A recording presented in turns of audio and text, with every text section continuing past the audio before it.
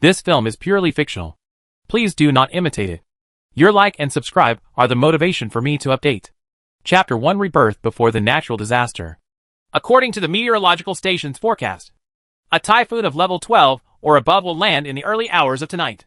Coastal citizens are advised to close their doors and windows and do not go out unless necessary to ensure their own safety. Haicheng. In a luxurious villa. The weather forecast was playing on a loop in the living room, and the host's voice changed from unreal to real. On the leather sofa, Jiang Yao sat up suddenly. Her movements were too big, and the blanket slipped off her head. It could be seen from her wide eyes that she was very scared at the moment. Her chest was rising and falling, and she was breathing heavily. The tsunami is coming again. From a height of tens of meters. It was like a wall of water crashing down, submerging and destroying the building she was in. The last scene she saw was that all the houses were washed away by water and turned into ruins. Is she dead? The feeling of suffocation still lingered in her heart, and she was shocked when her peripheral vision turned to the familiar environment. Isn't this the home before the tsunami? How come you're still fine and haven't been overwhelmed? Is it a dream? He pinched his thigh hard. It hurts. It's not a dream. She is still alive. Suddenly something occurred to me, and my hands were groping around my body. There was no injury. My clothes were neat, and my hair was well tied on top of my head. It was exactly how I was dressed on the eve of the disaster. Incredible. She was really reborn. Turning her eyes to the mobile phone on the coffee table, Jiang Yao quickly picked it up and took a look. At 1 o'clock in the afternoon on March 18th, 202X. She remembered that the tsunami came in the early morning of March 18th. So was this back to the day of the disaster? Jiang Yao held her breath while listening to the content in the weather forecast, then stood up excitedly and kept jumping up and down. Great. She is saved. God gave her another chance to come back. Stockpile. Yes. Go stock up quickly and get out of here tonight. There were still 10 hours until early morning. Enough time for her to prepare some supplies. In the last life, everyone thought that this was just an ordinary typhoon that would pass in a few days, and they didn't take it seriously at all. However, when the typhoon rushed to the mainland accompanied by a tsunami more than 10 meters high, it was too late. In an instant, the entire Haicheng was submerged in the sea and turned into a vast ocean. Not only Haicheng, but also the inland areas suffered. Fortunately, she was rescued by her boyfriend Chinwei and returned to his home on the 20th floor, where she stayed for a whole year. During the year, she experienced tsunamis, floods, and extremely hot weather, but she still could not escape the fate of being betrayed and abandoned by her boyfriend. He left her alone at home, took away all the food, and left her to fend for herself. Finally, she was swept away by a tsunami of depression at the age of 23. If she starts over, she will never be merciful and repeat the tragedy of her previous life. Quickly arriving at the underground garage, Jiang Yao took out the extra-long Lincoln car keys. There was a beep, and the car door opened. Jiang Yao drove away in a hurry. The purpose is simple. It is the largest shopping mall in Haicheng. Her parents died unexpectedly 2 years ago, leaving her enough inheritance to last 3 lifetimes. The paper money in the previous life was reduced to worthless due to disasters, and was eventually thrown away as waste paper. But now, she can't waste one piece, and uses it all to buy. Buy. After parking the car, Jiang Yao took the lead to the large supermarket on the underground floor. Food is the most important thing for the people. In a disaster, the most lacking thing is food. No matter what kind of food. Jiang Yao swept it into the cart one by one. Looking at the various kinds of bread, she couldn't help but swallow her saliva, and her hunger instantly rushed to her brain. In her previous life, she had even eaten sofa leather. When she suddenly saw so much food, tears filled her eyes. I really want to have a seafood dinner, but time waits for no one, and I will never have the chance again. Wiping the tears from her eyes, she understood that now was not the time to be sad. Resisting the urge to eat like crazy, I swept down all the bread and put it into the cart. No matter whether it was expensive or cheap, I took them all. Soon, her rich behavior attracted strange looks from the onlookers, who pointed at her. Jiang Yao didn't care about so much. In her previous life, she had no chance to stock up on goods, so she was starved to the skin and bones. If she hadn't had the last sense of reason, she would have eaten every person she met. Looking at the stacked carts, she was troubled. It's so small.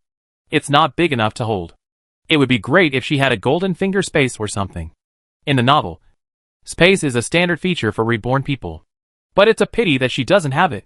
Just when she was feeling lost, suddenly, the happy fatty water in her hand suddenly disappeared. Jiang Yao's eyes widened, and she stared at the empty palms in shock. Digging. What do you really want? God has indeed not abandoned her. Thanks to Grandpa Jade Emperor for the gift. Woohoo! Jiang Yao closed her eyes, and a space appeared in her mind. It was not big. About 300 square meters. There was a piece of land next to it, and there was a small pool with a slight blue light. What a miracle! It's no wonder that she couldn't help but swear. This scene was so shocking that she didn't expect such a thing to happen to her. But after a while, she recovered and was reborn. Nothing was impossible. There is not much time left for her. She must cherish every minute and second now. No matter. Since she has such good resources, she will not waste them. So I brought a few more carts and picked up everything I could use in the supermarket. Even a few nail clippers, rice, flour, red beans, mung beans, eggs, bananas, apples, pears, grapes, mangosteens, citrus, a set of sanitary napkins, toothbrushes, teacups, skincare products, toiletries, sterilization potions, pots and pans, alcohol carbon blocks, power banks, solar flashlights, and folding tables and chairs, large oil drums, quilts, blankets, mats, solar fans, pillows, quilt covers. When I walked to the checkout counter, there were nearly 20 carts lined up, attracting all the salespersons. Everyone looked at the buyer in disbelief, thinking that she was going somewhere to help the poor and came here to purchase goods. This is when I met a kind-hearted rich man. The manager in charge walked up with a smile and bowed deeply to Jiang Yao.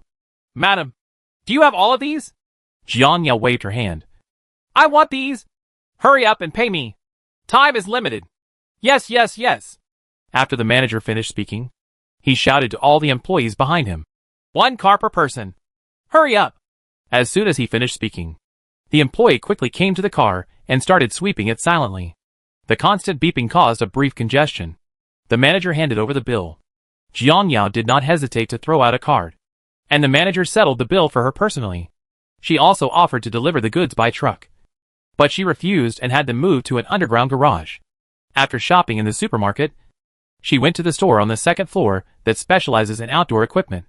Tents, safety ropes, mountain bikes, rubber boats, first aid kits, climbing tools, warm-down jackets, thermos cups, mountain bikes, jackets, etc. Everything that can survive in the wild has been plundered. And you can't ask for anything of poor quality. They are all special grade. And she is not short of money. Chapter 2: Crazy Hoarding of Supplies.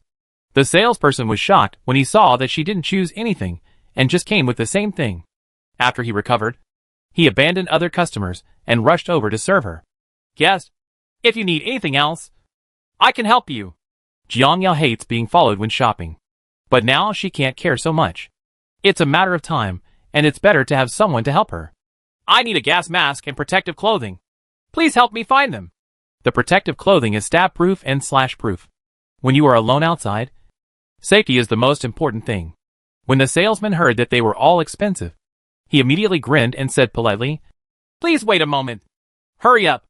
I can't wait any longer. Okay. After a while, the salesperson found what Jiang Yao needed. Seeing that the quality was good, she decisively settled the bill. A total of over 100,000 was spent. But she didn't feel bad at all. Tow these to the underground garage. No need to call a car. I have a car. Okay, ma'am. Within half an hour, everything was piled in the underground garage. When there was no one around, Jiang Yao quickly threw things into the space. As long as he touched the things, without exception, they were placed in the space. So what if there is surveillance? In the early morning, this place will be flooded and all evidence will be destroyed. Time is limited. So that's all for now, and I'll stock up on more when I get to a safe place. When Jiang Yao came outside the supermarket, the sky suddenly became dark and the wind started blowing. Her waist-length hair was blown to pieces by the wind, and she tied it up behind her back with a rubber band. My whole body was shaking unconsciously. The tsunami was coming. I didn't expect it to take 3 hours to buy something. She was about to leave, but when she saw the pharmacy next door, she decided to go in. He shouted loudly, "Boss! Wrap up all the medicines in your store for me! Quickly!" Everyone looked over in confusion, as if they were looking at a psychopath. Is this girl crazy? The boss thought he heard wrongly. All medicines? Everyone! Hurry! Jiang Yao held the medicine cabinet with both hands, her eyes cold. However, every medicine has restrictions, so you can't buy them all. I'll take care of anything. 1 million. Swipe your card. Jiang Yao throws out her bank card. What can't be done with money? No. 1 million. The boss couldn't believe it. Other patients also stared at the buyer in shock, thinking that this is crazy. Why buy so much medicine? Do you want to eat it? If you don't have money to spend, just be willing to be the wronged. After the boss regained his composure, he went directly into the house and took out the extra-large bag and put all the medicine in it. 15 minutes later, I handed over the money in one hand and the medicine in the other. After leaving the pharmacy, Jiang Yao put the medicine into the back seat, quickly opened the car door, kicked the accelerator, and the car flew out. Ding ling ling! The phone rang. Jiang Yao put on her headphones and pressed the answer button. Yao Yao! Where are you? Why aren't you at home? A familiar voice reached her ears, and Jiang Yao slammed on the brakes. It's Chen Wei's voice. You can even recognize her when she turns to ashes. Snort. The time for revenge has come.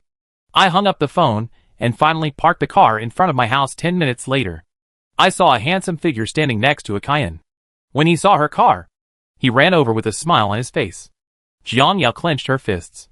It was him who made her spend the last week in the cold room. Anxiety, depression, self-harm, all the dark days were his fault. This was not over yet. He even found out the password of his bank card and stole all the cards before leaving behind a useless ID card. After 3 years of dating, it turns out that all he cares about is the rich inheritance in her hands, which is really ridiculous. Looking at that bright smile, I really want to tear it apart. A strong wind blew up, ruffling their hair. Yao Yao! What's wrong with you? Chen Wei met his girlfriend's vicious gaze and stood there blankly. Why does she look so angry? Jiang Yao woke up from her memories, looked at her bewildered boyfriend, raised her fist and hit him, kicking him in the stomach without mercy. Ah! Chen Wei was kicked to the ground by her, clutching his stomach and groaning. He didn't understand what the purpose of this was. They were clearly together yesterday. So why did they act cruelly today? You? Just as he was about to speak out, he saw his girlfriend pressing forward again and punching him in the face. Soon, his cheeks swelled up rapidly, and his chest hurt so much that he almost couldn't breathe. You scumbag! Go to H.L. Hearing a loud shout, he opened his eyes wide, and a black shadow pressed down. Don't want! Jiang Yao stood up suddenly and quickly landed her foot on his stomach, venting all her hatred. Ah! It sounds worse than a pig. Although Chen Wei's physique is over 1.8 meters tall, he can't withstand the punches from his girlfriend to death. Jiang Yao is a sauna master. Because her family is rich, she has received military training since she was a child. Zhao Zhao kills people. Jiang Yao touched her painful hand and finally stopped, but her eyes were still fierce. Chen Wei lay on the ground, weak. Why did you hit me? Jiang Yao snorted coldly. Do you need a reason to hit someone? Just as he finished speaking, another gust of wind passed by. The sky turned dark, and the surrounding trees continued to sway. Jiang Yao stopped thinking about teaching the scumbag a lesson, turned around, ran home, locked the door, and entered the bedroom. She threw all her clothes and accessories into the space. Jiang Yao's eyes turned red when she saw her parents' urns and family photos. Parents, Yao Yao will not abandon you this time. Carefully place the urn into the most hidden part of the space, leaving the surrounding area clear to avoid being damaged by things. This tidying up took nearly an hour. If she could, she really wanted to hide her home in the space. But unfortunately the space was too small, and she couldn't do it. There was no time to feel sad. So Jiang Yao put on a smart and simple jacket, took out the Hummer key from the drawer, came to the garage, and sat in the car without hesitation. When she drove out of the villa, she took one last longing look at the place where she had lived for 23 years. With tears in her eyes, the originally happy family fell apart 2 years ago, and will no longer exist today. Jiang Yao beat her clawed chest, turned her head, and drove away resolutely. Being alone, there is nothing to be afraid of. She wants to live a good life in place of her parents. Chen Wei watched his girlfriend drive away with his own eyes. Looking in disbelief that he was left here, he quickly climbed into the car and gave chase. On the street, Jiang Yao looked at the peaceful scene and couldn't help but sigh. Cherished the last peaceful time. After the tsunami, almost all of Haicheng was submerged, causing numerous casualties. Then, there was a power outage and a lack of food.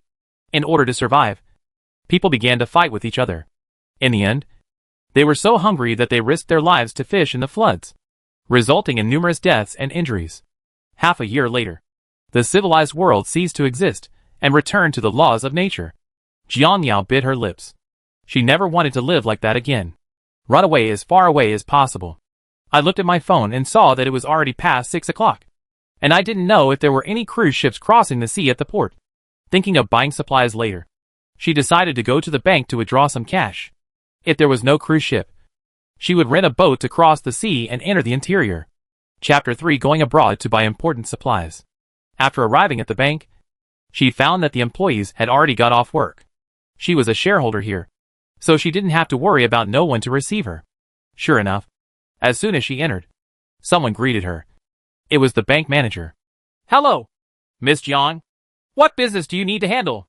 Jiang Yao took out her bank card and "Take out everything inside. This." The manager looked at the black card and was troubled, because the card contained at least 8 digits. "The bank doesn't have much cash. I wonder how much Miss Jiang needs." Jiang Yao didn't want to waste time, so she put the card directly into the opponent's hand. "Take as much as you have. Hurry up." "Okay, please wait a moment." Seeing the other party's tough attitude, the manager took the card and quickly entered the bank, took out the cash, and started counting stacks one by one. Jiang Yao sat on the sofa, waiting anxiously. 10 minutes later, the manager finally walked out with 2 boxes. Jiang Yao saw this and took the cash box from his hand. The manager still smiled in a flattering manner. "There are 3 million in total here. Miss Jiang, keep it."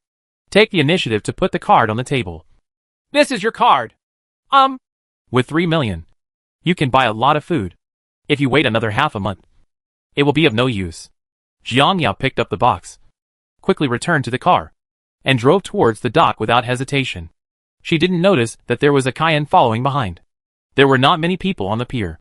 Countless boats were docked on the shore, and the boatmen were doing their work. It seemed that they had finished their work. Jiang Yao took out 100,000 cash from the box and quickly came to a boat where the car could be placed. When Jiang Yao saw a speedboat between the big ships, Jiang Yao's eyes lit up. So she quietly came to the speedboat. Seeing that there was no one nearby, her thoughts moved, and the 7-meter-long speedboat disappeared in front of her eyes. She smiled proudly and saw someone walking towards her from the corner of her eye. It must be the boatman. Jiang Yao hurriedly walked over. "Uncle, please send me to the other side. I want to go to the mainland." The uncle waved his hands repeatedly. "No, no, no. The typhoon is coming soon. I can't leave. I can't leave." Jiang Yao was anxious and put the pocket containing cash into the uncle's hand. "This is 100,000. Please make a trip. It won't take long to go back and forth." The uncle was holding a heavy bag, and when he heard it was 100,000, he was surprised and said 2 words. "Hurry up." Seeing that the uncle agreed, Jiang Yao finally let go and quickly drove the car into the boat. After a while, the boat sailed away. Jiang Yao held onto the railing, looked at the endless sea, and laughed out loud. Finally left. Ha ha ha. Chen Wei, who had just arrived at the shore, looked at the ship in the sea, and his doubts deepened. Where is Jiang Yao going? Traveling? But why not take a plane? No matter what, just follow him and have a look. If you hurt him, why don't you draw some blood to comfort him? So I also rented a boat and followed closely behind. An hour later, it was completely dark. The waves were getting higher and higher, and it was raining heavily. Jiang Yao's face turned pale with fright. She couldn't help but think of the suffocation of being swept away by the waves, and her fear of water became more intense. Holding hands that kept shaking, I finally reached the shore while shaking. At this moment, her feet were soft and her hands were soft, and her body didn't calm down until she completely returned to the shore. I checked the time again, and found that there were still 3 hours before the tsunami arrived. Not enough. Not enough at all. So we have to flee further inland. She clearly remembers that the news continued to report on the disaster-stricken areas, and coastal cities were all engulfed by the sea. Jiang Yao quickly started the car and drove on the highway. At this time, the wind force had reached level 7 or 8, and the rain was getting heavier and heavier. Except for her, there were no vehicles on the road. The trash cans on the roadside were blown over, and an awning somewhere was also damaged by the wind. Suddenly, sirens sounded throughout the city. Jiang Yao was shocked, her hands holding the steering wheel shaking. Looking back, I saw the nearest seawater receding crazily, revealing black stone mountains, and a high wall of water moved quickly in the distance. It's a tsunami. It's really here. She remembered clearly that the tsunami clearly came at 1 o'clock in the morning. How could it come so far in advance? In panic, she stopped being distracted and increased the accelerator again. She must not let tsunami catch up. However, the tsunami was too fast. It entered the city in about 10 minutes and swept through the entire town. Rows of coconut trees fell down, and then the houses were swept down. The cries and calls for help were covered by the seawater. Hearing the rumbling sound, Jiang Yao stepped on the accelerator to the bottom and drove wildly, with the tsunami chasing behind her and the car flying ahead. She was completely desperate. Could it be that this time it was hard to fly again? It's too late. It's too late. Jiang Yao slammed the steering wheel. Calm down. Calm down. A black shadow suddenly appeared in front of him. Jiang Yao was confused. What was that? Only when she got closer did she see clearly that it turned out to be a high mountain, about 100 meters high. The road was endless, and she finally found a temporary refuge. Without hesitation, he quickly took direction and drove towards the mountain. Halfway up the mountain, a heat wave hit his face along with the strong wind. Jiang Yao took a closer look and suddenly lost her soul. The seawater was actually red, with billowing smoke, like boiling water, gurgling and bubbling. If a person fell in, not even a bone would be seen. It looks like magma. A volcano erupted? What happened? In the previous life, it was just a tsunami. How come it has become like this now? After rebirth, things seem to be different. It was important to escape, but luckily there was a road on the mountain, and the car had been modified, so running on the mountain road was no problem. A few minutes later, she finally drove to the top of the mountain, looking at the tsunami of lava coming from the mountainside, and holding the steering wheel tightly. Jiang Yao's heart almost jumped out of her chest when she heard the sound. Fortunately, she escaped. When I got out of the car, I looked at the red patch in the distance in the dark and felt scared for a while. The seawater under her feet evaporated, and the hot air drifted to the top of the mountain. The pungent smell rushed straight into her chest, and she couldn't stop coughing. After a long time, Jiang Yao slumped against the car, looking at the originally peaceful city with a gray face. Now there was only water. The endless seawater. Gone. All gone. Not far away, Chen Wei collapsed on the ground in shock, with a large area of wetness on his crotch. If he hadn't followed Jiang Yao out, he would have been burned to ashes by the magma. My heart was beating fast. My whole body was shaking, and a light flashed in my mind, as if I had thought of something. Chen Wei suddenly withdrew his gaze and looked complicatedly at the figure not far away. How did she know? Or was it just a coincidence? Chen Wei stood up and slowly approached his girlfriend. Who? After walking a short distance, he was discovered by Jiang Yao. Jiang Yao turned around and looked at the figure. It was too dark to see the other person's face clearly. Did you already know that a disaster would happen today? The voice was not loud, but she could hear it clearly. It's Chen Wei. Damn it. How did he follow? Judging from the meaning behind his words, could it be that he knew something? Chapter 4 On the eve of disaster. Charter a boat to cross the sea. Impossible. No one believes in rebirth. Thinking of this, Jiang Yao relaxed. It's just a coincidence. Coincidence? Chen Wei didn't believe it. You came out of home in a hurry and rented a boat to come here. Didn't you already know that there would be a tsunami tonight? I told you. Coincidence. Jiang Yao looked at Chen Wei coldly. If he continued to ask questions, he would be thrown away. Dead people cannot speak. This trouble must be solved. When Chen Wei saw his girlfriend's wolf-like eyes, he wanted to retreat, fearing that the other party would greet her with fists. Jiang Yao's strength was surprisingly strong, and it was easy to lift a heavy object weighing more than 200 kilograms. With one punch, his ribs could not be damaged. Seeing the other party approaching step by step, Chen Wei backed away in fear and asked his doubts. Yao Yao, Is there any misunderstanding between us? Why did you hit me? Jiang Yao sneered. No misunderstanding. I will fight if I want to. Thinking of what happened before, she wanted to cut the man in front of her into pieces. Because there was no food. He not only took away her card, but also wanted her to accompany the man in exchange for food.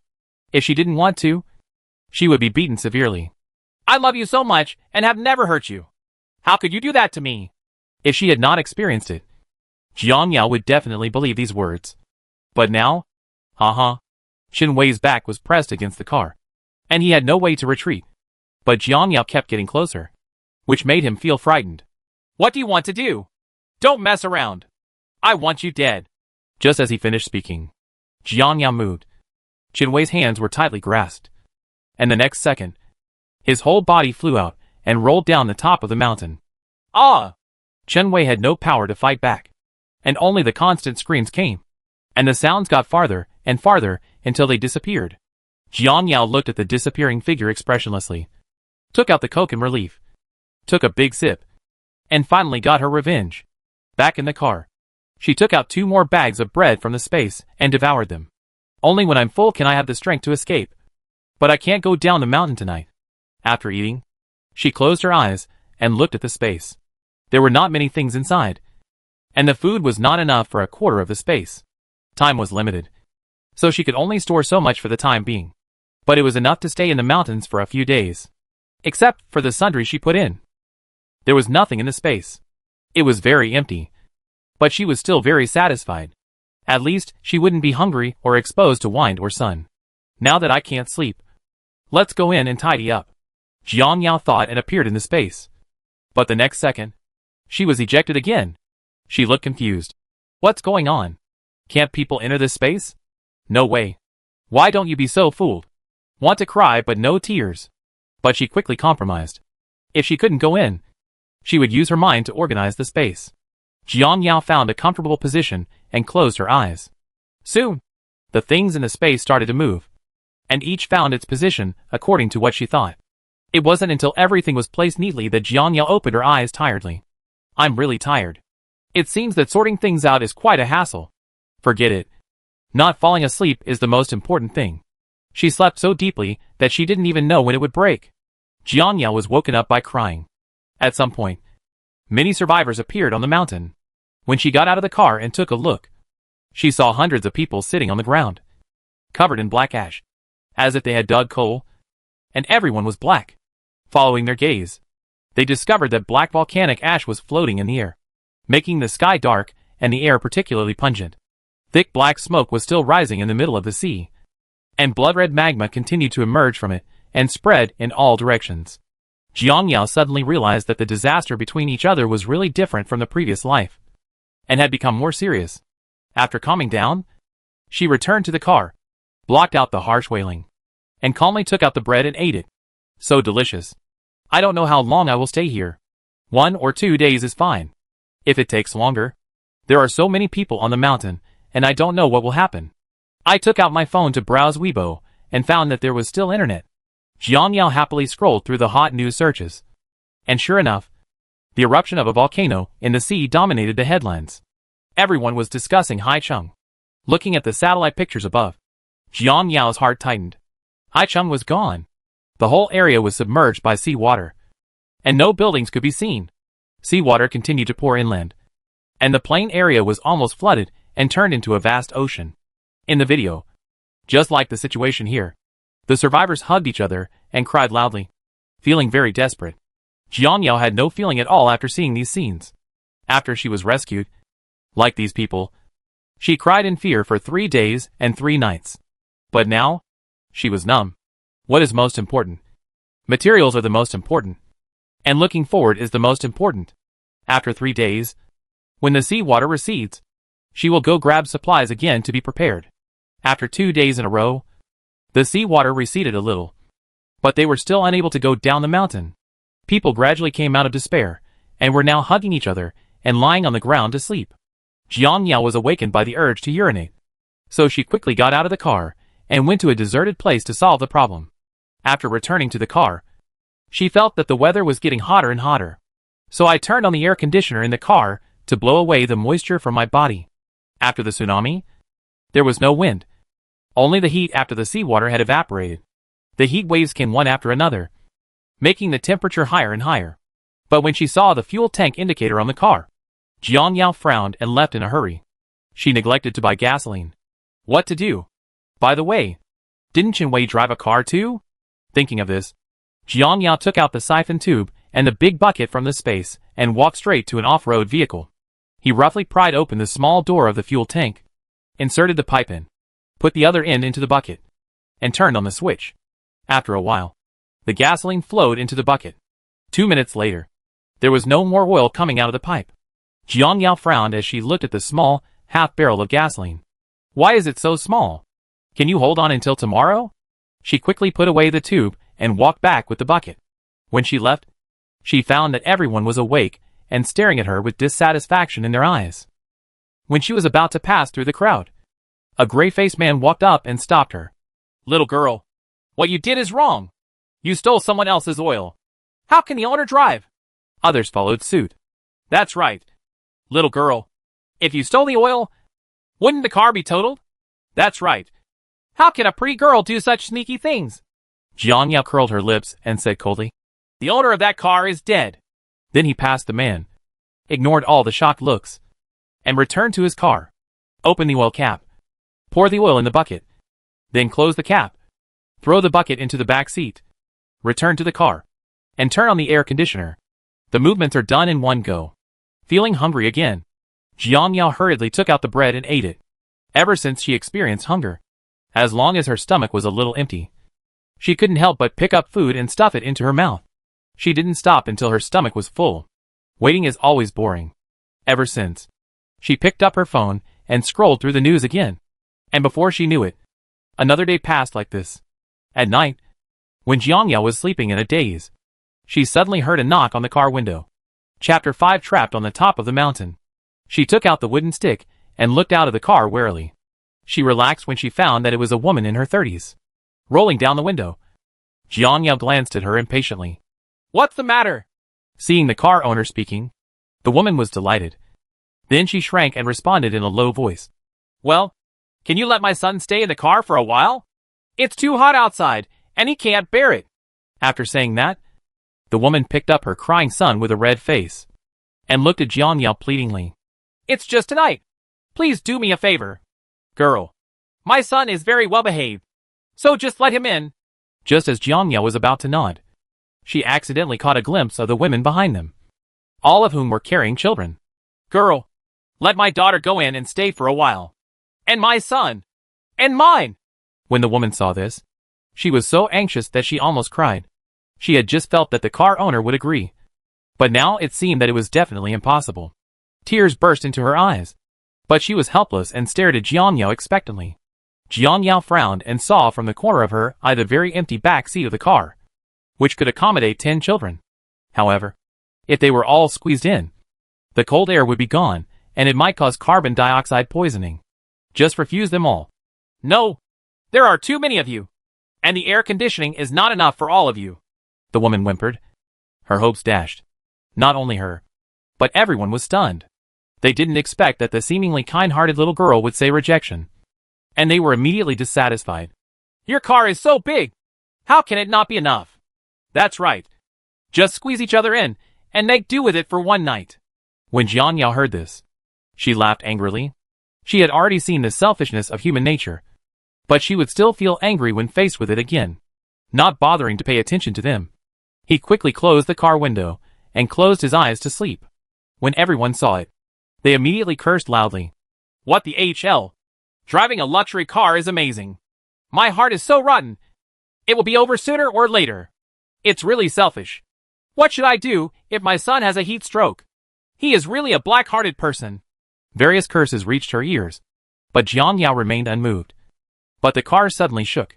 She immediately opened her eyes, picked up the stick, opened the car door, and rushed out. When she saw the scars on the rear of the car, Jiang Yao pointed at the crowd angrily.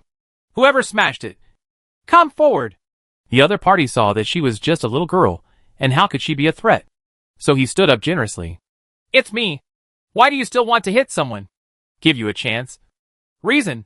What about men? Even a man as tall as Chen Wei was thrown into the sea of fire by her. Let alone the 1.7-meter man in front of her.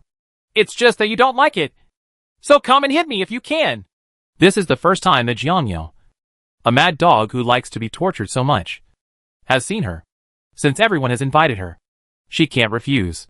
Jiangyao rushed forward with a stick and smashed it on the head. When the man saw this, he quickly turned sideways and hid. He thought he could avoid it due to his flexibility. But it turned out to be a tragedy. After dodging but not completely, the stick hit him on the shoulder. The man let out an "ah." His legs weakened, and he knelt on the ground. It's too late to beg for mercy now. Jiangyao wasn't going to let him go, so she swung the stick and hit him again. When everyone saw this, they hid far away for fear of accidentally hurting themselves. Jiangyao didn't stop until the man couldn't bear the beating. He didn't learn anything from the disaster. He only learned to be ruthless and ruthless. If any of you are still dissatisfied, stand up for me. As soon as he finished speaking, everyone fled. Snort. They are all cheap, bully, and afraid of the strong.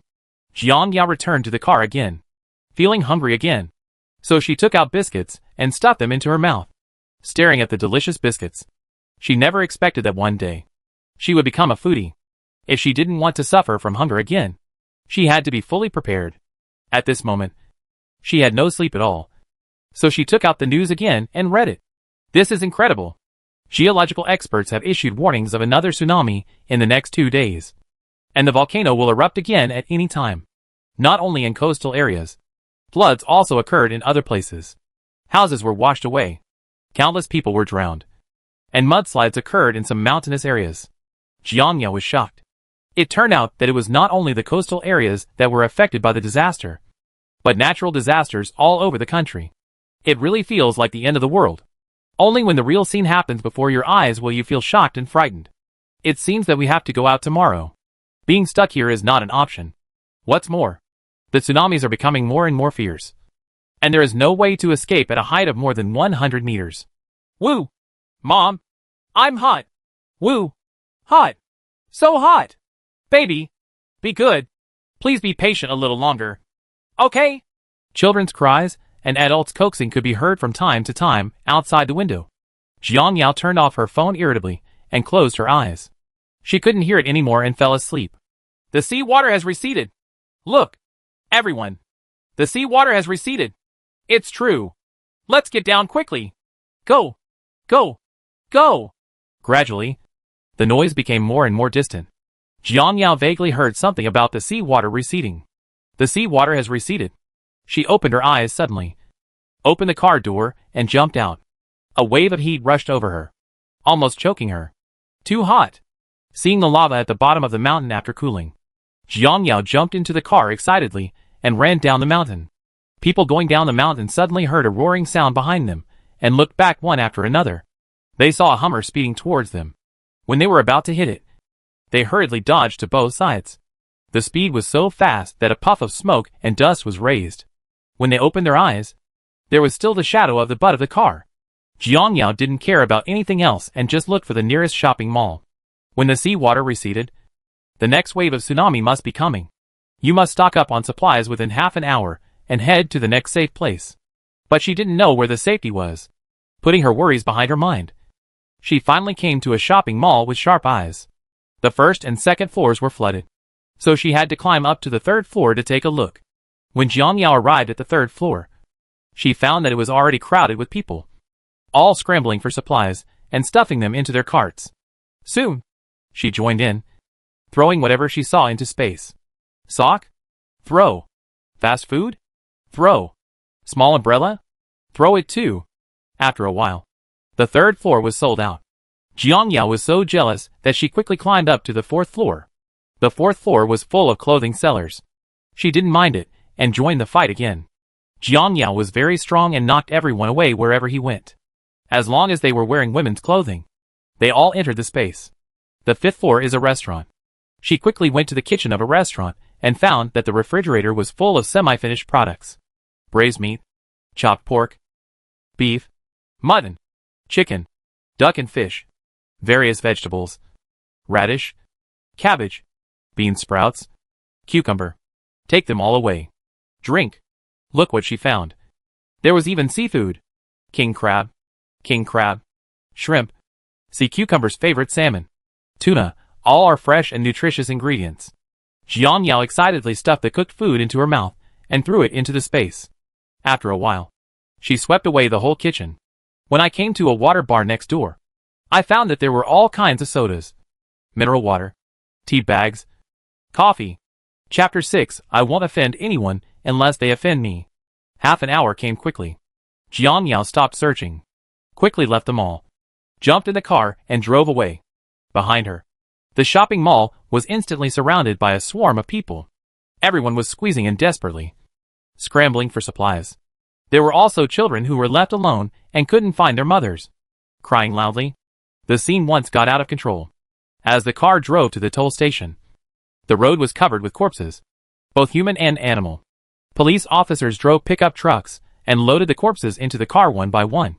Jiang Yao looked away indifferently, opened the offline map, and searched for directions to Xicheng.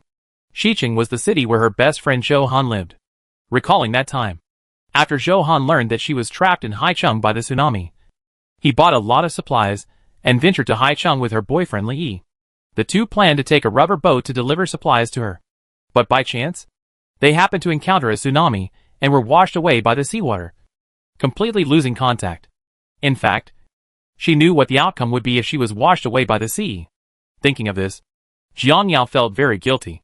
Fortunately, she could see them again and take them to escape with her. 2 minutes later, the destination pointed to Xicheng. The journey was a bit far. From here, it would take 3 hours to get on the expressway, since the car has been modified and can run at a maximum speed of 300 kilometers per hour. Jiang Yao has loved excitement since she was a child and would often race cars with her friends. This speed is not fast at all for her. The difficulty is that there is no oil. Fortunately, there was a gas station next to the toll station. She took out the oil barrel in advance and put it in the back seat so that she could refuel later. But when we got there, we discovered that the gas station had already been filled with cars, and they were scrambling to grab oil guns to refuel. The scene was so chaotic that even the staff couldn't stop the situation. What to do? What else can we do? Just grab it. Before getting out of the car, she stuffed a wad of bills into her arms. While waiting, she spotted a thin and lonely little man, quietly approached him, and stood beside him. Seeing that he was almost full, she hurriedly grabbed the oil gun and stuffed it into the oil drum. It was too late for the little man to react, and he cursed. Just as he was about to snatch it back, he saw that his arms were filled with red bills, and he immediately stuffed the bills into his bag excitedly. You add more, and I'll add more when you've added enough. Jiang Yao glanced at him sideways and stuffed another wad of banknotes. Keep an eye on it for me. After speaking, he turned around and took all the oil barrels. The little man was left disheveled in the wind. His grandfather was so rich. After one bucket was full, he took the next bucket. The little man watched helplessly as the other bucket filled another bucket, with the numbers on it running around. Tens, hundreds, thousands, 10. After counting, he looked at Jiang Yao with envy. He was young and must be a rich second generation. 10 minutes later, Jiang Yao poured the last barrel into the fuel tank, threw the barrel into space when no one noticed, quickly started the car, and drove on the highway. The car played a video about the disasters that have occurred in various places in the past few days. And it turned out that most of the country had fallen. Jiang Yao was shocked. In just one day, the disaster spread to the north. In this case, where is the safe place? Is it a nationwide outbreak? Or global? Thinking of this, goosebumps appeared on my arms like crazy. If the whole world was really affected by the disaster, what would it be if it wasn't the end of the world? At this moment, there was a rumbling sound behind him. Jiang Yao's face turned pale. It was a volcano erupting. I increased the speed to the maximum and looked ahead intently. Fortunately, there were no cars on the road, so the journey went smoothly. People thought that the disaster would only last a few days, and they never thought of abandoning their homes and fleeing to a safe place, thinking that the government would compensate them. But the reality is cruel. She stayed on the 20th floor for a whole year and never saw him appear a few times. Even if he showed up, each person could only receive about half a caddy of rice. Not even meat or vegetables. All the edible food was soaked in water. There was a shortage of food and no one to help them. Most of them soon starved to death. That year, All the grass near the community was stripped bare. Some were so hungry that they picked up the corpses on the ground and gnawed them. She vomited every time she saw that scene. She would rather starve to death than do such a morally corrupt thing. So in the end, she was really starved to death. No longer distracted, Jiang Yao listened to the news and drove. As we drove on, many animals appeared on the road ahead. Monkeys, snakes, insects, rats, and ants swarmed out of the road.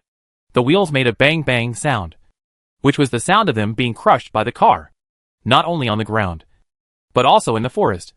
Birds kept flying out.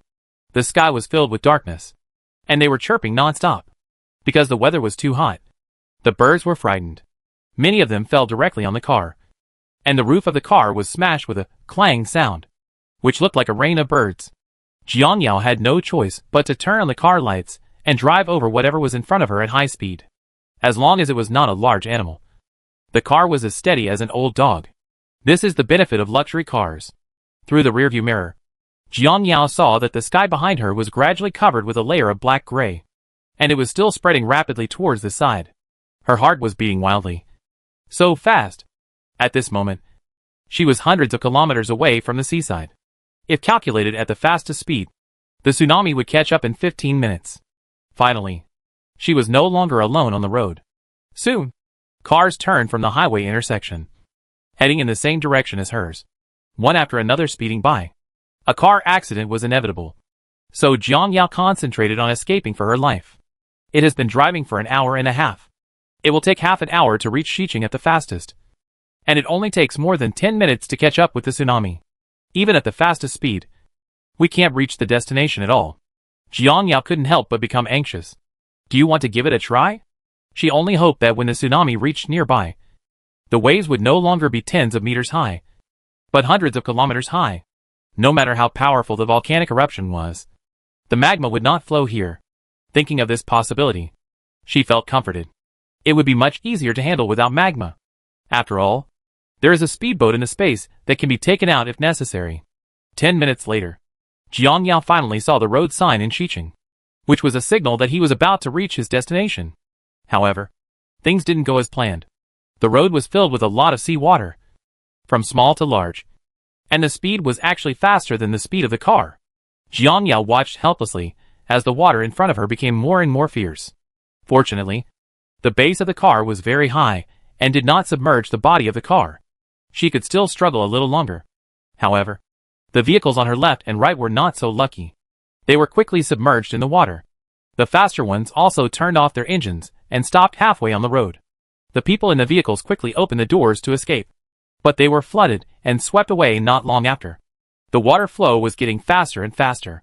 Jiang Yao gritted her teeth, stepped on the accelerator, and squeaked far away. Don't panic. She can run through it. Finally, when the sea water was about to submerge the car quickly broke through the highway barrier and entered the Xiqing district. It took an overpass with higher terrain. Jiang Yao slowed down the speed, searched left and right, and finally found an office building at a high point. Jiang Yao turned around and decided that it was the office building, which happened to be not far from Zhou Han's house. When the water receded, he would go find her.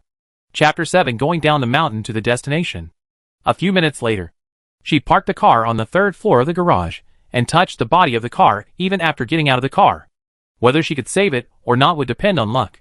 Without any further hesitation, Jiang Yao took the garage elevator and reached the top floor of the office building. But what she didn't expect was that there were still people working in this building.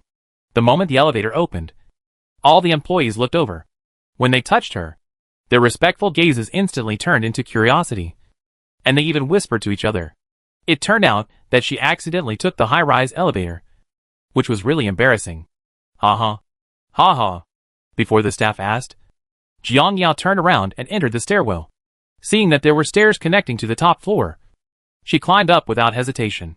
There are too many people in the office building, which is not conducive to her performance. The top floor is better. But the moment she opened the door, she almost ran into someone else's arms. Jiang Yao raised her head in confusion and saw a pair of cold eyes. She saw the man frowning and raised his feet to get out of the way. But there was still disgust in his expression. When there was a gap, Jiang Yao stepped in without being polite. She thought it was just a simple attic, but she didn't expect that there was another world here. with neatly arranged tables and chairs, and flowers of various colors. Out of the corner of his eye, he glanced at the man who hadn't left yet, wondering if he had intruded into his territory. Jiang Yao had no time to pay attention to this, but ran to the edge to see if the seawater had followed. When she entered the building just now, there was no water behind her. At a glance, there was no ground anywhere, but it was all flooded. Jiang Yao said it was impossible. The coast is hundreds of kilometers away from here. Can seawater flow here? Unless it's a flood. Her heart beat suddenly. She couldn't have walked out of the tiger's den and into the wolf's den again. In the apocalypse, there really is no safe place. She had no idea what was going on outside. In her previous life, she had always stayed at her boyfriend's house and never thought about where to escape. She thought the disaster would stop in the end. But she didn't expect that one wave after another became more violent. When they wanted to escape, it's already too late. At that time, the water and electricity were cut off, and her mobile phone had become a decoration. She could not receive any information from the outside world. And she did not know that the entire country was a hardest hit area. Now that I had chosen a way to escape, I didn't expect that I still had nowhere to go. Jiang Yao sat down on the sofa, holding her head in her hands and worrying. Is she going to be stuck here forever? She didn't realize that there was a person sitting in the seat opposite her. It was the man who gave way just now. By the time she found out, it was already 10 minutes later. If you are thirsty, drink some water first. There was a set of teacups on the table. She was not polite. She filled a cup with water and drank it in one gulp. When she raised her head, she finally saw a handsome face opposite her. Ahem! Ahem! Jiang Yao choked on the water and coughed awkwardly. Was this man one of Ah Piao's? He walked without making any sound.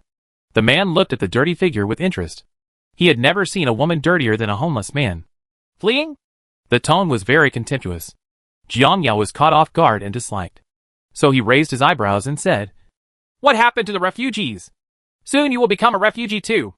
Really? The man laughed. Isn't it? Jiang Yao took another sip of water. The man pointed behind her. What do you think that is? What? Jiang Yao looked in the direction of his finger and was blinded. Helicopter. I wipe it. It turns out that the way he was calm meant that he had a backup plan. He was very powerful. After being surprised, Jiang Yao turned around and clenched her fist at him. Little girl, I admire you. Thinking that there were still employees upstairs who had not evacuated, she couldn't help but ask, What about those employees?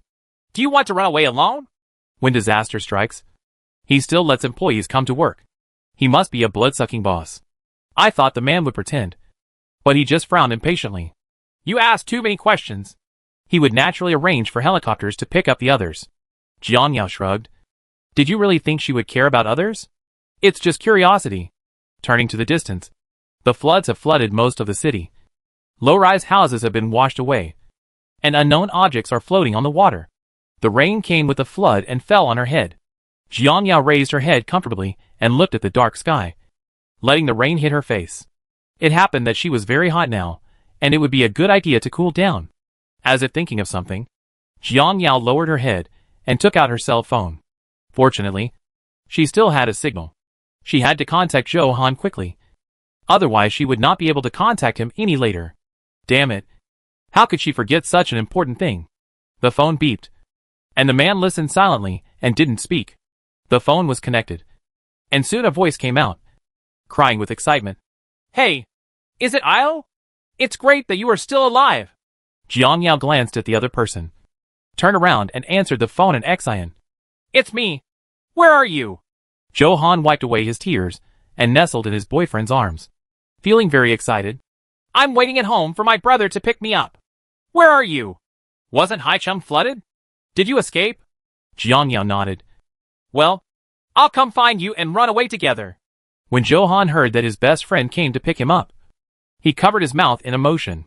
Okay, when my brother comes to pick you up, I'll tell him where you are now, and I'll come find you later. She really doesn't know where it is. Jiang Yao put down the phone and turned to look at the man. What is the name of this building? Is there a specific address? The man gave her a complicated look. Zhou Group. Oh, thank you. Jiang Yao turned around, then turned back in surprise. Etc. Zhou Group? That's not from Zhou Han's family. Are you Zhou Han's brother Zhou Jin? Is he the handsome brother Zhou Han wants to introduce to her as her boyfriend? Jiang Yao tightened her toes and was about to dig out of the 2 rooms and 1 living room in embarrassment. How could it be such a coincidence that she happened to run in front of her? Isn't that right? The man holds his forehead. Is this the sister-in-law Jiang Yao that my sister has been talking about? It's so dark. I really didn't recognize it. He had seen photos of himself. And she was definitely a stunning beauty. The kind that would make his heart flutter after just one look at it. But this one in front of him. It's so horrific that it's beyond description. What? You're in my brother's company? Zhou Han's surprised and excited voice came out from the phone. The two looked at each other, and then moved away awkwardly. Jiang Yao responded bravely. Well, your brother is right here. The 2 of them were not destined to be together. But they were only attracted by the tsunami. Great!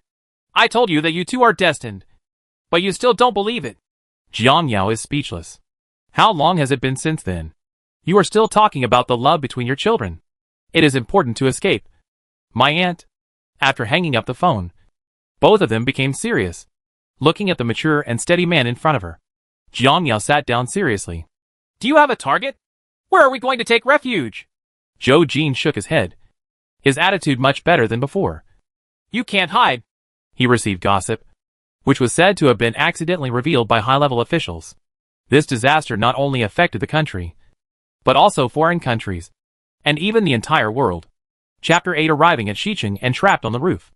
An apocalyptic catastrophe in which humanity is wiped out, and the earth will be reshuffled. According to what he had learned over the past few days, many high-level personnel had left the city and gathered in the new city. He heard that there was a temporary shelter there, and it was very safe. Zhou Jin had no intention of hiding it. Destination? New city. New town? Too far. It is more than 1,000 kilometers away from Xicheng. Close to 2,000 kilometers. Jiang Yao unconsciously glanced at the helicopter. With it, he should be able to arrive at night. I originally wanted to save my best friend, but I was saved by my best friend instead. But no matter what, just live. Jiang Yao didn't want to waste time and raised the topic of picking up Zhou Han from Zhou Jin. Then let's take action. Time waits for no one. You go pick up Zhou Han. I'll wait for you here. Zhou Jin nodded and stood up to get on the plane. Sensing something was wrong, he turned around and said, You won't come with me? After we pick her up, we will set off directly to the new city. Jiang Yao hesitated. Of course, this was good, but she still wanted to put the car into the space. She thought it could still be used, so she didn't expect to put it in. Now that she was leaving, how could she bear to throw it away? After all, what is missing is this kind of transportation, which may be useful in the future. Wait for me for a while. I'll go downstairs to get something. I'll be right back. As soon as she finished speaking, Jiang Yao ran quickly to the special elevator and pressed the floor button. Regardless of whether the man behind her was impatient or not, the elevator was very fast, going down to the 3rd floor every minute. Jiang Yao came to the car. She had observed when she came that there was no one nearby. After putting the car away, we headed back again. Jiang Yao pressed the button on the 13th floor. She just noticed that the 13th floor was a live broadcast room, and there must be a lot of supplies in it. After the elevator stopped, she turned around and stepped in. There was no one inside, which was convenient for her. Regardless of food or drink, Jiang Yao threw everything into the space. The space of 300 square meters is very large and has not been filled yet. There are actually various vegetable and fruit seeds? Thinking that there was a piece of land in the space, Jiang Yao did not hesitate to put the seeds into it. The weather in the last days is extreme, and the land outside may no longer be suitable for the growth of crops. How will we survive if there is no food?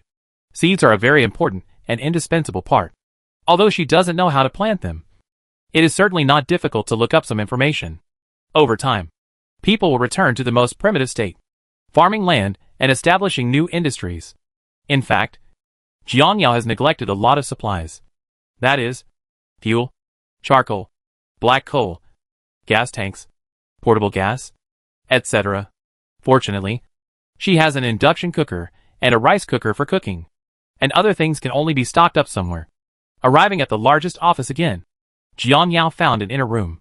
She walked in, opened each cabinet, and found 3 safes. I don't know if the contents inside are still there. She took out an axe and chopped it hard. With great strength, she chopped open the safe in a few strokes, revealing the golden jewelry and several pieces of gold weighing 500 grams. Jiang Yao didn't dislike it, threw it into the space, and then smashed the other two open. He found that they were all collection-level calligraphy and paintings. They were not practical, but they couldn't take up space. There were several sets of down jackets and mink coats without tags in the cabinet. Jiang Yao took them off and threw them into the space. Sofa chairs, single beds, laptops, desks, etc. Jiang Yao would not hesitate as long as they could fit in them. She didn't stop until the whole room was empty. Then he turned around and went up to the 14th floor, where they studied ancient weapons, and there might be useful swords. As soon as she entered, Jiang Yao's eyes were attracted by the swords placed on the entire table. She carefully picked up a dagger and observed it, and found that it was real and made of stainless steel. Without hesitation, he grabbed several weapons, large and small, and then came to a secret office and walked in to take a look. Jiang Yao was completely shocked. What a good guy. It turned out to be a gun. What do the leaders on this floor do?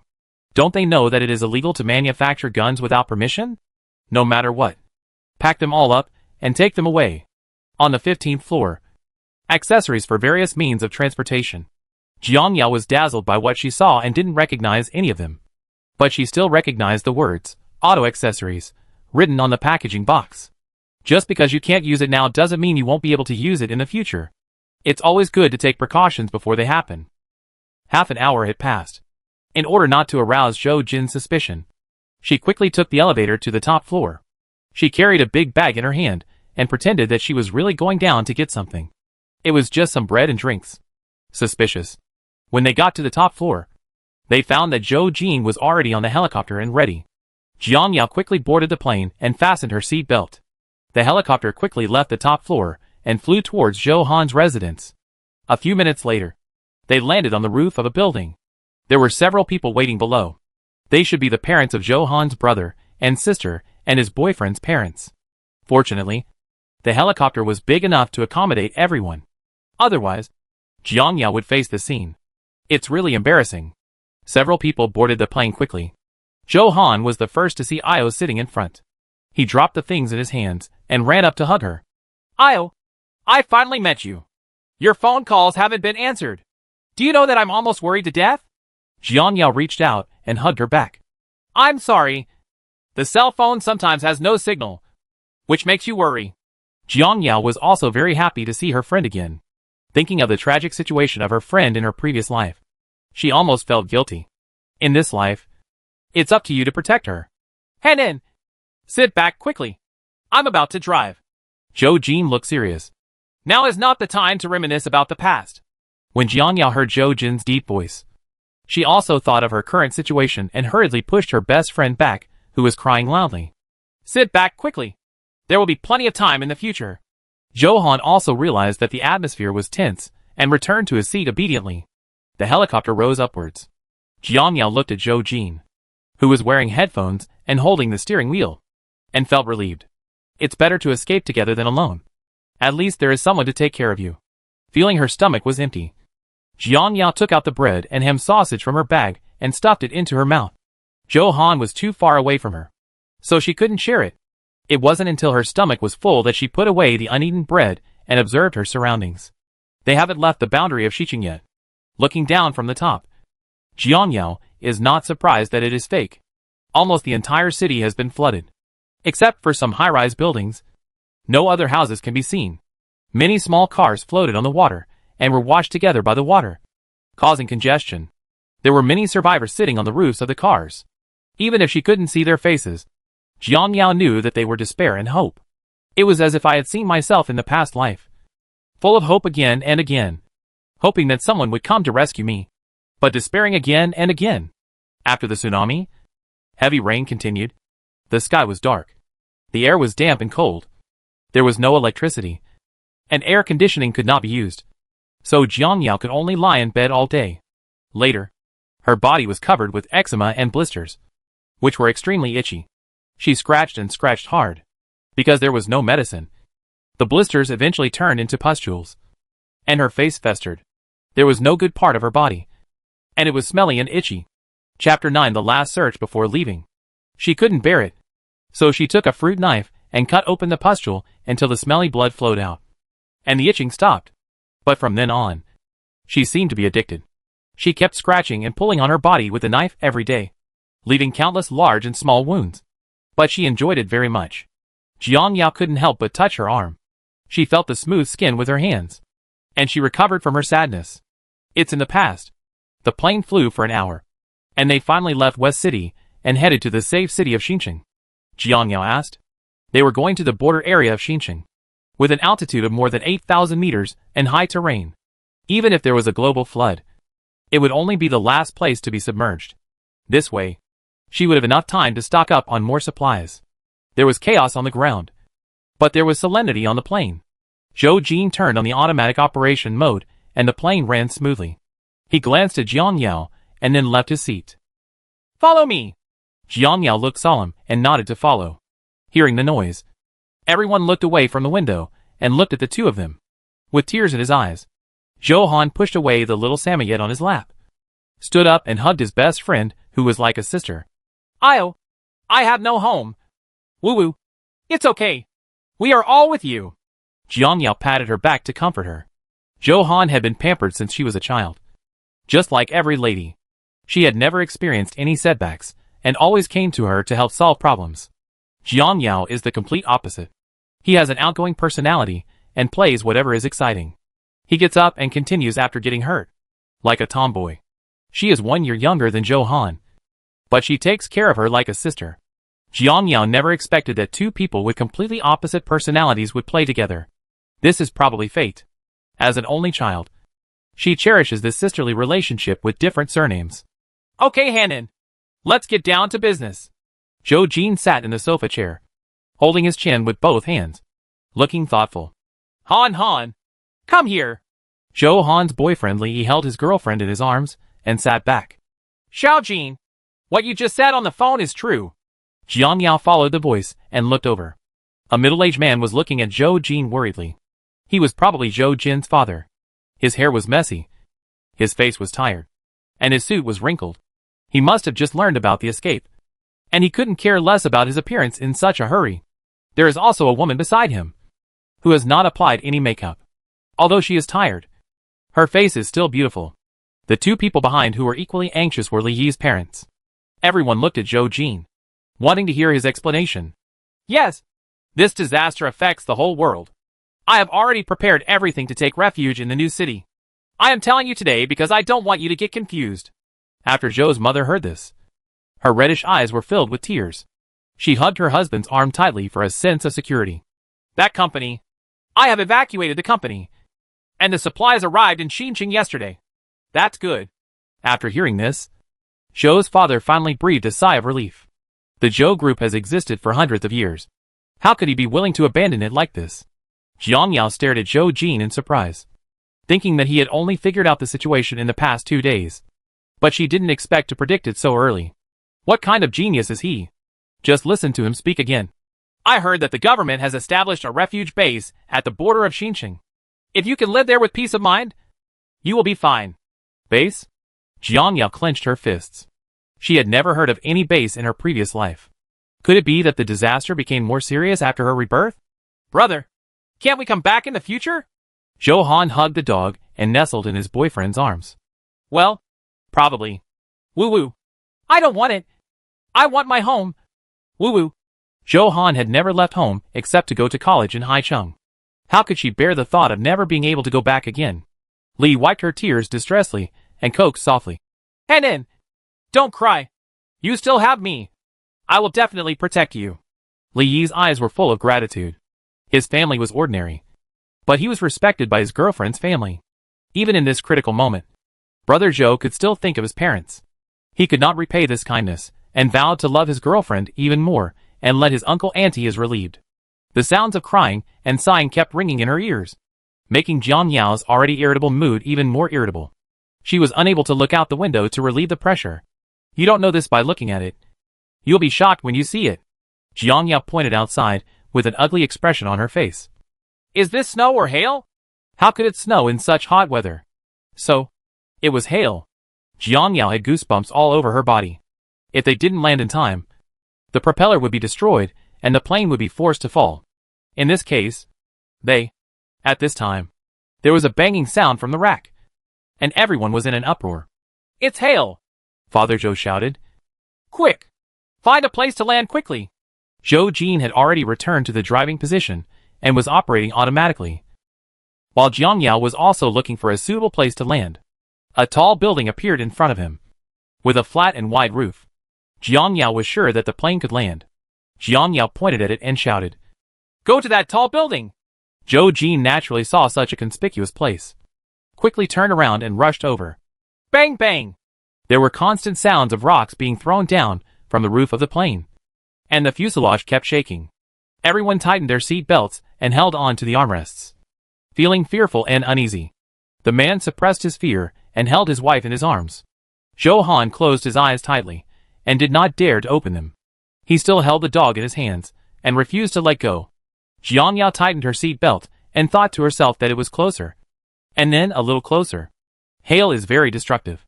She has seen it in videos. Cars were smashed wherever they went. Branches were broken, and some people were killed before they could escape in time. Not to mention airplanes that are closer to the hail. However, Zhou Jean was very skilled. Even if the plane swayed this way and that, he still firmly controlled the rudder. A few minutes later, the plane finally landed slowly and stopped steadily on the roof of the building. Everyone breathed a sigh of relief, but their faces were still pale, and they felt lucky to have survived the disaster. They didn't know how long the hail would last, and they couldn't get out. They could only stay in the plane and listen to the sound of smashing outside. But how could Jiang Yao let go of such a good opportunity? So she opened the door and said, "I'll go and make it easier." He ran away down the stairs to the top floor, leaving everyone staring at each other in confusion. Zhou Jean squinted his eyes slightly, not knowing what he was thinking. Jiang Yao ran into the corridor, touched her shoulder that was hurt by the hail, and entered the top floor office. No one was inside. The office was a suite with many porcelain and antiques inside. Jiang Yao thought that this should be a room where some big boss specially displays antiques. Jiang Yao didn't look carefully. She just threw them into the space, sweeping away hundreds of antiques. Just when she was about to leave, she was attracted by the armor on the wall. She stepped forward and touched it. She didn't know what material the clothes were made of, but it felt very hard. Chapter 10 Another Hailstorm. Jiang Yao took out a knife from the space and stabbed it with all his strength. Not surprisingly, there wasn't even a single knife mark on the armor. Get rich. Jiang Yao took off the armor with joy and put it in the most hidden place in the space. It will definitely be used if there is a riot in the future. Behind the armor was a body armor and a bulletproof cap. Jiang Yao carefully took them off and put them together with the armor. There were also a dozen oxygen bottles and several sets of swimming equipment placed in the corner, all of top quality. It seemed that the boss liked diving. Sorry. She took them all. After some searching, nothing special was found. So Jiang Yao went to the next floor to conduct a blanket search. 10 minutes had passed. In order not to arouse suspicion, she had to make a quick decision. This floor is mostly filled with food. The kitchen has microwaves, ovens, bread machines, wall breakers, juicers, and other household appliances. Jiang Yao can't cook, but she still packed them all away. This company probably develops kitchen appliances. And there are unfinished instant noodles, hot pot, etc. on the stove. Opening the cupboard, there were several boxes of instant rice and several boxes of mineral water. Jiang Yao swallowed her saliva and put them into the space while holding back her greed. Jiang Yao had never had a good meal since she started escaping. She only ate bread and ham to satisfy her hunger. She didn't know how to cook, so she stocked up on fast food for convenience. Various things are put in and piled up, and 1/3 of the space is occupied, in addition to cars and speedboats. Most of the area is still available for use. I don't know if the space can be upgraded. It would be nice if I could cook. Jiang Yao didn't forget that there is still a piece of land in the space. If she has time, she will sow the seeds and try to see if they can survive. There is also a small pool of water that will be of great use in the future. After the flood, most water resources cannot be used and must be purified and disinfected before they can be imported again. I'm afraid humans can't wait until that time. After Jiang Yao searched the 2 floors, half an hour had passed, and she told herself that she could no longer search. So he quickly climbed up the stairs to the top floor, held his stomach and pretended to be hungry, and appeared in front of everyone. At this time, The hail showed signs of stopping. To avoid everyone asking, Jiang Yao looked at Zhou Jin and spoke first. Is the plane okay? Can it start again? Before Zhou Jin could answer, Zhou Han walked up with a worried look on his face. What's wrong with you? Stomachache? Upon hearing this, Jiang Yao touched her belly with her hand and nodded guiltily. Well, maybe I drank raw water and had diarrhea. Brother, can we rest for a while? I was not feeling well. Jiang Yao raised her eyebrows. How could she rest at this time? She felt very sorry for wasting time and could not stay any longer. Sure enough, Zhou Jin shook his head and started the plane. No, the flood is still rising. We can't stay. We must reach our destination before night falls. Jiang Yao found an opportunity and echoed again and again. Yes, yes, yes. Go quickly. I'm fine. But, Jiang Yao interrupted her sister. Don't worry. I'm fine. My stomach doesn't hurt anymore. Oh well. Zhou Han pouted and returned to his seat, looking out the window in a daze. Jiang Yao secretly breathed a sigh of relief when she saw that her sister didn't insist anymore. The propellers turned faster and faster. Zhou Jin pushed the rudder hard, and the plane took off steadily. He pushed forward again, and the plane moved forward quickly. Jiang Yao put on the noise-canceling headphones and secretly glanced at Zhou Jin, who was focused on flying the plane. Are you hungry? I have something to eat. Zhou Jin shook his head without looking over.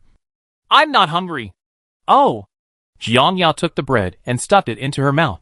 The plane was calm and Zhou Jin finally had time to rest. Out of the corner of his eye, he saw Jiang Yao eating again and was a little surprised. You don't have a stomachache. Can you still eat? Jiang Yao was stunned. Yes. She just said she had diarrhea. Well, my stomach is empty.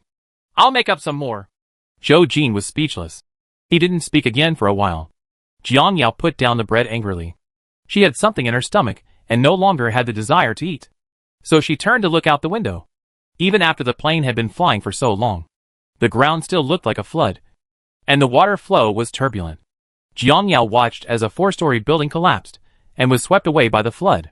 Even the mountains were washed away by the water, and the woods fell together, startling countless birds and flying around with their chirps. Some rushed toward the helicopter. Jiang Yao turned pale with fright. Be careful! With a clang sound, several birds hit the front glass, and the red mud marks were very obvious. Seeing this, Zhou Jin hurriedly raised the altitude to avoid the danger of the birds rushing up again. But some of them were still circling around the plane. In the cabin, everyone watched in fear. They could only watch, but they believed in Zhou Jin's flying skills. Jiang Yao said to herself, with concern on her brows. Is there really a flood across the country? Should be. Zhou Jin turned on the radio and saw intermittent sounds coming from it. Father Zhou and others put on their earphones with solemn expressions. Soon, news came from the headphones that shocked everyone. The following cities have been added to the hardest hit areas today: Shancheng, Xucheng, Jiancheng. Houses and facilities were completely damaged. The number of injured nationwide was 3.98 million. The number of victims was 340,008. And the number of missing people unknown. Chapter 11. Find opportunities to stock up on supplies. After flying in the air for nearly 4 hours, Zhou Jin found that the closer to the border of the new city, the harder it was for the plane to move forward. The wind and sand were so strong that they blocked the line of sight. The visibility was less than 10 meters. The helicopter was blown left and right by the wind and had to find a place to land. At a glance, the ground was full of pits and yellow sand pits, and there were no conditions for an emergency landing. The cabin was quiet, and no one was delayed in their sleep due to the shaking at all. Even the dog slept on Zhou Han's lap, lying stretched out.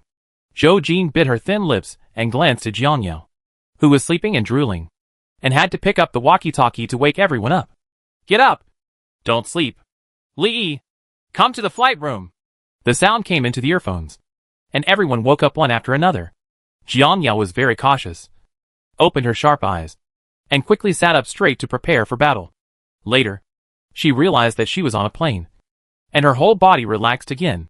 She wiped the corners of her mouth and stared at pilot Zhou Jin without knowing why. Arrive? It feels like I haven't slept for long. And here we are? Zhou Jin glanced at her helplessly. Not yet. We are in trouble. What trouble? Don't you feel the plane shaking a lot?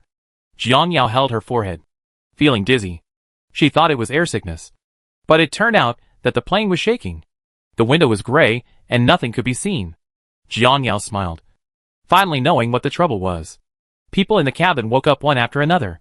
Li Yi heard Brother Zhou calling him, rubbed his eyes, and quickly walked to the flight room. Brother Zhou, is there anything you need me to do? Well, we can't reach Xinjiang tonight. The wind is too strong and the visibility is no more than 10 meters. We have to find a place to land. Go tell everyone to look further away. Find a place where you can land and let me know as soon as possible, Zhou Jin said seriously. Hurry! Okay, I'll look for him right away. Li turned around, quickly ran to the cabin, and repeated everything Brother Zhou said. Zhou Han was shocked when he heard this. With such a strong wind, there won't be any sandstorms. Right. I heard that the northwest region is most prone to tornadoes and sandstorms. Wouldn't it be such a coincidence that they encountered them as soon as they arrived? Bah! Zhou Han hit his head. What nonsense is she talking about? How can I land if I can't see anything? Jiang Yao looked at the thick dust billowing below and fell into confusion. The wind was strong and the sand was dusty. It was good that they could still be on the plane. She gave Zhou Jin an appreciative look. His skills were not bad.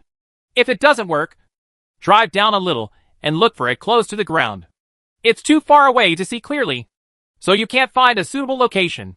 She has been to the northwest region. Most of the areas here are small hills. There are no woods or mountains. The ground is pitted yellow soil. If there is a slight breeze, dust will fly all over the sky. Occasionally, I see a small tree, but there is not even a leaf. Every time I travel to these places, Jiang Yao always gets nosebleeds and her skin is dry and dehydrated, which is really not suitable for southerners. Zhou Jin listened to Jiang Yao's words and quickly pushed down the rudder. The helicopter slowly lowered its altitude and drove slowly at a distance of 50 meters above the ground. Everyone looked out the window very seriously, looking for terrain where they could make an emergency landing. In front of and to the right of Jiang Yao, there is a dam that looks like a place used by villagers to dry things.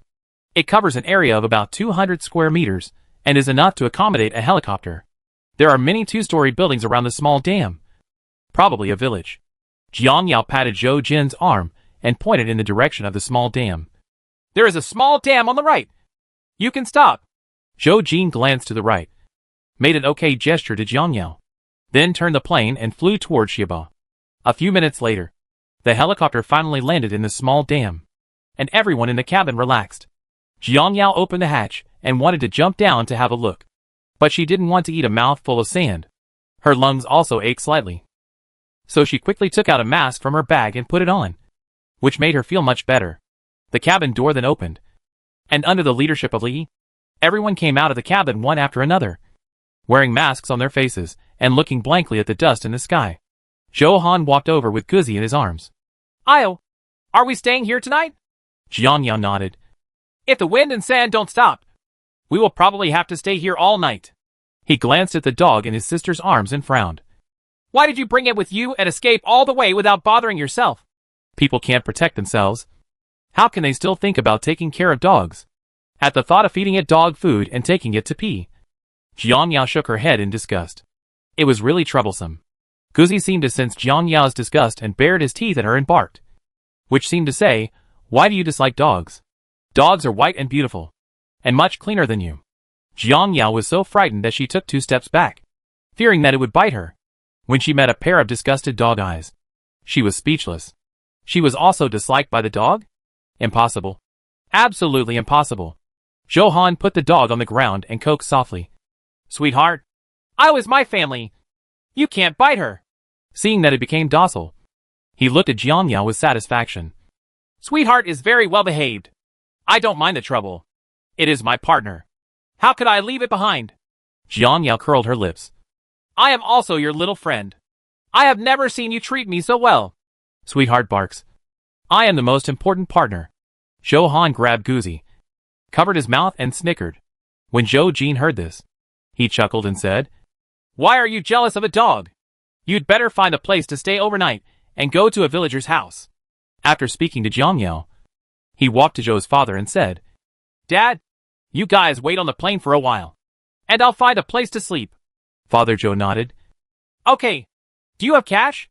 Don't treat the master badly. Zhou Jin's eyes flashed. He really didn't. Everything had been moved to the new city. He didn't want it to be troublesome. So he put all the cash in the card and was going to take it out when he got there. Who knew there was such an episode? I have. Let's go and take a walk first. Jiang Yao put her bag on her back and walked from the path of Xiaba towards the direction of the civilian building. She just noted down the location of the small Western-style building on the plain. It's not far from here and can be reached in a few minutes. Seeing his sisters leaving, Zhou Han quickly pulled his boyfriend to follow him. I'll go with you. Zhou Jin arranged for her family and followed the three of them. After a while, a thick layer of yellow sand accumulated on the four people's bodies, and even their hair changed color. A gust of wind blew over, and it was difficult to open their eyelids. Jiang Yao pretended to dig in her bag a few times, and when she took it out, she already had 4 pairs of goggles in her hand. She put it on herself first, and then gave it to everyone. Put it on! The wind and sand are too strong, and my eyes can't stand it. Li took the glasses and thanked him. Thank you very much. After saying that, he put it on for his girlfriend again. Yeah. Jiang Yao glanced at Li. He was not bad, and Han had good taste. After Zhou Jin put it on, she walked side by side with Jiang Yao. He glanced at her backpack from the corner of his eye. He was curious about how he could fit so many things in such a small bag. After observing for half a minute and seeing nothing special, he withdrew his gaze. There is a small building 10 meters in front. It is not large in area and has signs appealing off the walls. It looks very old. But in the current situation, they are in no position to be picky. Chapter 12 National Disaster breaks out. Jiang Yao pointed to the house in front. Go to that house first and ask. Zhou Jin's face was expressionless. Okay. Li surpassed 3 people and took the initiative to enter the courtyard, followed by Jiang Yao. When they got closer, they saw that the door was closed. They didn't know if anyone lived inside. Jiang Yao walked around the yard and found that there were no signs of being taken care of. There were overgrown weeds and thick dust. Not sure if it was because of the weather or because there was really no one living there. Jiang Yao returned to the gate and motioned to the people in front of her to knock on the door. Li understood and knocked on the door gently. Hello. Is anyone at home?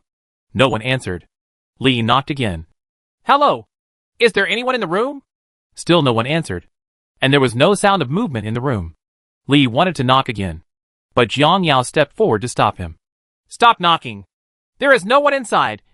Just kick it away. Li was embarrassed. This is not good. It is indeed not good. But in this end of the world, there are so many things to do, and it is good to have a place to live. Jiang Yao glanced at a few people. Maybe they have not adapted to the life of escape. But when the door was really pried open, Jiang Yao didn't dare to stay. So he raised his feet and walked out. Forget it. Let's go to the next house. The 3 of them followed. Soon, they came to the door of the next house. Zhou Jin knocked on the door gently, but still no one answered. The 4 of them looked at each other, helplessly looking for the next house. Jiang Yao led the 3 of them to knock on several more houses. But the result was the same. There was still no one. Jiang Yao didn't want to knock anymore and looked at the 3 of them with her hands on her hips. This is obviously a dead village. Maybe the villagers have moved away long ago. Zhou Jin's face darkened. Why did they move away? Jiang Yao shrugged. How should I know? The wind was still blowing loudly, and the 4 of them stood in a deserted courtyard, feeling a chill on their backs. Zhou Han made a surprising statement. Isn't this place haunted? Li had no doubt about his girlfriend's words. Maybe it's true. Run! As soon as he finished speaking, Jiang Yao raised her feet and ran away, leaving the 3 of them confused. By the time they reacted, Jiang Yao had already disappeared and was completely submerged in the sand. The 3 of them hurriedly followed, thinking that there was some emergency and they needed to escape. But not long after running, they saw Jiang Yao stopped on the side of the road, smiling at them with her hands on her hips. Zhou Jin was the first to react and trotted over helplessly. Is it fun to be scary? Well, it's not bad. Look at how shocked you are. Ha ha ha. Jiang Yao was heartless and made fun of the 3 of them. Zhou Jin was speechless. Zhou Han clutched his chest and gasped, leaning on Li and complaining. It's not funny at all. I really thought something was coming out. I was scared to death. Don't make jokes again. I know. Jiang Yao stopped smiling and stared seriously in the direction of the village. It's better to rest on the plane tonight. I always feel like something bad is going to happen. Jo-han hugged her boyfriend's waist tightly and said dissatisfied. You're still scary. Jiang Yao sighed. Why is this child so single and stupid? I'm serious. Don't you think about why the villagers gave up such good houses and moved in mass? Jiang Yao is right. Let's just rest tonight. When the wind subsides, we will leave immediately. Don't go out unless absolutely necessary. Zhou Jin led the way. Go back quickly. Don't keep your parents waiting too long. This village is full of weirdness. It will get dark soon. And the wind is still not strong enough. You can't see your fingers. You don't know what will happen at night. It's better to be careful and don't move around. The four of them quickly returned to Botsy and got on the plane. As soon as the cabin was closed, the four elders gathered around them. Father Zhou looked puzzled. Didn't you find a place to live? Or are they unwilling to take in strangers? Zhou Jin shook his head. None of them. Father Li stared at his son, then at Jiang Yao and others, and continued to ask, Then why do you have such serious expressions? Li stared at his father. This village is empty. The villagers may have moved away long ago. Zhou Jin nodded. That's right. No one should get off the plane tonight. We'll just spend the night on it. When the wind subsides, we'll leave immediately. The parents were surprised by this result and did not know how to comfort their children. As parents, they should stand in front of their children. But when the crisis came, they became helpless. It was really shameful. After everything was decided, Jiang Yao distributed his food to everyone, then sat in his seat and ate silently. There was only the sound of chewing in the entire cabin. The cabin was well soundproofed, and they couldn't hear any wind. Looking at the rapidly flowing sand outside the window, Jiang Yao knew that the wind was getting stronger. It was completely dark, but they were not sleepy at all. Jiang Yao took out her cell phone and looked at it. There was no signal at all. She put it back in her pocket and continued to stare out the window in a daze. Time passed by, and just when everyone was drowsy, a deafening sound suddenly sounded outside. Boom! The sound only lasted a few seconds. Jiang Yao was suddenly awakened. She stood up from her chair and turned on the long-distance lights of the plane. Zhou Jin also woke up at this time. The two looked at each other for a second and then looked outside together. Did you hear anything just now? Zhou Jin nodded. I heard it. Not only the two of them, but everyone in the cabin heard it clearly. Li quickly walked to the flight cabin and asked again. What was that sound just now? Jiang Yao and Zhou Jin shook their heads at the same time. The three of them looked out the window blankly, but they couldn't see anything where the light shined. Jiang Yao keenly felt that the wind seemed to have weakened, because the sand and dust just stayed in the air and did not flow in the direction of the wind. The calm before the storm? The wind seems to have stopped. Li suddenly said this, and he obviously noticed it. But as soon as he finished speaking, the sand and dust in the air quickly flew up into the sky. Even the small stones on the ground were sucked away, and slowly gathered in the sky 100 meters away, forming a honeycomb-like ball, and constantly rotating. The top of the ball was connected to the clouds, and a thin dust line extended from the bottom. As the wind rotated, the dust line became thicker and thicker, and it was moving rapidly toward them. That is obviously. Jiang Yao turned pale, jumped up from her chair, and shouted in panic. No! It's a tornado! Zhou Jin also regained consciousness at this time, pulled Jiang Yao, and ran to the cabin. Everyone! Get off the plane quickly! It's a tornado! Hurry! Seeing that everyone was still stunned, Jiang Yao opened the cabin door, jumped out first, and turned around to glare at everyone. Quick! Are you dying? The elders finally reacted and quickly jumped out of the plane. Jiang Yao took out an outdoor light to illuminate a certain road. She still remembered the way to the first small building in the afternoon. Seeing the tornado getting closer and closer, Jiang Yao ran forward desperately, turning back to remind everyone again and again. Everyone, come with me and hide in the room. Zhou Jin pulled Zhou Han, followed by Zhou's father and Zhou's mother, and ran in front of Jiang Yao. Li pulled his parents closely behind and ran to the first small building as fast as possible. Everyone held hands to avoid being sucked into the tornado by the strong suction force. Jiang Yao curiously looked behind her and saw a tornado sweeping over the place where the helicopter was staying. Slowly, the helicopter was picked up by the wind and hit the lawn not far away. The propellers were all broken and the tail seemed to be damaged. Thousands of green horses galloped past in my heart. It was over. The only means of transportation was gone. Chapter 13: The Shocking Noise. The tornado rushed toward them at a sprint speed of 100 meters. Jiang Yao no longer cared about the people behind her and ran at full speed. If it weren't for them, she would have taken out the modified car and escaped. At a distance of 200 meters, it took them only a minute to hide in the small courtyard. Jiang Yao kicked him out, and the door instantly split into two, and he fell inside the house. Jiang Yao took the lead in entering the room and ran to the innermost room on the first floor. The light shone outside the room and waved to everyone. "Come on in!" Zhou Jin ran in with her family, and Li was last. With a bang, Jiang Yao locked the door, listening to the noise outside. Even though everyone was very tired, they were too frightened to breathe, and listened quietly to the sound of wind calling for their lives outside. Just when everyone thought it was safe, the curtains by the windows suddenly squeaked and were sucked away by the wind from the broken window.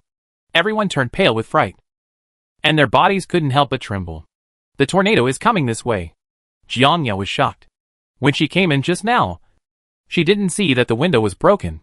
It must have been covered by curtains, and she didn't notice it for a moment. She grabbed the bed frame beside her and said, "Quickly find something fixed to stabilize your body. Don't be sucked out by the wind."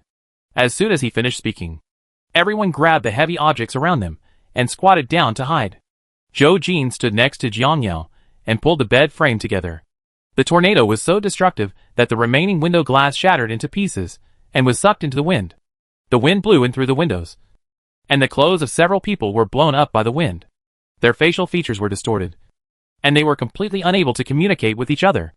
Someone didn't stand firm, and his feet were forced off the ground, facing the window. His hands couldn't bear the pulling, and his whole body was pressed against the window. "It's Zhou's mother."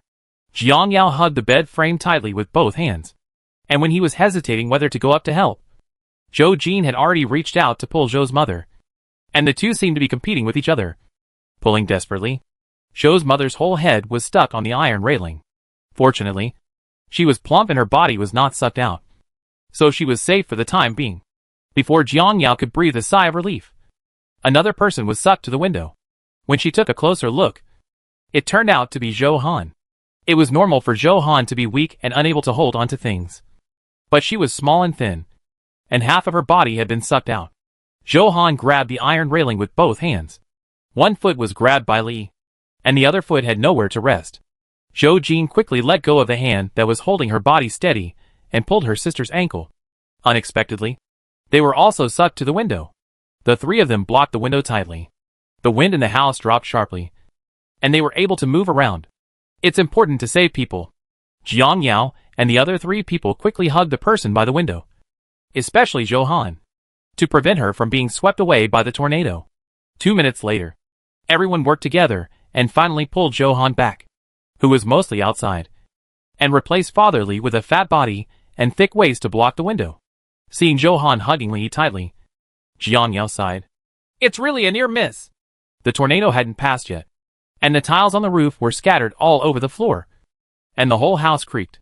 If the house hadn't been made of cement, it would have been blown to pieces by the tornado.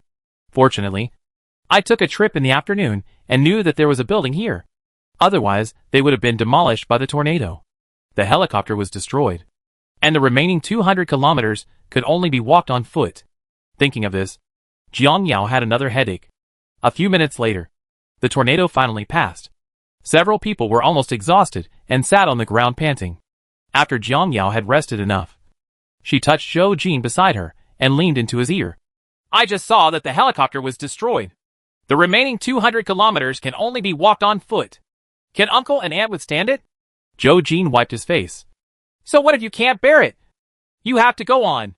"Let him abandon his parents." "Impossible." "Why go on?" Zhou's mother touched her bruised cheek, feeling at a loss. Jiang Yao turned her face and pretended not to hear. Zhou Jin had no intention of hiding it. The helicopter was destroyed, and the rest of the journey depended on legs. After hearing this, several people's faces became even paler. What they were worried about was how long it would take to reach their destination if they just walked on their legs. Li looked worried. His father had 3 heights and was in poor health. He would not be able to last long without medicine.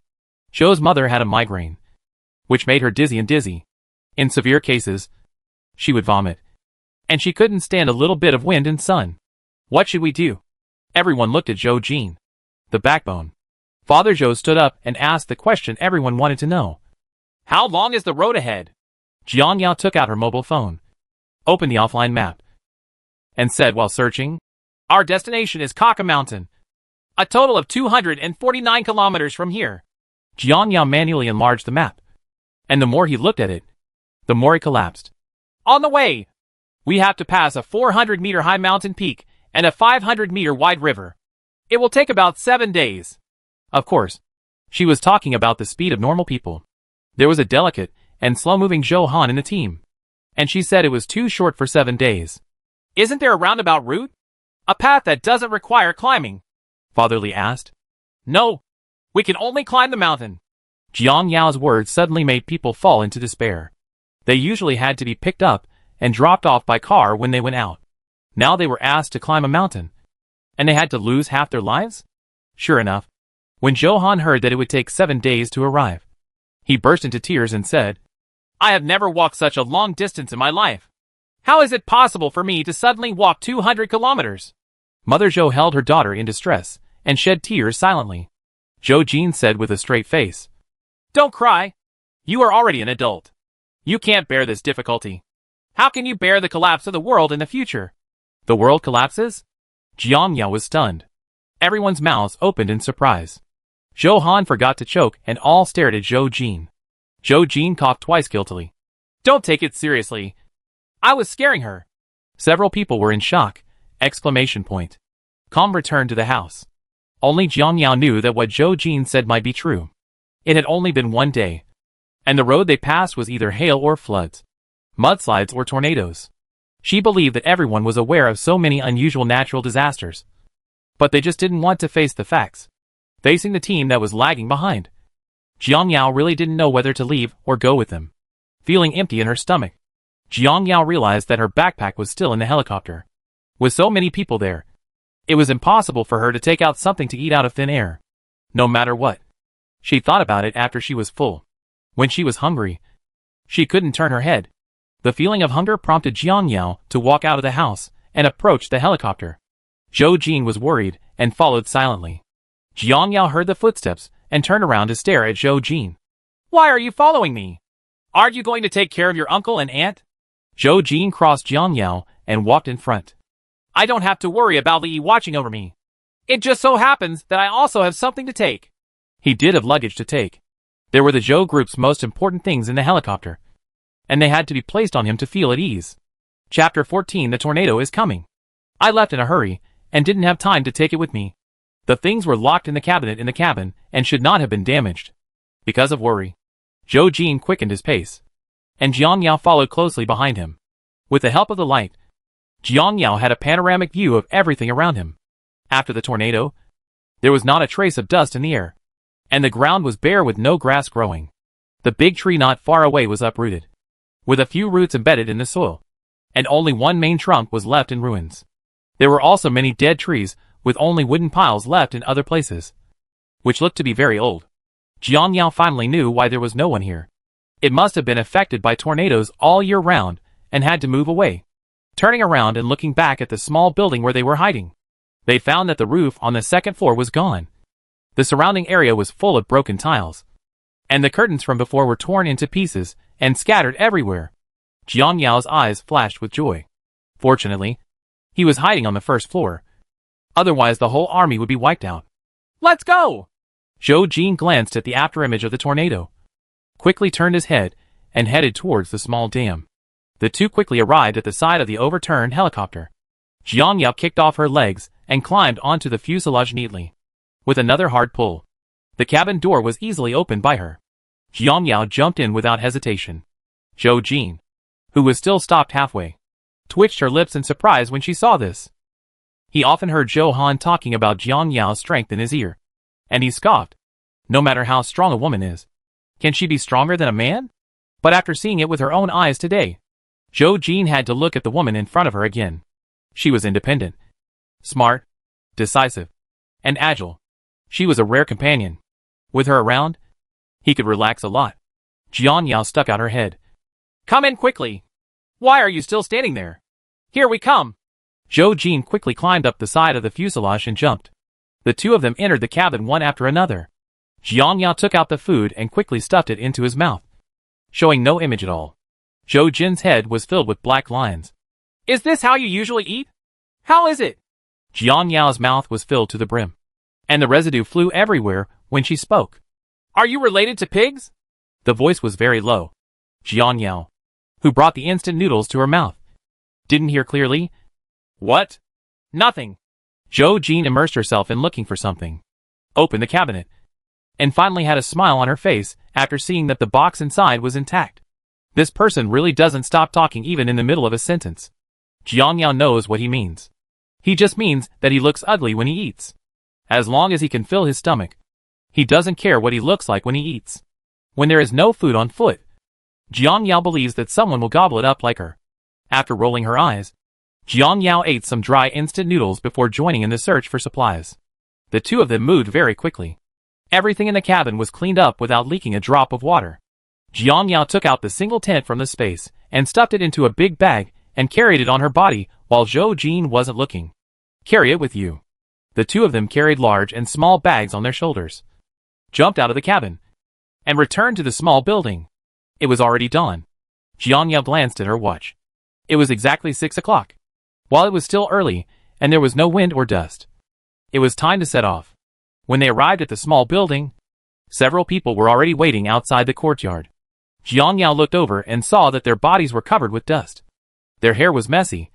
Their faces were tired, and they looked like they were fleeing. Well, they were indeed on the run.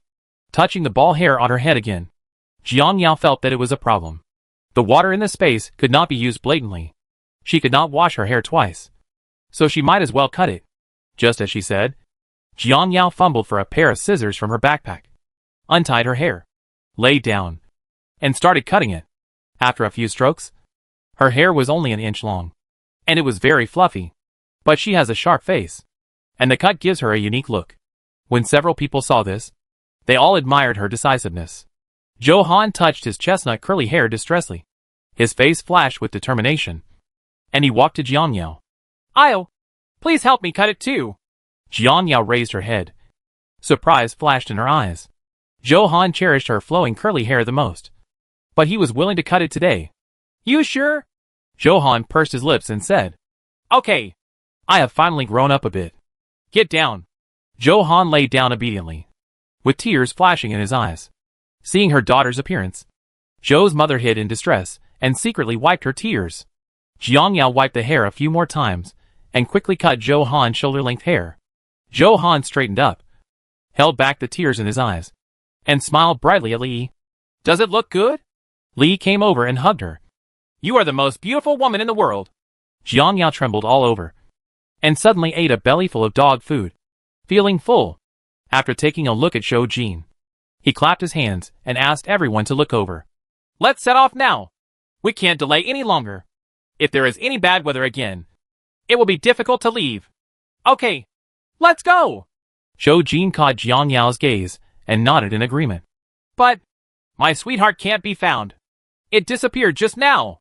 Only then did Zhou Han think of Guzi, whom he had abandoned just now in order to escape for his life. Jiang Yao couldn't help but get angry. Auntie, what time of day do you care what it does now? Does it matter if the dog is someone? But, Han! Zhou Jin interrupted sharply. Be obedient and don't drag everyone down. Zhou Han was full of grievances, but he had to listen to his brother, hoping that Tianqin was not dead and could still find her scent. Let's go quickly. It's already dawn. The sky is getting brighter, and Jiang Yao doesn't want to stay where she is.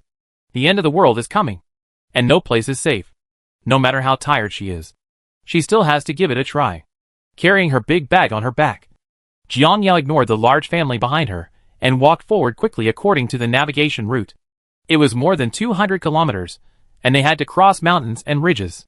They had to find the next resting place before dark. There was a car in the space, but they couldn't take it out. Jiang Yao regretted going on the road with Zhou Han's family. However, without Zhou Jin's helicopter, she might still be stuck in Xicheng waiting for the flood to recede. Or she might be trapped in the flood again. Jiang Yao was actually very grateful. After all, she was a real outsider. Based on her relationship with Zhou Han, Zhou Jin took her with him without saying a word. She experienced the sinister darkness of human nature. During that year, she not only had to fight people for supplies and beat her to death, but she also had to stay awake at all times to hide the only food she had. Now that someone suddenly cares about her, Jiang Yao doesn't adapt. Her original plan was to bring Zhou Han and her boyfriend. But now that these people are holding her back, it will inevitably add to her heart. However, her temper comes and goes quickly. As long as it doesn't delay her schedule too much, she will still go with everyone. But if, don't blame her for being heartless. Jiang Yao turned her head and looked at the team that was quickly following her, feeling somewhat relieved. Chapter 15, the helicopter was destroyed, and we moved forward on foot. The group of people quickly accepted the fact that they were hiking. Jiang Yao and Zhou Jin walked side by side to lead the way. The road under their feet was very flat, and everyone did not feel tired. It's just that she didn't sleep all night last night and had no energy. Jiang Yao is different. She has adapted to not sleeping for a few days. When she has the chance to rest, she will not hesitate to close her eyes to make up for the missing sleep. Zhou Han broke free from her boyfriend's hand and ran to Jiang Yao. After last night's life and death struggle, she already knew how difficult and dangerous it was to escape. And she also understood that Yao lost her temper because she was worried about everyone's safety. Yao looked so ugly just now that she wanted to eat someone. And Zhou Han was still frightened when he thought about it. During the 4 years of college, the two were almost inseparable. And Yao mostly took care of her. She didn't want to ruin the sisterhood between the two because of a dog. I'm sorry just now. I shouldn't be so willful and hold you back again and again. Jiang Yao glanced at Zhou Han. It's time for you to learn to grow up and recognize the reality as soon as possible. We are fleeing, not traveling. Every minute and second now is precious. Don't be willful anymore. You know? Also, I'm sorry just now. I don't blame you. I was just a little anxious and my tone was bad. Don't take it to heart. Jiang Yao sincerely apologized for her anger just now. Zhou Han in her previous life lost his life for her, which became an inextricable knot in her heart. In fact, it doesn't matter if a sister is willful, as long as she is still alive. Jiang Yao looked at Zhou Han again. Yes, he was still alive. Seeing Jiang Yao's gentle gaze, Zhou Han choked up and said, I know, and I will never be willful again. In fact, she just didn't want to face the reality. Just 1 day later, her life as a princess was washed away by the flood, and she lived a life of wandering and fleeing. She needed time to buffer and adapt. However, as Yao said, reality is cruel and will never give people a chance to adapt. After thinking about this, Zhou Han gradually became stronger in her heart. It was just over 200 kilometers away. What's the big deal? When she arrived at the safe base, she would sleep for another 7 or 10 days to make up for all the losses. However, Zhou Han still thought too simply. No one knew what the safe base looked like. Soon it was approaching noon. The hot weather made everyone sweat, and their mouths were dry. The sky was filled with lust, and everyone ate a mouthful of sand. Gradually, the pace began to slow down. Jiang Yao and other young people were okay, but the 4 elders were helpless. But they all endured their exhaustion without saying a word, and still followed the children without falling behind. Zhou Han felt sorry for the elder, and glanced at Jiang Yao, who was expressionless. How about we take a break? Jiang Yao did not answer, but took out the thermometer in her bag and exposed it to the sun. They watched the red line on the thermometer rise rapidly, and did not stop until it was close to 40 degrees. Zhou Jin's expression changed. It's only April. The temperature is so high? No wonder he felt like he couldn't walk. It was too hot. The sun was blazing. His whole body was covered in sweat, and his shirt was soaked and stuck to his skin, which was very uncomfortable. Zhou Jin simply put down his backpack and took off his shirt, revealing his strong muscles. Find a place to rest. You will get heat stroke in such a high temperature. Jiang Yao was stunned for a moment. She didn't expect that the other party would suddenly take off his clothes. But the weather was so hot. She could understand. Pointing to a big tree ahead. Go there. Zhou Jin looked over and said. Okay. He tilted his head and told Zhou Han. Go and tell your parents and ask them to hold on. And they will be able to rest soon. I'll go right away. Zhou Han wiped the sweat from his forehead, ran to his parents with Li, pointed them in the direction, and repeated what Zhou Jin had just said. Mother Zhou and Mother Li could not walk for a long time. They relied on their husband's support and persistence to follow step by step. Zhou's mother's head hurt so much that it was about to explode. She had taken headache medicine just now, and it was relieved a little now. However, she didn't want to hold her children back, so she didn't tell them. Finally walking under the shade of a tree, Jianyao sat down on the stone regardless, holding her chin up and breathing steadily. Because it was too hot, her cheeks were red from the sun, and the freckles on her face popped out one by one, magnified by the sweat beads. But no one would pay attention to these small flaws. Not even Jianyao. Zhou Han felt sorry for his sunburned cheeks. He took out a small mirror and looked at it again and again, sometimes frowning and sometimes pouting. Seeing this, Jianyao could only snicker helplessly. It would be nice to have a heartless sister who could add some relaxation to the exhausting running around. Zhou Jin handed her a wet tissue and said, "Wipe off the sweat." Jianyao took it. "Thank you." Zhou Jin just nodded and turned to the team to hand out tissues one by one. When he reached Zhou's mother, he sat down worriedly and asked something. Seeing that everyone was exhausted, Jianyao felt very anxious. When would she reach Kaka Mountain if she continued walking like this? She took out her mobile phone and saw that she had walked less than 10 kilometers in a long time. It was too slow. Thinking of the Hummer in space, Jianyao felt itchy in her heart. In order not to let herself worry about it, Jianyao decided to take out a box of self-heating braised pork rice to eat to relieve the depression in her heart. Just as she was about to take it, a pair of hands suddenly appeared in front of her eyes, holding 2 pieces of bread. Jianyao looked along her arms and saw that it was Zhou Jin who brought something for her to eat. Jianyao thought there was still something in her bag, so she felt embarrassed to pick it up. "No, you can eat. I still have bread. It's quite troublesome to have to pay it back after eating it. You really don't want to eat?" Zhou Jin's voice was low, and she frowned when she thought of the other person's devouring food. "Are you too little?" He took out his share. Jianyao raised her head in surprise. Why did her kind refusal lead to misunderstanding? "I really have bread." A hand reached into the bag and took out some. "Look, I didn't lie to you." Seeing the bread in the other person's hand, Zhou Jin stopped insisting and sat next to Jianyao, tore one open and ate it slowly. After eating, rest for half an hour and then set off. Jianyao looked over. "I have no problem. Your parents?" Zhou Jin also looked over. I asked, "Can they persist?" Seeing that she couldn't eat the rice, Jianyao could only take a bite of bread and said, "Okay, let's make this decision." She agreed, but she was wondering in her heart why Zhou Jin had to follow her opinions in everything. Shouldn't she discuss it with Li Yi? After all, they were men, the backbone of the entire team. Didn't he regard her as a woman? Jianyao discovered the truth about herself. Looking at Zhou Jin, his eyes immediately became sharp. How could she not look like a woman? Zhou Jin definitely didn't expect that his kind concern would be misinterpreted by the other party. In fact, he asked everyone, and Jianyao was the last one to ask. Half an hour passed quickly. After Jianyao had eaten and drank, she immediately stood up, zipped up her backpack and carried it on her back, walking forward without saying a word. The people behind quickly followed. Zhou Han abandoned Li Yi and ran to Jianyao, asking the doubts that had been buried in his heart for a long time. I find that you seem to have changed and become indifferent." Jianyao's brows jumped. Could it be that Zhou Han discovered something? Probably not. Chapter 16 Extremely hot weather occurs. Jianyao quickly denied her guess and quickened her pace. "The family has been destroyed. It's normal for things to change.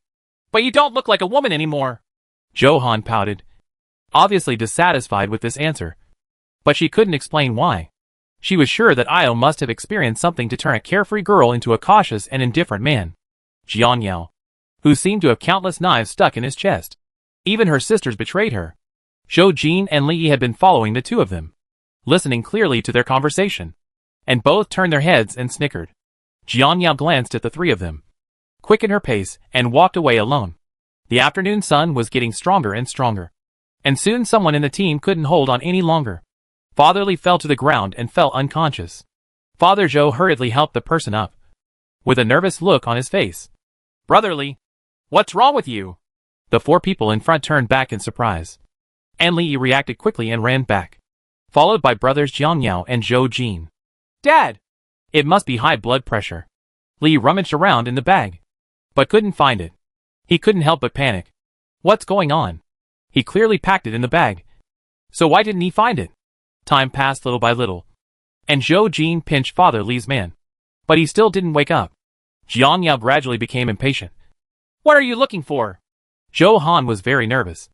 Looking for medicine for high blood pressure. My uncle has 3 types of high blood pressure.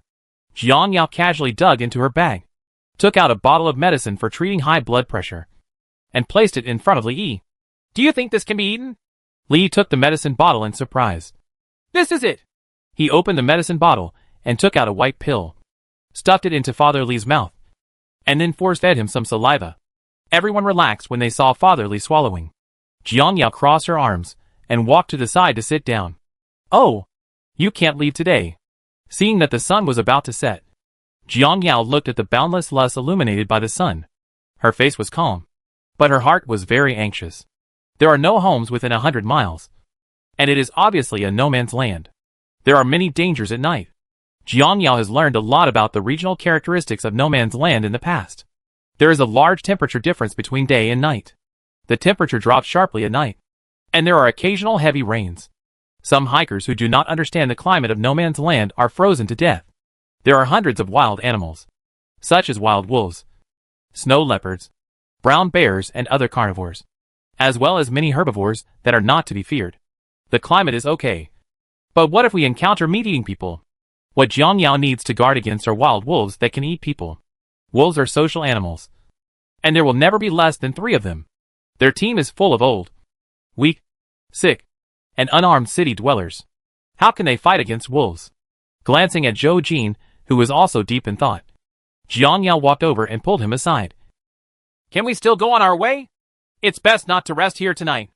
I thought Zhou Jin would retort, but unexpectedly he nodded. I understand. Let's leave immediately. Jiang Yao glanced at Father Li, who was still unconscious. But Uncle Li is like that.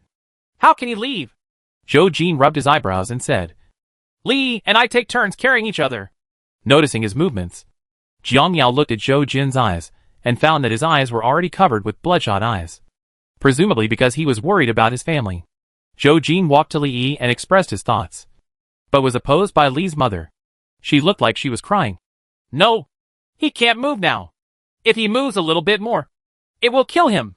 Zhou Jin was unmoved. No, I have to leave here. Seeing her son's insistence, Zhou's mother couldn't stand it anymore and wanted to say something for her in-laws. Ajin, your dad and I can't walk anymore. If not, we won't leave tonight. Let's spend the night here. Hearing this, Jiang Yao could no longer hold back the anger in her heart. Do you know where this place is? At night, wolves, tigers and leopards come and go. Do you want to let all of us be wolf for your own comfort? Did the group break up? As soon as Jiang Yao finished speaking, everyone at the scene turned pale, and the fear in their eyes could not be concealed. Mother Zhou stared at Jiang Yao in disbelief, her whole body unable to stop trembling. She thought Jiang Yao was an easy girl to get along with, but she didn't expect that what she said would be merciless. But her words were rough, and Zhou's mother knew that Jiang Yao was right. The next second, Li carried his father on his back. Let's go. I can hold on. Mom, you have to hold on too. Seeing this, Jiang Yao loosened her clenched fists. In such a stalemate atmosphere, it was rare for her companion to stay awake. She quickly turned around and walked to the front to lead the way. Mom and Dad, let's go quickly. Don't blame a Yao for losing her temper. She is doing it for our own good. This place is deserted, and there might actually be wild wolves. Zhou Han glanced at Jiang Yao, who was in the front, and took Zhou's mother's arm to explain to Jiang Yao, fearing that her mother would misunderstand Jiang Yao and have objections to her. Zhou's mother patted her daughter's hand empathetically. I understand everything. You don't need to explain. Jiang Yao is a good child. I feel at ease with her protecting you. How could she not see that Jiang Yao had good intentions? Everyone is on the run, and the children are very grateful if they don't mind the older ones holding them back. Besides, Jiang Yao also helped a lot along the way. Mother Zhou saw it in her eyes and felt grateful in her heart. Besides being her daughter's good sister, and hearing that her parents were both gone, she naturally felt more distressed. It got dark very quickly, and the temperature plummeted. It was already chilly. Jiang Yao only wore a sports short-sleeve suit.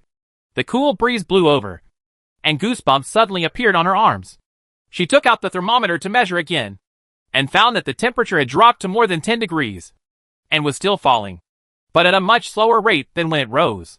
Father Li, who was on Zhou Jin's back, had woken up half an hour ago, but he was so weak that he had to rely on someone to carry him. Li took a coat from his backpack and put it on for his father, then turned to take care of his mother and Zhou Han, and finally Zhou's father and Zhou's mother. He kept asking after him along the way. Even Jiang Yao, who has always been indifferent, has been cared for several times, but she has been silently rejected. She is not used to it and does not need it, being used to living in an environment of selfishness and killing each other. Jiang Yao thought she was also that kind of person. The sudden warmth made her uncomfortable. She felt fake from the bottom of her heart and didn't believe that there were such sincere feelings in the world. Once she comes into contact with human nature, Jiang Yao doesn't dare to test it, nor does she dare to trust anyone. Suddenly, there was a coat on her shoulders. Jiang Yao turned her head and met Zhou Han's smiling eyes. You are so used to it that you can't even feel the cold. Let me take care of these small details. As soon as these words came out, Jiang Yao resisted the sourness in her eyes, turned her head to the side, and felt the warmth on her back. The only one she can trust is probably her good sister Zhou Han. Chapter 17. Jiang Yao gets angry and disagreements arise. As soon as Jiang Yao finished speaking, everyone at the scene turned pale, and the fear in their eyes could not be concealed. Mother Zhou stared at Jiang Yao in disbelief, her whole body unable to stop trembling. She thought Jiang Yao was an easy girl to get along with, but she didn't expect that what she said would be merciless. But her words were rough, and Zhou's mother knew that Jiang Yao was right. The next second, Li carried his father on his back. Let's go! I can hold on. Mom, you have to hold on too. Seeing this, Jiang Yao loosened her clenched fists. In such a stalemate atmosphere, it was rare for her companion to stay awake. She quickly turned around and walked to the front to lead the way.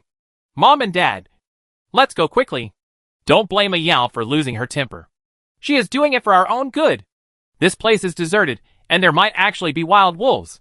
Zhou Han glanced at Jiang Yao, who was in the front, and took Zhou's mother's arm to explain to Jiang Yao, fearing that her mother would misunderstand Jiang Yao and have objections to her. Zhou's mother patted her daughter's hand empathetically. I understand everything. You don't need to explain. Jiang Yao is a good child. I feel at ease with her protecting you. How could she not see that Jiang Yao had good intentions? Everyone is on the run, so the children are very grateful if they don't dislike them as an old burden. Besides, Jiang Yao also helped a lot along the way. Mother Zhou saw it in her eyes and felt grateful in her heart. Besides being her daughter's good sister, and hearing that her parents were both gone, she naturally felt more distressed. It got dark very quickly, and the temperature plummeted. It was already chilly. Jiang Yao only wore a sports short-sleeve suit.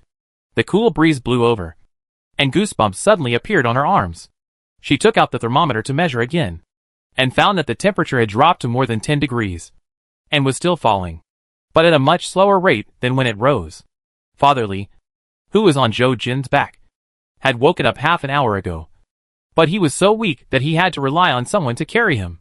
Li took a coat from his backpack and put it on for his father, then turned to take care of his mother and Zhou Han, and finally Zhou's father and Zhou's mother.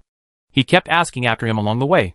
Even Jiang Yao, who has always been indifferent, has been cared for several times, but she has been silently rejected. She is not used to it and does not need it, being used to living in an environment of selfishness and killing each other. Jiang Yao thought she was also that kind of person. The sudden warmth made her uncomfortable. She felt fake from the bottom of her heart and didn't believe that there were such sincere feelings in the world. Once she comes into contact with human nature, Jiang Yao doesn't dare to test it, nor does she dare to trust anyone. Suddenly, there was a coat on her shoulders. Jiang Yao turned her head and met Zhou Han's smiling eyes. You are so used to it that you can't even feel the cold. Let me take care of these small details. As soon as these words came out, Jiang Yao resisted the sourness in her eyes, turned her head to the side, and felt the warmth on her back. The only one she can trust is probably her good sister Zhou Han. It was already dark, and the temperature was as low as 4 or 5 degrees, making it increasingly difficult for the team to move forward. On the last slope in the dark, only the high beam on Zhou Yao's head illuminated the front.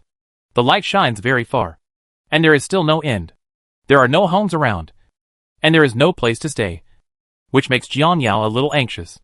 Jiang Yao gathered her down jacket and looked at the team behind her that was already some distance away, and finally surrendered in defeat. stopping and waiting for the team to come up. Zhou Jin supported Zhou's mother and slowly followed her. When he saw her stop, he thought she was uncomfortable. "Why don't you leave? Are you feeling unwell?" Jiang Yao shook her head. "We can't go any further. We must find firewood to light a fire. Otherwise..." There was charcoal in the space, but it couldn't be used. It was really troublesome. Only now did Jiang Yao realize how comfortable it was to be on the road alone, without having to worry too much or hiding behind the scenes. The team slowly followed up. They heard Jiang Yao's unfinished words, and did not continue to ask. They knew the consequences of continuing. Jiang Yao took out the single-person tent that had been prepared and spread it on the ground to set up. The tent was not big, and was set up in a short time. Zhou Jin and Li had already gone to look for firewood. Zhou Han sat aside with Zhou's mother, not knowing what to do, and the fear on his face could not go away. Jiang Yao said that there are wild beasts at night. They won't suddenly appear out of nowhere. Right? Thinking of this possibility, Zhou Han shrank his shoulders. Don't come out. Like a wolf. When Zhou Jin came back with a small bundle of firewood, Jiang Yao had already lit the kerosene lamp and took out the self-heating rice to stew. None of them had the skills to survive in the wild. They made a fire for a long time without success. Jiang Yao looked on and was speechless. He grabbed the lighter from Zhou Jin's hand, took some paper towels he carried with him, lit it, and carefully placed it under the stick. The stick was dry and quickly ignited. The sound of cracking sounded, and everyone's hearts finally dropped. Zhou Jin slowly held up the firewood, watching the flames getting bigger and bigger, and took a liking to Jiang Yao.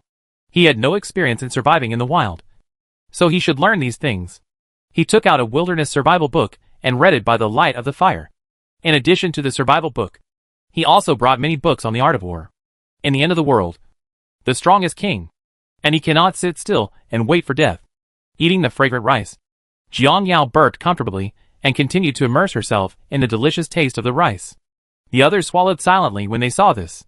They had been eating bread since yesterday and had not touched a grain of rice.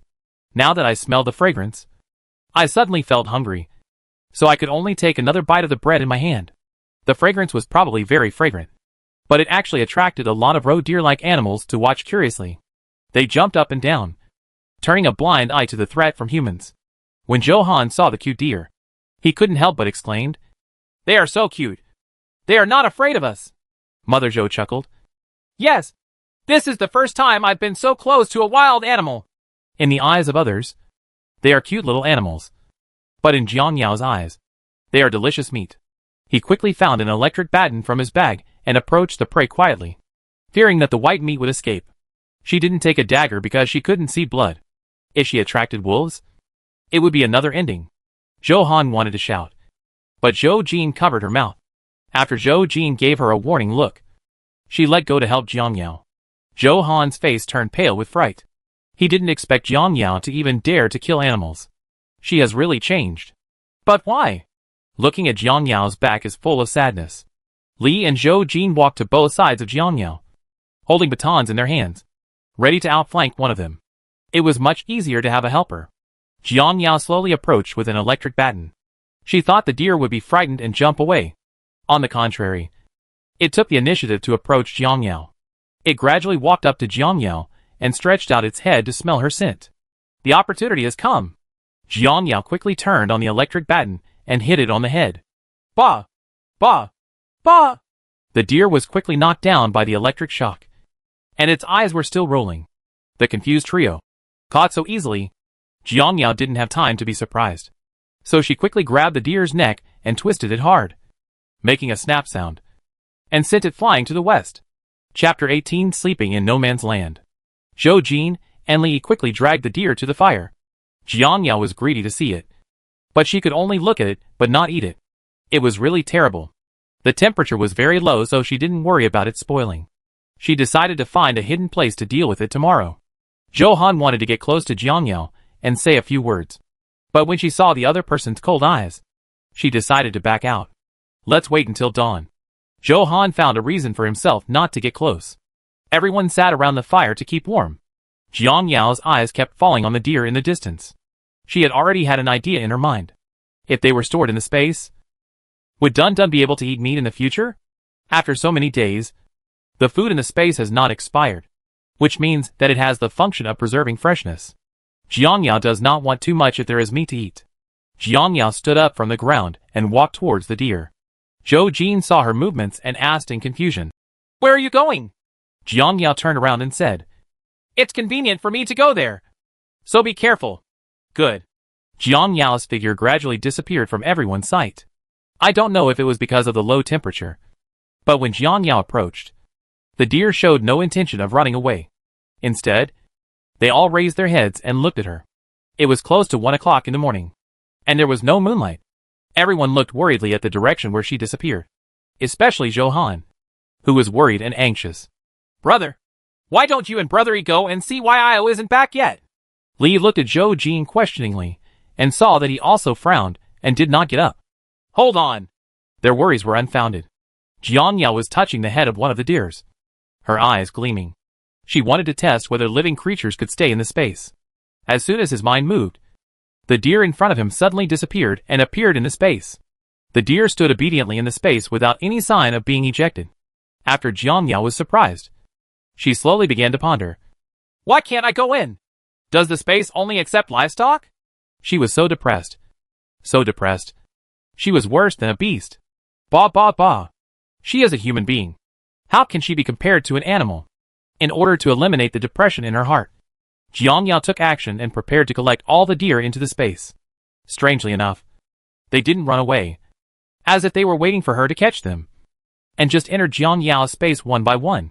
By the time the last one entered, the space was almost full. 300 square meters was filled like this. Jiangyao looked at the empty land and wondered whether she should let Xiaolu stay there. Just as she hesitated, the space suddenly changed. I saw a small grassland suddenly appeared in a dark place, surrounded by a fence. A dozen deer were locked in it at some time, and were eating the grass happily. This is really awesome. Not only has the space increased, but livestock can also be raised. Then, there will be endless meat to eat in the future? It's a vast no man's land. Please bring some more meat. She promises it won't be too much. However, the surroundings were quiet, with only cold wind and less. I really want to eat meat, Jiangyao shouted in her heart. Suddenly, the space shook, and something incredible happened. Jiangyao took one look and sat down on the ground in surprise. Who's going to tell her what's going on with the smoking grill next to the fence? What happened to the skinned deer on the grill? You can still smell the fragrance. How? What? Come back. Thing. Is it so magical? Jiangyao couldn't wait to tear off a piece of venison. Yeah. Crispy on the outside and tender on the inside. Or spicy? Delicious. The venison in the space has been roasted. The grill has automatically turned off, and the stainless steel material has become shiny after being stained with wool. After Jiangyao finished chewing one leg, she looked at it carefully, and then realized that she had stocked up on charcoal before and bought the grill in the supermarket before. Can the equipment put in it be used in the space? This pie in the sky. This space was so powerful that even if she couldn't let her in, she would still be satisfied. After eating, it's time to go back. Being out for too long will make people suspicious. When everyone was looking at each other, Jiangyao's figure finally appeared in the field of vision. Zhou Jin looked at the approaching shadow and moved his shoulders. Where have you been? What took you so long? Johan also looked at it in confusion. Jiangyao glanced indifferently and stayed away from the crowd. It's convenient. Didn't I just say that? After hearing this, Zhou Jin took the book and read it again. Jiangyao passed a few people and lay down in her tent. Seeing that there was still an empty space beside her, she glanced at the shivering Johan from the corner of her eye. Forget it. Let's stop barking. All night, Zhou Jin and Li stayed by the fire, adding firewood when the fire was small, adding a little warmth in the cold wind. At 5 o'clock, the sky began to turn white. Jiangyao put on her clothes on time and quickly put the tent back into her bag. Then he sat down by the fire, took out his dagger and cut open the deer's belly, and then cleaned it up with difficulty. Without water, we can only make do with this. Zhou Jin didn't sleep all night and seemed extremely tired, so he also joined the dismemberment procession. Soon, the two men cut off the deer's limbs and roasted them on the fire. As for the other parts, Jiangyao cut them into small pieces, sprinkled them with salt and other seasonings, dried them in the fire and put them in a bag, ready to eat on the go. If she was alone, she would just leave it to the space to bake it. which would be fragrant and delicious. Don't think about it. It's leaking out. After an hour, Lee smelled the smell of blood and gradually woke up. He glanced at the sleeping family next to him and woke them up mercilessly. Don't sleep. It's time to hit the road. Johan opened his big confused eyes. Is it time so soon? I walked all day yesterday and my whole body hurt so much. Especially my legs that I couldn't move. When he saw the internal organs on the side, Johan suddenly woke up and ran to the side to vomit. Jiang Yao is so wild. She almost doesn't recognize him. Several people woke up one after another, and their faces turned a little pale when they saw the mass. Not as exaggerated as Johan. After a while, he took the venison handed over by Zhou Jin and ate it with relish. Johan couldn't eat anymore and was full after only eating one piece of bread. Father Li's body is relaxed a lot, and it is not a problem to continue. 5 minutes later, the team set off again. When the sun comes out, the temperature slowly rises and can reach 37 or 8 degrees near noon. The temperature difference is so big that even a hardcore person can't stand it. But in this extreme weather, the group kept walking and finally reached the foot of the mountain 3 days later. Faster than Jiang Yao expected. I thought that everyone wouldn't be able to hold on for long. Especially Li's father, who was sick. Li and Zhou Jin took turns carrying him along the way. Even though they were half exhausted, they didn't ask to stop and rest. Let's rest at the foot of the mountain at noon. Let's try to reach the top of the mountain before dark to avoid any accidents. As soon as Jiang Yao finished speaking, everyone put down the things on their backs and lay on the ground in a mess. After Zhou Jin put down Father Li, he picked up the water cup and poured it into his mouth. Sweat dripped from his forehead, and the muscles all over his body were shining brightly and becoming stronger due to the sun. Chapter 19. Space adds breathing function. Johan was twisting a pure cotton handkerchief that was dripping with sweat, and kept muttering, I haven't showered in so many days, and it's almost getting pickled. Jiang Yao laughed. Don't you take a shower every day? A sweat bath counts as a bath. Johan rolled his eyes and said, Stop making sarcastic remarks. No one can stand this weather. Jiang Yao stopped joking. Johan was telling the truth. He felt like he was being steamed in a cage every day, and the meat felt as if it was overcooked. Looking at the exhausted Johan, Jiang Yao was finally a little worried. Are you okay? Do you want to drink some water? Johan shook his head feebly. No, I don't want to eat or drink anything. I just want to have a good sleep. Who doesn't want to have a good night's sleep? Jiang Yao wanted to do it too, but she couldn't lie down. Once she lay down, she never wanted to get up again. After Zhou Jin had rested enough, he took out food to share with everyone. When he got it, he only had a small sandwich left, and nothing more. He squeezed a sandwich, worry lingering on his face. The food is gone. What will happen next? A hand suddenly stretched out from the right, still holding a bag. Zhou Jin looked over in confusion, and met Jiang Yao's candid gaze.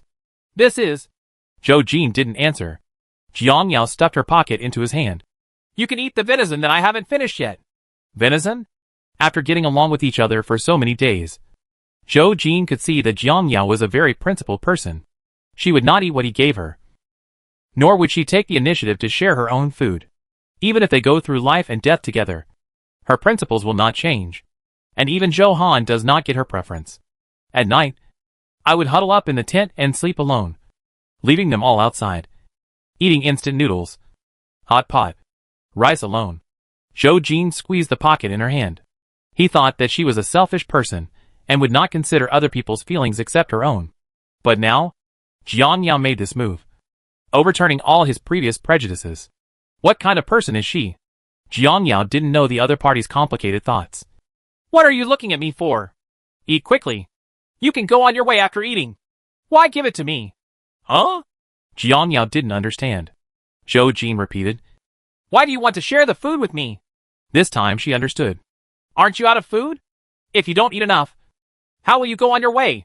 Share the venison with everyone. Jiang Yao didn't want to explain her previous behavior. Maybe it was just selfishness. Why would she give her own to the other person when he had food? That's not stupid. But now that they were gone, Jiang Yao felt that she should help. She couldn't watch them starve to death in front of her. Even after experiencing human nature, she still has a bottom line. Zhou Jin looked embarrassed. Are you full? Let's eat together. I have already eaten. Jiang Yao would not wrong herself. She opened many small stoves for herself along the way, and most of the fat deer in the space was eaten. Of course, they ate it without them seeing it. The dish given to Zhou Jin was venison roasted in no man's land a few days ago. She didn't touch it at all, because it was too unpalatable. This tastes too bad. It's bitter and hard. I don't want to eat it. Zhou Han wrinkled his face, spit out the venison in his mouth, and gave the rest back to Zhou Jin. Jiang Yao turned her head and snickered. Li put his venison in his girlfriend's hand and said, I have to eat some. I have been eating bread for the past few days. I don't have any fat or meat in my belly. I won't have the energy to climb the mountain later. It's not that I dislike it. It's just that it tastes really bad. I don't want to eat it. So you can eat it. After Zhou Han finished speaking, he returned the meat, ran to Jiang Yao and sat down, nibbling the bread in his hand. Jiang Yao couldn't stand it anymore, so she took out an apple and handed it to her. Eat another apple. You've already lost weight. Ashamed, everyone in the team has lost weight. Even Zhou Jin, who is covered in muscles. Only she is getting stronger and stronger, touching her increasingly obvious abdominal muscles. Jiang Yao decided to eat less every time, at least not to make her gain too obvious. You are so kind. Zhou Han took the apple, gave Jiang Yao a bear hug, quickly ran away to her boyfriend, and happily placed the apple in his hand. Jiang Yao just watched Li divide the apple into about 10 small pieces. Each person got 1 or 2 pieces, and then ate with a look of satisfaction. Jiang Yao turned around and pretended not to see him. With the sun shining in front of her, Jiang Yao took out the thermometer again. 41.2 degrees? So tall?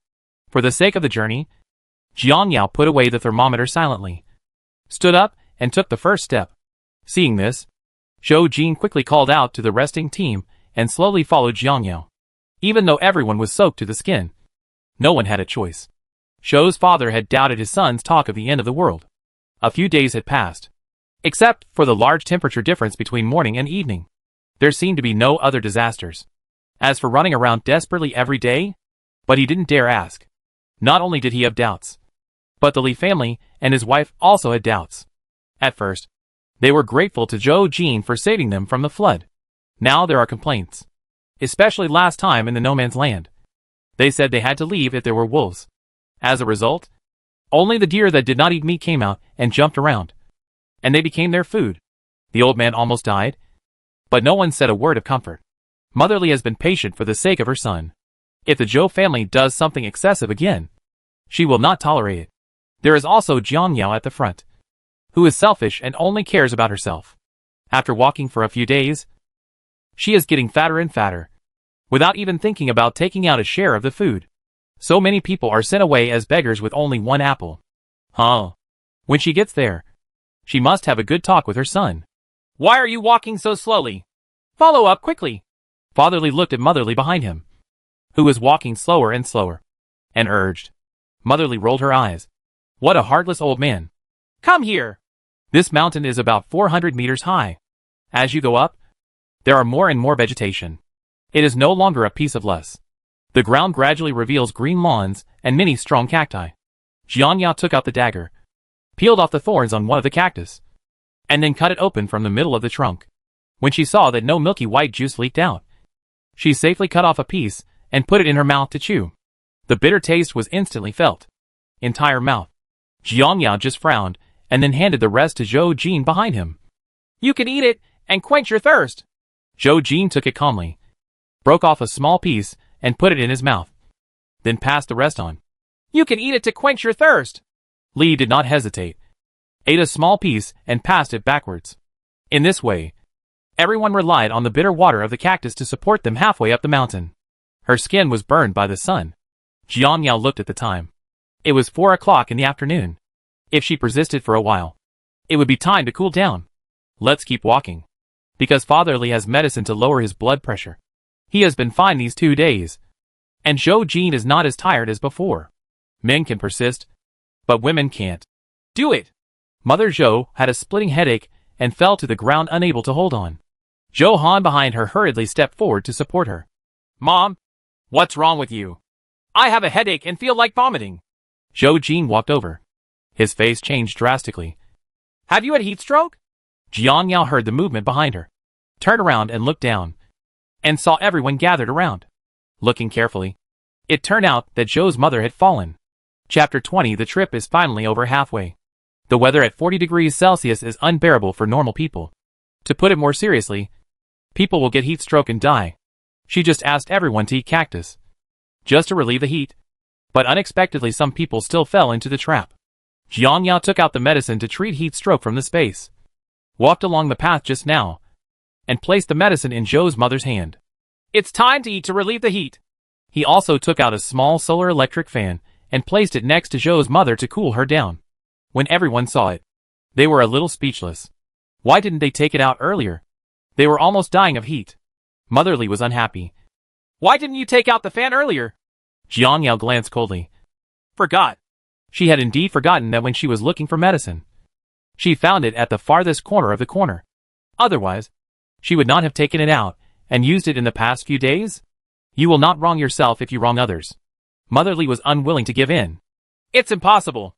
If it's put in your bag, you will forget it? You obviously have it a long time ago, but you don't take it out.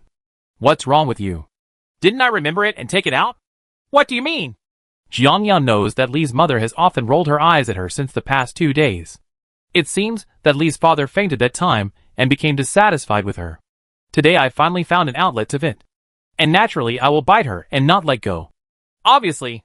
Li stood up and stopped the quarrel between the two. Okay. Stop arguing. Jiang Yao turned her head indifferently, no longer looking at Mother Li's mean face, but met Zhou Han's complicated eyes. Jiang Yao was panicked, but she didn't know how to explain it. Since she couldn't explain it, she wouldn't explain it. Zhou Jin didn't take the quarrel between the two seriously, but looked at the electric fan on the ground unexpectedly, wondering how many useful things Jiang Yao had brought. The tents, electric fans, sun protection clothing, and various foods seemed to have been prepared in advance, as if they knew there would be a disaster. Haicheng was submerged and more than 90% of the people were killed in the tsunami. How did she prepare a lot of supplies and successfully escape to Xiqing? He didn't have time to think about these doubts. It wasn't until he saw the electric fan today that he became really curious about Jiang Yao. Shou's mother took medicine and rested for a while. Her headache had been relieved. She didn't want to bring trouble to everyone, so she took the initiative to suggest that they continue on the road. Of course, Jiang Yao had no problem, so she put on her backpack and climbed up first. Motherly, who was walking at the end, still stopped in place. Her eyes kept looking somewhere down the mountain. The yellow curve was slowly approaching here, swallowing it wherever it went. Motherly opened her mouth wide, seeing something but not sure, so she quickly called everyone to stop. What do you think that is? Everyone stopped and looked down the mountain in confusion. Jiang Yao stood tall and had good eyesight. She immediately saw what the boundless yellow curve was. It's a flood. The entire vast uninhabited land is slowly being swallowed up by the flood. It is about 2 meters high and is slowly approaching here, coming as silently as the rising tide of the sea. Many animals were involved in the ups and downs, and the ones that survived ran towards them desperately and disappeared at the foot of the mountain. The dust is flying at the foot of the mountain, and the dust is getting higher and higher. Animals are coming up the mountain. Zhou Jin's face changed drastically. No! Let's go to the top of the mountain quickly. It's a flood! Zhou Han held her boyfriend's hand tightly, and did not forget to remind the frightened parents in front of him. Mom and Dad! Stop looking and leave! Oh! Okay! Hurry up, old man! Jiang Yao was awakened by the sound, took out her hiking sticks, and strode up the mountain. The people behind her finally saw what it was, and they were so scared that they climbed up with all their strength. How could there be floods in this place? First, there are no snowy mountains. Second, there is no rain. Third, there are no upstream dams to release floods. What's more, the northwest region is already arid, and the ultraviolet rays are strong. Most of the water vapor on the ground has been evaporated, leaving only loess and sand. There is no excess water resources. The floods at this time were like falling from the sky, making no sense. Unless there is a flood in other high places, the water overflows and spreads around. Isn't the highest place here Kaka Mountain? Jiang Yao clenched her crutches, not wanting to accept this fact. If it was really Kaka Mountain and the security base was destroyed by the flood, then what was the point of their trip? They could only be glad that the place where the flood occurred was not Kaka Mountain. The journey originally took an hour, but everyone climbed to the top in half an hour. They sat on the ground in a miserable state, and watched the water level at the bottom of the mountain getting higher and higher. Jiang Yao was so tired that her mouth was dry. After drinking hard, she took out 3 bottles from the space and handed them to Zhou Jin, asking him to share them with others. Everyone was soaked to the skin and dried by the strong sun. They took small sips from the water glasses in their hands, which they cherished especially. Jiang Yao called Zhou Jin and Li aside. Seeing this, Zhou Han followed closely. She intuitively felt that Jiang Yao had something to say. Sure enough, Jiang Yao had no expression on her face, and what she said made the 3 of them nervous. As you just saw, this mountain is surrounded by floods, and the water level is still rising. We don't know when it will stop.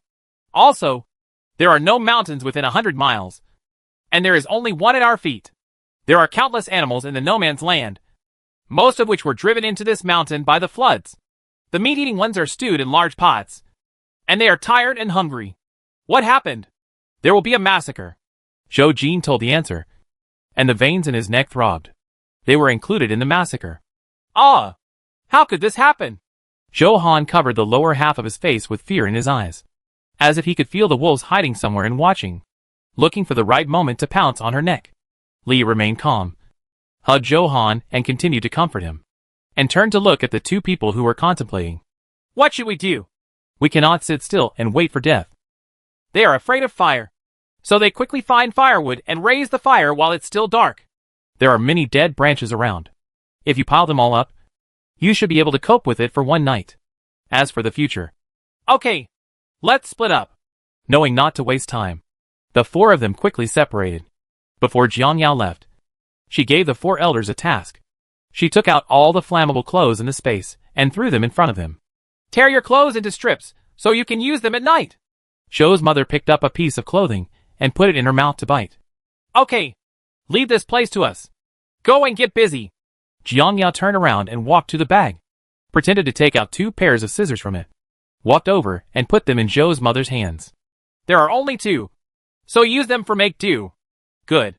Mother Zhou smiled kindly, and she knew that this child was not a cold and heartless person at heart. But Mother Li didn't take it seriously. She pursed her lips and looked unconvinced. Jiang Yao gave her a threatening look before leaving. Mother Li almost cut her own hand in panic. Chapter 21. Caught up by the flood and trapped on the top of the mountain.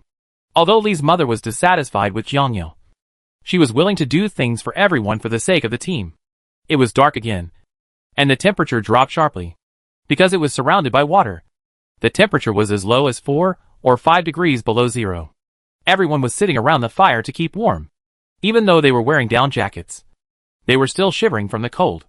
Jiang Yao was unusually generous this time and took out a box of self-heating rice noodles, 1 for each person. Everyone finally had the hot food they had eaten for several days, and even drank the soup whole. They held the box in their hands and were reluctant to throw it away, using the remaining warmth as a hand warmer. Io, this is the most delicious rice noodle I have ever eaten. I used to be picky about food, but I really shouldn't think about it.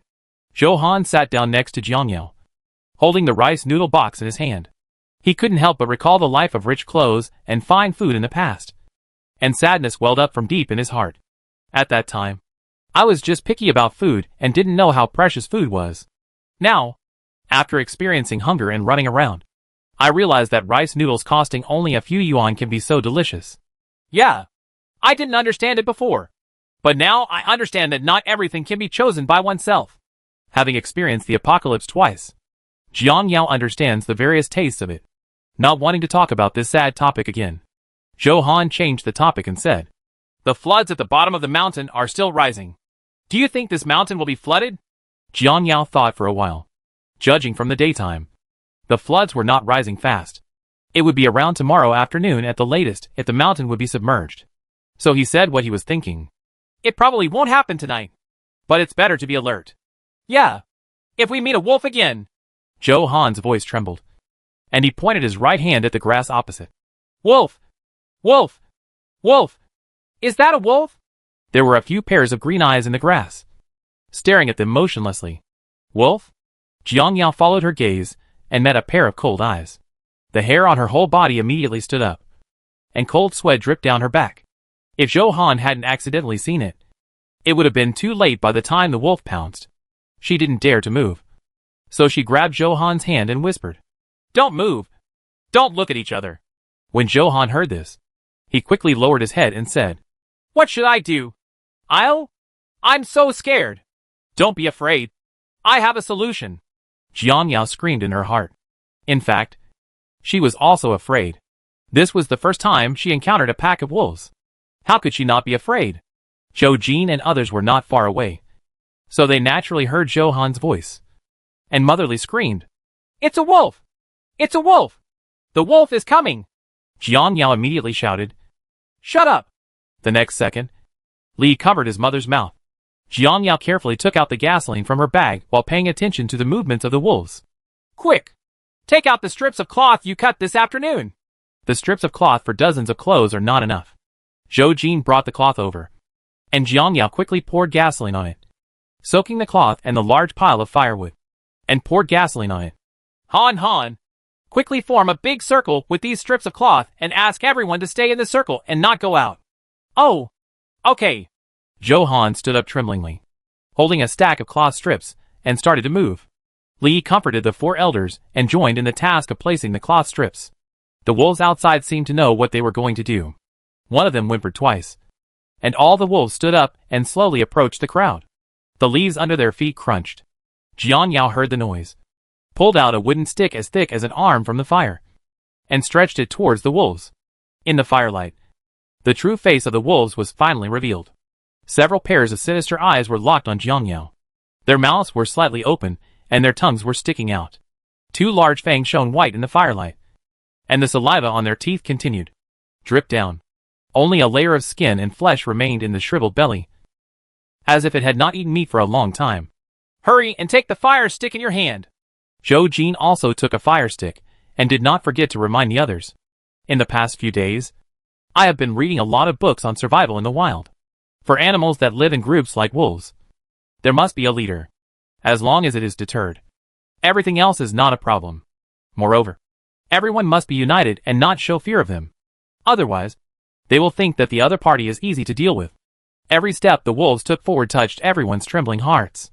Johan and Li stood next to Jiang Yao and Zhou Jin respectively, firmly protecting the 4 elders behind them, and calmly looked into the eyes of the wolves. The surrounding cloth strips had been laid out, and Jiang Yao used a fire stick to light one corner. In an instant, the fire flew quickly to both sides like a swimming dragon, forming a ring of fire, tightly surrounding everyone in the center. Jiang Yao sprinkled enough gasoline, and the flames instantly shot up to 2 meters high. Seeing this, the wolves retreated one after another, not daring to take a step closer. The wolf at the front seemed unwilling to give in. He whined and paced back and forth, as if thinking of a way to deal with it. The same goes for Jiang Yao and others here. Johan has already calmed down and leaned towards Jiang Yao to bite his ear. I just counted. There are 7 wolves in total. They are all strong. I'm afraid they will be difficult to deal with. What is so difficult to deal with? She is now so scared that her legs are weak. She repeats in her heart that she cannot be afraid, cannot hold back, and cannot retreat. Only standing next to Jiang Yao gave her some courage. I know. Jiang Yao stared at the wolf at the front and thought about countermeasures. The flames were so high that they did not dare to attack for the time being. But there were not many rags, and they would not be able to hold on for long. What to do? Thinking of the long knife and rifle in the space, Jiang Yao turned around and said, You guys watch first. I'll get the things. Several people were confused as to what they were bringing out at this time. Could it be food to tempt the wolves? Half a minute later, Jiang Yao came over with 2 knives and 2 daggers, walked up to Zhou Jin and Li Yi, gave them the long knives, and gave the daggers to Zhou Han. She didn't take out the gun, fearing that she would be exposed too much and arouse suspicion. Zhou Jin was surprised. Where did this come from? He took the long sword in his hand and looked at it carefully. The more he looked at it, the more familiar it became. It seemed to belong to his good friend Sheng Nansheng. He loved to collect antiques, and had a special liking for ancient weapons. But there was no mark on it, and Zhou Jin wasn't sure. Jiang Yao's cold voice sounded. Don't worry about it. As long as it's useful. When the fire goes out, we'll rush forward to deal with the wolf at the front. Zhou Jin withdrew his doubts and nodded solemnly. Li Yi's hand holding the sword kept shaking. These are 7 wolves. Do they have a chance of winning? The 4 elders behind him were so scared that they collapsed on the ground. Zhou's father calmed down and then forced himself to stand up. He picked up a fire stick in his hand and stood shoulder to shoulder with his son. The kerosene burned out quickly, revealing the true colors of the wolves again. They bared their teeth and waited for the opportunity to pounce on several people's throats. Wu, the leading wolf, looked up to the sky and roared, showing its tall and straight figure in the moonlight. That's the signal to attack. Jiang Yao exuded a violent aura. Now! Come on! Li stays to protect the others. Jiang Yao rushed forward. But Zhou Jin was a step slower and hurriedly followed, confronting the wolves head-on. Chapter 22 Attracting the Wolves. Ah! Zhou Han shouted. I will fight with you! The pack of wolves also pounced on them at this moment, targeting the three men holding knives. The leading wolf saw the right moment and pounced on Jiang Yao with his mouth wide open. Jiang Yao bent down flexibly and avoided the attack of the leading wolf. The leading wolf bounced again and tried to bite Jiang Yao's neck. Zhou Jin protected Zhou Han, and when he saw Jiang Yao's situation from the corner of his eye, he couldn't help but remind him. Be careful! Jiang Yao dodged again, clenched the dagger in her hand, and slashed at the leading wolf, who rushed over again, causing a gash in the opponent's abdomen. It must have been too painful. The lead wolf whimpered and squatted on the ground to lick his wounds. Jiang Yao didn't give up and rushed over again. Unexpectedly, he was stopped by another wolf. When Jiang Yao touched the wolf just now, she wanted to put it into the space and throw it out after solving the problem. However, for some reason, the space failed and the wolf could not be taken in. This is not easy to handle. Jiang Yao didn't have time to figure out the reason and confronted the wolf. Zhou Jin was not much better. Even though he had practiced Sanda, he still felt powerless when dealing with the wolves. His arm was bitten by the wolf's teeth and blood was oozing out. The other wolves smelled the smell of blood, and their fighting power exploded like never before. Seeing that Zhou Jin was bitten, they all surrounded him. After Jiang Yao killed a wolf, she was stunned by the scene in front of her and approached Zhou Jin without hesitation. In the wild, it is most taboo to leave your back to the enemy. When approaching a wolf, she raised her dagger high and inserted it directly into the wolf's back. Then she hugged the wolf's neck and threw it over her shoulder. She twisted the neck like a towel, and the wolf lost its breath in an instant. She stood up and stood side by side with Zhou Jin. The leading wolf was scratched by me. I saw the right moment and killed it. After killing 2 wolves in a row, there were still 5 wolves left. Jiang Yao concentrated with sharp eyes. Good. Zhou Jin was very grateful to Jiang Yao for coming forward to help. But now was not the time to say thank you. Zhou Han was walking at the end. But now she was alone again. She had no ability to resist and could only swing the knife around, completely unaware that a wolf was quietly approaching her. Li stood there, holding the knife in his hand tightly. Seeing the 3 of them surrounded by wolves, he couldn't help but step forward to help, especially when he saw the wolf behind Zhou Han, who was about to attack. He broke into a cold sweat and raised his long knife to slash at it. Henan! Get down quickly! Zhou Han's face was as white as snow. She crouched down and covered her head, but was crushed by a sudden weight. She turned around and saw that it was the wolf that was sticking out its tongue and still struggling. Ah! Zhou Han swung the dagger in his hand and stabbed at it. After a few shishi sounds, the injured wolf completely stopped moving. Li ran over and kicked the wolf away, holding his girlfriend in his arms. Don't be afraid. It is already dead. It was too dangerous just now, so he didn't hesitate at all. When the wolf's attention was on Zhou Han, he stabbed it directly through the wolf's abdomen, which was the scene where Zhou Han stabbed fiercely later. Zhou Han was so frightened that he cried violently. He hugged Li's waist and refused to let go. Brother Yi, I killed the wolf. Woo-woo. It's okay. It's okay. Big brother still needs help. You go and guard your parents first and don't let the wolf get close. But well, you must pay attention to safety.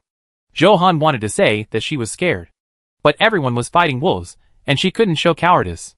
After Zhou Han left, Li quickly joined them. The 3 of them were back to back, each staring at the wolf in front of them. However, among these wolves, the alpha wolf was not seen. Not good! Zhou Jin and Jiang Yao said at the same time, but Li hadn't noticed yet. What's wrong? Where is Zhou Han? Jiang Yao asked. Li still didn't understand. Go and protect the elders. Zhou Jin's face finally showed a hint of panic. The leading wolf is heading over there. What? Li panicked and wanted to go over to help, but was surrounded by wolves and couldn't get out at all. I just hope nothing unexpected happens. Don't panic. Let's deal with these first. There are 5 people over there. They should have no problem dealing with a wolf. Can't delay it any longer. Jiangyao spotted one first and rushed forward quickly. When the other 2 saw this, their eyes flashed sharply, and they also stabbed at the nearest wolf. But the wolf was very flexible and avoided cleverly. Although the 4 wolves were afraid of weapons in the hands of humans, they thought they were prey and would eat them even if they risked their lives. As a result, the 3 men and 4 wolves started a desperate struggle. Jiangyao was scratched on the cheek by the wolf's claws. Li was bitten on the calf, and Zhou Jin was scratched by the wolf's teeth. But they did not flinch or be afraid. The 4 wolves were all injured to varying degrees, and 2 of them could not even stand up. Jiangyao seized the opportunity and quickly wiped her throat with her weak ends. Blood spurted out and splashed all over her face. At this time, Jiangyao was like an evil ghost crawling out of H.L. with a coldness all over her body. The other 2 were intimidated by her aura and already wanted to retreat. Wu, the 2 wolves shouted loudly, which should be a signal to the leading wolf. Zhou Jin covered the injury on his arm and wanted to rush forward again. Ah! Don't come here! Zhou Han's panicked voice froze him in place. The 3 people's hearts trembled, and they all looked behind them. I saw 5 people holding fire sticks, and they were forced back by the alpha wolf. They were about to approach the cliff, and Zhou Jin could no longer control this side. He just said, "You take care of the remaining 2 ends," and went to help. Zhou Han stepped back step by step with the knife in his hand, looking frightened and nervous. Suddenly, a white figure sprang out from beside her, and quickly rushed towards the wolf, biting each other. "Woof woof!" "Woo!" Zhou Han said in surprise. "It's Sweetheart!" Ouch! The leading wolf didn't pay attention, and was bitten by Sweetheart on its hind legs, and kept tearing them apart. It couldn't bear the pain and screamed. Zhou Jin quickly approached Zhou Han to protect him. Zhou Han took his brother's arm, and pointed his other hand in front of him. "Brother, you are really Sweetheart. He came to save me. I saw." Jiangyao turned around and looked at the white dog with a look of surprise on her face. She didn't expect that it would really find this place. It was so loyal. But for a moment, she turned her attention to the 2 wolves. "We have 1 head each. So hurry up." Li limped, his eyes still firm. "Okay." It was too late. But it was too soon. Jiangyao didn't give the other party any time to react, and fought with one of them. After a few rolls, he killed one of the wolves with a few clicks. Li is not that easy. He has never practiced before, and his adaptability is not as good as Jiangyao's. He can only retreat while I advance, and there is a stalemate. Jiangyao helped with a knife, and the 2 quickly killed the last one. They looked at each other and quickly returned to the team to fight the alpha wolf together. It had been scratched by Jiangyao just now, and its leg had been bitten off by a dog. Seeing that all its companions were dead, it seemed a little powerless, and it no longer had the majesty and uprightness it had at the beginning. Ouch! Ouch! It hurts me so much! Chapter 23. Everyone is injured. Mother Li fell in Mother Zhou's arms, covering her thighs and wailing. There were several blood holes in her thighs, and blood was pouring out. Jiangyao looked over and saw Mother Li's miserable appearance. Her face suddenly fell, and she turned to ask Zhou Han, "Why was she bitten?" "Just stay by the fire, and you shouldn't get bitten." Zhou Han curled his lips. "Annie tried to run away just now, but was bitten by the wolf. Fortunately, I showed up in time. Otherwise the next bite would have been her neck." Jiangyao's face was full of displeasure. "What a trouble. Let's get rid of this wolf first. Let's eat wolf meat tonight to give everyone a teeth-beating ceremony." Seeing that the other party had a large number of people and a dog to help, the leading wolf immediately wanted to retreat. He did not dare to challenge them anymore and wanted to escape. But how could Jiangyao spare it? She gave Zhou Jin a look, and Zhou Jin understood instantly. The 2 of them slowly approached the leading wolf with their knives, taking advantage of its unpreparedness and slashing at it together. Sweetheart stepped aside to guard, not allowing the wolf to escape. Li protected the others and stared at the 2 figures fighting with the wolves without blinking. The veins in his hands popped out, as if he was exerting force. The leading wolf was highly conscious and dodged away, staring fiercely at the 2 of them with bared fangs. Jiangyao jumped into the air, her facial features tightly wrinkled together, and charged forward again. Seeing that the situation was not going well, the leading wolf actually passed over Sweetheart's head and escaped into the bushes with his tail between his legs. Jiang. He actually let it run away. Wolves hold grudges the most. But they don't have other companions. Otherwise they will be in constant trouble. Forget it. He just ran away. She couldn't catch up even if she wanted to. A white shadow flashed in front of her eyes. Jiang frowned. Sweetheart is back. Don't chase her. Tianqing returned obediently and stood beside Jiang. Jiang was a little surprised that the dog would listen to her words. She touched the dog that had done meritorious service and said in her heart, I will reward you with a sheep bone later. Tianqing rubbed it in her hand and ran back to Zhou Han. Jiang walked back to the fire and sat down tiredly. She took off her blood-stained down jacket and rubbed the dagger back and forth on it to wipe away the blood on the blade. Sweetheart, come here. Sweetheart spread her legs and ran into her master's arms. Zhou Han wiped the tears from his eyes and hugged Sweetheart and refused to let go. It's so good to see you again. Sweetheart. Woof woof. Me too. Mother Zhou on the side looked pleased when she saw Tianqing. I didn't expect it to be able to keep up.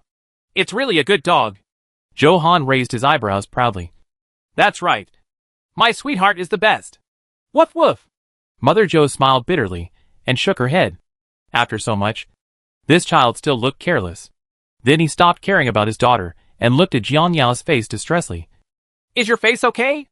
Jiang was not used to being cared for by others, and her face was full of alienation. I'm fine. Oh, you're fine. But I'm fine. Mom is about to die. Motherly was still holding her bleeding thigh and wailing, looking at Jiang with resentful eyes from time to time. The hatred in her heart was that Jiang didn't drive away the wolf earlier, causing her to be bitten. She hated Jiang crow's mouth. She said there was a wolf in the afternoon, but it actually came in the evening. Jiang silently dealt with her wounds, turning a blind eye to Mother Li's vicious gaze. Along the way, she thought she was tolerant enough and took care of everything herself. If there were still people who were dissatisfied and resistant, she didn't have to care about everything. There is no need for irrelevant people. They will be separated when they arrive at the base anyway. Li carefully cleaned the wound for his mother. Father Li looked on and got angry, his eyes wandering, as if he was getting into an old habit. He quickly took out the medicine and swallowed it raw, and his complexion felt better. And the other side. Brother, are you okay? With such a big wound on your arm, what if it gets infected? Zhou Han couldn't figure out what to do with the gauze. He didn't know how to bandage it. He looked at the wound with averted flesh and felt heartbroken. Let me do it. Father Zhou took the gauze in his daughter's hand and bandaged it unfamiliarly. Please bear with it. It might hurt a little. Jiang couldn't stand it. Just bandage it like this. No need for disinfection. No need for rabies vaccination. Zhou Jin lowered his head and looked slightly pale. There is no disinfectant. Jiang exhaled and took out the disinfectant and vaccine shot from her bag. Fortunately, she made the right choice to book the drugstore. After preparing everything, Jiang walked to Zhou Jin. Take off your clothes and expose your arms. Zhou Jin obeyed and did as he was told. And soon there was a stinging pain on his arm. He looked over and found that Jiang had finished the beating. I couldn't help but wonder, why do you have everything in your bag? And there are not many. Jiang rolled her eyes at him and turned away. Zhou Jin touched his nose and put on his clothes. Jiang then went to inject Li with the vaccine. As for Li's mother, she was of course the last one, who knew that Mother Li would not appreciate it. If I don't give it, who knows what kind of medicine you have? Jiang eyes were cold, and she turned around and left. It's up to you. When the rabid dog attacks, don't bite people randomly. Rabies attack? Mother Li was scared. She heard that anyone bitten by a pet dog might get rabies, let alone a wolf in the wild that was full of parasites.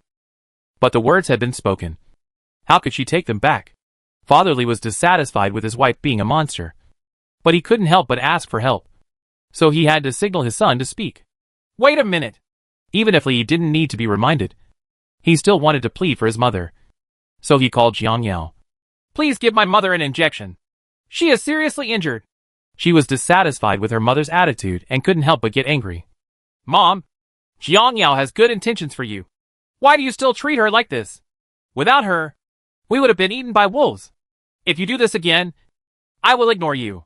After hearing her son's complaint, Mother Li finally breathed a sigh of relief and looked at Jiang back pretending to be convinced. In this case, in order not to cause trouble to everyone, I'll fight him. Jiang Yao turned around expressionlessly and gave Li's mother an injection. She should regard it as repaying Li. Otherwise, with her temper, Li's mother would have been left to fend for herself. After putting away the things, Jiang Yao dragged a dead wolf and started to disembowel it. Zhou Jin and Li stepped forward to help. Smelling the strong smell of blood, Zhou Han suddenly felt his stomach churn, and he turned his head and didn't dare to look again. Sweetie sat aside obediently, and the ground behind her, but was swept clean by its tail. Jiang Yao occasionally threw 2 pieces of raw meat and bones to Tianqin, and Tianqin caught them with her mouth and ate them happily. Its body was already big, and with its long white hair, it looked even stronger. She didn't know what it had eaten along the way. Jiang Yao felt that it had grown a lot, and its height reached her waist. Jiang Yao is not short at 1.7 meters, but I have never seen a Samia this big. Maybe Zhou Han was well raised, but Jiang Yao didn't think much about it. Soon, a wolf was skinned in the cold night and roasted in the fire. Chapter 24 Reunion with the Master. Everyone gathered around the fire, looking at the oily wolf meat. Their eyes were shining. Their throats were still squirming, and you could hear everyone swallowing saliva. Zhou Han was also greedy this time, because it tasted so good that she completely forgot about the scene of disembowelment. Jiang Yao is not surprised. Ever since the space had a grill, she has never been short of meat. But Jiang Yao couldn't figure out why the wolf couldn't be taken into the space. Could it be that the space hadn't met the conditions for upgrading yet? Well, it's possible. The smell of barbecue coming from the grill is almost there. Jiang Yao took out various spices and sprinkled them one by one. The aroma of the meat became more intense. Everyone stretched their noses to smell it, and their longing eyes became more intense. Zhou Han put the seasoning on the ground to the tip of her nose and smelled it. Sneeze! Sneeze! The pungent smell of chili pepper made her sneeze several times in a row. She sniffed and gave Jiang Yao a thumbs up. Io! You even brought seasonings. You are so good at knowing things. You knew we would be sleeping outdoors. Jiang Yao just smiled and really didn't know what to say to this stupid big girl. Zhou Jin spoke at this moment, breaking the silence. The meat is ready. The wolf legs were cut open with a knife, and the crispy skin made a clicking sound, which hit people's hearts directly. After Zhou Jin cut it, he took the lead in giving it to the 4 elders. Mother Zhou was not in a hurry to eat, but sighed. I didn't expect that we would end up like this. I used to feel like vomiting when I saw meat, but now when I see meat, I can't wait to eat it immediately. Mother Li had already stuffed the meat into her mouth and nodded perfunctorily. Seeing this, Mother Zhou also took a piece and ate it to enjoy. Father Zhou took a bite and vaguely responded to his wife. No, I have never eaten such delicious barbecue. Li nodded accordingly. Me too. Zhou Han's cheeks were bulging, and he didn't forget to give Sweetie a piece.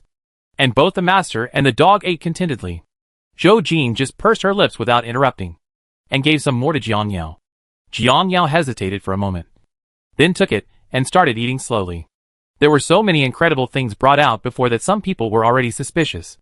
In order not to be exposed, Jiang Yao thought that she would try to eat the same food as them and not do anything special.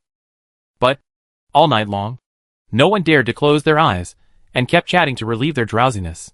Zhou Jin was still reading books, and Jiang Yao fell asleep when he had a chance.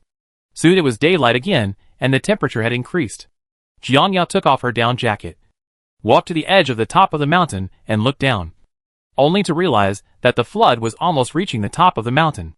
Others followed, their faces full of panic when they saw the approaching flood. Mother Zhou's voice changed anxiously. What should we do now? Will we drown? Zhou Jin stared at the calm water a few meters away and clenched her fists.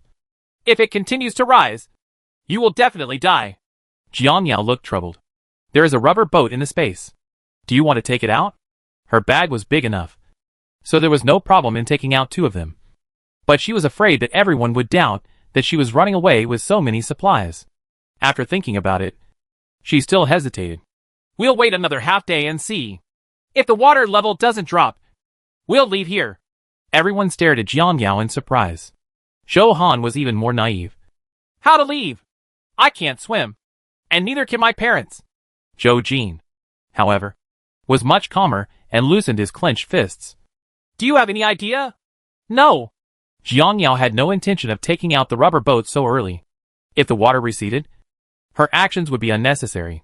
The indifferent look on Jiang Yao's face meant that Zhou Jin didn't believe it when she said there was no way. She must have had concerns or hoped that the flood would recede. Since I was said to wait for a long time. Let's wait for a long time. Everyone was injured last night, so it's better to rest more. Johan's words were unanimously agreed by everyone. Although he was anxious, he walked back to his original position and sat down. He heated up the remaining wolf meat and started eating together. Sweetie has been sitting obediently next to her owner. Her pure white hair is not dirty at all, but shining white. Jiang Yao glanced at its eyes in confusion and found that the pupils were a bit dark red. She had never seen that dog's eyes red. Henan, did your dog's eyes used to be red? Jiang Yao looked over and said, No, my dog's eyes are black, but it's red, although it's not obvious.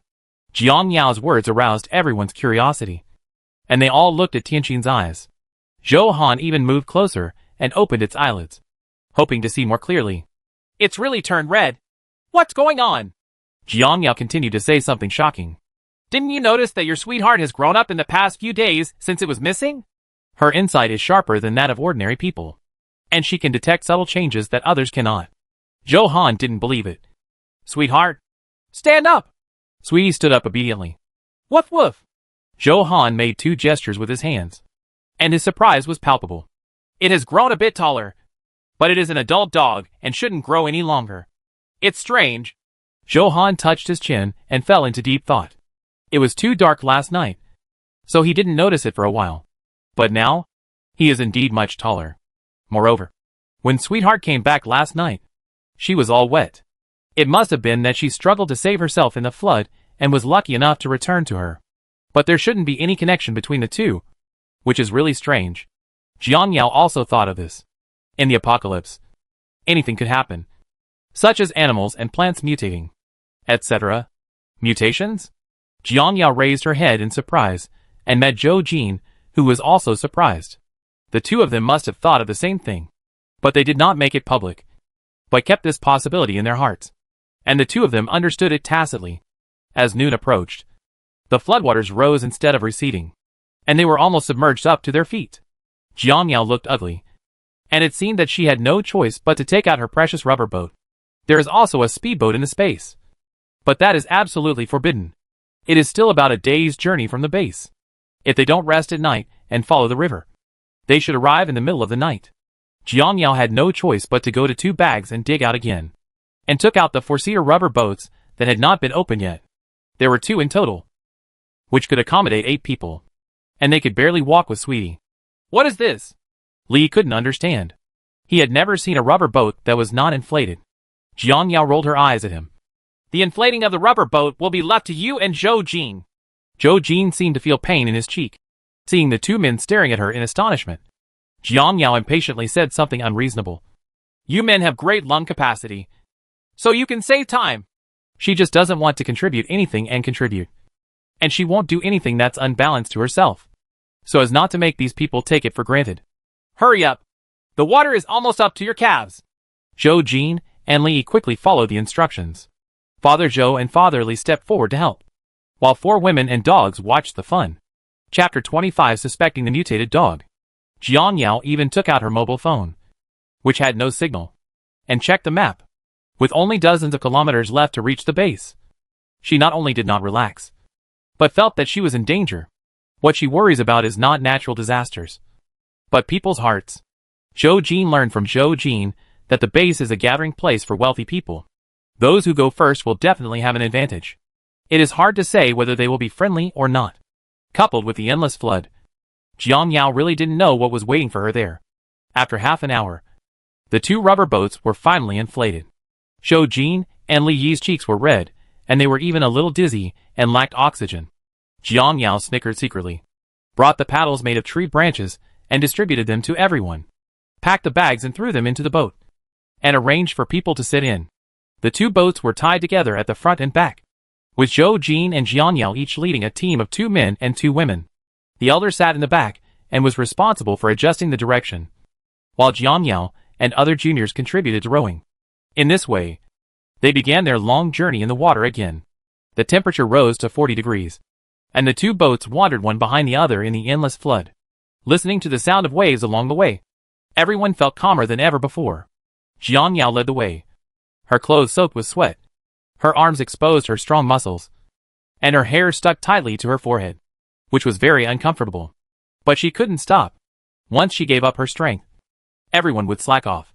The solar electric fan on the bow didn't work at all, and the hot air blew out, which made people even more irritated. Jiang Yao simply gave it to the boat behind. It was not bad to use it to comfort the elders, because they couldn't land. They had to eat, drink, and drink on the boat. Everyone was so shy that they would rather go hungry than drink water or eat. The mouths of the 8 people were so dry that they were white, and the dead skin fell off layer after layer. After several days of long journey, their cheeks and arms were deeply tanned. Fortunately for Jiang Yao, they did not get sick due to the large temperature difference. Otherwise, they would not know when they would be able to reach the base. It was getting dark, and several people put their coats on again. The difference in temperature had made them accustomed to taking off and adding more clothes. The vast flood looked sparkling under the light of Jiang Yao's headlamp. Zhou Han looked ahead listlessly. How long will it take for us to arrive? I'm so hungry. Jiang Yao glanced at the navigation system and said, It's almost here. About an hour or 2. Really? That's great. Motherly wiped the sweat from her forehead, her face full of surprise. Don't be too happy too early. Jiang Yao drooped her eyelids and stared at the calm and turbid water. Motherly's smile froze. Zhou Han was puzzled. What's wrong? Is there any danger? Jiang Yao's mouth was dry at this time, and she didn't want to waste more time. We'll find out when we get to the place. Zhou Jin didn't say a word. He had already guessed Jiang Yao's concerns. Natural disasters are not terrible, but people's hearts are hard to guess. If possible, it is not impossible to find a good place to settle outside the base. He knew nothing about the situation there, and could not make a decision. Thinking of his friend, Zhou Jin's frowned eyebrows finally relaxed. Gu Nanshan left a day earlier than him, and should have settled down at the base long ago. Maybe he can find him to help establish connections, and find a good house to live in. He is not short of money, but he is afraid that money is no longer money. After soaking in the water for another hour, it was almost early morning, and a little light suddenly appeared in front of me. It's the base. We're almost there. Ha! Finally here. Several people on the boat laughed loudly, especially Zhou Han, as if the dawn was right in front of him. He stood up and swayed his hands and sang. The sun is shining in the sky, and the flowers are smiling at me. Jiang Yao looked speechless, except for Zhou Jin and Jiang Yao, who still looked serious. Everyone else clapped and sang together. Soon, amid the laughter of everyone, they arrived outside the base. Looking at the towering wall, Jiang Yao was stunned. Who are you guarding against? No need to be so exaggerated. I saw that the walls were made of stone bricks. To the naked eye, they were about 50 meters high. There were many hollow columns inserted across the walls, which looked dark and shiny in the light. That's a cannon? Jiang Yao looked solemn. Why did he use the long cannon? What was it used to deal with? There are many observation lighthouses at the highest point, which are emitting dazzling lights and scanning back and forth in all directions. One of the beams of light stopped on them, and several people covered their eyes and did not dare to look at it. Jiang Yao was confused. What was going on? Suddenly, a serious male voice came from the watchtower. Who are you? Don't linger around and leave quickly. Everyone was stunned, and Li Yi was the first to react. What do you mean? You won't let us in? Zhou Jin looked up and saw a well-dressed man staring at them. He seemed to have a gun in his hand. Withdrawing his gaze, he slowly approached Jiang Yao. Something's not right here. Why is it so strict? Jiang Yao didn't know either. Just ask and have a better attitude. Good. At this time, several people on the boat could no longer sit still, especially the elders, who kept making noises in their ears. Jiang Yao was so noisy that she had a splitting headache and suddenly lost her temper. Stop arguing. Several people looked at Jiang Yao's cannibalistic eyes and stopped talking. Another cold voice came from the watchtower. Still not leaving? If not, I'll shoot. Zhou Jin quickly responded loudly, with a Jianghu air. Brother, we are all here fleeing. Please make it easy for us to get in. Fleeing? Do you have an ID card? When the people on the tower heard that they were fleeing, their tone finally softened a little. We all have it. Motherly took out the ID cards of a family of 3 from her bag and held them up, eager for the person to see them clearly. When everyone saw this, they also took out their ID cards. Jiang Yao was no exception. Okay. You guys come to the left. After we check it, we can decide whether we can come in. Upon hearing this, Zhou Jin quickly thanked her sincerely. Okay. Thank you very much. Brother. Jiang Yao picked up the oatmeal and sat down, reminding everyone, you all should sit down. Several people hurriedly sat down and rode to the left. No one expected that the base would be so tight. Fortunately, they all brought their IDs with them. Otherwise, they would not be able to enter today. Jiang Yao approached Zhou Jin. Do you know what's fishy about this? Zhou Jin shook his head. I don't know either. Jiang Yao sat up straight and stopped asking. It was normal not to know. She did not doubt Zhou Jin. The group of people quickly arrived at the inner position on the left. Zhou Han glanced up unintentionally and was shocked. It's actually an elevator. After hearing this, several people looked up. Inside the wall, I saw an elevator descending slowly. Because it was made of glass, I could clearly see 3 people inside. They were wearing helmets on their heads and carrying submachine guns on their backs. With sharp eyes, Jiang Yao almost cursed. The elevator room must have been built with bulletproof glass. Don't be so exaggerated. This would make her mistakenly believe that the base was not used to prevent floods, but to prevent foreign invasion. This time, Jiang Yao really guessed it right. Chapter 26 finally arrived at the shelter. After paddling to a dark place, Jiang Yao and others successfully landed. Put your bag on your back. Everyone quickly put their bags on their backs. After doing everything, Jiang Yao deflated the rubber boat, folded it, and put it into the bag regardless of whether it was still wet. The 3 guards quickly walked up to the crowd, seeing that they were all dirty and smelled of sweat, and looked like they were fleeing in embarrassment. They looked very much like ordinary people. They couldn't help but believe Zhou Jin's words just now. The leader, Zhang Qi, touched his gun and did not ask them about the rubber boat. Instead, he glanced at the sweetheart behind him. Where are you from? West City. Several people nodded hurriedly. Xicheng? Zhang Qi no longer doubted. It's a long way to go, and it's not easy to get here. Follow them to register information. Xiaoji, arrange a place for them to stay. Xiaoji on the left received Zhang Ji's cautious look and quickly made a military salute. Yes, Sir Zhang. You come with me. Thank you, Chief Zhang. Zhou Jin thanked him in a low voice. When the people behind him heard that they could go in, they were so excited that their whole bodies were working hard, and they never forgot to express their thanks. Thank you, sir. Thank you, sir. Thanks. Thanks. Chief Zhang just shook his head and gave a few words of warning. Keep a close eye on the dog and don't let it come out to bite people. Otherwise it will be shot directly. When Zhou Han heard the word, shoot and kill, he quickly hugged Sweetie in his arms. I will definitely keep an eye on it and prevent it from causing trouble. Yes. Before leaving, Chief Zhang glanced meaningfully at Tianxin. The others were too busy being excited to pay attention. Jiang Yao and Zhou Jin followed Xiaoji, while the others looked around curiously. It wasn't until they got on the elevator that they truly breathed a sigh of relief. Looking at the foggy weather outside the glass, Jiang Yao had a hunch that entering the base was not the best choice. The few people were quickly arranged to live in a place by Chief Xiaoji. It was said to be a place to live, but it was actually a temporary house made of a container. It only had enough room for a single bed, a simple shower room, a table and a chair. But for a few people sleeping outdoors, having a bed is already very good. The 8 square meter container is divided into 2 rooms, separated by a thin iron sheet.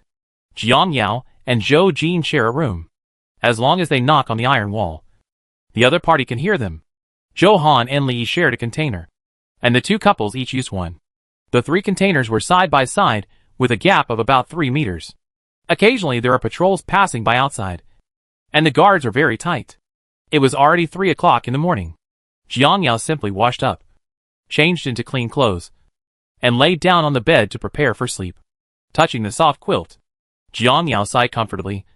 The bed was still comfortable. Her body completely relaxed. Jiang Yao quickly fell into sleep. The next morning, she was awakened by the sound of gongs and drums. Jiang Yao fell into a deep sleep and didn't know where she was when she woke up. She didn't wake up until she heard footsteps outside.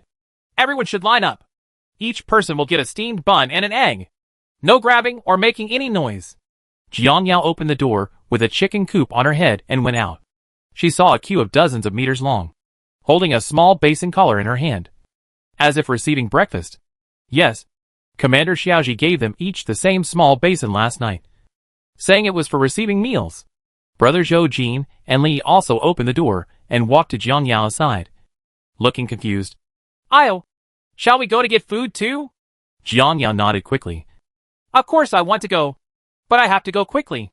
After saying that, he turned around and went into the house to get the basin. Seeing this, the others quickly got the basin and followed Jiang Yao to queue up. The long queue has no end, but they are at the end. Li knocked on the basin in distress. "When will it be our turn? Will there not be enough food in the end?" Jiang Yao and the others shook their heads in confusion, not knowing. An ant in front of Jiang Yao turned her head curiously. "You are new here, right?" Jiang Yao nodded. "Yes." The ant smiled and said, "As long as you register with the superior, you will have your share, but whether you can eat it depends on your ability." Zhou Jin squeezed the basin tightly. "What do you mean?" The ant pursed her lips to the right and asked, "Have you seen that group of people?" Jiang Yao and the others looked over and saw several groups of people standing together, and couldn't help but wonder. "Auntie, which group are you talking about?" The ant quietly approached Jiang Yao's head. "It's the group of people with their backs and heads raised and fierce looks on their faces.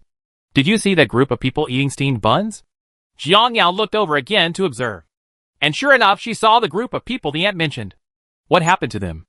The ant's expression was full of fear, and she didn't dare to stare to the right. They are the overlords of the poverty-stricken areas. Newcomers must pay protection fees and contribute their breakfast. Otherwise they will teach them a lesson. Auntie's eyes turned red when she thought of what she had experienced the past few days. When we first came here, we were bullied by them for 5 days in a row. We were so hungry that we could only drink raw water. They robbed us of all our money. Alas, we don't know how we will live in the future. Jiang Yao frowned. Don't the people above care? The ant shook her head sadly. How can I control it? Everything is decided by this. Auntie's thumb and index finger rubbed against each other. Jiang Yao understood instantly. After looking at Zhou Jin behind her, she turned around again to chat with Auntie. Auntie, is the slum area you just mentioned the container we live in? Are there still distinctions between rich and poor here? No. This is just a small area. Look to the left. When Jiang Yao heard this, she looked over and saw only high mountains in the distance. Nothing special. Zhou Jin also looked over, but also saw nothing. What's there? The ant patiently explained while walking forward. At the foot of the mountain over there is where the rich live. I heard that the houses there are all well-decorated apartments. Although they are not big in size, they are much better than here. At least they have air conditioning, so they are not afraid of hot or cold. And air conditioning? So comfortable. Thinking of how she shivered from the cold last night, Jiang Yao secretly rejoiced in her heart. Fortunately, she was not short of money. Does Auntie know how much it costs to enter a wealthy area? After hearing this, the ant turned her head and stared at Jiang Yao in shock. Are you rich? Jiang Yao didn't nod or shake her head. She just looked at her ant coldly. After the ant came to her senses, she kindly reminded, if you don't have tens of millions, it's better not to go there. People are eaten there without spitting out bones. I heard that money doesn't work very well. You have to exchange food for things. 10 million? Food? Jiang Yao has a cold face and a warm heart. But she has it all. Although she doesn't have much food, she has other supplies. So she can definitely get a lot of food in exchange. Jiang Yao knew everything she should know, and didn't plan to ask any more questions. She sincerely thanked her. Thank you, Auntie. We understand. Seeing that Jiang Yao and the others were young and handsome, the ant said more. You are so pretty. So be careful. Chapter 27 Temporarily Settling Down. Jiang Yao understood and nodded silently. Zhou Jin frowned and stared at the still long queue with awe. Having already made a decision in his heart, Zheng Nansheng must have been in that wealthy area. He had entrusted all the documents of the Zhou group to him, and he would not let him down. After making up his mind, he looked at Jiang Yao in front of him again and decided to take her with him. Are you new here? Someone suddenly spoke in front of them on the right. Jiang Yao and the others looked over and saw the group of people that the ant called the overlords. The leader was a tough guy about 1.8 meters tall. His whole body was covered with muscles, and he exuded a fierce energy, especially his thick beard and wolf-like eyes. He looks a bit like a northerner, rugged in his bones. The ant didn't dare to look at the other person, and the next second she stayed away from Jiang Yao, for fear of hurting herself. Zhou Jin stood in front of Jiang Yao and others. What's the matter? The tough guy sneered and walked over slowly with a straw in his mouth. More than a dozen followers behind him followed slowly, with disdain on their faces. What's the matter? Haven't you heard that the new arrival has to pay protection fees and breakfast? Jiang Yao bit her lower lip. The aunt said it exactly, but she was not afraid of anyone. No! No! The younger brother behind the tough guy suddenly rushed up and glanced back and forth at Jiang Yao with an angry face. After discovering that she was still a beauty, a lustful smile appeared on the corner of his mouth. If you don't have any, just use something to pay for it. Or use you to pay for it. Let our boss be happy and comfortable. I'll make sure you don't have to worry about food and clothing. Upon hearing this, Zhou Jin and Li immediately blocked Jiang Yao and Zhou Han from letting each other's lustful eyes stay on them. Unexpectedly, Jiang Yao pushed the two of them away, took out the dagger from her waist, kept tapping it in her hand, and walked in front of the two of them. The corners of his mouth were raised with a strong sense of contempt. What did you just say? Say it again. Damn you! The younger brother was immediately angered and put his finger directly on Jiang Yao's shoulder. Xiao Daochang, put down the knife. Do you dare to face my boss? Do you not want to live? The tough guy crossed his arms and showed a determined smile. I'll! Zhou Han was afraid that Jiang Yao would be injured, so he thought of coming to help. Sweetheart stood silently next to Jiang Yao, with hair on his body. You all don't come over here. Jiang Yao stopped and looked sideways at the tough guy. It just so happens that my bones are itchy, and I want to stretch my muscles. Zhou Jin was stiff all over. At this moment, she still tried to be brave and joked. There were so many people on the other side. Could she solve it alone? Snort. If there's anything that can't be solved, think about it. In her previous life, the opponent had nearly 30 people who could barely suppress her. Now facing 10 or so people, it's no problem at all. There were 2 pops, and the dagger was placed on the man's hand. Jiang Yao's eyes were cold. Take your hands away! I count to 3. Ha ha ha ha ha ha! The other party laughed. Just because of your little frame? Ha ha ha! But the next second, a wailing sound suddenly came. Ah! My hand! The younger brother bent down and jumped vigorously with his hand in his arms. There was a bloody finger on the ground not far from him. Wasn't it cut by Jiang Yao? Sweetheart quickly picked up the severed finger, chewed it and swallowed it. Everyone's expressions changed drastically. And then, they noticed the opponent's huge dog, and they suddenly became wary. So good! Jiang Yao touched Sweetheart's dog head and snorted disdainfully at her younger brother. Before you laugh, you must think of the consequences.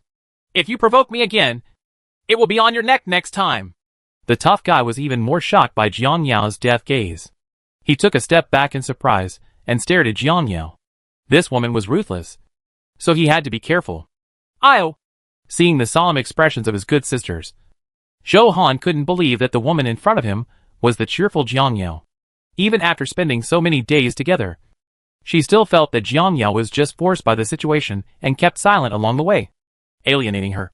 But now, what kind of blow did she experience? Zhou Jin and Zhou Jin didn't react. Jiang Yao was too fast and didn't even have the chance to stop him in time. Things are getting serious now. There was originally a crowd of people watching just now, but now there is no sign of anyone else within a 10-meter radius. The long queue seemed to have turned a corner, successfully avoiding the plus of right and wrong. Some people were bolder and glanced secretly this way from time to time. If you dare to touch my little brother, I will make you pay the price. Jiang Yao didn't care, glanced at the blood on the blade, and stretched out the dagger indifferently. Go ahead. He didn't forget to turn his head and remind his teammates. Stay back. Don't affect me. After the 3 people retreated, Jiang Yao was surrounded by more than a dozen people. They all took out fruit knives from their waists and held them with a cold light in their hands. Seeing this, Zhou Jin quickly ran back into the house, holding the long knife that had not been returned in his hand. As long as the other party dared to attack, he would not show mercy. The scene was at a deadlock for a while, and it was extremely hot in this early morning of around 20 degrees Celsius. Jiang Yao's forehead was covered with sweat, and she was always paying attention to the other party's actions. The tough guy narrowed his eyes slightly and pointed forward with his right hand, and the younger brothers immediately swarmed him. Hack them all! Go on! Beat him! Jiang Yao kicked the 2 men who rushed forward 5 meters away with a flying kick. The others were stunned with their knives raised, obviously not expecting her to be so strong. I don't know who spoke. You're still a practicing master, so be careful. After hearing this, the younger brothers became much more cautious. Jiang Yao was not afraid of trouble. She just wanted to see if her strength had deteriorated. Someone bumped into her today, and she deserved it. Come on! Are you scared? The young men's ears were reddish, and their faces were ugly. They were obviously embarrassed by the woman. Some of them couldn't bear Jiang Yao's provocation and rushed forward. You want to die! Jiang Yao made another spinning jump and accurately kicked the two of them on the shoulders. The dagger scratched the arm of one of them. The power in her hand was not exhausted, and there was still room left. After all, this is a base, and Jiang Yao doesn't understand the rules here. If someone is really killed, she might not be able to eat, or be punished by the people above, or even be imprisoned. Zhou Han hid behind his brother, with a worried look on his face. Why is Io more ruthless than before? Zhou Jin tilted her head. She used to fight a lot? Zhou Han nodded. Well, it was just a small fight. Since escaping, she has become more and more indifferent, and she has even become more ruthless. Is that so? Zhou Jin didn't know Jiang Yao, so naturally he didn't know what she was like before. Several people were quickly knocked to the ground by her, leaving the younger brothers behind to hesitate and wait for the boss to give orders again. The tough guy clenched his fists, and his eyes were about to pop out. He didn't expect this woman to be so difficult to deal with. It seemed like he was in trouble, despite the disadvantage. In order not to lose face in front of his younger brothers, he could only bite the bullet. Chapter 28. The base establishes its power for the first time. This woman is very strong. Just looking at the muscles on the tough guy's body, you can tell that his strength is not much smaller. So the tough guy pushed away the crowd domineeringly and stood in front of Jiang Yao, admiring. Your skills are good, but so what? I can still take you down. Jiang Yao had just moved her muscles and bones, and now she felt her blood boiling all over her body, as if her murderous soul from her previous life had been awakened. Stop talking nonsense. Today it's you but not me. The tough guy spit on the ground and dismissed Jiang Yao's harsh words. Oh, that's not a bad tone. Pulling out the machete from his waist, the tough guy locked onto Jiang Yao. If you win, I will recognize you as the boss. But if you lose, you must give me all your property and food. Whether you can get those depends on your ability. Arrogant! Clang! The swords of the two collided quickly. Jiang Yao was pushed back by the opponent and stood 2 steps away. There was a numbness in his hands, which was quickly ignored by Jiang Yao. Io! Jiang Yao! Are you okay? The three of them said in unison. Although he was not injured, it was still tugging at the hearts of Zhou Jin and the others. He wanted to help, but Jiang Yao refused. Don't come up here. I can do it alone. Jiang Yao could feel that the opponent was really strong, and his strength was not inferior to hers. But if he wanted to break through, he had to find an even match. By not letting Zhou Jin help, she was not trying to show off her strength, but to make a breakthrough. The tough guy touched the blade and said, Humph! Your tone is not small. Jiang Yao didn't want to talk nonsense and rushed forward with all her strength. The two fought each other with fists and kicks, and after a few rounds, they were evenly matched. Jiang Yao was at a height disadvantage, but was more flexible and avoided most of the tough guy's tough moves. About 5 minutes later, Jiang Yao saw the other party's chest rising and falling, and knew that the time had come. Spiral kick. Waist choke. Turning away from the arm. After a set of military punches, the tough guy was finally kicked in the abdomen by Jiang Yao. Jiang Yao took advantage of the victory and struck him in the crotch. Panic flashed in the tough guy's eyes, and he hurriedly used his hands to block it. Jiang Yao immediately changed direction and attacked his head with a fist. The tough guy failed to catch it in the panic, and was hit in the temple. He fell to the ground and raised a fist that filled the sky. Dust. Jiang Yao stopped her moves and smiled scornfully. Humph. It's nothing more than that. Wow! Io is so awesome! Woof woof! One person and one dog cheered enthusiastically. Jiang Yao's toughness probably frightened the younger brothers, but no one took action to catch their boss. The tough guy quickly passed out and fell unconscious. The younger brothers were discussing in a hurry. How to do this? Run away quickly. What should I do? They all look like stupid pigs. At the beginning, the younger brother kept giving instructions. This bitch is not a woman. Help the boss up quickly. When the boss wakes up, he will come to settle the score with her. A group of people quickly fled with the unconscious tough guy. For a moment, Only a few people were left at the scene, surrounding Jiang Yao and praising him. Zhou Han even hugged her arm. "Io, your military-style boxing is still so handsome. Right, brother?" Zhou Jin raised the corners of his mouth. "Yeah, not bad." Jiang Yao calmly pulled out her arm. "I'm afraid if I fight back once, it will be more troublesome later." There was such a big movement. But the patrol team didn't even hear the news and came to stop it. Did they really not know about it? Or did they just let them do it? It looks like a strict base. But there is a lot going on inside. Zhou Jin looked behind him and said, "Don't worry about it for now. Let's get breakfast before we talk." Zhou Han and Li agreed. "Yes, I'm hungry." There was a long queue at the beginning. But now, it was 100 meters away. Several people quickly ran over and got in line behind the queue. After a while, everyone received a steamed bun and an egg. Looking at the only breakfast in the basin, Jiang Yao frowned. It was so little, so he might as well eat his own food. Zhou Jin noticed Jiang Yao's disgust and hurriedly comforted him. "It's good to have these. When we move to the foot of the mountain, there should be enough food." There is no signal at the base, and you cannot use your mobile phone. You have to find someone to help bring a message to Cheng Nansheng and ask him to help find 2 places to live. Move to the foot of the mountain? Jiang Yao looked at Zhou Jin's chiseled profile and thought of the same thing as her. "I'll go find the people above in the afternoon and see if there's any way I can get there earlier. And finally, I'll be able to leave here in the afternoon." "Afternoon? Is it too soon?" Li didn't want to leave, but he had doubts about the system here. The base allowed the group of people in the morning to brazenly rob, which shows that there is a mixture of good and bad here, which is very different from the previous civilization. So can the moving be so smooth? Jiang Yao was not sure either. "Let's give it a try. If it doesn't work, think of other ways." Before leaving, she wanted to ask if there was a supply of supplies here, and she would buy them even if they were sold at a high price. She was too tired last night and forgot to ask, so she went shopping after dinner. Making up her mind, Jiang Yao quickly finished the eggs, wiped her mouth and looked at the 3 of them. "I'm going to go shopping." Zhou Han wanted to follow. "I want to go too." Jiang Yao frowned. She was going to stock up on food, not just wandering around. She couldn't let others discover her secret, so she refused Zhou Han.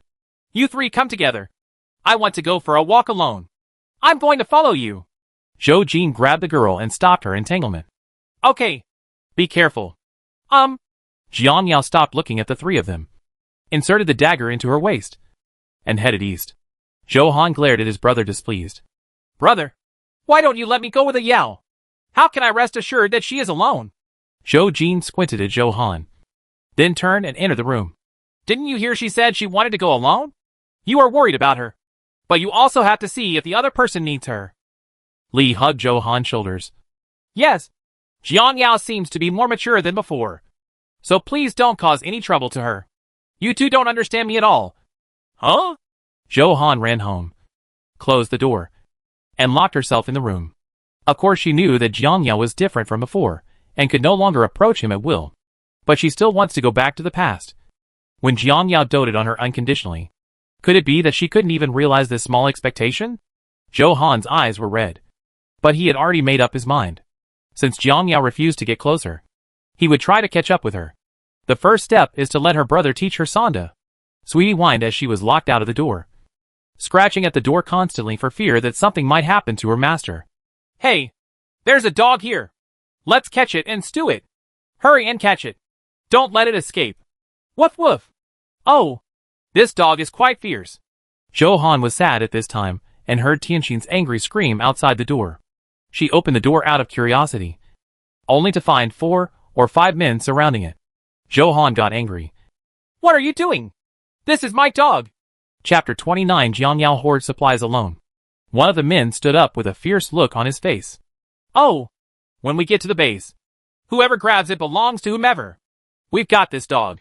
Zhou Han couldn't help but be afraid when she saw that there were so many people there.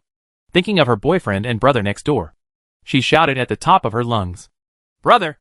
Brother E! Help!" The door next door opened quickly, and Zhou Jin and Li rushed out with knives. "What's wrong?" "They want to steal the sweetheart to make soup." "Stew?" When Sweetheart heard this, the hair on her neck immediately stood up.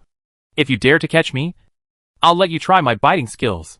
Spotting a thin man, Sweetheart rushed forward, Before the man could react, his butt was bitten tightly by it, and he let out a scream. Ah! Release my butt! The man hit Sweetheart hard on the dog's head. Seeing this, other people stepped forward to help. Some pulled Sweetheart's body, and some pulled her thighs. But Sweetheart bit it firmly. Her teeth sank into the flesh, and she kept moaning. Hurry up and beat it to death! Why are you standing there in a daze? The bitten man couldn't bear the pain and hit Sweetie's head with his fist. How could Johan bear it? When she caught a glimpse of the brick in the corner, she picked it up and hit the man on the head without hesitation. She even screamed wolf to kill. But she was still afraid of this weakling man? The brick hit the man's forehead accurately and broke into pieces and fell to the ground. Ah! You bitch! My butt was bitten by a sweetheart and slapped by a woman. It was really not worth the gain. Joe Jean saw that several people were just ordinary minions. After giving the knife to Lee, he stepped forward to help. Forward kicks, bending over and chokeholds, blows to the chest and hips. After a series of moves, several people were quickly knocked to the ground. Sweetheart finally tore off a piece of meat, which was bloody, and spat it out in disgust. Seeing that they couldn't fight, the few people helped each other stand up and said harsh words while running. Just wait for me. I'll call my big brother. Johan put his hands on his hips and looked like a shrew. You can call me, but I'm afraid of you as an ant. I'm going to make you pay the price and bankrupt your family. The bitten man limped and ran away with his arms held up. When Johan heard this, he picked up the brick and threw it at it. But the person had already run away and was not hit at all. Huh? You guys can run fast. Woof woof. Sweetie bared his teeth and barked. If you come again, this dog will bite you again. Joe Jean silently glanced at his increasingly aggressive sister. Okay, we'd better keep a low profile. If others don't cause trouble, we have to restrain ourselves. Johan refused to give in for the first time. I know, but I don't want to bear with them, as they have sweetheart ideas. Lee came over and hugged his angry girlfriend. Okay, isn't Sweetheart very powerful? It can protect itself. Humph. Johan broke away from her boyfriend's arms and walked to his home, not forgetting to call Tianqing. Sweetheart, come back with me. The two of them were left looking at each other speechless. As for Jiangyao, she had just asked the patrol officers and followed their directions to the so-called material replenishment area, only to find that it was just a bartering market. Of course, if you have enough banknotes, you can buy the supplies at several times the price. Jiangyao was glad that she had withdrawn 10 million in cash before leaving. Otherwise she would not be able to stock up on the supplies she wanted. After observing for a while, Jiangyao found that the grains in the hands of merchants were basically soaked in water and could not be compared with new rice. Arriving in front of an honest-looking uncle, Jiangyao took some rice, examined it carefully, and asked about the price. Uncle, how do you sell your rice? The uncle looked at her again, and finally said, 1 pound of meat for 5 pounds of rice, or 200 yuan for 1 pound of rice. Jianyao's heart moved. What about new rice? What's the price? The uncle smiled and said, New rice is naturally more expensive. 1 pound of meat can be exchanged for 2 pounds of rice, or 500 yuan can buy 1 pound of new rice. Jiangyao nodded calmly and walked away. The uncle still wanted to persuade him to stay. Hey girl, you don't want it anymore? Jiangyao just shook her head and went to look at other things. When she reached the fish stall, Jiangyao was attracted by the huge thing in front of her. I saw that it was a big fish over 1 meter long, probably weighing 40 or 50 pounds. It looked a bit like a crucian carp in the river. Jiangyao loves to drink fish soup, so he is very familiar with crucian carp. I could see that it was constantly exhaling in its mouth, and you could clearly see the finger-thick teeth inside, and its tail was still swaying, even if there was no water. It didn't seem to be weak. If you look carefully, the fish's eyes are actually red. Is it really crucian carp? Why has she never seen such a big crucian carp? Soon, the fish stall was surrounded by people with different opinions. This is the second strange fish in the past few days. I heard it was caught in the flood and it can attack people. Yes, I heard that too. 2 days ago, a fisherman was dragged into the water, and his body was not found. Really? What kind of fish is so powerful? Well, I don't know. Can you still attack people? It's not surprising that such a big fish drags people into the water. But it's the first time I've heard a freshwater fish attacking people. But looking at the red eyes, Jiangyao couldn't help but think of Sweetheart. Its eyes were also red. Is there any connection between them? Or is there something weird about the flood? Jiang Yao planned to buy the fish, put it in the pool of space, and observe it for a while. After looking around, he finally found the owner of the fish, who was an inconspicuous middle-aged woman. Mom, how can I sell this fish? The aunt glanced at Jiang Yao, and then her eyes lit up. She had been waiting all morning for a customer, so when someone asked, she was naturally very excited. Sister, are you sure you want to buy it? Jiang Yao nodded. Buy? How to sell? The aunt thought for a while, then finally gritted her teeth and said, well, how about 100 kilograms of rice? For such a big fish, she had already suffered a loss in exchange for 100 kilograms of rice. But thinking of her 2 sons and the old man who were waiting for food at home, the aunt would rather lose a little than let go of Jiang Yao, this fat fish. Jiang Yao blinked her big innocent eyes. Mom, is 100 pounds too much? This fish looks like it's going to die, and it must not taste good. Can it be cheaper? When the aunt heard that the other party was going to lower the price, she immediately became unhappy and said, no, it's only 100 kilograms. No less. You go ask someone and see who says this price is inappropriate. I already said it's very cheap. Jiang Yao didn't know how the fish was exchanged, but judging from the anxious look on the aunt's face, she must have wanted to sell the fish in a hurry. Okay, let's all take a step back. How about 90 pounds? It's a pound for a pound if it can be reduced, and her food is not blown by strong winds. The aunt seemed to hesitate, but in the end, she reluctantly agreed. Okay, 90 is 90. Jiang Yao had no food on hand, so she had to ask her aunt to carry the fish to a deserted place. She took the opportunity to excuse herself and walked away, taking out 90 kilograms of rice from the space. Chapter 30, Discovering Red-Eyed Fish. The two of them exchanged things with each other. After the aunt left, she glanced around. There was no one or surveillance, so she squatted down, took the fish into the space, and put it into the pool. Jiang Yao accidentally saw the green in the ground and was surprised. In just 2 days, the cabbage had grown, and it looked juicy and very tempting. Jiang Yao swallowed her saliva and planned to go back and try the crops grown from space to see if there was any change in taste. But what should I do if she doesn't know how to cook? She really wants to eat seafood. Quanchi! Quanchi! Woo! Hearing the sound, Jiang Yao's nostalgic expression froze on her face. She looked at the space intently and found that the machine she had no idea of its use before was actually moving. There is a pot inside with 2 large lobsters, which are steaming hummingly. The time is also marked on it. 2 minutes? It's actually several times faster than outside. She stocked the pot and lobsters herself. And it turns out the machine can also cook. What about the other one? What is it used for? Stir fry? Just as I was thinking about it, another machine also started moving. I don't know when rabbit meat had been put in the pot. The smell was like spicy rabbit dices. They are all cooking machines. You really don't have to do it yourself. Jiang Yao waited in surprise. Finally, the lobster was steamed. She quickly took off a leg, took it into her mouth, and bit into it. The delicious taste burst into her mouth, and it was so delicious that her tongue almost swallowed it. Too delicious. Jiang Yao just squatted in the corner, finishing the big lobster and spicy rabbit by herself, and licked her fingers with relish when she was done. How long has it been since you had these? More than a year. Thinking of this, Jiang Yao was moved to tears. This space was simply tailor-made for her.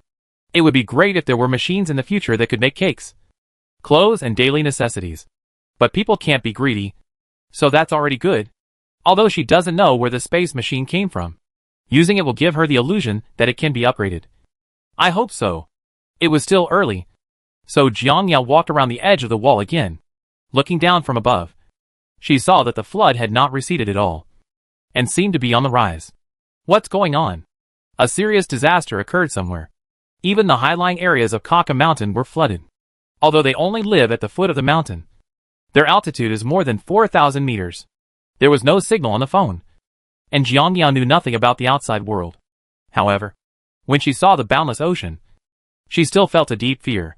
And she always felt that there was something hidden under the calm water. It's like a fish hidden at the bottom of a pond in space. When she turned around and was about to leave, Jiang Yao saw Chief Zhang from last night. From the way his subordinates respected him last night, he must have a high official position. Why don't you ask about the moving location? As she said, Jiang Yao approached Chief Zhang. But before she could reach him, the subordinate behind him had already raised his gun. "What are you doing? Stay away!" Seeing this, Jiang Yao did not dare to step forward anymore and raised her hands above her head. "Sir Zhang, I am the one who came to the base last night. I just want to ask about the immigration issue at the foot of the mountain." Chief Zhang raised his eyebrows with interest on his face. "You mean Fusheng apartment?" Fusheng apartment? As soon as the name sounded, it was not a place that ordinary people could go. "Yes, it's Fusheng apartment. I want to move there." Chief Zhang was silent for a moment, then turned and left. "Follow me." Jiang Yao secretly thought there was a chance. They raised their legs and followed quickly. They didn't stop until they entered a conference room. She and Chief Zhang were the only two people in the room. Jiang Yao sat on a chair and happily accepted Chief Zhang's meaningful eyes. Finally, he spoke. "Not everyone can enter that place. What are the conditions required to enter?" Jiang Yao tried her best to talk to Chief Zhang in the most polite tone. She had just come here, so it was best not to offend anyone. Chief Zhang took out a cigarette from his bag and lit it for himself. After taking a deep breath, he looked at Jiang Yao mysteriously. "The conditions are, of course, being able to contribute to the base, such as providing food, or adding bricks and mortar to the base." Jiang Yao had already guessed it in her heart, but she was still a little surprised when she heard it from others. It turned out that the base was not just a refuge for the people as she thought. The specific number is, the grain is no less than 10,000 kilograms, and the bricks and tiles. Officer Zhang showed a meaningful expression. In fact, the apartments at the foot of the mountain are equivalent to the homes people choose voluntarily. Just like buying a house. You can buy it if you need it, but the price is a little more expensive than the house price. Of course, if you don't want to buy, you can also live in the houses provided by the base for free. Although the conditions here are a little worse. You don't have to worry about food and clothing. There is a trading market, and you can go hunting. We won't care about these." Jiang Yao lowered her head, and finally heard the other meaning of Zhang Guan's words. He probably thought that he was unable to buy a house in Fusheng apartment. Only then would he say these tactful words of admonishment to let himself retreat in spite of difficulties. Jiang Yao made up her mind to move, since she was not short of money anyway. "How much does it cost to buy a house?" Officer Zhang's hand shook and the cigarette ashes fell on the table. "Are you sure you want to buy it?" Jiang Yao nodded firmly. "Buy." Chief Zhang took another puff of cigarette and fell into deep thought. He did not expect that this girl had some savings despite her young age. It's not that he doesn't want to be accommodating, but the houses at the foot of the mountain have been reserved by wealthy people, and there are no more houses for sale. However, this reservation has a time limit. If the reservation holder does not come to the base on time, the reserved house will not be counted. Today there happens to be a room where the owner did not arrive on time. If he does not arrive before 8 p.m., the room can be sold to someone else. However, he had no intention of telling the truth. If the secret of the base's lack of supplies was exposed, it would definitely cause people to panic. According to his understanding, there will be an inevitable disaster in the country in 2 days, which will affect the base. If the secret is leaked, he will not be able to continue his work. Chief Zhang snuffed out the cigarette, but in his hand, and squinted at Jiang Yao. "I can't give you an answer today. Come to me tomorrow. If the higher-ups can accommodate me, I will give you priority." Jiang Yao stood up excitedly. "Thank you, Chief Zhang. I will definitely be here at this time tomorrow." With Chief Zhang's words, Jiang Yao knew that the matter of buying a house should be settled. But thinking of Zhou Han's family, her excitement quickly calmed down. "Sir Zhang, I also want to ask my friends. They also want to move away. Can we work together to accommodate them? How many rooms do you need?" Jiang Yao gave a conservative number. "About 3 sets." 3 sets? Not 3 rooms? Chief Zhang held the table in surprise, and worked for a long time. What they were talking about was not a quantifier at all. 3 apartments? How could there be so many? Jiang Yao said with a smile. "There are many of us, and 3 apartments are barely enough for us." Chapter 31 Shocked. Space can cook. The two of them exchanged things with each other. After the ant left, she glanced around. There was no one or surveillance. So she squatted down, took the fish into the space, and put it into the pool. Jiang Yao was surprised when she accidentally saw the green in the ground. In just 2 days, the cabbage had grown, and it looked juicy and very tempting. Jiang Yao swallowed her saliva and planned to go back and try the crops grown from space to see if there was any change in taste. But what should I do if she doesn't know how to cook? She really wants to eat seafood. Quanchi! Quanchi! Woo! Hearing the sound, Jiang Yao's nostalgic expression froze on her face. She looked at the space and found that the machine she didn't know how to use before was actually moving. There is a pot inside with 2 large lobsters, which are steaming hummingly. The time is also marked on it. 2 minutes? It's actually several times faster than outside. She stocked the pot and lobsters herself. And it turns out the machine can also cook. What about the other one? What is it used for? Stir fry? Just as I was thinking about it, another machine also started moving. I don't know when rabbit meat had been put in the pot. The smell was like spicy rabbit dices. They are all cooking machines. You really don't have to do it yourself. Jiang Yao waited in surprise. Finally, the lobster was steamed. She quickly took off a leg, took it into her mouth, and bit into it. The delicious taste burst into her mouth. And it was so delicious that her tongue almost swallowed it. Too delicious. Jiang Yao just squatted in the corner, finishing the big lobster and spicy rabbit by herself, and licked her fingers with relish when she was done. How long has it been since you had these? More than 3 years. Thinking of this, Jiang Yao was moved to tears. This space was simply tailor-made for her. It would be great if there were machines in the future that could make cakes, clothes, and daily necessities. But people can't be greedy, so that's already good. Although she doesn't know where the space machine came from, it always gives her the illusion that it can be upgraded. I hope so.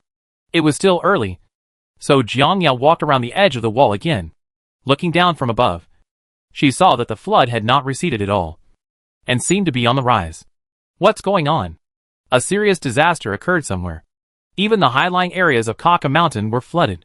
The base is built around the foot of Kaka Mountain, with an altitude of at least 4,000 meters. Floods can even come up, but other places are not. Jiang Yao shook her head vigorously. She really couldn't imagine the outside world. Looking at the turbid floodwater, she still felt a deep fear, always feeling that there was something hidden under the calm water. When she turned around and was about to leave, Jiang Yao saw Chief Zhang from last night. From the way his subordinates respected him last night, he must have a high official position. Why don't you ask about the moving location? As she said, Jiang Yao approached Chief Zhang. But before she could reach him, the subordinate behind him had already raised his gun. What are you doing? Stay away! Seeing this, Jiang Yao did not dare to step forward anymore and raised her hands above her head. Sir Zhang, I am the one who came to the base last night. I just want to ask about the immigration issue at the foot of the mountain. Chief Zhang raised his eyebrows with interest on his face. You mean Fusheng apartment? Fusheng apartment?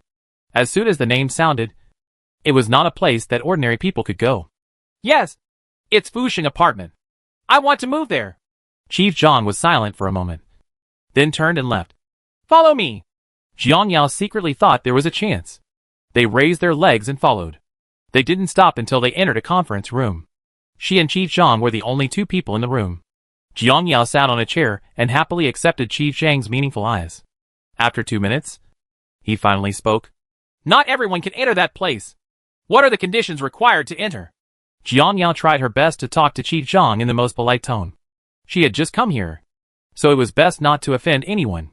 Chief Zhang took out a cigarette from his bag and lit it for himself. After taking a deep breath, he looked at Jiang Yao mysteriously. The conditions are, of course, being able to contribute to the base, such as providing food, or adding bricks and mortar to the base. Jiang Yao had already guessed it in her heart, but she was still a little surprised when she heard it from others.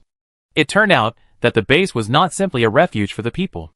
The specific number is, the grain is no less than 10,000 kilograms, and the bricks and tiles.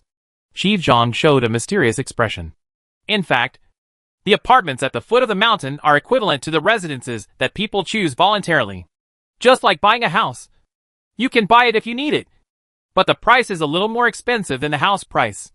Of course, if you don't want to buy, you can also live in the houses provided by the base for free. Although the conditions here are a little worse. You don't have to worry about food and clothing. There is a trading market, and you can go hunting. We won't care about these. Jiang Yao lowered her head, and finally understood the other meaning of Zhang Guan's words. He must have thought that he was unable to buy a house in Fusheng apartment. Only then would he say these tactful words of admonishment to let himself retreat in spite of difficulties. Jiang Yao made up her mind to move, since she was not short of money anyway. How much does it cost to buy a house? Officer Zhang's hand shook and the cigarette ashes fell on the table. Are you sure you want to buy it? Jiang Yao nodded firmly. Buy. Chief Zhang took another puff of cigarette and fell into deep thought. He did not expect that this girl had some savings despite her young age. It's not that he doesn't want to be accommodating, but the houses at the foot of the mountain have been reserved by wealthy people, and there are no more houses for sale. However, this reservation has a time limit. If the reservation holder does not come to the base on time, the reserved house will not be counted. Today there happens to be a room where the owner did not arrive on time.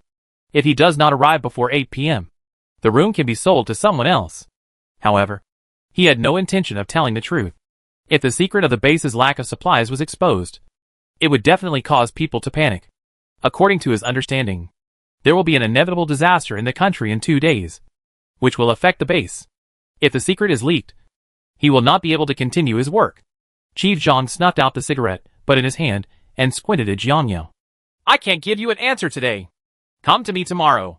If the higher-ups can accommodate me, I will give you priority. Jiang Yao stood up excitedly. Thank you, Chief Zhang. I will definitely be here at this time tomorrow. With Chief Zhang's words, Jiang Yao knew that the matter of buying a house should be settled. But thinking of Zhou Han's family, she wanted to ask a few more questions. Sir Zhang, I also want to ask my friends. They also want to move away. Can we work together to accommodate them? How many rooms do you need? Jiang Yao gave a conservative number. About 3 sets. 3 sets? Not 3 rooms? Chief Zhang held the table in surprise, and worked for a long time. What they were talking about was not a quantifier at all. 3 apartments? How could there be so many? Chapter 32. Someone is causing trouble again. You must know that a room is about 80 square meters in size, which can accommodate 3 or 4 people. A suite is 240 square meters, which is 3 times the size of a single room, and can accommodate nearly 20 people. Chief Zhang couldn't help but look at Jiang Yao again. Judging from the number of people last night, they didn't have that many people. Jiang Yao received Chief Zhang's confused look and said with a smile, We are used to living separately. We can barely fit in 3 apartments. Chief Zhang walked to the window, calmed down the surprised expression on his face, and then turned around and looked at Jiang Yao seriously. Do you know the price of 3 apartments? Chief Zhang raised his hands. It's close to 9 figures. The smile on Jiang Yao's face froze. Good guy. The apartment in the base is so expensive. It's almost as expensive as the villa in his hometown. You sure? She had no problem. She was just afraid of Zhou Han and the others. Zhou Jin, the boss of a group, should be able to afford it. Chief Zhang nodded affirmatively. In this case, I will go back to discuss it with them, and come back to you at this time tomorrow. Jiang Yao turned around and left. Chief Zhang just wanted to breathe a sigh of relief, thinking that the other party had given up on the difficulty. But Jiang Yao said again, My deal is about to be settled, and I would like you to help me be accommodating. After saying that, the figure disappeared at the door, leaving Chief Zhang staring at the door with his mouth wide open. 9 digits is not a small amount. This girl didn't even think about it. But soon, he was relieved. Since I came to the base to go on a mission, what kind of people have I not seen? Some people are fighting for their stuttering, and some people can easily buy an apartment. There are so many things in the world.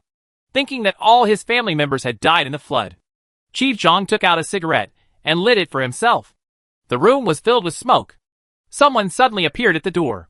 Sir Zhang, someone wants to see you.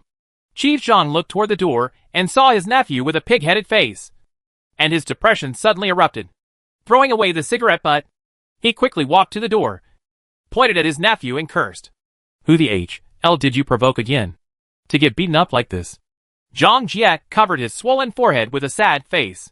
Someone said a dog to bite me. Second uncle, you have to make the decision for me. Then he showed his second uncle the bloody but bitten by the dog. Look, the meat is gone. You must let them compensate for my losses. If you don't provoke others, will they let their dogs bite you? Are you attracted to their dogs? Second uncle was wrong. How could I be that kind of person? Chief Zhang didn't agree with him. He knew what kind of character his nephew was, and he had a headache for a while. Tell me, who is the other party? There weren't many people raising dogs on the base, so I couldn't help but think of the huge Samoyed last night, which really felt abnormal. When Zhang Jie saw that there was something going on, a cunning smile flashed across his face. and he leaned forward to describe the other person seriously. The dog had white hair all over. It looked like a Samoyed, but it was much bigger than a Samoyed. The dog was owned by a woman and 2 men. They were very arrogant, and would bite people without any explanation. Chief Zhang's mouth twitched slightly. Are you sure it's a Samoyed? Zhang Jia nodded heavily. I'm sure and sure. This is difficult. The dog's owner just delivered a big deal. And now he's coming to the door. So he can't mess with it. What's more, Zhang Jia must have instigated this matter. He can no longer intensify the conflict, let alone let Jiang Yao know that he is Zhang Jia's relative. Thinking of this, Chief Zhang took out more than 20 red bills from his bag and put them on the table. Okay, quickly bandage your wounds. You don't have to worry about other things. I have my own considerations. Zhang Jia couldn't believe that his second uncle was perfunctory with him. Second uncle, are you going to seek justice? Boom! Chief Zhang slammed the table hard with an angry look on his face. What are you asking for? I don't know what your virtues are. Get out quickly and don't bother me again. Zhang Jia bit his lips and reluctantly came out of the house with the money. Since the second uncle didn't want to go, he would go in person. He returned to his room, took out the pistol from under his pillow, and went out. Jiang Yao did not go back when she came out from Chief Zhang. Instead, she took advantage of the fact that it was still early and took a walk around the market. During the period, she also bought a lot of useful things, such as seasonings, a fish, 3 kilograms of pork, and 2 chickens. She also took out happy fatty water from the space and held it in her hand, asking everyone to enjoy it tonight. A meal. Thinking of the Hummer in the space, Jiang Yao felt itchy again and thought she might as well take this opportunity to release it. Arriving alone at the foot of a deserted hillside, Jiang Yao muttered silently in her heart, and the figure of a car soon appeared in the open space in front of her. Very good. Jiang Yao couldn't put it down and touched it. Finally, she was able to drive it out. When she got back, she said she'd bought it from someone else. Ever since, Jiang Yao happily drove her car back home. Unexpectedly, as soon as she got home and parked the car, Zhang Jia came to the door with 20 people. The wound on his forehead had not had time to be treated, which showed how much he had thought of this bad breath. Everyone inside, please come out. If you don't come out, brother, I won't be polite. Jiang Yao closed the car door and felt bad when she saw that the other party was shouting at Zhou Han's door. Did something happen after she left? Looking at the other party's attitude, they don't look like the group of people from the morning. Was the injury on the face inflicted by Zhou Han? Impossible. Jiang Yao bypassed them and came to Zhou Han's door to knock on the door. But the other party opened the door before her. Tianxin came out first, followed by Zhou Han, still holding the dagger she gave him. Zhou Jin and Li also came over. Seeing so many people on each other's side, they became wary for a moment. It wasn't dark yet, so the big commotion outside had already attracted the curiosity of many people, and more people came around. They didn't want to help, but just came to watch the fun. When Zhang Jia saw everyone coming out, he arrogantly took out the gun in his bag and pointed it at Zhou Han. You little bastard! You beat me, and you want to feel better? If you are willing to follow me obediently, I can consider letting you go. There were sounds of panic among the crowd. It's a gun! Stay away! When everyone saw the gun, they quickly retreated. Someone glanced at Zhang Jia and left quickly. Zhou Jin stood in front of Zhou Han, staring at the muzzle of the gun in his hand. Don't mess around! Zhang Jia raised the gun in his hand. Huh? Weren't you very arrogant in the afternoon? What? Now you know you are afraid? Zhou Jin didn't dare to provoke the other party. It's no joke that a gun doesn't have eyes. Jiang Yao didn't know why, so she walked up to Zhou Han and asked, what happened this afternoon? Zhou Han comforted Tianxin with both hands, his eyes evasive. They wanted to take Tianxin away. And then, there was a conflict. Did you hit him? Hearing Jiang Yao's unexpected voice, Zhou Han lowered his head and replied Nunuo. Yes, I beat him. I thought Jiang Yao would be unhappy, but saw the curve of her mouth. Well done. Such a scum should be taught a lesson. Zhou Han no longer felt guilty, straightened his back and said with a smile. Right. I just said you would support me. Jiang Yao glanced at the gun in the opponent's hand, then patted Zhou Han on the shoulder to comfort him. It's okay. His gun may not be real. It's just trying to scare people. Just stand here and don't move. Your brother and I are here. Zhou Jin shrugged his shoulders and was speechless at Jiang Yao's words. Chapter 33. Hand her over to me. Zhou Han felt that Jiang Yao was right, and he immediately became confused. Well, I also think that the gun must be fake. It is illegal to hide a gun privately. He will definitely not be so stupid as to hit the muzzle of the gun himself. Jiang Yao sighed silently. The old rules were almost destroyed. How could they still restrain these evil people? She couldn't tell whether the gun was real or fake. But judging from the very shiny appearance of the gun's body, it was almost real. If he really dared to shoot, it wouldn't be so easy to dodge. Thinking of the gun in her own space, Jiang Yao couldn't take it out for the time being. There was no way to know the identity of the other party. If the trouble got bigger, wouldn't the gun he took out have to be confiscated? Jiang Yao stood next to Zhou Jin and wanted to hear his advice. What should we do now? Do you have any good ideas? Zhou Jin didn't answer, just shook his head gently. Jiang Yao spread her hands and had no choice but to fight. She quietly took out a lady's finger gun from the space and hid it in her waist. Careful! Zhou Jin didn't expect her to be so courageous and dare to get so close to the muzzle of the gun. So she shouted out in a hurry. I'm fine, Jiang Yao said. He strode forward again. What do you want? Terms? Zhang Jia stood there for a long time, thinking that the other party had already discussed how to beg for mercy. This question completely stopped him. Shouldn't they bow their heads and beg for mercy? What do I want? Hand over her and the dog. Otherwise, my gun will not have eyes. Jiang Yao's eyes darkened. Impossible. Find someone else. Hey. What the heck? This was the first time Zhang Jia met someone who was so unafraid of death. He was so angry that he almost greeted the 18 generations of his ancestors. I'll give you one more chance to hand her over to me. Impossible. Zhou Jin approached Jiang Yao, and Li was already protecting his girlfriend at some point. Zhou Han stared at the other party nervously, fearing that it was a real gun. But who knew that Zhang Jia was too angry and aimed his gun at Zhou Han. Then she will die. Boom. This shot was caught off guard, and no one could react for a moment. Li Yi, who was behind the two men, covered his arms and squatted down, unable to do so. Li Yi. Brother Yi. Ah. Someone shot. The onlookers fled in all directions, and the scene was in chaos. Even the younger brother behind Zhang Jia was very panicked. Why did Brother Jia really shoot? Have no idea. Zhou Jin rushed to Li Yi to check his injuries. Zhou Han hugged him and didn't let go. The muscles on his face kept shaking, and he was whimpering in his throat and making no sound. Fortunately, it's just a scratch. I'm fine. Li Yi looked painful and could still endure the pain of being cut by a knife. After Zhou Han heard this, he finally cried loudly. It's great that you're okay. Woohoo. Zhou and Li heard familiar cries and came out of the room 50 meters away.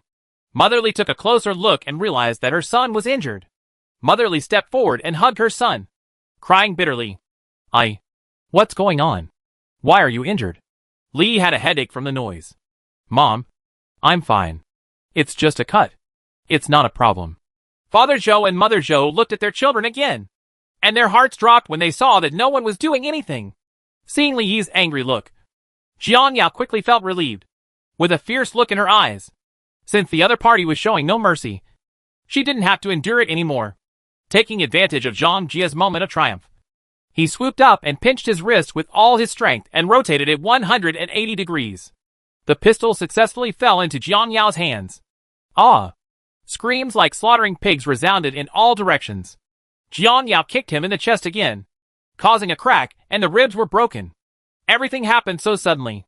The faces of the younger men behind Zhang Jia changed, and they were too scared to get close. They didn't expect that the seemingly frail woman would attack so ruthlessly. Zhou Han turned his gloomy face, handed Li Yi into Zhou Jin's hand, and rushed towards Zhang Jia with a kitchen knife. I'm going to avenge you. Just wait.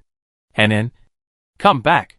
Zhou's mother wanted to stop her, but saw her daughter leaving her side as if she hadn't heard. Zhou Jin also stood up and followed them. As soon as they arrived at the base, they got into trouble with local gangsters. If they didn't show their attitude, it would be difficult for them to live here in the future.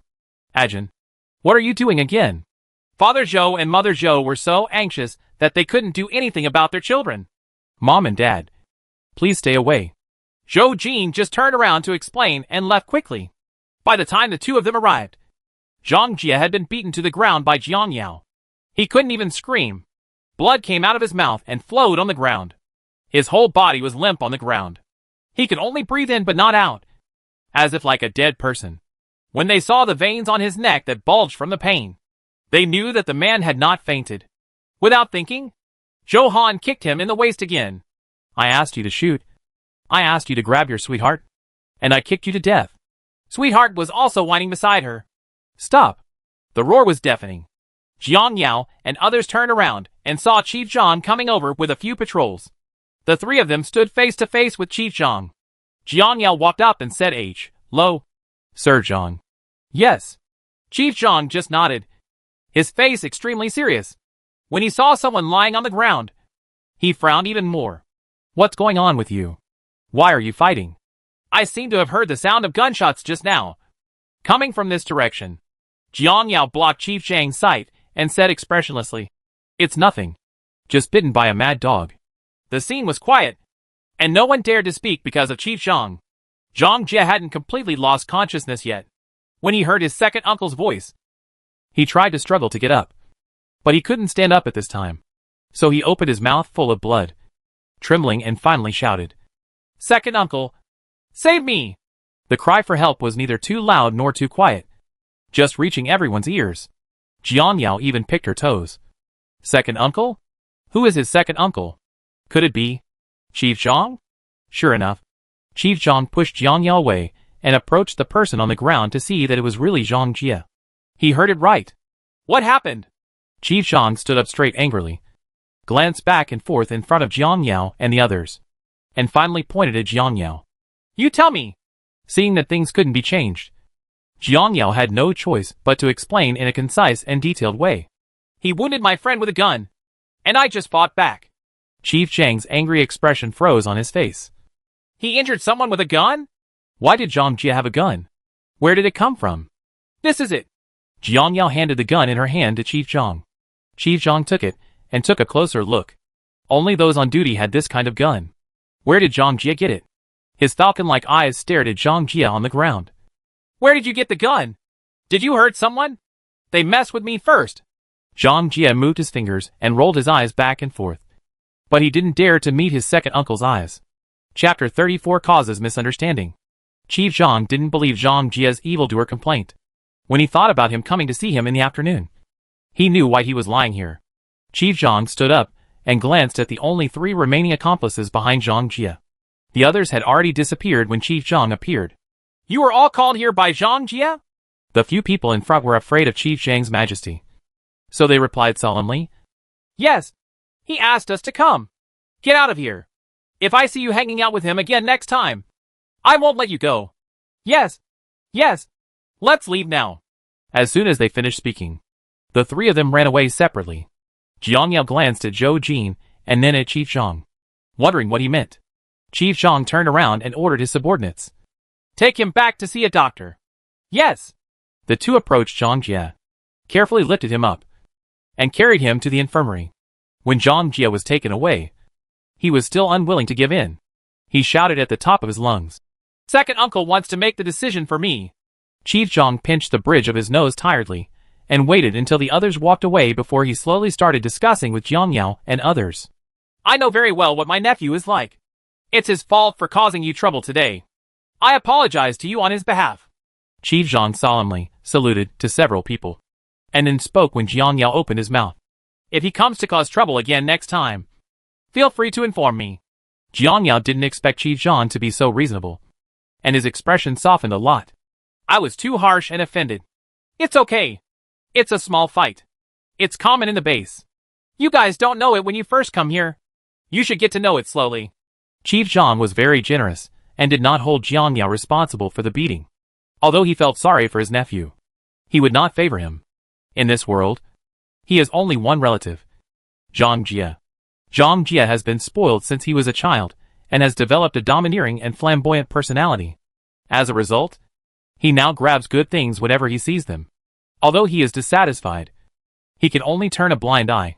After all, the end of the world is here, and people always make selfish plans for themselves. How many days can the old rules be maintained? In less than 2 days, the base will be in chaos. It just so happens that you are all here. Let me tell you all about the situation in Fuxing's apartment. Fuxing apartment is... Zhou Jin interrupted Chief Zhang. Looking confused, Jiang Yao looked at Zhou Jin and explained softly. It's the house at the foot of the mountain. I booked a house with Chief Zhang today. I plan to come back to discuss it with you. But I didn't have time yet. Hearing this, Zhou Jin nodded clearly. Speaking of this matter, I also want to ask Chief Zhang to find someone. Commander Zhang didn't care. Oh, what's his name? My name is Cheng Nansheng. He is my friend. He should live in Fuxing apartment. As for the house, he may have taken care of it for me. Cheng Nansheng? A picture suddenly appeared in Chief Zhang's mind. There seems to be such a person. I heard that he bought 3 houses with great wealth as soon as he came here, saying that he prepared them for friends. Could it be that what he said was you? Not only is he rich and powerful, he is simply inhumane. The day Cheng Nansheng was born, the spiral sound of 7 helicopters never stopped. The planes contained all his belongings, which were sorted until the afternoon of the next day, which showed that the supplies were very rich. His feat caused quite a stir at the time, and everyone wanted to curry favor with him. But Cheng Nam was so warm-hearted and cold-hearted that he rejected them all. But what Chief Zhang didn't know was that 4 of the 7 helicopters belonged to Zhou Jin. Seeing that Chief Zhang knew Cheng Nansheng, Zhou Jin was immediately happy and asked, "Can I go in to find him?" "As long as you can get in. You don't have to worry about the house." Chief Zhang did not give a positive answer. Since he has prepared a house for you, this matter will be easier to handle. Let's do this. I'll send a letter to him tomorrow and ask him to come out to pick you up. That's fine. Jiang Yao listened to the two talking happily and couldn't say anything for a while. But she understood the meaning clearly. It turns out that Zhou Jin had asked a friend to prepare a house a long time ago, and she could move in as soon as she contacted her. So why should she worry about them? Jiang Yao couldn't help but warn herself. Don't think that after living in a group for a few days, you really think that you have blended in. Don't forget that people are lonely in the end. Jiang Yao silently stepped out and returned to the room alone. Thinking of the food she bought in the afternoon, Jiang Yao took it out from the space and didn't know what to do with it. Forget it. Just think of it as the last time we get along. They may move away tomorrow. She was the only one in the room. Jiang Yao was too lazy to do it herself. So she threw the food into the space and let the machine cook. During this period, she just laid out all the kitchen utensils and pretended to be cooking. Half an hour later, the meal was finally ready. Jiang Yao went out to call someone, and happened to see the back of Chief Zhang leaving. Zhou Jin and Zhou Han walked over shoulder to shoulder. Zhou Han still had a smile on his face, which was very eye-catching. You are back. Just in time. Let's have dinner together. After speaking, he looked at Zhou Jin and said, Go and call your uncle and aunt over. Good. Zhou Jin turned back and entered the Zhou and his wife's house. Zhou Han followed Jiang Yao into the house and saw a table full of dishes on the small dining table, with an exaggerated expression on his face. Io, you made all of these? It smells so good. Well, I made it. Come sit down and eat. As soon as Jiang Yao sat down, she saw Zhou Jin walking in with her family. Li walked at the end. His arm had been bandaged. Brother Yi, why didn't you call me when you left just now? Zhou Han walked over and touched Li's injury, and said worriedly, How is it? It's not serious. Right? Li smiled and nodded, holding Zhou Han's with his other hand. It's not serious. It's just a broken skin. It's okay. Okay. Come over and eat quickly. Io made it herself. It's delicious. Zhou Han pulled Li to sit down and gave everyone chopsticks. Mother Zhou showed a gentle smile when she saw the dishes on the table. Since we escaped, we haven't had such a sumptuous meal for a long time. Jiang Yao. Thank you. Jiang Yao smiled and shook her head. Auntie, you're welcome. Looking at the sumptuous meal, Zhou Jin's eyes were full of tenderness, and even his outline became softer. Thinking of what I had just discussed with Chief Zhang, I decided to talk to Jiang Yao tomorrow. Motherly listened without saying a word. Her eyes had long been attracted by the food, and she wanted to eat it quickly. Use your chopsticks. As soon as Jiang Yao finished speaking, Motherly couldn't wait to pick up a piece of fish and put it into her mouth, with a look of enjoyment on her face. The others also ate happily. Only Zhou Jin remained a rare gentleman. Dinner was eaten very quickly, and within half an hour, everyone left with their stomachs filled with satisfaction. Only Zhou Jin stayed behind to quietly clean up the dishes and washed them in the sink. Chapter 35 Precursors of a Major Earthquake. You are back. Just in time. Let's have dinner together. After speaking, he looked at Zhou Jin and said, Go and call your uncle and aunt over. Good. Zhou Jin turned back and entered the Zhou and his wife's house. Zhou Han followed Jiang Yao into the house and saw a table full of dishes on the small dining table, with an exaggerated expression on his face. Io, you made all of these? It smells so good. Well, I made it. Come sit down and eat. As soon as Jiang Yao sat down, she saw Zhou Jin walking in with her family. Li walked at the end. His arm had been bandaged. Brother Yi, why didn't you call me when you left just now? Zhou Han walked over and touched Li Yi's injury, and said worriedly, How is it? It's not serious. Right. Li smiled and nodded, holding Zhou Han's with his other hand. It's not serious. It's just a broken skin. It's okay. Okay. Come over and eat quickly. Io made it herself. It's delicious. Zhou Han pulled Li Yi to sit down and gave everyone chopsticks. Mother Zhou showed a gentle smile when she saw the dishes on the table. Since we escaped, we haven't had such a sumptuous meal for a long time. Jiang Yao. Thank you. Jiang Yao smiled and shook her head. Auntie, you're welcome. Looking at the sumptuous meal, Zhou Jin's eyes were full of tenderness, and even his outline became softer. Thinking of what I had just discussed with Chief Zhang, I decided to talk to Jiang Yao tomorrow. Motherly listened without saying a word. Her eyes had long been attracted by the food, and she wanted to eat it quickly. Use your chopsticks. As soon as Jiang Yao finished speaking, Motherly couldn't wait to pick up a piece of fish and put it into her mouth, with a look of enjoyment on her face. The others also ate happily. Only Zhou Jin remained a rare gentleman. Dinner was eaten very quickly, and within half an hour, everyone left with their stomachs filled with satisfaction. Only Zhou Jin stayed behind to quietly clean up the dishes and wash them in the sink. Jiang Yao didn't stop him. Just do whatever you wanted to do. It was rare for her to relax. There was no communication between the two during this period, but they seemed to be doing their own things in perfect harmony. After everything was packed, Jiang Yao issued an eviction order. It's getting late. Go back and rest early. Zhou Jin hesitated for a moment, nodded silently, opened the door and left. The moment he closed the door, a cold wind blew in, making Jiang Yao shiver. The temperature difference between day and night is getting bigger and bigger. It was close to 10 o'clock, and the indoor temperature was already close to -5 degrees. There was no air conditioning in the room, and the bed was covered with thick quilts, and it still felt very cold. Jiang Yao took out the electric oven and placed it next to the bed, wrapped herself tightly with a little heat, and fell into sleep. In the middle of the night, Jiang Yao was woken up by the cold. She took out a quilt from the space and put it on her body, but it didn't seem to work very well. I measured it with a thermometer and found that the temperature had dropped to -20 degrees, which was too abnormal. Not sure if the people in the container could survive such a cold night. Jiang Yao stood close to the electric oven and wanted to sleep again. Boom! There was a loud noise not far outside, like thunder, and a bit like the sound of a large truck crossing the road. Jiang Yao didn't doubt his presence, and thought it was the base transporting something else, but didn't think any further. At 7 o'clock in the morning, she didn't poke her head out of the quilt until there was a noise outside. Why is it so noisy? Did someone really freeze to death last night? Jiang Yao collected the electric oven and the extra quilt, dressed neatly, and opened the door. I saw white flowers outside the door, dense snowflakes floating in the air, and a foot of snow accumulated on the top of the container. People passing by were all wearing down jackets and military hats, holding small basins in their hands, and lining up to receive breakfast. Snowflakes fell on their shoulders, and did not melt for a long time. Snow falling in April? After Jiang Yao was surprised, he also calmed down. Kaka Mountain is located at the northern end and has a high altitude. Snowing is not unusual.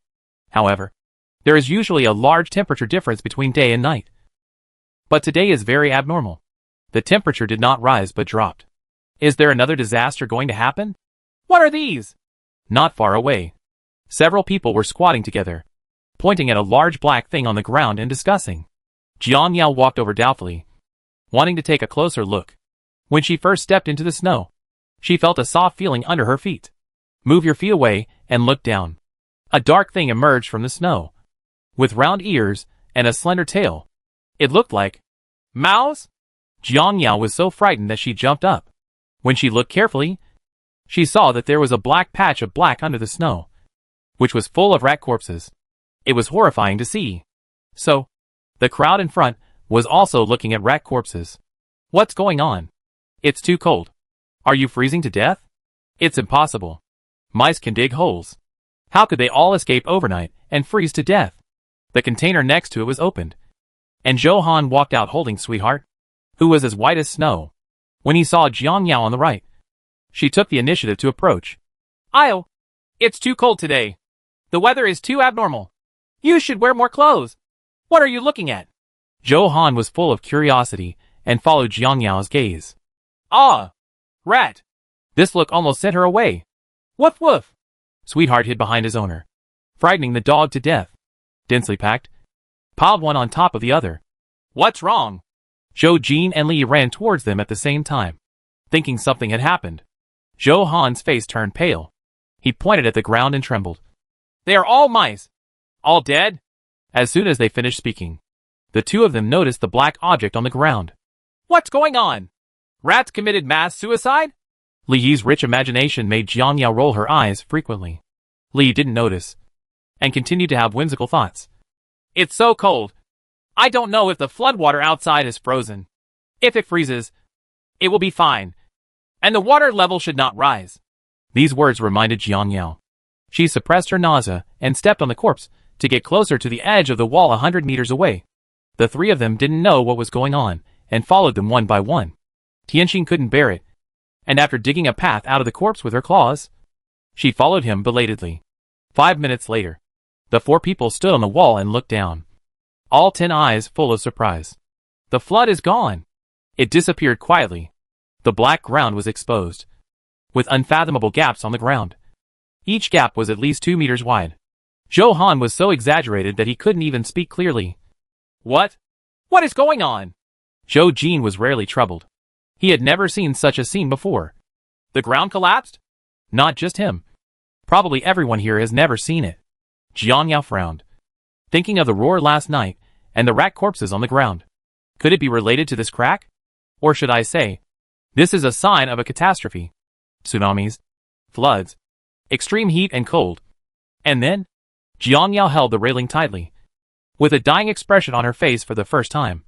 It's an earthquake! A major earthquake capable of destroying all. Chapter 36. The real apocalypse is coming. It is obvious that a major earthquake will occur a year later. Why is it so far in advance? Earthquake? The three of them shouted in unison, covering their mouths in surprise. Zhou Jin looked at Jiang Yao. How do you know? Jiang Yao stared at the cracks. I guessed it. But whether that's true or not, we have to figure out how to save ourselves. The most important thing is that we definitely can't stay at the base. This is just at the foot of the mountain. If the mountain collapses due to an earthquake, all of them will be buried here. But where should they go? Jiang Yao knew nothing about the terrain here. Let's go find Chief Zhang to find out. He will definitely receive notice in advance. Zhou Jin stared at the abnormal ground and believed Jiang Yao's words. Jiang Yao had this intention. Let's go! No matter what. She couldn't wait. Zhou Jin was leading the way. Chief Zhang had told him where he lived last night, and once he contacted Cheng Nansheng. He asked him to go over and get together with him. The group finally arrived at the camp where Chief Zhang was located, but when they stepped forward to ask, they learned that Chief Zhang had an emergency meeting and had no time to see them now. Jiang Yao and others were arranged in an office, waiting boredly for the meeting with Chief Zhang to end. Just when everyone was at a loss what to do, a tall and handsome man wearing a green mink coat appeared at the door. He seemed to be carrying light when he walked in, except for Jiang Yao. Everyone else was surprised. Cheng Nansheng! Brother Cheng! Brother Jin! Cheng Nansheng said in surprise. The three people swarmed up and surrounded the man. The moment Zhou Jin saw Cheng Nansheng, a relaxed smile finally appeared on his face. The two families were family friends, and they were brothers who grew up naked together when they were very young. Cheng Nansheng, a half-hearted man, risked his life to save his life due to cramps in his swimming legs. For Zhou Jin, Cheng Nansheng is his lifelong good brother and younger brother. Cheng Nansheng, with his slick-back hair and a sunny face, hugged Zhou Jin tightly. I finally see you. The day after I left, there was a flood in Xiqing. I thought you, well, Just be safe. At this point, Chung Nansheng choked up and forced back the moisture from the corners of his eyes. Zhou Jin listened to Chung Nansheng's sincere voice, and the curvature of the corners of his mouth became wider and wider. We encountered an unexpected situation on the way. We arrived a few days late. Are uncle and aunt okay? Chung Nansheng nodded. Everything is fine. By the way, I bought you a house. You can move there today. Zhou Han agreed without thinking. Okay. I'm almost freezing to death sleeping in a cold container. Chung Nansheng smiled and touched Zhou Han's head. You're so good. Cannot go. As soon as the words came out, everyone's enthusiasm was instantly extinguished. Only then did Chung Nansheng notice that there was someone else in the room. He looked over suspiciously, and the woman with long hair and cold features was deeply impressed in his eyes. Even if he was wearing a bloated cotton coat and cotton trousers, he couldn't hide his beautiful figure. Chung Nansheng stared at it for a long time, until his shoulder was bumped by someone, and he woke up as if from a dream. Ahem. Chung Nansheng turned his eyes away unnaturally, and asked Zhou Jin beside him. Who is this? This is the good sister I told you about. Jiang Yao. Zhou Han strode towards Jiang Yao, and pulled her to Chung Nansheng. Io. This is Chung Nansheng, my brother of the opposite sex. Hello. Jiang Yao. Jiang Yao extended her hand generously. She had already guessed the identity of the other person after seeing the interaction between them, but she felt nothing about being watched naked. Chung Nansheng's eyes sparkled, revealing a row of big white teeth. Hello, Chung Nansheng. When their eyes met, a figure appeared in the middle. Okay, now is not the time to reminisce about the past. Let's talk about moving. Hearing Zhou Jin's voice, Chung Nansheng's attention was drawn again. How to say? Just now, he seemed to have heard Jiang Yao say he couldn't move. Why? Sit down and talk. Jiang Yao turned around and sat on the nearest chair. Several people found chairs and sat down. In the quiet office, it felt like a meeting. Zhou Jin took the lead in telling everything about today's anomalies without being verbose at all. You may not have noticed when you first came out. The flood outside disappeared inexplicably. Cracks appeared on the ground, and there were rat corpses all over the ground. These phenomena are enough to indicate that a disaster is coming, and this place will not be safe. Chung Nansheng lowered his head slightly and put his hands together on his chin. It's really weird. When I woke up in the morning, I found a lot of bats hanging on the balcony. I thought they were just sleeping. When I got closer, I found that the bats' bodies were covered with ice crystals, and they had long been frozen. Not only my house. There are bat carcasses hanging on the trees outside, and countless animal carcasses can be seen everywhere on the ground. After Zhou Jin heard what he said, he realized that the situation outside was worse than he imagined. From what you say, our guess may be true. Jiang Yao secretly felt in her heart that it really couldn't be true anymore. The big earthquake in the previous life turned the whole world upside down. The lakes dried up instantly. Some high-rise buildings were broken in half, and some were razed to the ground and turned into ruins. Countless people were buried underneath. She was lucky. When the apartment collapsed, she happened to find a hiding place and was buried at the top. After she recovered, she got out and saved her life. Then what should we do? There was no sunshine on Chung Nansheng's face anymore, but he fell into deep sorrow. After finally settling in, they were told that they could no longer live there, which was a deep blow to everyone. Let's discuss it when Chief John comes. He should be familiar with the terrain here. As soon as Zhou Jin finished speaking, the office became quiet again. Jiang Yao was wondering when a major earthquake would occur. Usually, 1 or 2 days before an earthquake, unusual phenomena would appear in nature. For example, the sky is full of birds. River fish jump out of the water. Frogs jump on the road. Earthquake clouds appear, etc. Various unusual signs indicate that an earthquake is very likely to occur, and it is only a matter of time. In this case, they could not delay any longer and had to find an open place to hide. Hey, is everyone here? Arrive before anyone sees him. Chief Zhang walked in with a smile. After seeing a few people in the office, the solemn expression on his face was replaced by a smile. Sir Zhang. Several people stood up to say hello, but Chief Zhang stopped them graciously. Sit down and say, you're welcome. Several people sat back obediently, but none of them smiled. Seeing the serious expressions on the faces of several people, Chief Zhang also put away his smile. Why don't you speak? Jiang Yao loosened her teeth from biting her lower lip and got straight to the point. Has Chief Zhang received any news? Such as warning signs of disaster or something? Chapter 37. I recognize you as the boss. Chief Zhang's heart tightened and he glanced at everyone present, only to find that they were also staring at him seriously. At this time, he realized belatedly that these people might have known something. Just say it. There is nothing to hide. It will be made public before long. I have received news that an earthquake will occur 100 kilometers away from the base tomorrow at the latest. But I don't know the specific location. It was really an earthquake. Several people held their throats in a tacit understanding and couldn't make a sound. Li hugged Johan tightly in his arms to relieve the tension in his body. It took a long time for everyone to slowly accept the news.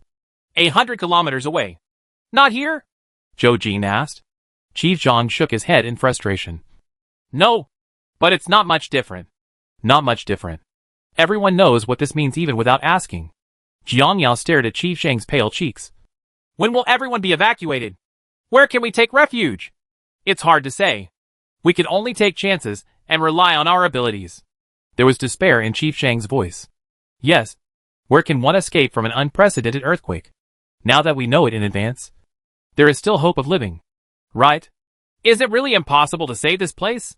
Chung Nanxing wiped his face, trying to smooth out the stiff muscles, holding on to his last glimmer of hope. But when he heard, "Can't keep it," his eyes broke apart completely, and his eyes revealed the desire for life. Then let's go back and pack our things quickly. I have a helicopter. There is still hope for leaving today. The further away the better. The office was once again quiet, and everyone was lost in thought. Only Jiang Yao knew that it would be the same wherever he escaped. After this earthquake, there were no rules at all in the civilized world. In order to have food to eat and water to drink, scenes of mass killings for food appeared. The real end times are coming. Without any further delay, several people came out of the office and returned to their houses, packing their luggage in a hurry. Chung Nanxing drove away in his car. He thought that there were so many things at home that it was impossible to take them all away. He could only pick out some important supplies to take away. Jiang Yao actually had nothing to collect. Just the 2 big bags. He took out supplies from the space to make up for them. When he saw the charcoal inside, he thought about it and took out 10 kilograms. This was originally a temporary purchase, and she was not afraid of them asking. She was very strong and could still carry this little thing. Except for a few of them. No one knew about the impending disaster. There was a lot of fuss inside the house, but it was still peaceful outside. Occasionally there was the sound of crunching footsteps, but otherwise it was very quiet. It was so cold that I hid in the house and didn't dare to come out. After Jiang Yao packed her things, she was going to help Johan. Unexpectedly, as soon as she opened the door, she saw a bunch of men standing outside her house in the wind and snow. Seeing her coming out, everyone's faces were filled with smiles, and some even sniffed their noses and held their hands to exhale. It seemed that they had been standing for a while. The leader was a bearded tough guy wearing a military coat. Jiang Yao suddenly felt a headache. Why had she forgotten this group of people? She didn't have time to dwell on it now. Jiang Yao walked towards the tough guy through the snow and looked at him expressionlessly. Are you here to settle accounts? It's such a cold day. It's a shame they still want to take revenge. Come on! Let's go together! Jiang Yao prepared her posture and planned to use all her strength to deal with it in order to save time. But she saw everyone clenching their fists and looking at her with admiration. Especially the tough guy with a bruised nose and swollen face. Hello, boss! They all shouted loudly, which was especially deafening in this quiet snowy day. Jiang Yao was shocked by the sound and took 2 steps back. With a look of death on her face, she awkwardly retracted her prepared movements. What's the situation? What's going on? Who wants to be your boss? Several doors nearby were opened, and Zhou Jin and other friends walked over from inside. They seemed to have heard something about the boss just now. Zhou Jin stood in front of Jiang Yao and said coldly, What do you want to do?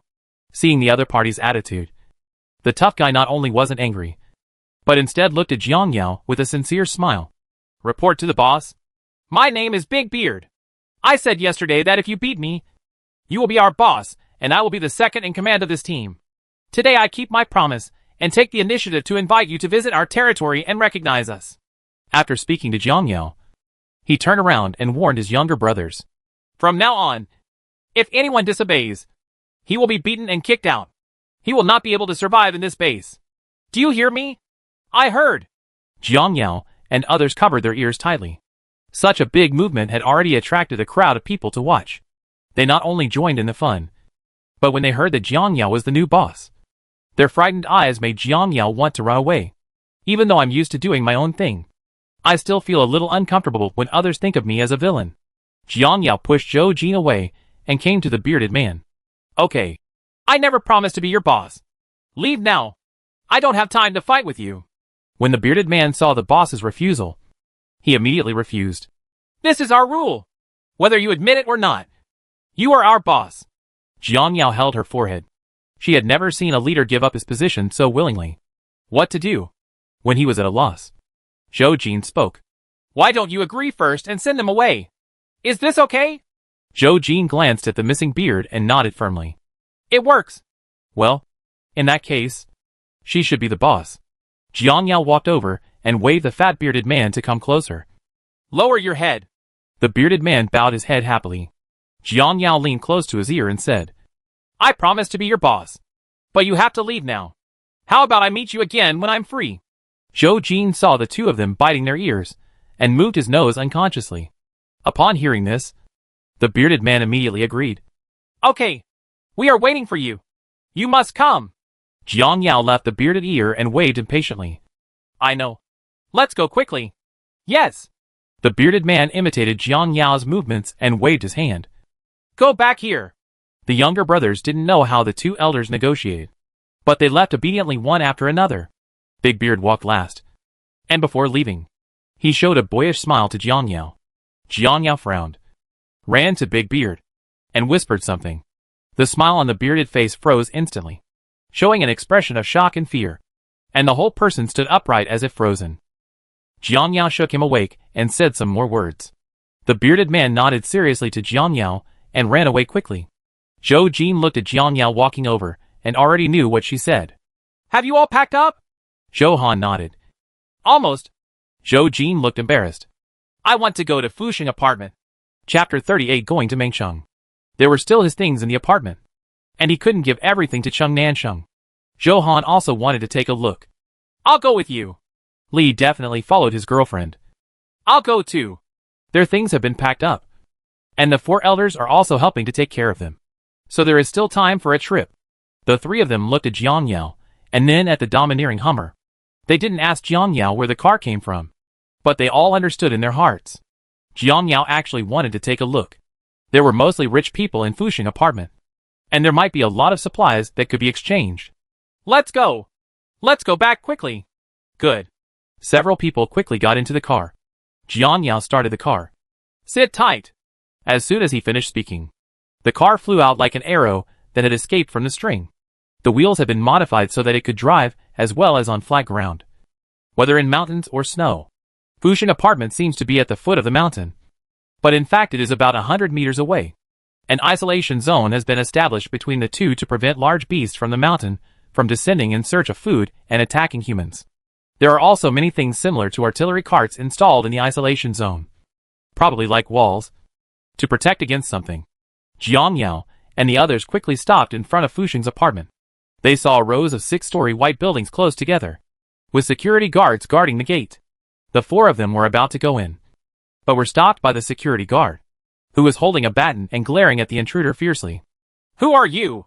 You can't just go in here. Zhou Jin stepped forward and explained. I'm looking for Cheng Nansheng. Please do me a favor and call him out. Cheng Nansheng? The security guard looked at Zhou Jin back and forth a few times, then changed his attitude to compliments. You guys wait here for a while. I'll be back as soon as I can. Looking at the security guard running away, Zhou Han was confused. Why did his attitude change so quickly? He was quite fierce just now. Maybe it's because of Brother Cheng. Li shrugged. The security guard's attitude changed when he heard Brother Cheng's name just now, which is enough to illustrate Brother Cheng's status here.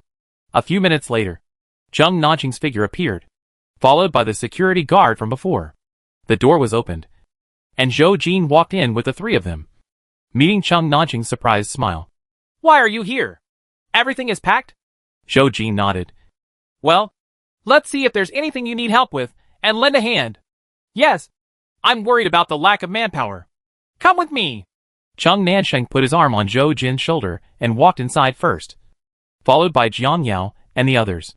After entering the apartment, I realized that the decoration inside was actually very ordinary. Just like the fine decoration of ordinary people's homes, without any characteristics. But compared to the containers, it is indeed much warmer here. A few people stopped talking and joined in the process of packing. Chung Nansheng threw away many useful things, such as computers, fitness machines and heating items. Jiang Yao felt distressed when she saw it. She put those small things into the space when no one was paying attention. As for the fitness equipment, she should wait until they all go out. Seeing that everything was almost done, Jiang Yao planned to go out for a walk to see if there was anything she could use. Unknowingly, she came to a place that looked like a factory, with a lot of cutwood and bricks placed inside, and cement and sand piled in the yard like a hill. Looks like materials for building a house, etc. Build house? After the earthquake, the buildings here should be buried. What if they escape by chance and have no place to live? Jiang Yao was very happy when she saw the supplies. Didn't they just come to her door? Time waits for no one. Jiang Yao quickly found the person in charge here. Brotherly. Brotherly looked at Jiang Yao doubtfully. You said you wanted to buy these materials? Jiang Yao nodded. Yes. Can you sell it to me? The price is not an issue. Brother Li's frown relaxed. He was worried about what to do with these things. The people above just came to explain that all construction work would be suspended. These materials would not be needed in the past month. Seeing that it was about to go to waste, someone came to the door and wanted to buy it. Brotherly had no reason not to agree. Okay. If you can eat it, you can take away all 5 million. 5 million? Jiang Yao wanted to curse. The things in the courtyard can only build a 3-story small foreign-style building at most. But the high price of 5 million is offered. It's really a trap. She is the one who is willing to be cheated. Jiang Yao gritted her teeth. Okay. I bought it. When I left, I only withdrew 10 million in cash, and used a lot during the period. After spending 5 million, there was no cash at all. Now is not the time to think about these things. The most important thing is to take care of the things in front of you first. Brotherly originally had a meeting to hold, and left after Jiang Yao paid the money. Before leaving, he generously lent the factory truck to Jiang Yao. Here's the car key. Just return it after you finish hauling the goods. Jiang Yao took the key, but she couldn't use it at all. There was no one in the factory, so Jiang Yao directly loaded all the materials into the space. Fortunately, after taking out the car, there was still enough room to put these things in the space. After everything was settled, Jiang Yao returned to the apartment. Zhou Han saw her figure and hurriedly came over. Io, where did you go just now? And why are you back now? Jiang Yao touched her hair and said, Have you packed up if you want to take a walk? Zhou Jin stood behind Zhou Han and looked at Jiang Yao. Okay, you can leave at any time. Where are we going? Chung Nansheng and Li also walked over. This question really stumped everyone.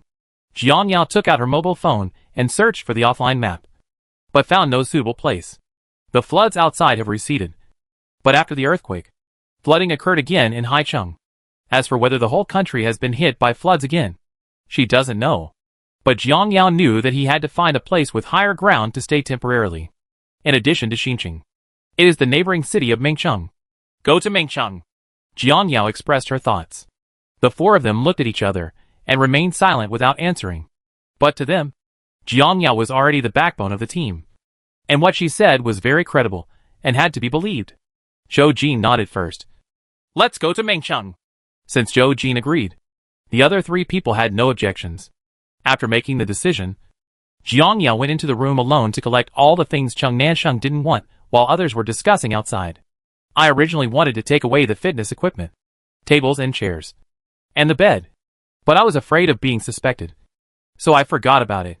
After seeing them finish chatting, Jiang Yao took Zhou Jin and the others back to the container area. When getting off the car, Jiang Yao looked at her car with reluctance. There was no more room to put the car in the space. In fact, the space was very high, and there were a lot of free spaces on it. But there were things on the ground, so it was impossible for her to hang the car on it. It would be nice if it could be divided into 3 floors, like a small Western-style building. Jiang Yao probably understands the conditions for space upgrade. She just bought so many building materials. But for the work of layering, can the space be built automatically? A bright light like a thread suddenly flashed in her mind. Jiang Yao was delighted. This was a signal from space to her. Chapter 39 Chief Shang's Request. At a glance, the space did not live up to her expectations. The floors were actually divided into 3 floors, which could accommodate more supplies. Some of the cement and river sand that were just installed had been reduced, and it seems that they are used to make floors.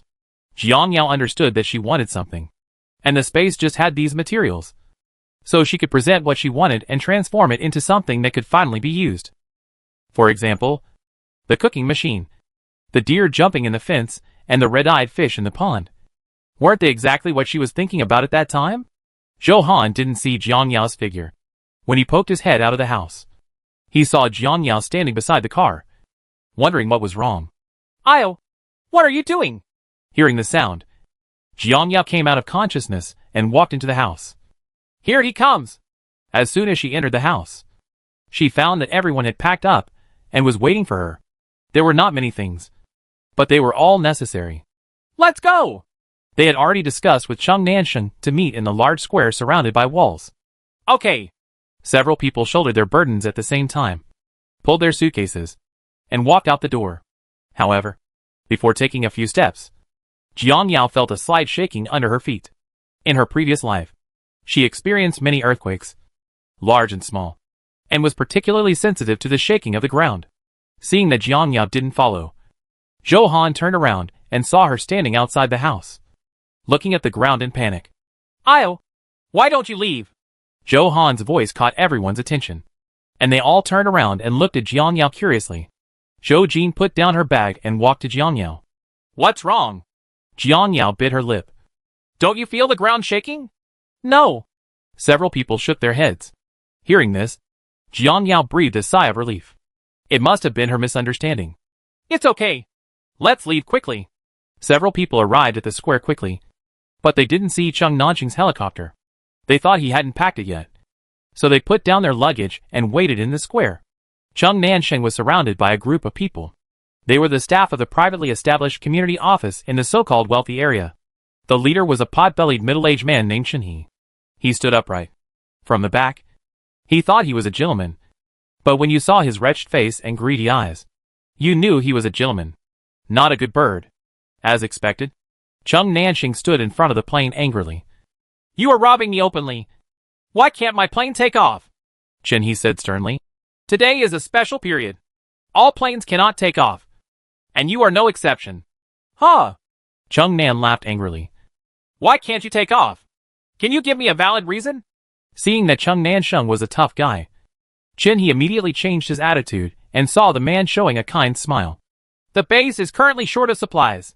To be honest, we, as members of the base, should make some contributions to the people. I want to use your plane to transport some supplies. I don't think you will refuse." But Cheng Nansheng had long seen through Shen He's intention. He just wanted to swallow his plane. He found a high-sounding excuse. Did he really think he was easy to deceive? When he first came here, Cheng Nansheng didn't understand the situation here. The office lied to him that everyone had moved the helicopter as public supplies. He didn't think much and just borrowed 5 helicopters to go out, thinking that he wouldn't need them after arriving at the base. How could he know that it wasn't safe here either? Later, when he went to ask for them, he was told that they were all broken, and he hated himself for being so naive. "There are so many helicopters in the back mountain. Why do you choose to use mine? I'm afraid you are uneasy or have good intentions. Get out of the way. Don't blame me for being rude." There was a lot of noise at this end, and the people in the square were also waiting impatiently. Zhou Han stood on tiptoes and looked hard towards the foot of the mountain. Brother Cheng has encountered something." "Right. Why hasn't he come out yet? Do we want to go take a look?" Zhou Jin thought for a moment and made a decision. "You guys wait here. Li and I will go over and take a look." Jiang Yao put down her big bag and followed the 2 of them. "I have a car. Let's go with you." "Good." The 3 of them drove quickly and met Chief Zhang, who was on duty outside the apartment. When Chief Zhang saw a familiar person, he waved his hands to signal Jiang Yao to stop. The 3 of them opened the car window without knowing why, and Zhou Jin asked, "What's wrong? Chief Zhang?" Chief Zhang was silent for a moment and looked at the 3 of them. "I have a request. I hope you can agree to it." "What's the matter?" Jiang Yao asked. "Can you take Zhang Jia with you when you leave?" The 3 of them looked at each other. Chief Zhang knew that his request was abrupt. But Zhang Jia was his only relative. And he also hoped that he would be safe. I know this request is excessive. And he has also caused trouble for you. But he is my only relative. And I don't want him to take risks with me. My family members died in the flood. I saved countless lives, but failed to lend a helping hand to my relatives. I feel guilty, but do not regret it. As for Zhang Jie, I promised his dead parents that I would take good care of him. But now, I promise. What? Chief Zhang thought he heard wrongly. Jiang Yao repeated it again. I promise to take him away. But after he leaves, I won't care where he wants to go. Okay. Chief Zhang was so excited that he said, okay, a lot. Thank you very much. Thank you. Zhou Jin and Li looked at Jiang Yao. They didn't understand why she agreed. But there must be her reason. Jiang Yao shook her head indifferently. It's okay. We are leaving soon. Please take him to the square quickly. Good. Chief Zhang turned around and said a few words to the subordinate behind him. The man left quickly, presumably to make arrangements for Zhang Jia. Chief Zhang turned around again, with a more relaxed expression on his face. Where are you going? Zhou Jin pursed her lips and said, Go find Cheng Nansheng. He hasn't come out for a long time. Something must have happened to him. Chief Zhang was about to go to the apartment for a mission. He hesitated for a moment and said, I'll go with you. If anything happens, I'll take care of it for you. Zhou Jin quickly thanked him. Thank you very much. Sir Zhang. Chief Zhang smiled and shook his head. It's me who should thank you. Jiang Yao drove through the apartment gate first, followed by Chief Zhang and his subordinates.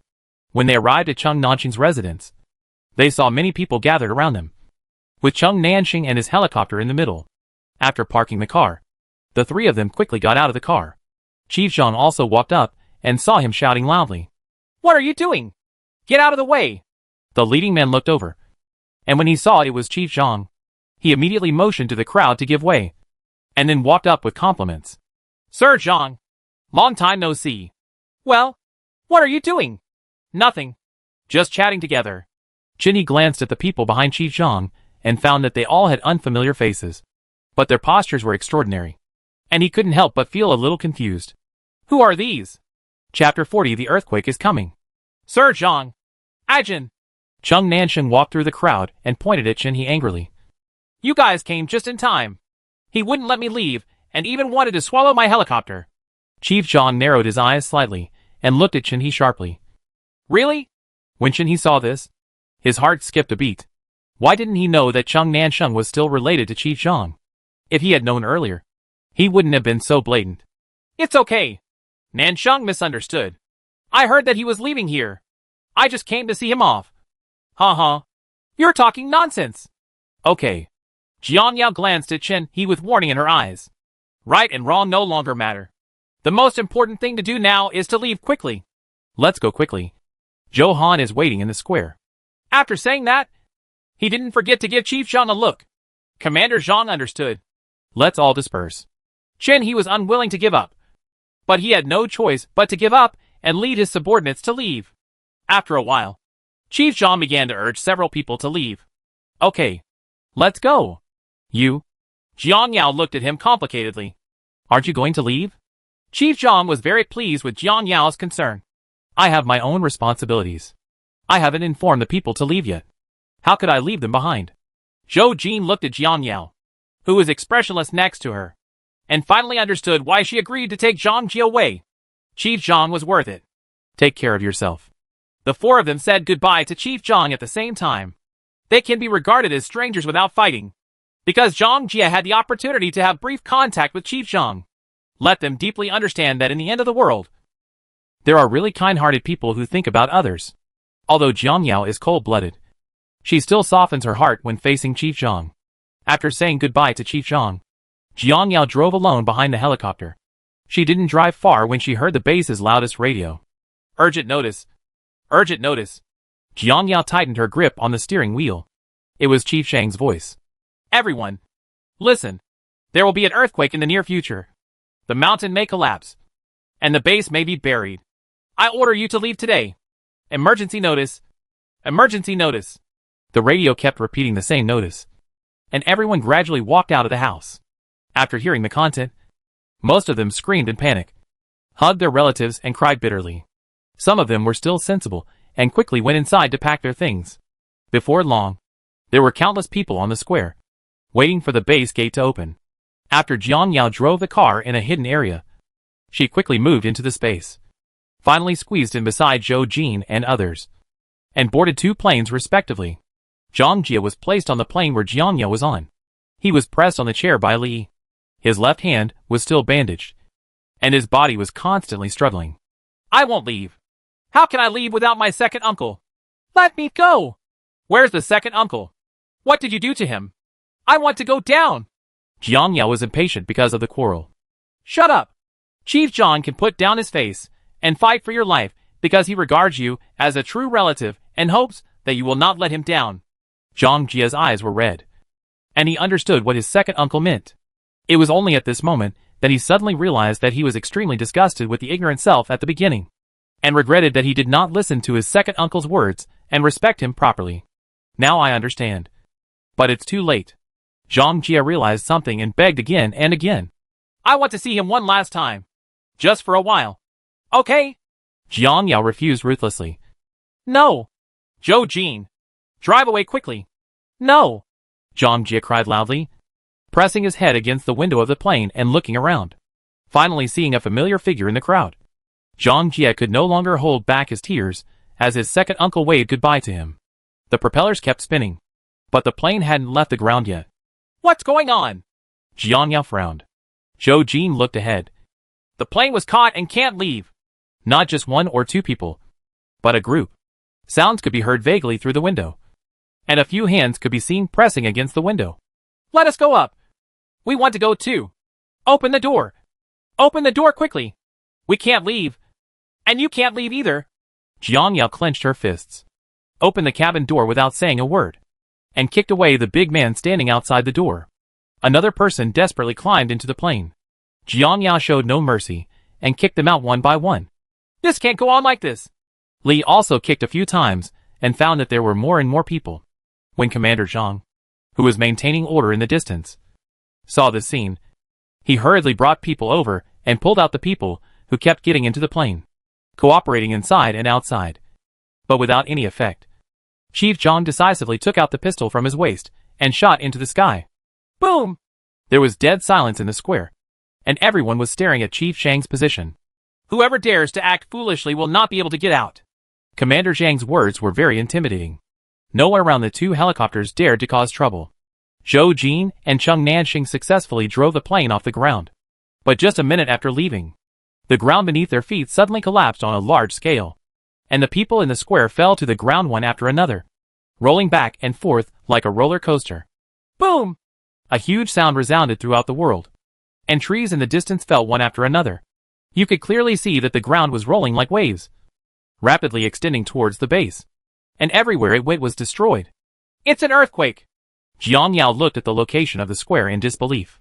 How could it be such a coincidence that an earthquake occurred just after they left? Everyone in the cabin turned pale with fear, covering their mouths and looking at the constantly shaking and collapsing ground below. Chief Zhang's figure was quickly lost in the crowd. In just a few seconds, the entire base was instantly moved to the ground, and a huge pit even appeared, with many people buried at the bottom. Dust flew up into the air, blocking their sight. Zhang Jia looked at a certain place with tears streaming down his face in despair. He just saw his second uncle being swallowed up by a huge pit. Second uncle! Jiang Yao also felt sorry for Chief Zhang. She silently wiped the moisture from the corners of her eyes, and continued to pay attention to the earthquake. The earthquake lasted for about 2 minutes. Not only the base, but also the entire ground beneath our feet had cracks.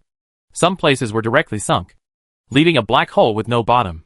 The 2 helicopters stayed in the air and did not fly away. They saw with their own eyes that Kaka Mountain could not withstand the shaking, and half of the mountain collapsed, burying the entire base underneath. Some people survived and escaped from the gate, fleeing in all directions. Everything happened so suddenly that Zhou Han couldn't bear the scene and threw himself into Li Yi's arms and burst into tears. Tianxin hid her head in Zhou Han's arms, whimpering in fear. Jiang Yao suppressed her trembling body and turned her eyes away, not wanting to look any further. But she was extremely happy in her heart. If it had been another minute at night, she would have been one of them buried. This world is so cruel. In the face of natural disasters, human beings are so small and fragile. People who were fine just now can't even find their bodies now. Everyone's face showed despair. But they were extremely lucky to be alive. The earthquake stopped and the world fell silent. Looking at the completely destroyed ground, Jiang Yao quickly calmed down and patted Zhou Jin. "Let's go!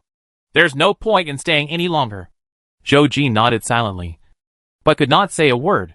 His face was very pale, and his whole body could not help but tremble.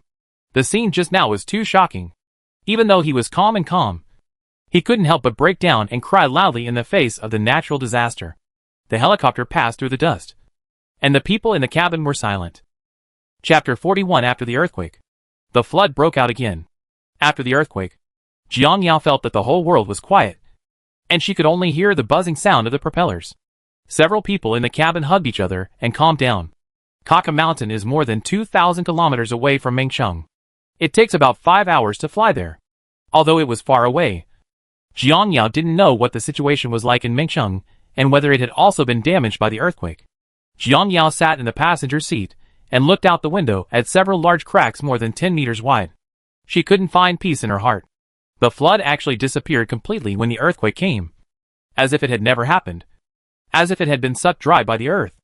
After withdrawing her thoughts, Jiang Yao turned on the information channel in the cabin, but only the buzzing sound could be heard inside, and she did not receive any news about the outside world. At this moment, Jiang Yao felt like she was isolated from the world. The road ahead is unknown, and you can only rely on your own willpower to hold on. Apart from her, everyone in the cabin is working hard to hold on. Zhang Jia had not yet recovered from the grief of losing his loved one, so he just sat motionless. The cabin was silent for 2 hours.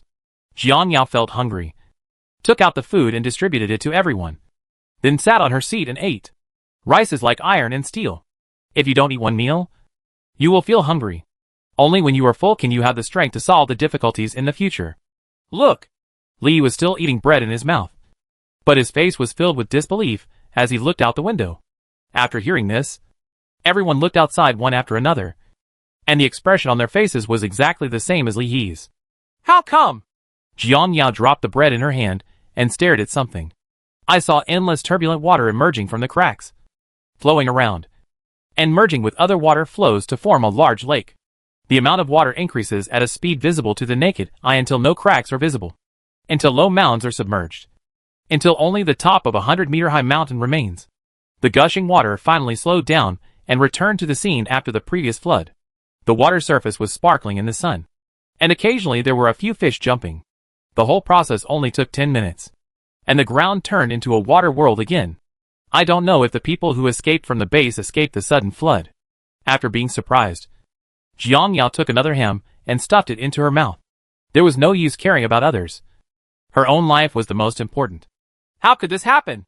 The floodwaters have obviously receded. So why have they risen again?"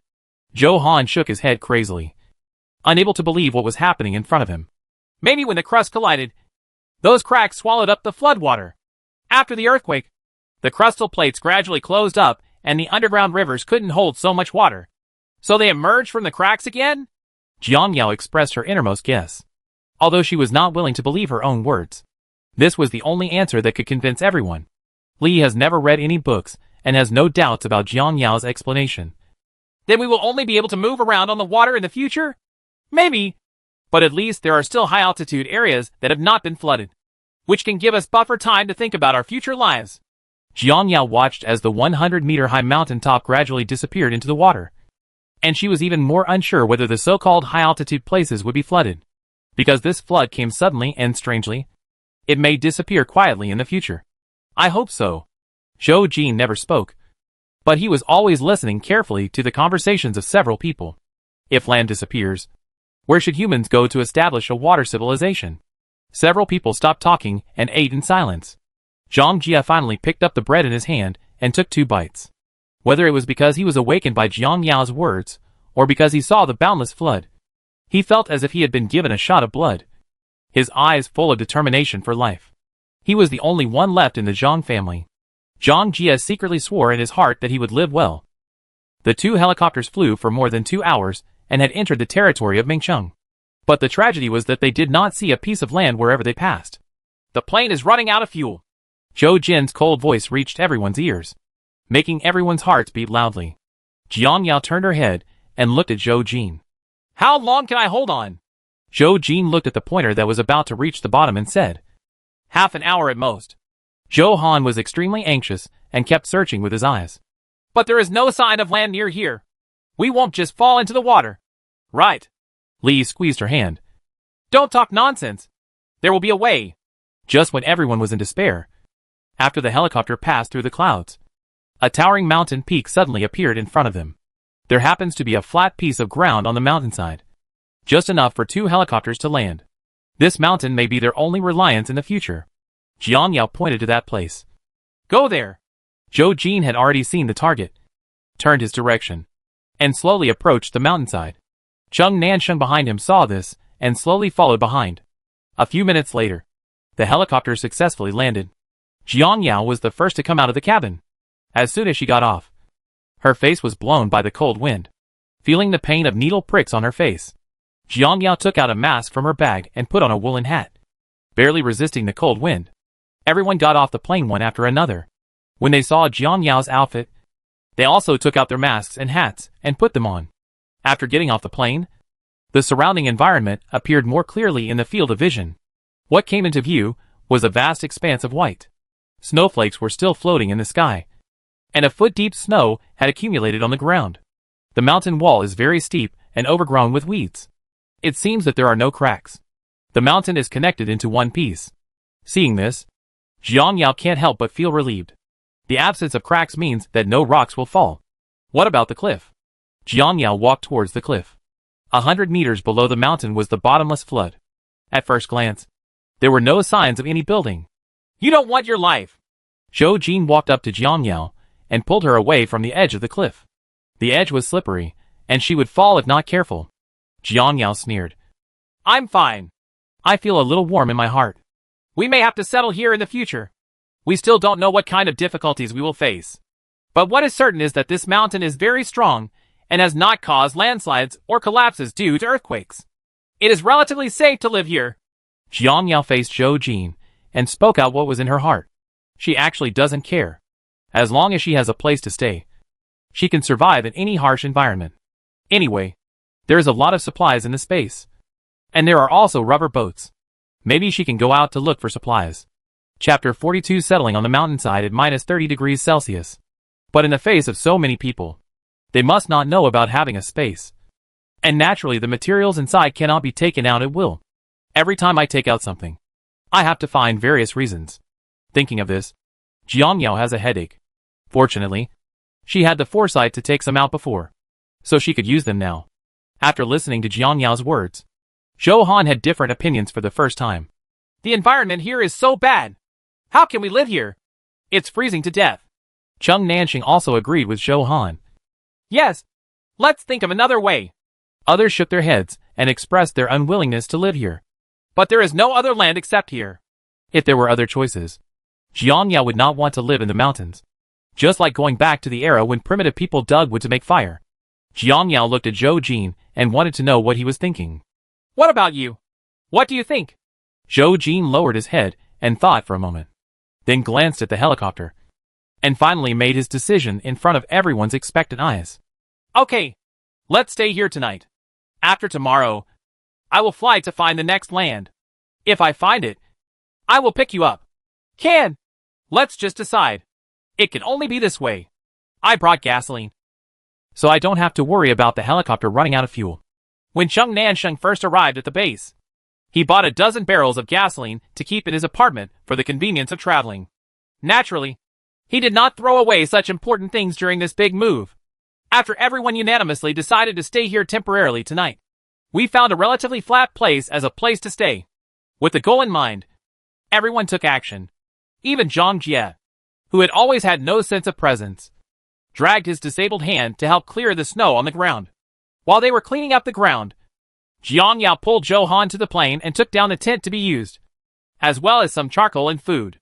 When Zhou Han saw a plane full of rich supplies, she was so surprised that she almost fainted. She didn't expect Jiang Yao to be so well prepared. Zhou Han was very moved and hugged Jiang Yao's slim waist with red eyes. Io, You must be the fairy sent by God to save us. You have prevented many disasters for us along the way. Without you, I am afraid we would have died on the way.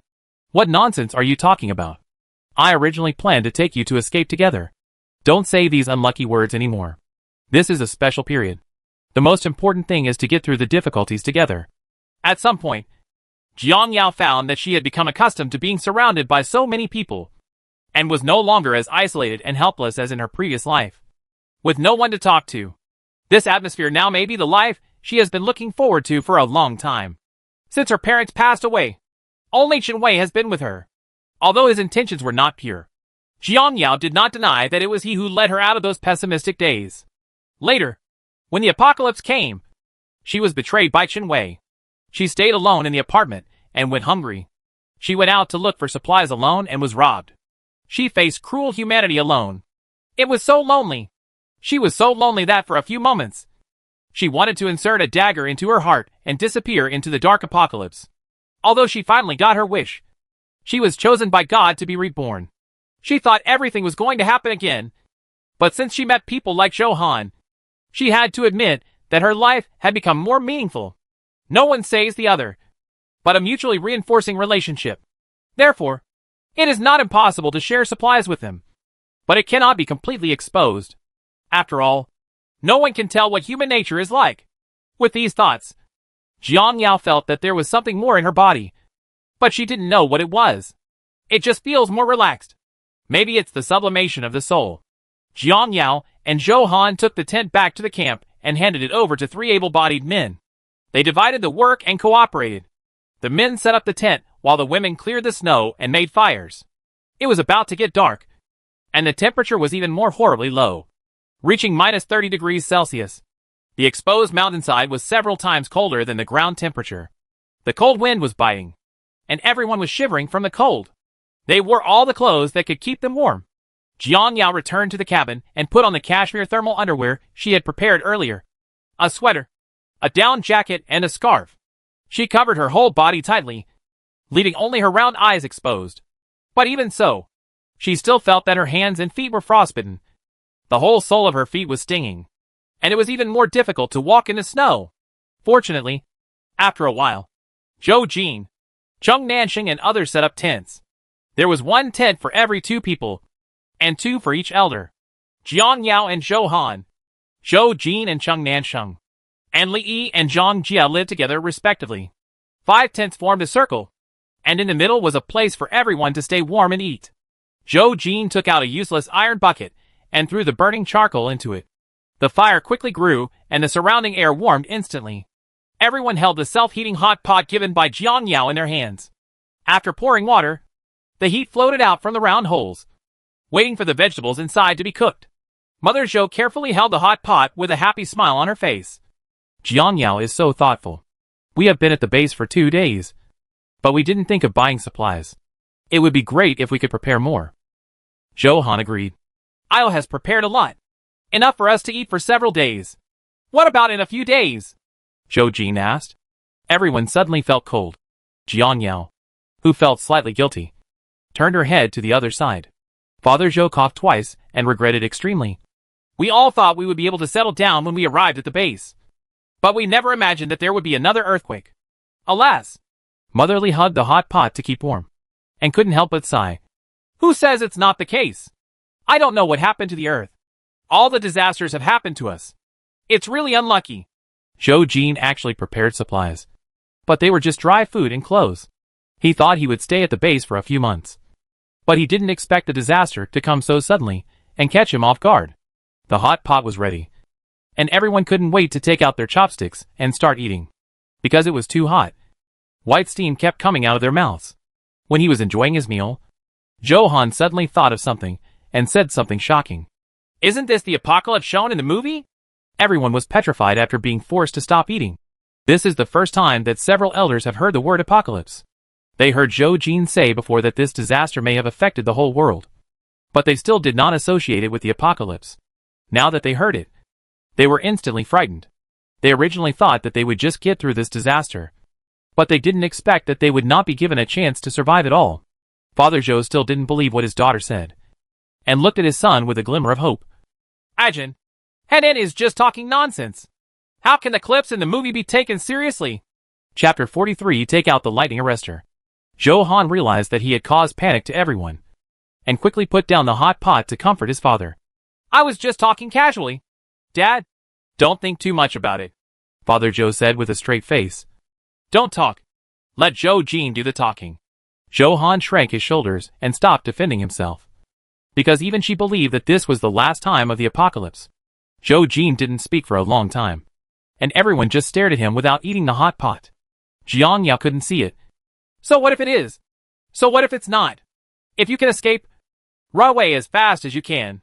If you can't escape, you will die. Human beings are vulnerable in front of nature.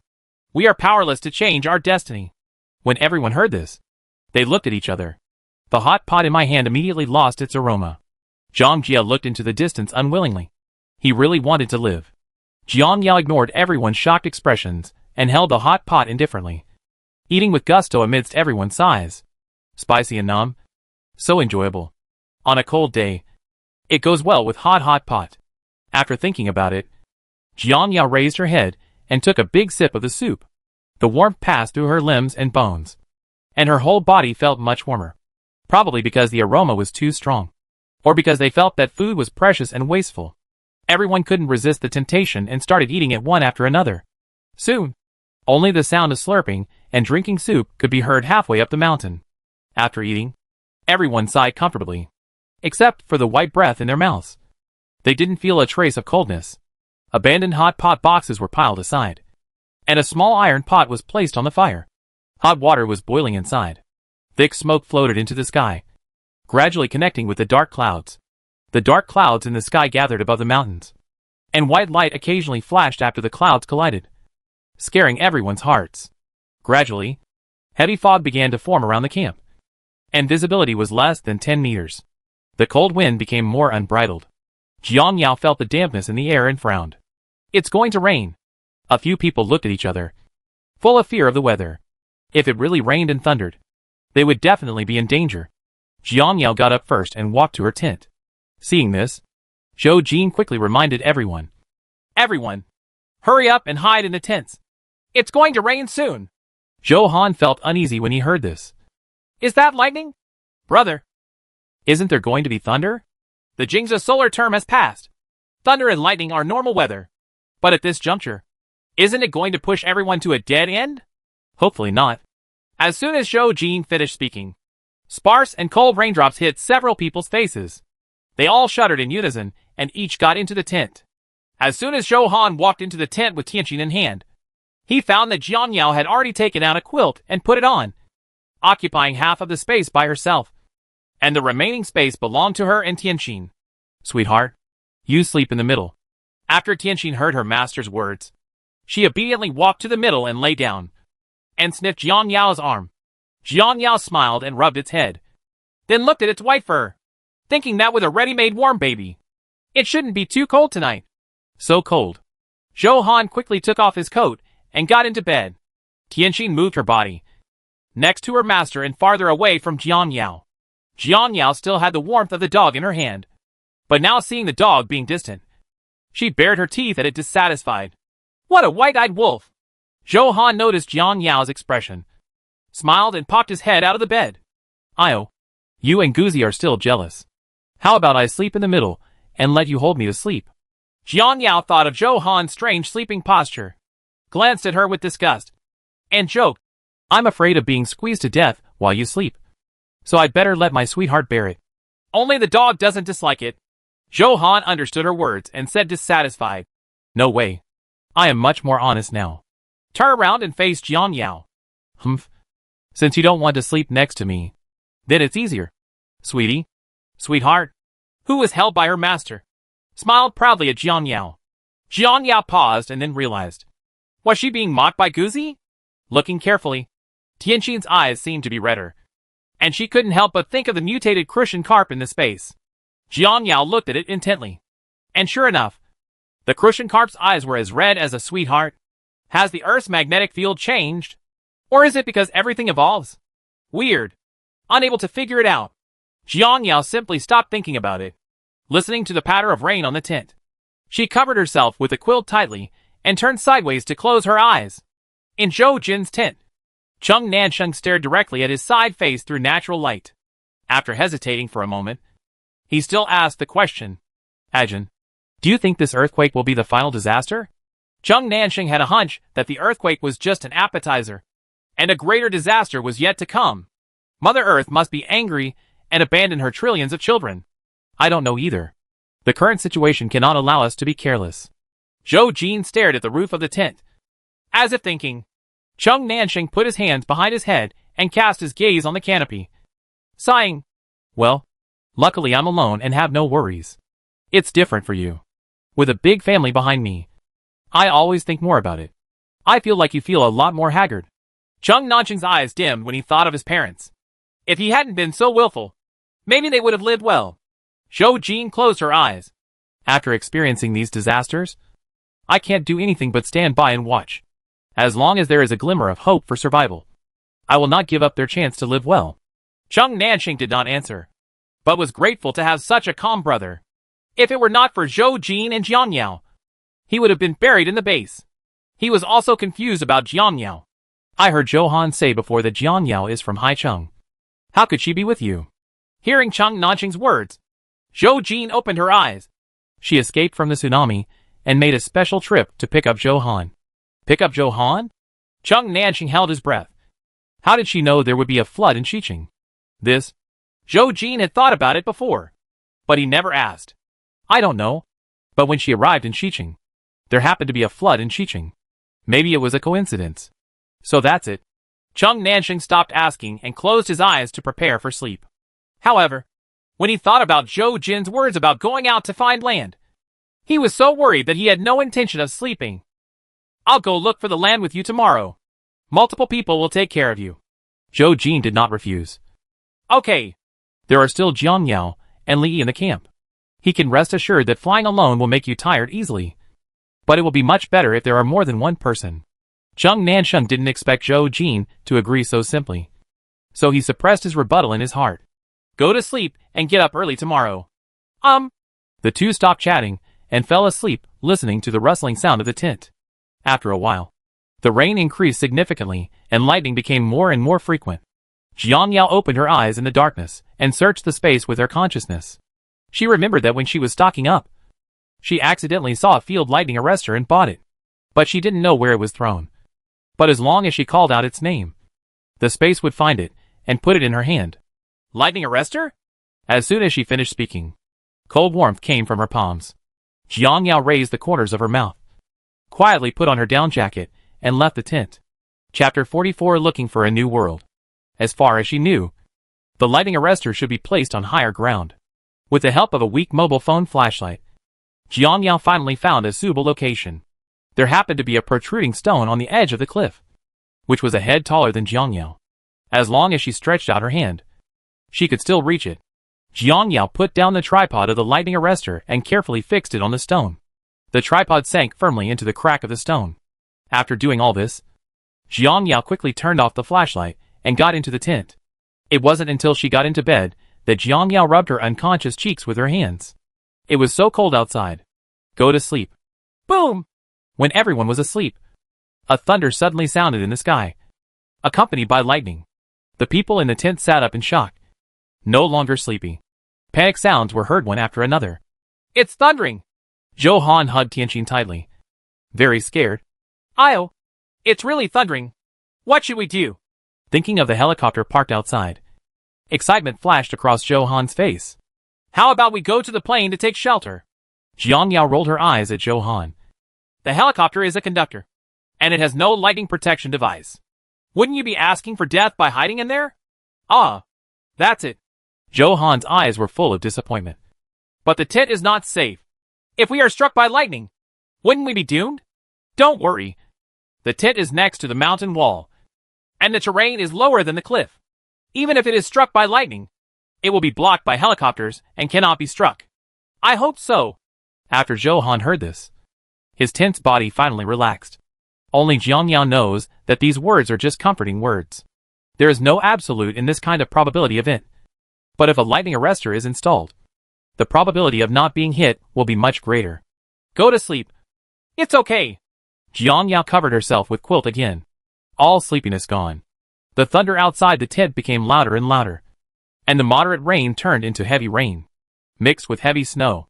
Facing the bad weather, the people in the tent became more and more frightened, hugging themselves tightly and praying not to be struck by lightning. Crack! There was a flash of fire outside, and something was struck. Ah! Some people couldn't stand the fright and shouted directly.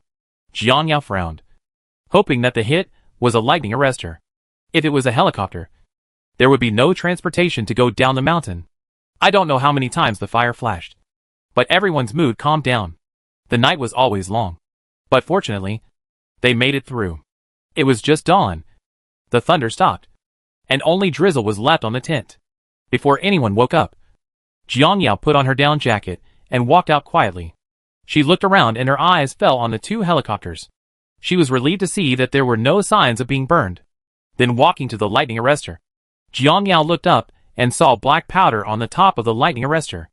It seemed that several lightning bolts had struck it. Fortunately, there is this thing.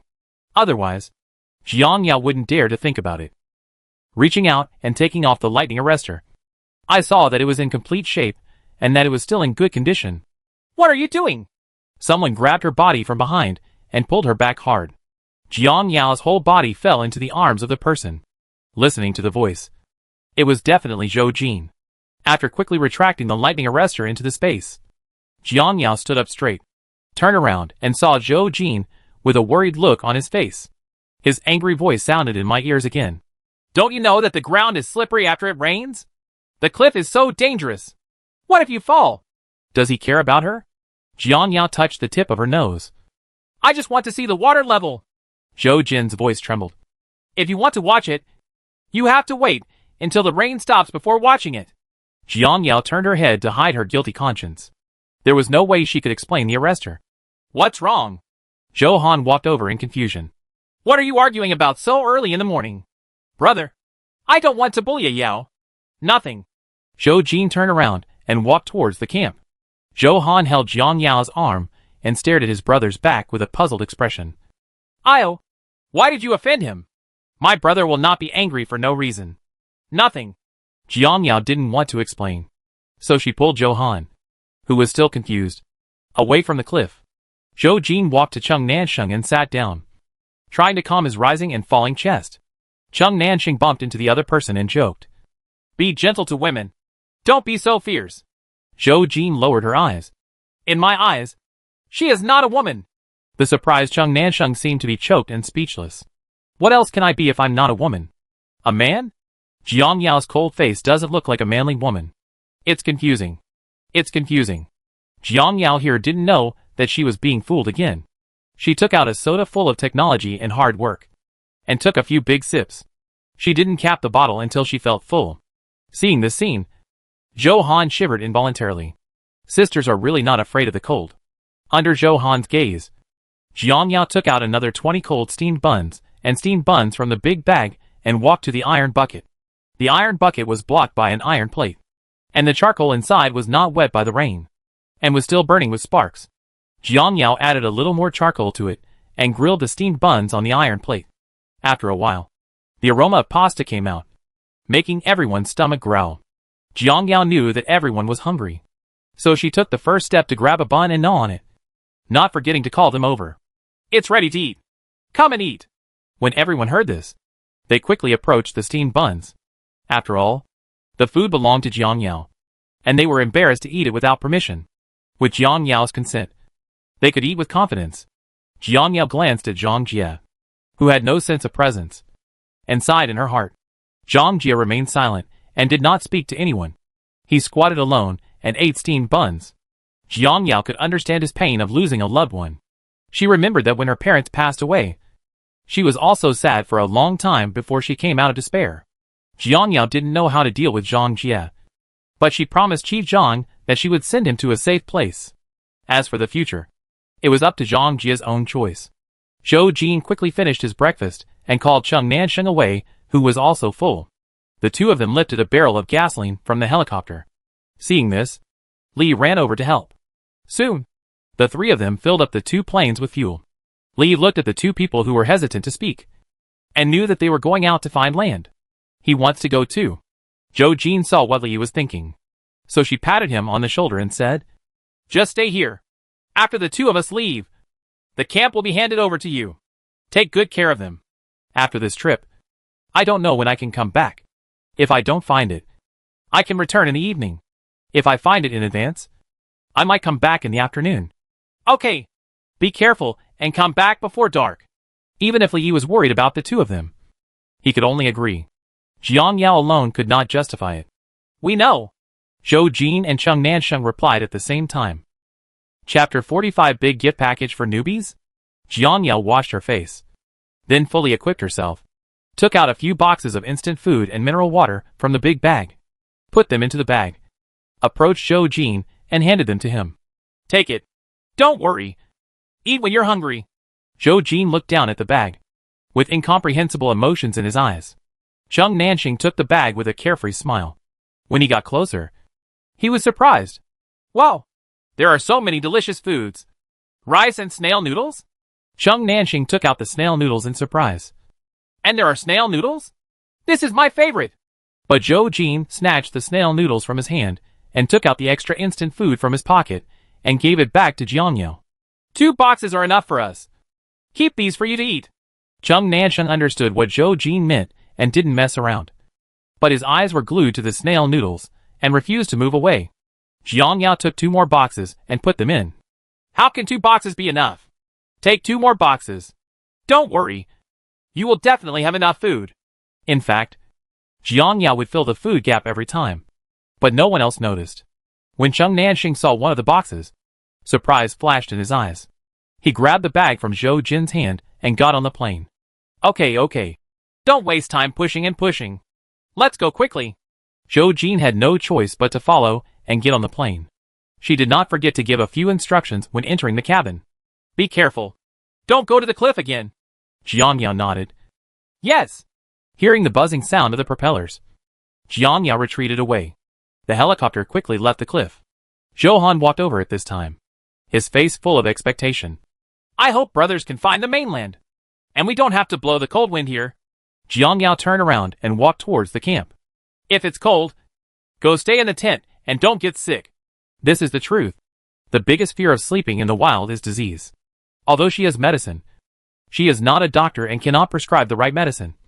And she can't do anything about severe cases. Therefore, you would rather go hungry than reduce your own immunity. Thinking of the green cabbage in the space, Jiang Yao decided to take some out to supplement vitamins for everyone.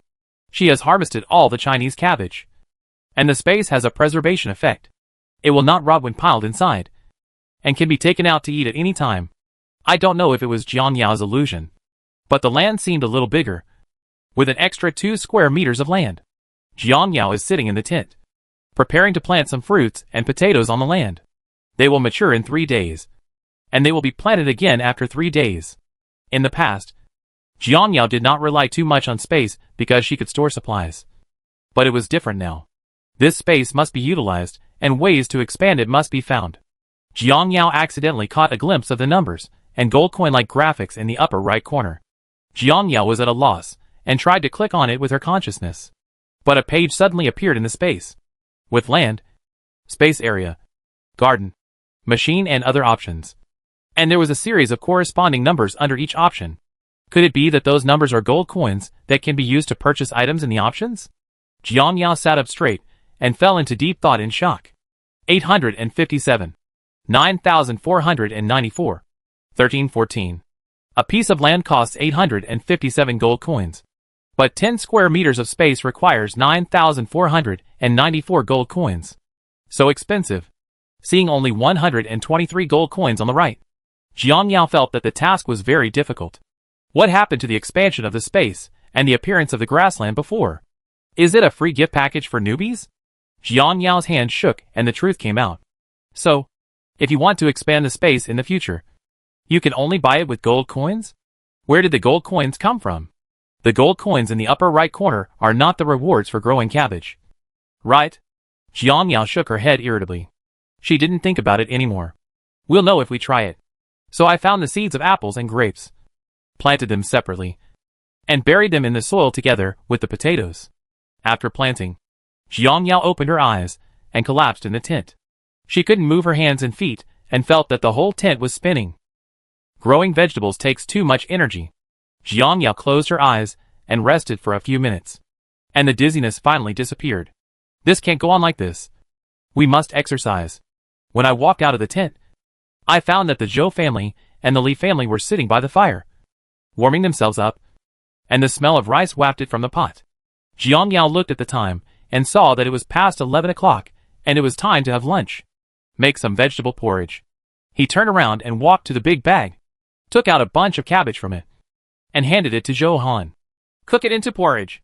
Zhou Han lowered his head and saw a huge and plump cabbage in his arms, and his eyes almost popped out of his head.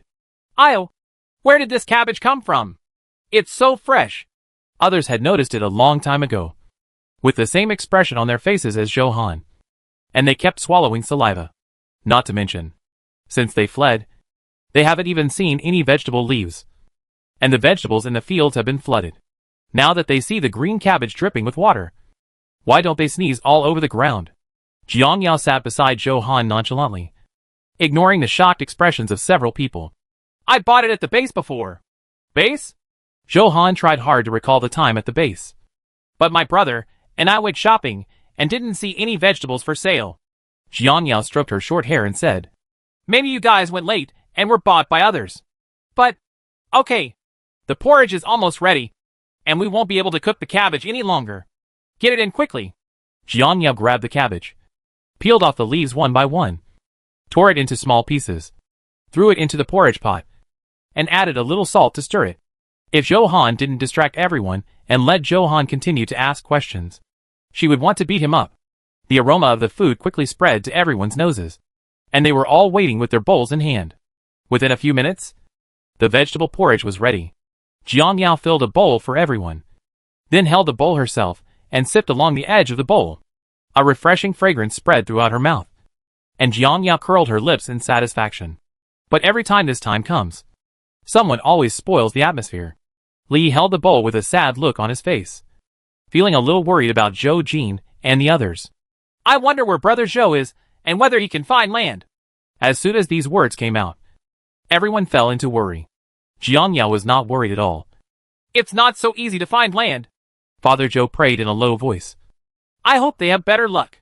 Everyone fell into silence again, but in their hearts they were praying to God that they would find land.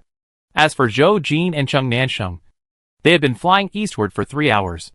Everywhere they went was flooded, and no land was seen. Cheng Nansheng was anxious and worried. After finishing the snail noodle soup base, he calmed down and said a few words to Zhou Jin. "Ajin, we have been flying for so long, and we haven't seen any ground. Isn't it time to return?" The oil tank needle was already halfway through, and if they didn't go back, they wouldn't be able to go back. Chapter 46. Are you sure that's not a whale? Zhou Jin looked at the endless flood ahead, then looked at the fuel tank pointer, and had no choice but to compromise. "Go back and go north tomorrow." They came from the west, and had only 3 directions to explore. If there was no land, they would have to live halfway up the mountain. "Okay, you come over to eat and I'll drive." Cheng Nansheng had already heated up the rice for Zhou Jin. After switching places with him, Zhou Jin started eating the rice. Cheng Nansheng turned the plane around and flew back. "The land has turned into the ocean. You said the earth will not be without land in the future." Zhou Jin raised her head and rolled her eyes at Cheng Nansheng. "Crow's mouth." When Cheng Nansheng heard this, he quickly retorted, "I'm not the one. Zhou Han is. What comes out of her mouth is definitely not good. She is known as the unlucky one." "Ah, sneeze." Zhou Han from the camp sneezed while holding a bowl. "Have you caught a cold?" Li was nervous. Zhou Han rubbed his nose and shook his head. "No, I don't know who is scolding me behind my back." Jiang Yao curled her lips and chuckled. Zhou Jin continued to eat the food, while Cheng Nansheng drove and looked on both sides, fearing that he would miss the land. His eyes inadvertently glanced at the water, and were attracted by the black shadow in the water. Cheng Nansheng stared at it for a few seconds, and when he was sure that the black shadow was swimming, he was stunned. "Aw, Ajin! Look, what that is!" "What?" Zhou Jin followed his gaze and froze. "That's fish?" Because the water was too turbid, I couldn't see clearly what the black shadow looked like, but I could clearly see that it was very big, like a cruise ship. Looking down from a height of 200 meters, the black shadow in the water was more than 10 meters long, and it was still swimming at a very fast speed. Chung Nansheng was speechless. Is that a whale? Has the land really turned into the sea? The whales are swimming ashore. Not necessarily. I didn't see its spray column. After all this time, they didn't see any water jets coming out of the water, indicating that this thing couldn't be a whale. Over there! Chung Nansheng was so shocked that he let go of the rudder and pointed to the left. Fortunately, the helicopter turned on autopilot. Otherwise, he would have panicked again. Zhou Jin got up from the co-pilot and walked to the rear cabin, constantly looking back and forth on both sides. At this time, several large black shadows suddenly appeared in the water, all swimming in different directions, their movements lazily, and their tails swaying from side to side. Judging from this feature, it is really not a whale, as far as Zhou Jin knows. The tail of a whale swings up and down. Chung Nansheng was surprised and curious, chattering endlessly as if he had seen a new world. What kind of fish are they, and why are they so big? Did such creatures appear in fresh water before? It's really big. I'm afraid it won't be able to stew it in one pot. Zhou Jin was speechless. This foodie can think of eating anything he sees. Okay, let's get out of here quickly and discuss it when we go back. Zhou Jin observed them for a while, but couldn't see their true colors clearly, so he had to sit back in the passenger seat and urge Chung Nansheng to leave quickly. Good. Chung Nansheng pushed the rudder forward. The autopilot was cancelled, and the helicopter whirred quickly across the water. At noon, the snow stopped. Jiang Yao put on black tights and started boxing in an open space. Her movements were sharp and capable. After a while, her forehead was covered with sweat and her chest was rising and falling slightly. Jiang Yao stood still and rested, squeezing her sore thighs with both hands, frowning slightly, feeling very dissatisfied with the state of her body. She had been on the run for days and had no time to train. Although her muscles had increased a lot, her strength had lost a lot. If she could handle 30 people in her previous life, she could only fight half of them now. Zhou Han sat on the stone and watched, but Xiao Jiujiu felt in his heart. He really envied Jiang Yao's kung fu skills. Is it too late for her to learn it now? Originally she wanted her brother to teach her, but after seeing Jiang Yao's handsome boxing skills, Zhou Han liked her from the bottom of his heart and had a strong desire to learn. It's not easy to ask Jiang Yao to teach her, so he goes directly to pester her and act coquettishly, ensuring that she will agree. Zhou Han approached with hope and hugged Jiang Yao's arm. Can you teach me boxing? I will study hard and won't be lazy. Woof woof. Tianqin bit Jiang Yao's trouser leg and pointed at Zhou Han with her paw, asking the master to learn from him. The master is very smart. Jiang Yao raised her eyebrows, raised her hand to touch Tianqin's head, and looked down at Zhou Han, who was half a head shorter than her. Are you sure? I'm very tired. I'm sure I must learn it. Zhou Han shook Jiang Yao's arm, his eyes full of desire. Just teach me. Jiang Yao thought for a while and finally agreed. Okay, let's go change into smart clothes. Oh yeah. Zhou Han ran back to the tent excitedly. Not far away, Li Yi and Zhang Jie listened clearly to their conversation. Seeing that Jiang Yao was willing to teach Zhou Han, their hearts were shaken. Li glanced at Zhang Jie. You want to learn too? Zhang Jie didn't hide anything. I want to. Zhang Jie turned to look at Li Yi. Let's try together. Okay, let's go.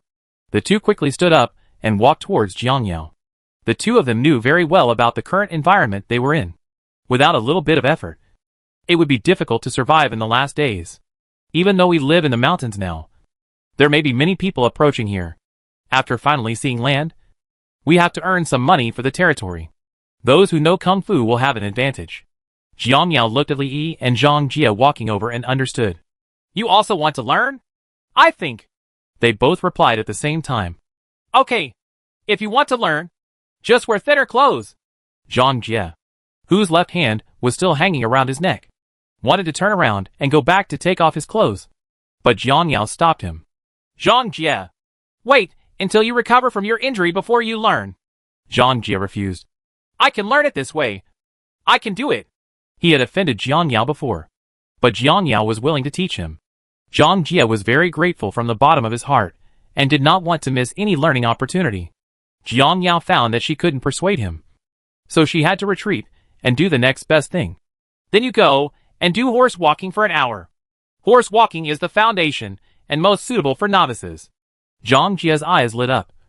Okay. Zhou Han and Li changed their clothes and came out, and saw Zhang Jia half crouching, squatting tremblingly on horseback.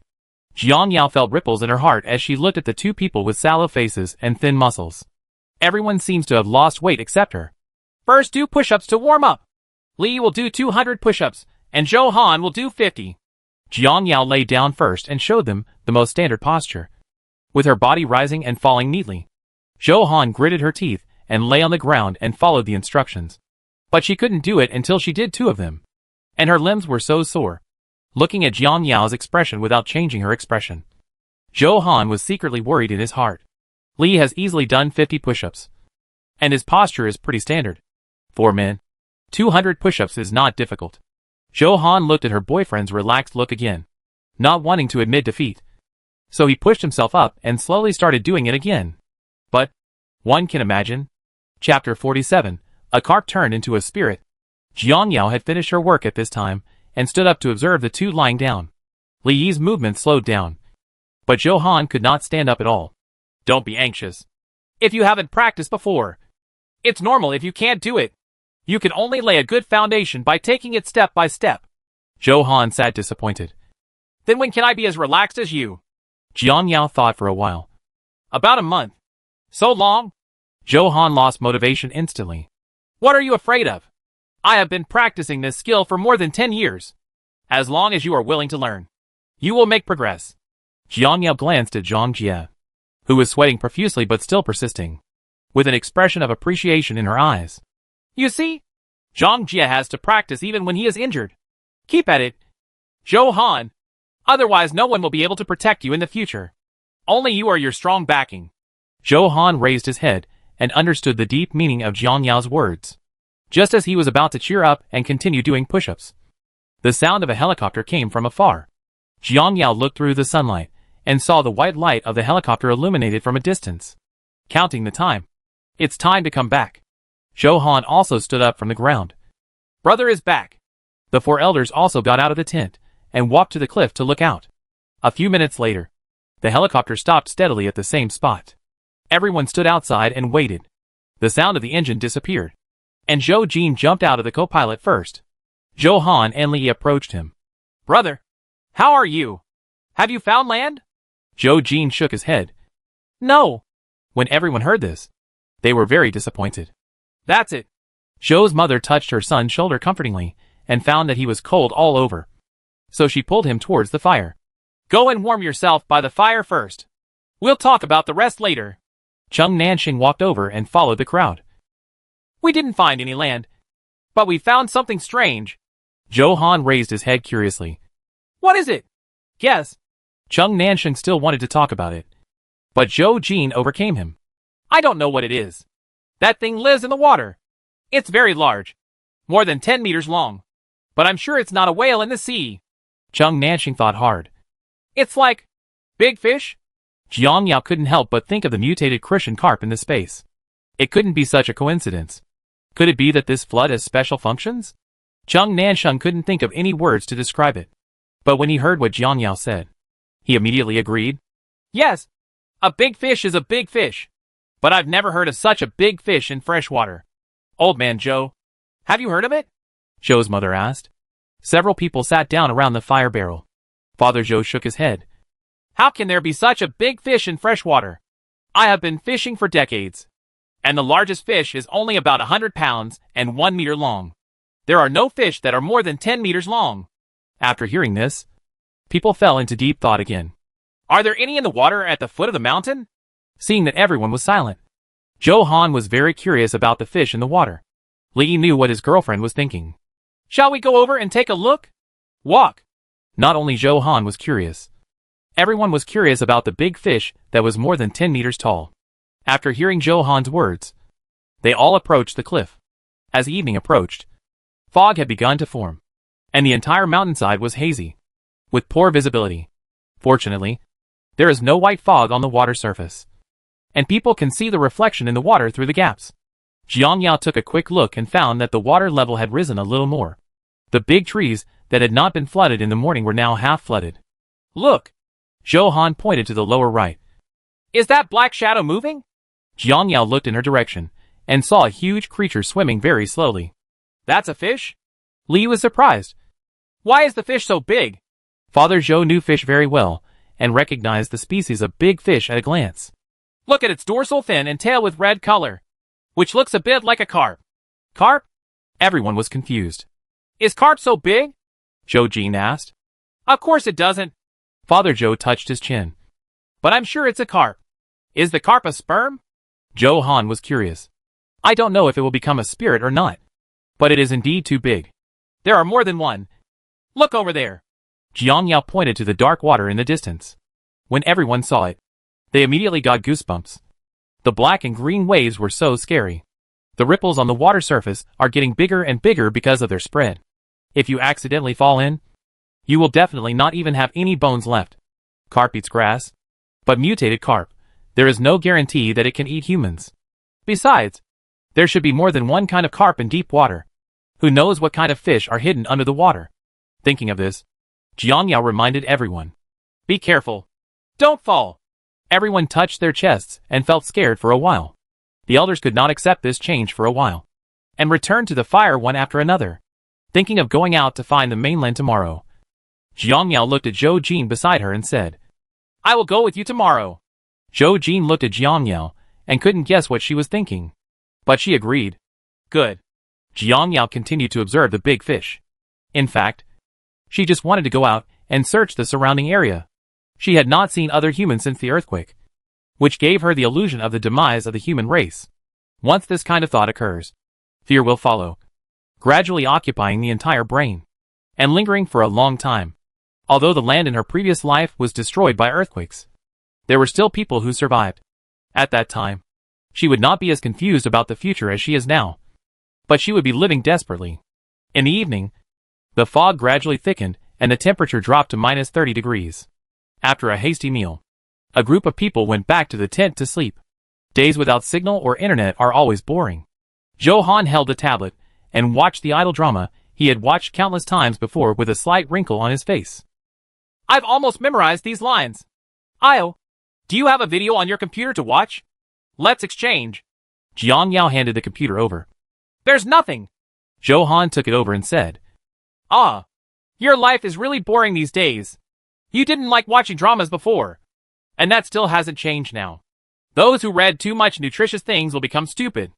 Noticing Jiang Yao's contemptuous eyes, Zhou Han's words stuck in his throat, and neither came down nor came down. Is she saying she's stupid? How unreasonable. I don't want to admit that I have a problem with my IQ. But Zhou Han is mine, and I can't refute it. Jiang Yao laid down and closed her eyes. Go to sleep. Get up at 5 o'clock tomorrow to practice boxing. So early? Zhou Han couldn't believe it. If she had known that practicing boxing was so hard, she wouldn't have asked Jiang Yao to teach her. Oh. Sleep. Sleep. Zhou Han turned off the computer, pressed the quilt tightly, resignedly hugged the sweetheart, brand-warm baby, and closed his eyes. It was a dreamless night, except for being woken up by the cold once or twice in the middle of the night. I slept quite soundly the rest of the time. After Jiang Yao put on her warm jacket, she pushed Zhou Han next to her. Get up. Sweetheart had woken up a long time ago. She was held tightly in her master's arms, and did not dare to move. She opened her eyes wide, and asked Jiang Yao for help. Chapter 48 Discovering a Cruise Ship. Jiang Yao found it funny. Holding back his laughter, he pushed Zhou Han again. Zhou Han finally woke up from his sleep, released his hold on Tianxin, and rubbed his sleepy eyes. What's wrong? Why did you call me? The sweetheart was freed, stood up, and licked her master's cheek with her tongue. Zhou Han pushed it away and buried his head in the quilt. Sweetheart, stop making trouble and let me sleep for a while. Jiang Yao pulled off the quilt and said, Why don't you sleep? Get up and start boxing. The coldness quickly penetrated into his body, and Zhou Han suddenly woke up. I glanced outside the tent. It was pitch black, and it was obviously not bright yet. Is it so early? It's not even bright yet. Going to bed early and getting up early is the most basic common sense in martial arts. Now that the body has just woken up, It is best to absorb the oxygen in the morning and reach its best condition. After saying that, Jiang Yao opened the tent and got out. Zhou Han felt that what Jiang Yao said made sense. So he quickly got dressed and followed. But as soon as she went out, the cold wind blew on her face, which made her want to quit again. Unable to retreat, Zhou Han cheered himself up and followed with his neck curled up. Jiang Yao turned on the flashlight and placed it high. The place where he practiced martial arts yesterday became as bright as daytime. 4 figures stood in the light. When they heard the footsteps behind them, they turned their heads to face Jiang Yao. Jiang Yao teased, "You guys got up quite early." Zheng Nanxing smiled proudly and said, "It's not bad. Now that everything is ready, let's get started." Li, Zhang Jie and Zhou Han had no foundation in martial arts training, so they still practiced horse steps for 2 hours under Jiang Yao's guidance. Zhou Jin and Cheng Nanxing had learned Sanda and Taekwondo and were familiar with their previous boxing techniques. Jiang Yao guided the movements while performing military boxing by herself. Each move was fast, accurate and fierce, gradually attracting everyone's attention. Zhou Jin pursed her lips tightly, seeing the gap between him and Jiang Yao, and punched even faster. One day, he will be stronger than Jiang Yao, and he will no longer be protected by her, but he will protect everyone. After a month of getting along with each other, Zhou Jin gradually got to know Jiang Yao, who was cold-faced but warm-hearted, decisive, smart, and merciless. She is the best woman he has ever seen and the most compatible partner. Soon it was time to go out to find land again. Jiang Yao and Zhou Jin quickly finished their meal and disappeared into the distance under the expectant eyes of everyone. Walking east today, Jiang Yao sat in the co-pilot and observed the offline map. From the map, I found that this area should be an urban area, with dense apartments distributed in the center of the city. Jiang Yao looked out the window, but only saw the vast sea. There is no limit. What is it if it is not the sea?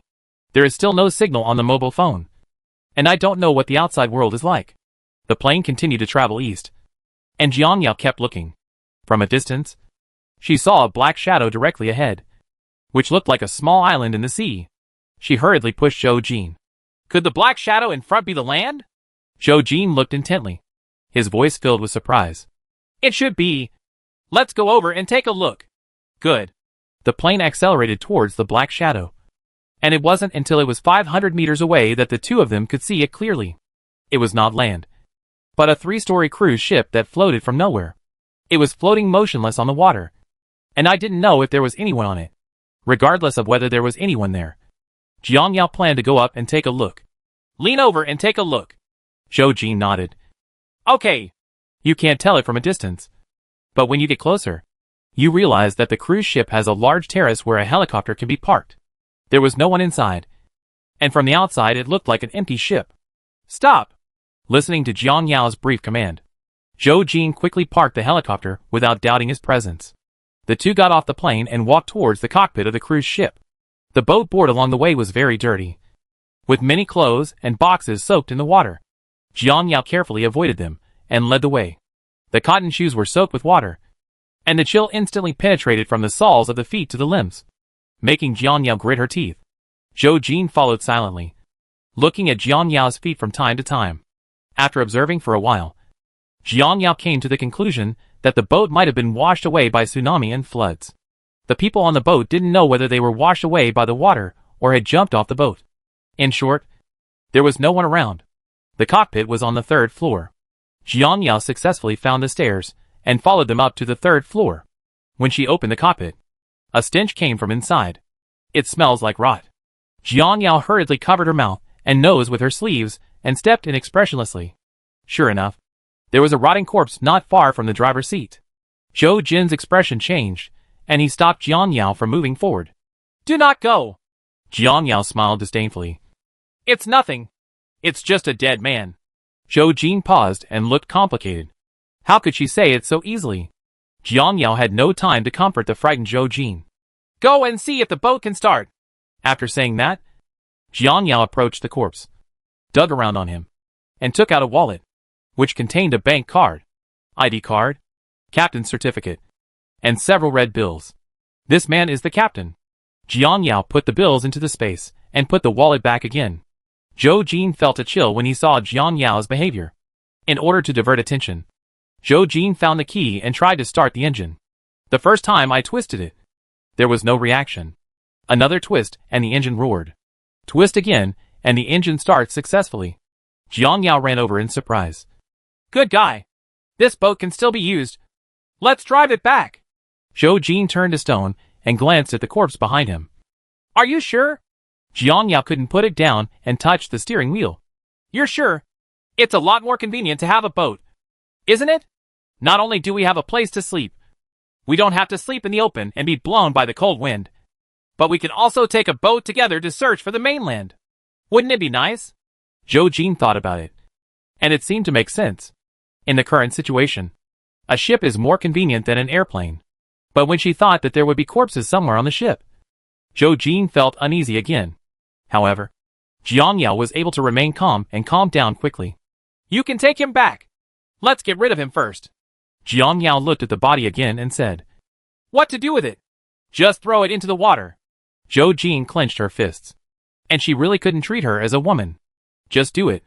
The corpse brother was carried by 2 people and thrown into the water from the 3rd floor. Jiang Yao was about to turn around and leave. But out of the corner of her eye she saw a black shadow floating up from the water. It's a big carp, Zhou Jin said. I saw a big carp showing its head, opening its bloody mouth and sucking the body down, revealing its big white teeth. And its beard several meters long was floating and wriggling on the water. This was the first time Jiang Yao saw the appearance of a carp up close. Its nearly 1 meter long scales sparkled in the sun, and its eyes were blood red as it stared at the 2 people blatantly. Huh? Jiang Yao sneered. He is really a meat lover. Do you think it will attack the ship? Zhou Jin asked. Chapter 49 Unpredictable Danger. Thinking of the carp eating the corpse, Jiang Yao slowly shook his head. Probably not. If you want to attack, you have already attacked. It is very big but moves very slowly. It does not pose a threat to us. We just need to be careful not to fall. He couldn't even shout for help if he fell. Zhou Jin naturally knows this truth. Let's clean up the cabin quickly and go back early. The 2 returned to the cabin. Seeing that there was no meat to eat, the carp slowly sank to the bottom of the water. Jiang Yao walked into the restaurant of the cruise ship and went straight to the kitchen. Seeing the cabinet full of canned food, Jiang Yao's eyes lit up and she quickly put the cans into the space, leaving a few of them outside. Not only cans, but also more than 10 boxes of semi-finished steaks and chicken steaks. The refrigerators and freezers were not powered off and contained various frozen meats. Jiang Yao kept a third of each item out, and the rest was put into the space reserve. There were also pots and pans, but Jiang Yao had no intention of collecting them. Zhou Jin went to the guest room on the 2nd floor and conducted a carpet-like search. He threw all the messy and useless things into the water and kept some suitcases that could still be used. When we came to the 5th room, a second body appeared. It was a woman with long hair. Zhou Jin suppressed his nausea and threw the body from the window. In just a moment, the body on the water disappeared, revealing a big fish head. The 2 of them cleaned up for nearly 2 hours. Zhou Jin threw away 8 or 9 bodies, while Jiang Yao searched for supplies and placed them all in one room for easy access. Seeing that it was almost afternoon, the 2 simply settled down for lunch. Zhou Jin drove the boat and Jiang Yao directed the direction, heading back as quickly as possible. While the boat was moving, the surrounding area was surrounded by large fish of more than 10 meters. They slowly followed the boat, thinking that they would have a free lunch, knowing that they were not a threat. Jiang Yao looked at these cute fat fish carefully, as if they were ornamental animals. I don't know if their meat is delicious. I've never eaten such a big one. The corners of Zhou Jin's mouth curved. Maybe it's not too tender. Jiang Yao agreed. Well, it must be old, bad, and not tasty. The 2 of them looked at the water in disgust, not paying attention to a black figure swimming quickly towards the hull from the rear side. Boom! The hull of the ship was tilted and rocked wildly. Jiang Yao and Zhou Jin were caught off guard and fell to the ground. Before the 2 of them had time to think, there was another collision sound around the ship. There are fish attacking the boat, Zhou Jin said. Jiang Yao's eyes were dark. There are more than one. Zhou Jin stood up with both hands on the ground, helped Jiang Yao up, and grabbed something fixed nearby to stabilize her body. Jiang Yao held the hull of the boat and slowly approached the door. Put out the fire and go to the deck to take a look. Good.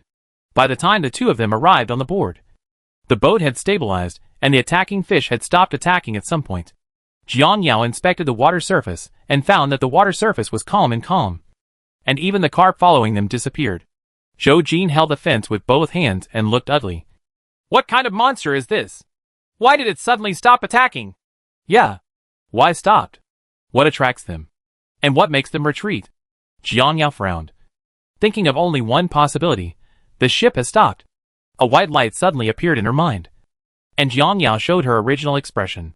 Is it because of the boat stop? You will know after giving it a try? Zhou Jin looked at Jiang Yao, who smiled confidently. And he instantly thought of this possibility. I'm going to start the engine and see if I can attract them again. Jiang Yao gave him a thumbs up. Go quickly and follow my instructions later. Zhou Jin quickly returned to the cockpit, turned the key, and adjusted it to the lowest gear. The cruise ship slowly moved forward. Jiang Yao walked to Zhou Jin's blind spot, took out a silenced pistol from the space, and fixed her gaze on the water in front of her. Several minutes passed, but there was still no movement on the water. Jiang Yao shouted, "Speed up!" When Zhou Jin heard this, he moved up a gear. Not enough!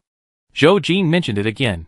The current speed of the ship is 60 kilometers per hour, which is already very fast. Jiang Yao was so nervous that she was sweating all over. She kept her attention on the water, holding a gun in both hands and pointing it into the water. As the speed of the boat increased, many basketball-like black spots gradually appeared in the water and expanded rapidly. Jiang Yao tensed up her nerves. They were coming. Zhou Jin was also lying next to the window and looking out, looking at the growing black shadow. The line of his jaw was very tight. The black shadows quickly approached the hull of the ship and kept attacking with their heads.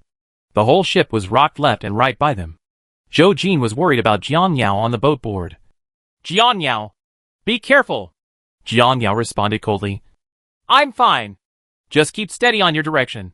Receive. Zhou Jin held the rudder firmly to prevent the ship from deviating from the course. After a few minutes of observation, Jiang Yao finally saw their true colors. It's a catfish that likes to eat carrion. The mutated body is half the size of a carp, but it is very agile and can swim quickly in the water, and will attack boats moving on the water, causing damage to the hull. It may not only be boats, but also anything that causes fluctuations on the water surface may become their target. If the attack continues like this, the ship will be destroyed and must be stopped. Seeing that they were no threat for the time being, Jiang Yao withdrew her gun and returned to the cockpit. Seeing that she was not injured, Zhou Jin breathed a sigh of relief and put away his worried eyes. Jiang Yao didn't pay attention, just stepped forward and pulled out the key. It's a bit difficult to bring this boat back. Jiang Yao was so angry that her teeth were itching when she thought that her afternoon's work had come to nothing. As long as it doesn't exceed 60 kilometers per hour, you'll be fine. Even if the speed is slower, you can still take it back. Jiang Yao hesitated. In fact, she couldn't bear to part with this ship. With it, it would be much more convenient in the future. Slow down. It's better than nothing. Okay, keep going at 50. But then we might spend the night on the boat tonight. They didn't know what dangers were hidden in the water at night, so they couldn't take risks. Hearing this, confusion flashed across Zhou Jin's face. How about we go back first and come back to sail the boat tomorrow morning? No. Jiang Yao rejected Zhou Jin's suggestion. Who knows whether the boat will stay here well after a night? Zhou Jin was speechless for a moment. Jiang Yao buried her head and thought for a while, and finally came up with a way to get the best of both worlds. Let's go back to the boat first, and then wait and see what happens at night. If there is no danger, we will stay on the boat for one night. If we detect danger, we will get on the plane and leave. This is a good idea. Okay, let's do it. Zhou Jin agreed immediately. The two of them stayed board on the boat for 3 hours. It gradually became dark and mist began to appear on the water, under the light of the lights. It was like entering a fairyland. Beautiful and beautiful. Chapter 50. Spend the night on the boat. If it weren't for the big man-eating fish in the water, Jiang Yao might have enjoyed the surrounding night scene. But now she was not in a good mood at all. After finishing the last bite of hot pot, Jiang Yao threw away the box and kept observing her surroundings with a night vision telescope. Zhou Jin stood on the other side and did the same thing as her. After a long time, without realizing the danger, Jiang Yao put down her sore hands and folded her arms to keep warm. The temperature after dark is always puzzlingly low. There was no sound around. It was so eerily quiet. There is nothing else on the water. If you look down, you will find that there is only this lonely cruise ship in the boundless water, emitting white smoke and slowly moving in one direction, as if it will be swallowed by the deep water at any time. It was late at night, and Jiang Yao still didn't rest.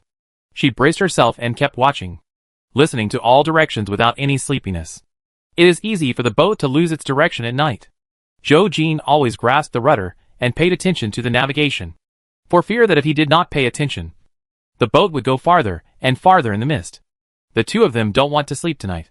At 3 o'clock in the middle of the night, both of them were a little tired, and their eyelids drooped unconsciously.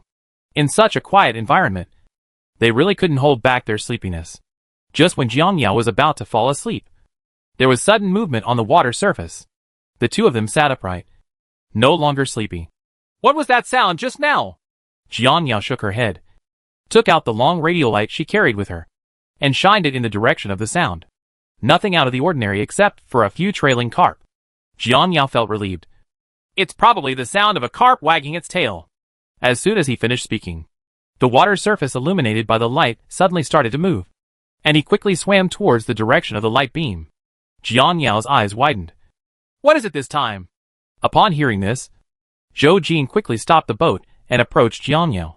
There are more and more ripples on the water surface, and they are getting bigger and bigger. Things in the water gradually surface, and they gather together under the light and swim happily. They have long white tails and pointed heads. They are not big in size, but there are a lot of them. Their bodies show colorful lights under the light, which is very beautiful. It looks like a fish, but not quite. It's more like a plankton that has grown larger after mutation. Seeing such a beautiful picture, Jiang Yao relaxed her vigilance and shook the flashlight of her phone. They like the light. Zhou Jin looked at the group of colors, and finally a smile appeared on his face. I can see it. So beautiful. Jiang Yao sighed. When people are comfortable, they always think about things. Jiang Yao is confused about the unknown future. The reborn world has completely deviated from the track of her previous life and is developing in an unknown direction to her. In the future. Is there a future? What will the Earth look like in the future? Why have all the animals changed, but only humans have remained the same? Have no idea. This issue is beyond Zhou Jin's knowledge.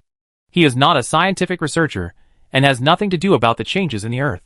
Jiang Yao moved the flashlight to play a chasing game with the creatures in the water, but she was thinking about other things. I can't help but think of a comment about global warming in a certain video. There are many strange theories in the comments. The most profound ones are about magnetic field changes and overexploitation.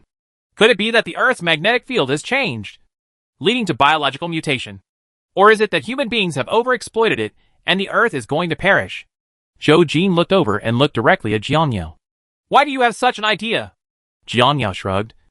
I saw it in the video. Zhou Jin was silent for a moment and then spoke again. A month ago, I never paid attention to these.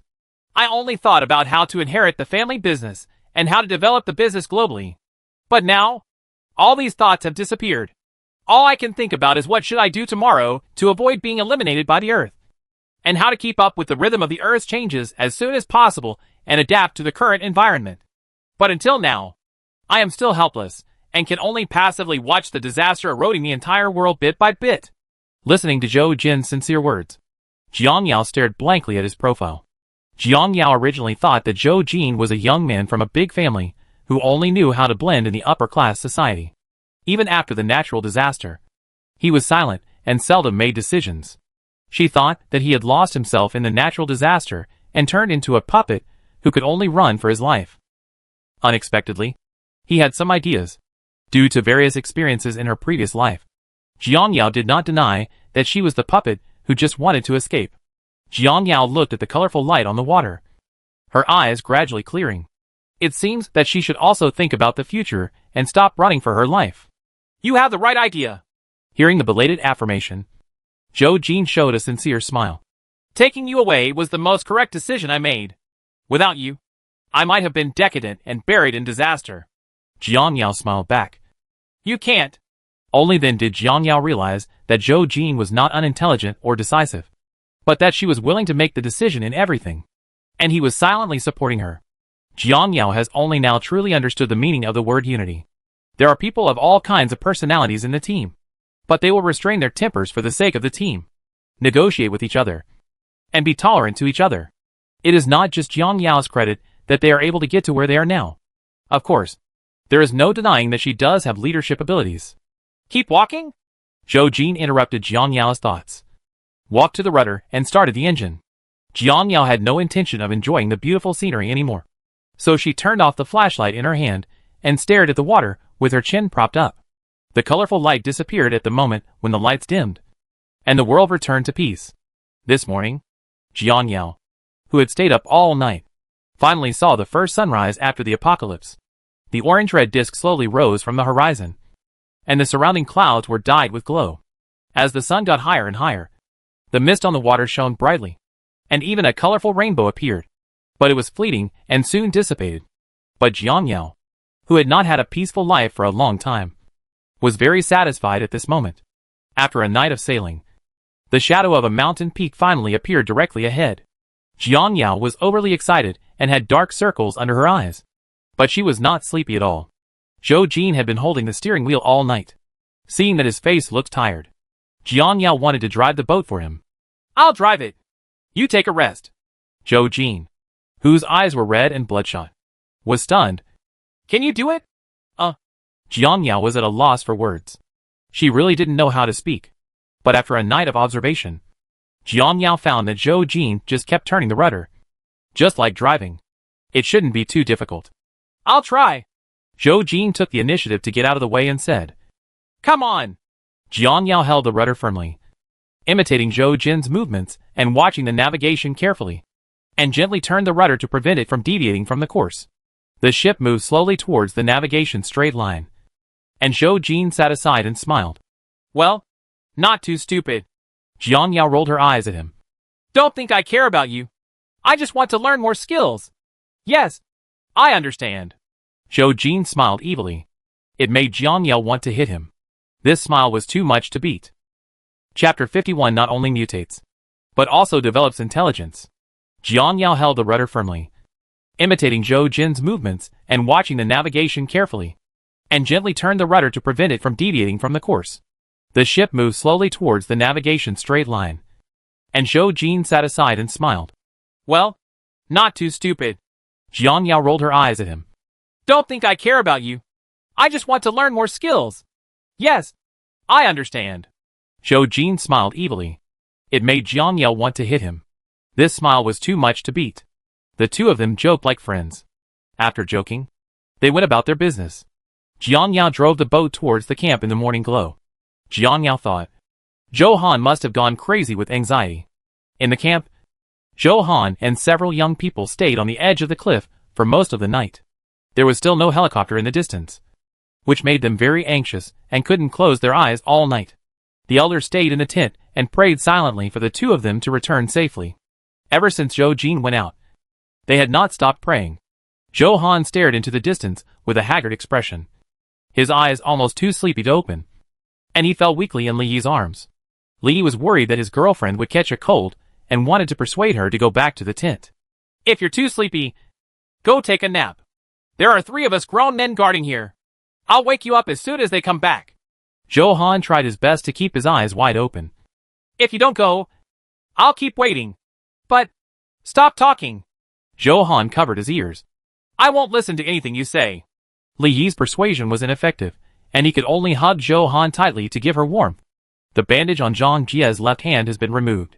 Although it has not recovered as before, it can still be done with a slight movement. At this time, he was also worried about Jiang Yao, and he sat silently staring in the direction of the helicopter. Cheng Nansheng couldn't wait any longer, and stood up from the ground, beating his numb thighs. I went out to look for them. Something must have happened to them. They had agreed last night that if they hadn't come back at daybreak, they would go out and look for it together. I am coming too. The 3 of them quickly stood up and followed Cheng Nansheng onto the plane. Cheng Nansheng was sitting in the cockpit, and Zhou Han was a little worried. You didn't sleep last night. Is it really okay to drive while fatigued? What if, Zhou Han covered his painful forehead and stared at Cheng Nansheng displeased. Why did you hit me? Does the beating hurt? It hurts. Okay. Who told you to be a crow? Cheng Nansheng wanted to take pictures again, but Zhou Han nimbly dodged it. What Zhou Han said has never come true. Do you still have doubts about my flying skills? Even if I don't sleep for 3 days and 3 nights, I can still fly steadily. What a joke. He has even flown a fighter jet. And he didn't even notice a small aircraft like a helicopter. I'm not worried about you. Okay. Drive quickly. Johan pouted guiltily, turned around, and walked towards his seat. When Johan returned to his seat and sat down, the propellers turned faster and faster, and the helicopter quickly took off. Under the worried eyes of the 4 elders, it left and flew towards the east. On the cruise ship, Jiang and Yao were basking in the sun and powdering their powder on the board. They were bored and occasionally playing with the carp in the water, perhaps because the scent was too tempting. More and more carp came around, staring at the two of them with lantern-like red eyes. Jiang Yao was a little curious, swallowed the fans in her mouth, and looked at Zhou Jin. Do you think they are wise? Zhou Jin raised his head, looked at the water, and shook his head. Have no idea. Jiang Yao wanted to give it a try, so she took the rice noodle box to the railing. They were on the first floor. As long as they leaned out, they could get close to the carp. What are you doing? Zhou Jin grabbed Jiang Yao. Why do you always do dangerous things? Jiang Yao felt that he was making a fuss. They are still far away. I just want to test their IQ. How to try? You watch. Jiang Yao smiled mysteriously. Then he stretched out the box and said, Open your mouth if you want to eat. Zhou Jin. Forget it. Let her play. It's boring anyway. Several carps on the water surface gradually approached Jiang Yao and raised their heads out of the water. The carps had big heads, and Jiang Yao was very small in front of them. Not to mention not enough rice noodles to fill her teeth. Will they give in just for this little food? Jiang Yao doesn't know. Seeing that they were motionless, Jiang Yao repeated without giving up. Open your mouth. Ha. Zhou Jin just wanted to laugh. They are just cold-blooded animals. How can they understand? But the next second, he was slapped in the face. One of the carps opened its huge mouth, revealing 2 rows of white teeth and a bottomless throat. It was motionless, as if it was really waiting for Jiang Yao to feed it. The two of them were stunned at the same time. Jiang Yao lost his mind and loosened his hands, and the rice noodle box fell into the carp's mouth. Feeling something in its mouth, the carp quickly closed its mouth and sank into the water, disappearing. Jiang Yao still maintained the feeding action and did not regain consciousness for a long time, until her hands became weak. She held onto the railing to support her body. Did you see it just now? They seem to really understand. Zhou Jin leaned on the railing, recalling the scene just now. Yes. Did you gain IQ while mutating? But only one of them was understood, and the others were silent. This is enough to illustrate the fact, Zhou Jin said. Yes. I don't know how much their intelligence has evolved and whether they can threaten humans. Do other creatures in the water also have intelligence? The two of them observed for a while and saw nothing unusual. So they returned to the cockpit and continued driving back, although the camp was right in front of them. The speed of the boat was too slow, and it would take twice as long as usual to reach the destination. They had to be patient. Brother E, what's over there? Johan has good eyesight and can see something on the sea at a glance. The other 3 followed and looked over, but they were too far away to see clearly. Let's go and have a look, Li suggested. Chung Nansheng nodded, changed direction and flew over. After a while, they finally saw the true identity of the thing. It turned out to be a moving cruise ship with a very familiar helicopter parked on it. Johan jumped up happily. It's my brother and a Yao. They found the boat. Great. Li was very excited. Chung Nansheng speeded up. Jiang Yao was driving the boat carefully when the sound of a helicopter suddenly came from the left front, and her body tensed instantly. Who is it? Could it be another survivor? The two of them turned their heads and looked over, and found that the helicopter was approaching them and seemed to be stopping. It's Chung Nansheng. Zhou Jin saw clearly the man sitting in the cockpit. Just now, he was wondering if they would be too worried to sleep, but he didn't expect that they came directly. Jiang Yao looked at the cockpit and immediately relaxed after seeing 2 familiar faces. He hurriedly waved and asked Chung Nansheng to park the helicopter on the board of the ship. The plank of the boat is huge and should be able to stop it. Chapter 52 reached an agreement and set off again. Chung Nansheng made a sign of acceptance and drove towards the ship's deck.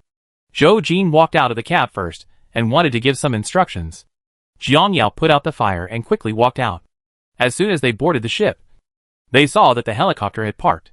Johan opened the cabin and jumped out, followed closely by Zhang Jie, Li, and finally Chung Nansheng. Jiang Yao smiled sincerely. Why are you all here? Auntie, and the others can rest assured? What do you mean? We are almost worried to death. Zhou Han's eyes were red, and he hugged Jiang Yao's arm tightly without letting go. I haven't slept all night. You guys are quite leisurely, and you still have such a big boat. Jiang Yao moved her head away. It's unfair. We didn't sleep all night. What's wrong? Is there danger in the water? Zhou Han raised his head worriedly, causing others to look over. Zheng Nansheng was very nervous and stared at Zhou Jin. Is there danger in the water?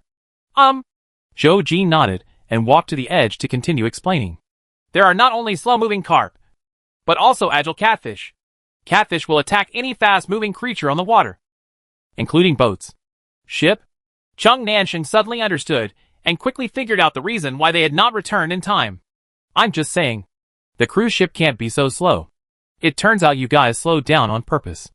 Jiang Yao answered. If we don't slow down, the boat will be broken up by them. With the magnitude of the shaking yesterday, the ship would have really sunk in a few minutes at night. So fierce? Zhou Han covered his chest and stared at the water nervously. But except for the huge carp, there is no trace of other creatures on the water surface. Yeah, the boat was almost knocked out by them. You will know if I am exaggerating after seeing that position. Jiang Yao pointed to the bottom of the boat, where there was a deep depression made by those catfish. Zhou Han was dumbfounded. There is danger everywhere. When will this apocalypse end? It would be great if we could contact other people. It's not that good. Jiang Yao hugged her chest with a complicated look on her face. The whole world is plunged into disaster, and the entire continent is submerged in water. People have no time to prepare, and they must be short of supplies, including food and housing. If you contact them and know that you have countless food hoards, they may chew them to pieces. How can I see it? Jiang Yao didn't want to explain. You want to go on your own. Zhou Han pouted. Oh, just say it. Jiang Yao didn't want to waste her words, so she turned back to the cab and started the cruise ship. The cruise ship gradually moved and headed in one direction. Zhou Han's ideas are too naive. If he wants her to grow up, the first step is to learn to analyze things. Several people entered the cab one after another and visited the cruise ship. Zheng Nansheng touched the hull and couldn't put it down. With it, it will be much more convenient for us in the future. At least we won't get cold. Zhou Jin glanced at Jiang Yao before speaking.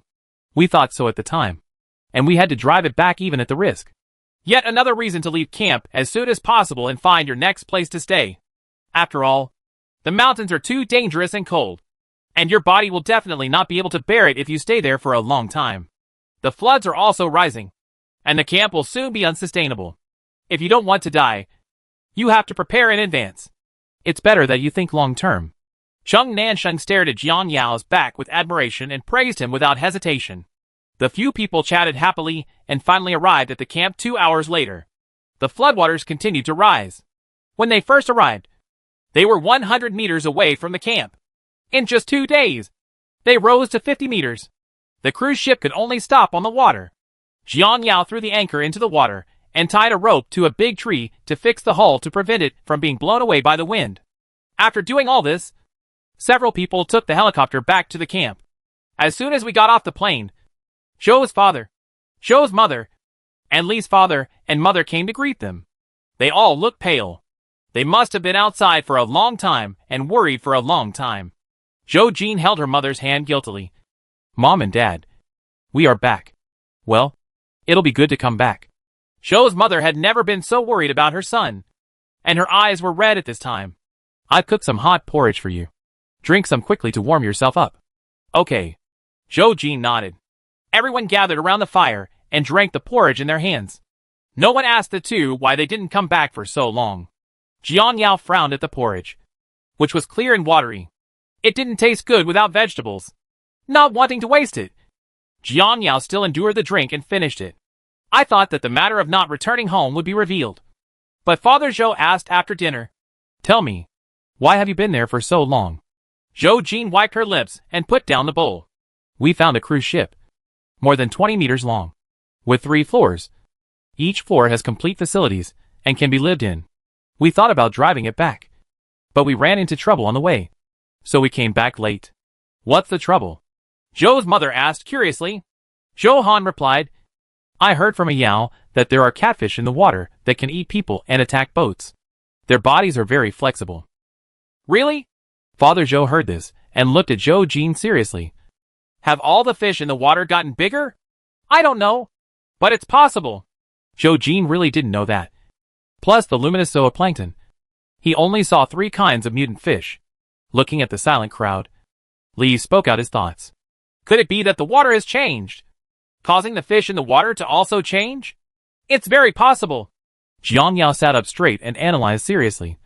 Since the flood, we have never drank raw water, so we don't know what's special about the water now. One is that they dare not drink it because they may easily get sick. The other is that the water is too dirty, and they are afraid of contracting viruses. The reason why we haven't changed is probably because we haven't touched this water. Everyone nodded, feeling that what Jiang Yao said made sense. I wonder if other people have drank this water. If so, what will happen to it? In this tense atmosphere, Zhang Jia finally spoke for the first time in a long time. Jiang Yao was stunned, not expecting Zhang Jia to take the initiative to speak. Zhou Han was very interested in this question. Will you turn into a giant more than 10 meters tall if you drink it? More than 10 meters tall. These legs must be so long. It must be difficult to sleep. Everyone was speechless and couldn't answer Zhou Han's whimsical questions. Jiang Yao did not dwell on this issue, but raised a new topic. Let's get out of here as quickly as possible. Preferably tomorrow. Tomorrow? Motherly was surprised. Why are you leaving? I think it's nice here. Although it's a little colder, it's better than running around on the road. Motherly had a sad look on her face. She didn't want to live a long journey anymore. How could she be willing to give up a peaceful life when she could finally rest? Chapter 53, Leaving the Camp. Jiang Yao glanced sideways at Motherly and saw through her thoughts. In less than 2 days, the water level will rise here and the camp will be submerged. What difference does it make if we leave early and leave late? Yes, I took a look just now. The water level is really approaching here. If we don't make plans early, we will be very passive. He will leave sooner or later. Why not leave now, when there is no danger? Mother Zhou knew that Jiang Yao had good intentions, and she was telling the truth, so she wanted to help. Motherly is a bit selfish. She can't even see the current situation clearly. She only thinks about the short-term stability in front of her, and likes to refute others self-righteously. Along the way, Motherly had many quarrels with Mother Zhou, but she tolerated it, for the sake of her daughter's happiness. Zhou's mother turned a blind eye, and didn't allow her to care. If it involves a matter of life and death, Zhou's mother will never give in. Except for Li's mother. Everyone else agreed to leave here. Seeing this, Motherly was embarrassed to express her opinions anymore, and silently shut up. It's just that I still feel uncomfortable. I can't live in such a stable place. So I go looking for an unknown continent. Isn't it good to stay for a few days as long as I can? I really like to toss. Zhou's father's confused voice interrupted Motherly's thoughts. But didn't you just say that catfish would attack the boat? How should we go? As long as the speed stays within a certain range, they won't attack. That's it. I understand. Seeing that his father no longer questioned, Zhou Jin made the decision for everyone. In this case, everyone, please pack your things quickly and spend the night on the boat tonight. We will set off on time at 6 o'clock tomorrow. Jiang Yao glanced at the sky and set the time. Put away your tents and gather under the helicopter in half an hour. Okay. Zhou Han stood up first, called Sweetheart, and went back to the tent together. Seeing this, the others left the fire and packed their things. Jiang Yao shoveled the snow and put out the charcoal fire, and carried the unused items onto the plane, not even letting go of the unburned items in the fire. Zhou Jin helped his parents pack their things, while Zhou's mother looked at her son's back and hesitated to speak. The old man's cardiovascular medicine is no longer available. The doctor has said that stopping the medicine without permission may easily cause a myocardial infarction. But now that he is in this situation, it is useless to tell his son. The couple had made an agreement long ago not to tell their son about his condition for fear of delaying the matter. Zhou's mother was in a dilemma because she didn't want her son to worry, but she was also afraid that something would happen to her husband. Zhou's father noticed something strange about his wife, and felt that she was afraid of the future without thinking about him at all. Don't be afraid. As long as my son and I are with you, you'll be fine if you find a safe place. Mother Zhou sighed when she heard this. I'm not worried about this. I'm worried about you. A bad old man. Zhou Jin heard his father's comfort, and stopped what he was doing to care about his mother. Mom, are you okay? You look so ugly. Mother Zhou waved her hand happily. It's okay. Just keep cleaning up and don't pay any attention to me. Looking at his mother who continued to collect things, Zhou Jin frowned. Why did he feel that his mother was worried? But seeing the other person's calm appearance, he didn't look like someone with something on his mind. It's better to get on the boat first and then ask. Zhou Jin quickly dismantled the tent, folded it, and put it on the helicopter. Fatherly and Motherly were already sitting on it, waiting for everyone to finish packing.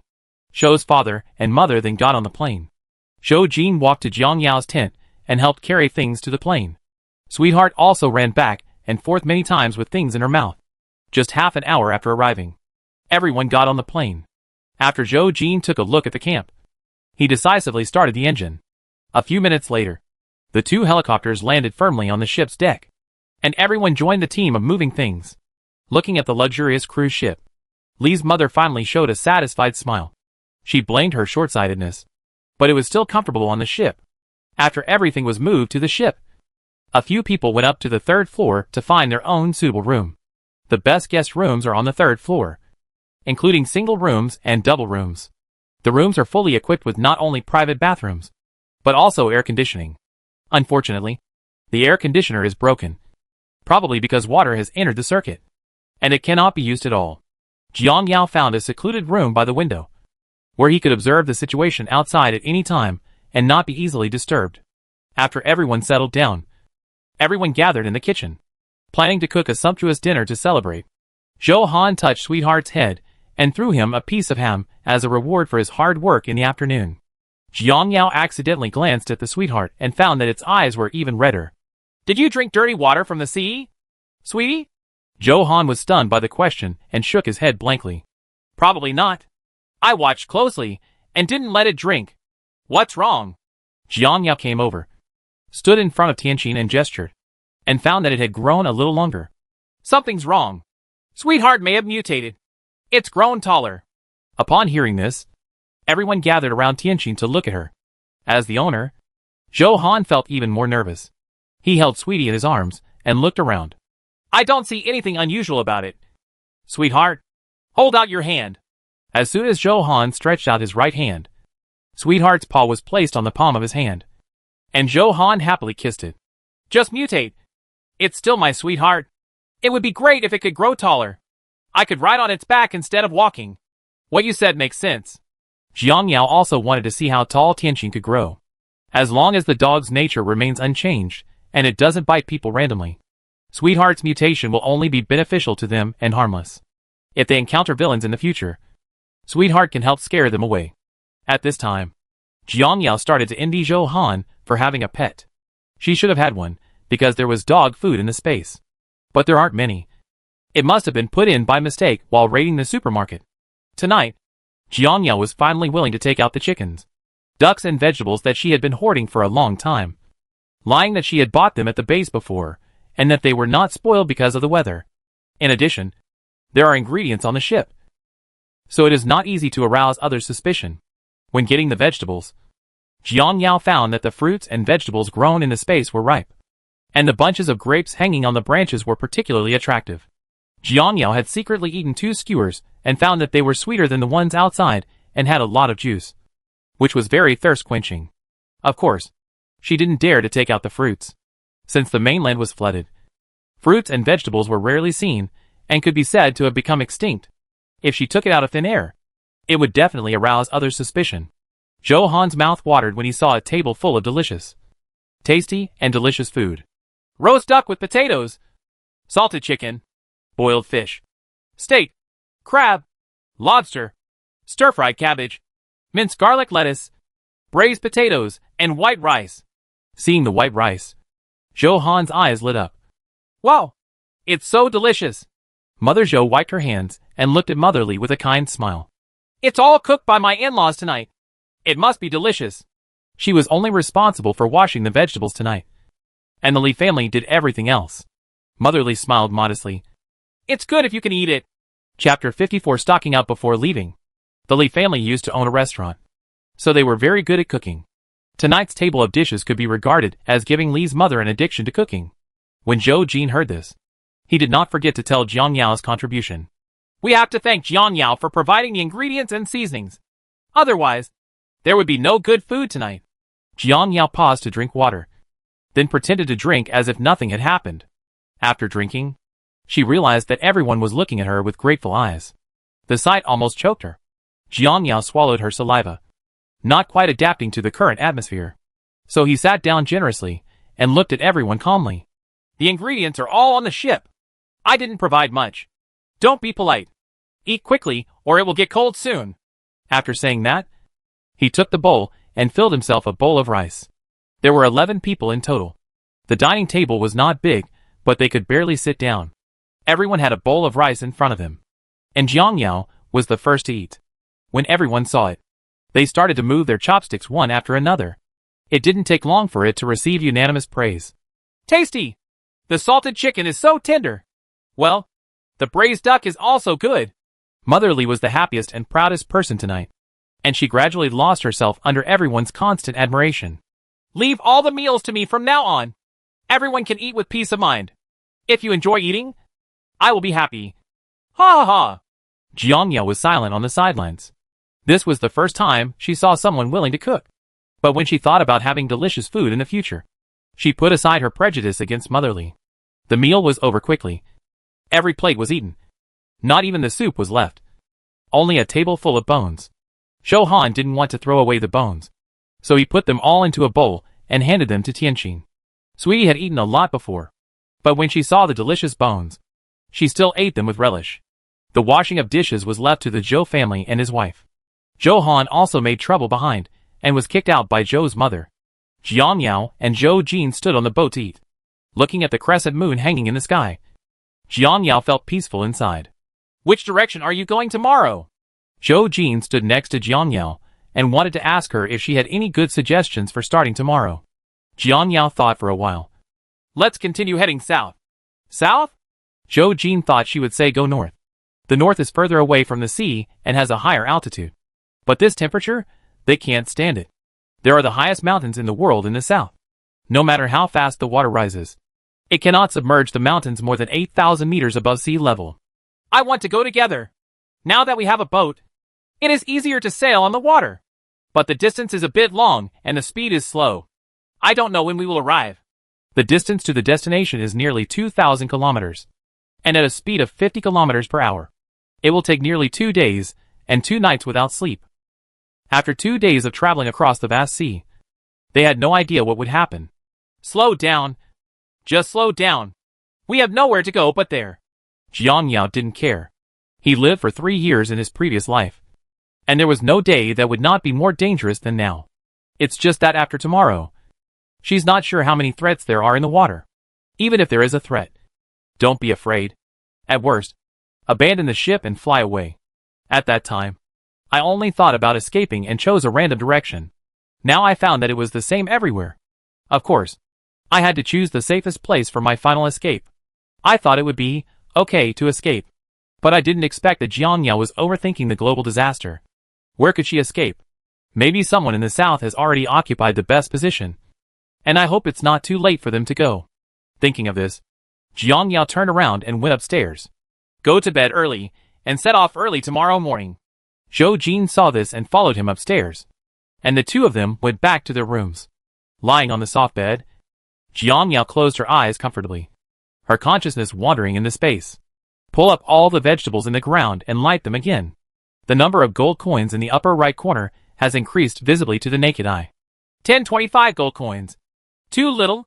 Jiang Yao stared at the numbers in disappointment. How can he quickly obtain gold coins? How about letting the machine process them? Wouldn't it be better to make all the dishes into finished products and just take them out and eat them when you want? This would not only save space, but also get gold coins to buy things. As a result, the two machines successfully started operating under Jiang Yao's command. As the trays of finished products were completed, the number of gold coins on the right increased rapidly. Jiang Yao was overjoyed. She would be able to buy something tomorrow at the latest. She would save it first, and let her think about what to buy. Looking at the grown wild boar, Jiang Yao felt relieved again. I wonder if there is game in this mountain.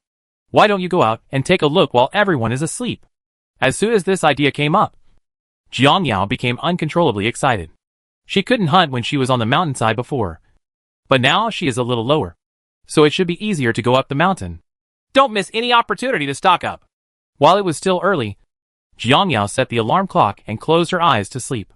When the alarm clock rang, it was a good time for her to go up the mountain. At 3 o'clock in the middle of the night, the lights on the boat were extinguished one by one, and everyone fell asleep. In the room at the far side, Jiangyao was woken up by her cell phone vibrating. She was about to turn off the alarm clock and go back to sleep. Suddenly, she thought of her purpose, and Jiangyao immediately sat up. After packing the things needed for mountain climbing, Jiangyao went out wearing a mask and hat. But just as he walked to the side of the boat, Jiangyao was hit on the butt by something. Jiangyao pulled out the dagger and turned around to stab her. After realizing it was Tianqin, Jiangyao stopped her fierce attack. Why did you come out? I almost hurt you just now. Sweetheart must have heard the noise and followed him out. Jiangyao waved to it.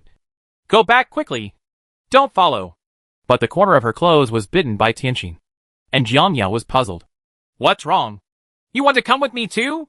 Sweetheart let go of her clothes, raised the corners of her mouth, and twirled around happily. Jiangyao thought about it, and thought that it would be good to have Sweetheart following him. Dogs are generally very sensitive to danger. If a wild beast comes out, Sweetheart can still help. Come with me. Don't make a sound. Sweetie happily spun around twice more. Jiangyao got off the boat smoothly under the moonlight. But Tianqin was one step ahead of her, and was waiting for her on the mountain. After entering the forest, Jiangyao turned on the headlight, illuminating the perfect path. Tianqin followed her obediently, smelling the smell as she passed by. The snow under her feet was crunched by Jiangyao, which made her dare not walk any faster for fear of startling the small prey.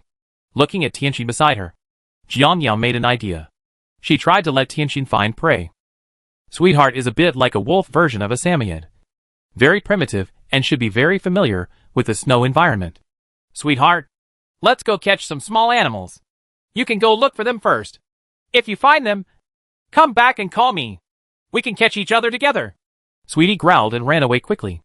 Jiangyao was secretly happy that Guzi could indeed understand her words. The soldiers, one man and one dog, divided into two groups and searched for prey in a carpet-like manner. Chapter 55 Cooperating with Sweetheart to Hunt. After searching for half an hour, Jiangyao finally lived up to her expectations and found her prey. 20 meters ahead, there was a gray hare squatting on the snow. The dark gray hair was particularly conspicuous in the white snow. Rabbits are very sensitive and will run away immediately when they hear a sound. Jiangyao did not dare to act rashly and prepared to take out a silenced pistol and kill the rabbit directly. But before she could take action, Sweetheart suddenly rushed out from the right and quickly rushed towards the hare. By the time the hare reacted, it was already in Sweetheart's mouth. Tianqin walked towards Jiangyao with the hare in her mouth, put the hare at his feet, raised her mouth and waggled her tail crazily, as if asking for credit. Sweetheart is so awesome! Seeing Sweetheart's mouth stained with blood, Jiangyao rubbed her big head without hesitation and praised her. Sweetheart circled around her excitedly. Jiangyao picked up the hare and threw it into the space. Unfortunately, it was already dead and could not be raised in the space. When Jiangyao stood up, she saw Tianqin tilting her head and staring at her, then came over and smelled her. Sweetheart was filled with doubts. Where did the hare go? Jiangyao looked at it funny. Stop smelling it. I put it in a safe place. You can go find some hares again. Do you know that you will survive? Sweetheart understood, barked twice and ran away. Jiangyao continued to search for prey, and time passed by. Tianqin sent a dozen live hares along the way, and Jiangyao put them all into the deer pen. After walking for half an hour, I finally found a herd of yaks deep in the forest. Hundreds of yaks are huddled together to keep warm, covered with a thick layer of snow. Jiangyao quietly approached with her gun raised, trying to touch one of them to see if it could fit into the space. The last time the wild wolves failed. I hope there will be no problems this time. As soon as Jiangyao touched the yak's tail, she suddenly realized that the yak disappeared instantly. Jiangyao's chest kept rising and falling with excitement, not wanting to waste time. It didn't take long for Jiangyao to collect all the yaks into the space. Hundreds of yaks were squeezed into the small space, unable to move. This put Jiangyao in a difficult position. Today's fence needs to be bought with gold coins, but the gold coins are not enough. It is still close to 2,000, but the number of gold coins keeps rising. If not tomorrow, You can buy a fence that can hold a yak. With the prey stocked up, Jiang Yao felt relieved and turned around to look for her sweetheart. She also saw a lot of wild boars and poultry along the way, and Jiang Yao took them all into her space. Seeing that it was getting late, Jiang Yao called out to sweetheart, who immediately ran from behind to lead the way, holding a lifeless bird in her mouth, which was eating it bit by bit. Jiang Yao took out the uneaten roast venison from the space and stuffed it into Tianqin's mouth. You must be hungry after running for so long. I'll reward you with venison. Tianqin tasted the meat in her mouth. Her eyes were wet. She rubbed her head against Jiang Yao's waist, and then went to eat the meat alone. At 5 o'clock in the morning, one person and one dog finally returned to the boat quietly.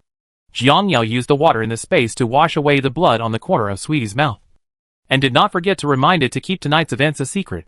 Sweetheart wagged her tail. Don't worry. As long as you give me delicious food in the future, I won't tell the master your secret. After finishing cleaning up Tianqin, Tianqin walked into Zhou Han's room with a cat-like posture. After Jiang Yao once again confirmed that there was no blood on her body, she entered the room with confidence. With half an hour left, she put on clean clothes and quickly lay down to sleep. Before dawn, Motherly dozed off and went into the kitchen.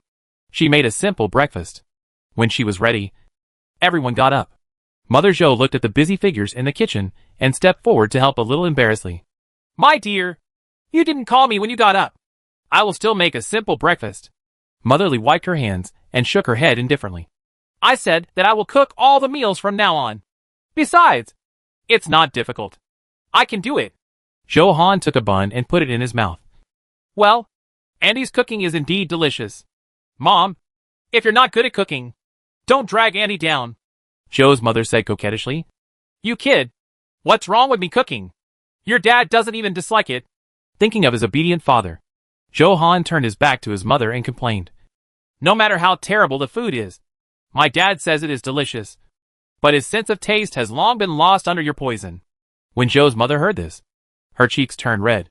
She couldn't be angry with her daughter and could only stare at her husband. Father Zhou was completely out of sorts. His sleepy eyes drooped, and he did not notice his wife's anger. Mother Zhou snorted coldly and knocked the plate loudly. Zhou Jin knocked on Zhou Han's forehead and said, Okay, hurry up and eat. We'll leave here right away. Zhou Han touched his painful forehead and bit the bun reluctantly. By the way, where is Jiang Yao? Why didn't you see her? Zhou Jin turned around and did not see Jiang Yao. Maybe I was too tired yesterday and haven't woken up yet. I'll call her. Zhou Han walked to Jiang Yao's room and knocked on the door without hesitation. I'll get up and eat. Otherwise you'll be cold. Jiang Yao had already put on her clothes. When she heard Zhou Han's voice, she hurriedly opened the door and walked out. Let's go! Etc. Jiang Yao paused, turned around and stared at Zhou Han. What's wrong? Zhou Han looked at the dark circles under Jiang Yao's eyes. What did you do last night? Why are the dark circles under your eyes so heavy? Oh, maybe the bed is too soft to sleep on. Jiang Yao touched her eyes, turned around and walked forward with a guilty conscience. Zhou Han followed behind, still confused. The bed isn't very soft either. Why aren't you used to it? When they arrived at the restaurant, everyone was seated and eating breakfast in silence. When Jiang Yao arrived, they all had warm smiles on their faces. They all signaled Jiang Yao to sit down and eat quickly. Zhou Jin had already finished eating, and came to the boat board to put away the anchor in the water, and then untied the thick rope from the tree. The yacht swayed gently with the ripples of the water. The weather today is very good. There is no fog or wind. The water is calm, and the temperature has risen a little, staying around freezing. There is no bad weather, and the travel process will not be affected. It is a good day for a long trip. Zhou Jin came to the cab, started the engine, slowly turned the yacht around, and sailed slowly south. Jiang Yao finished her meal quickly, and came to the cab to hold up the binoculars and carefully observe the surroundings. It would be great if there was a signal on the ship, so we could know the news from the outside world. Zhou Jin glanced at the channel button and silently opened the channel. A hissing sound came from inside. Still no signal. Jiang Yao put down the telescope and stared at the water in front of her. It's been so long since the earthquake, but there's still no signal. Is there a malfunction in the satellite communications? It's possible. Zhou Jin continued to twist the buttons, trying to find a channel with signal.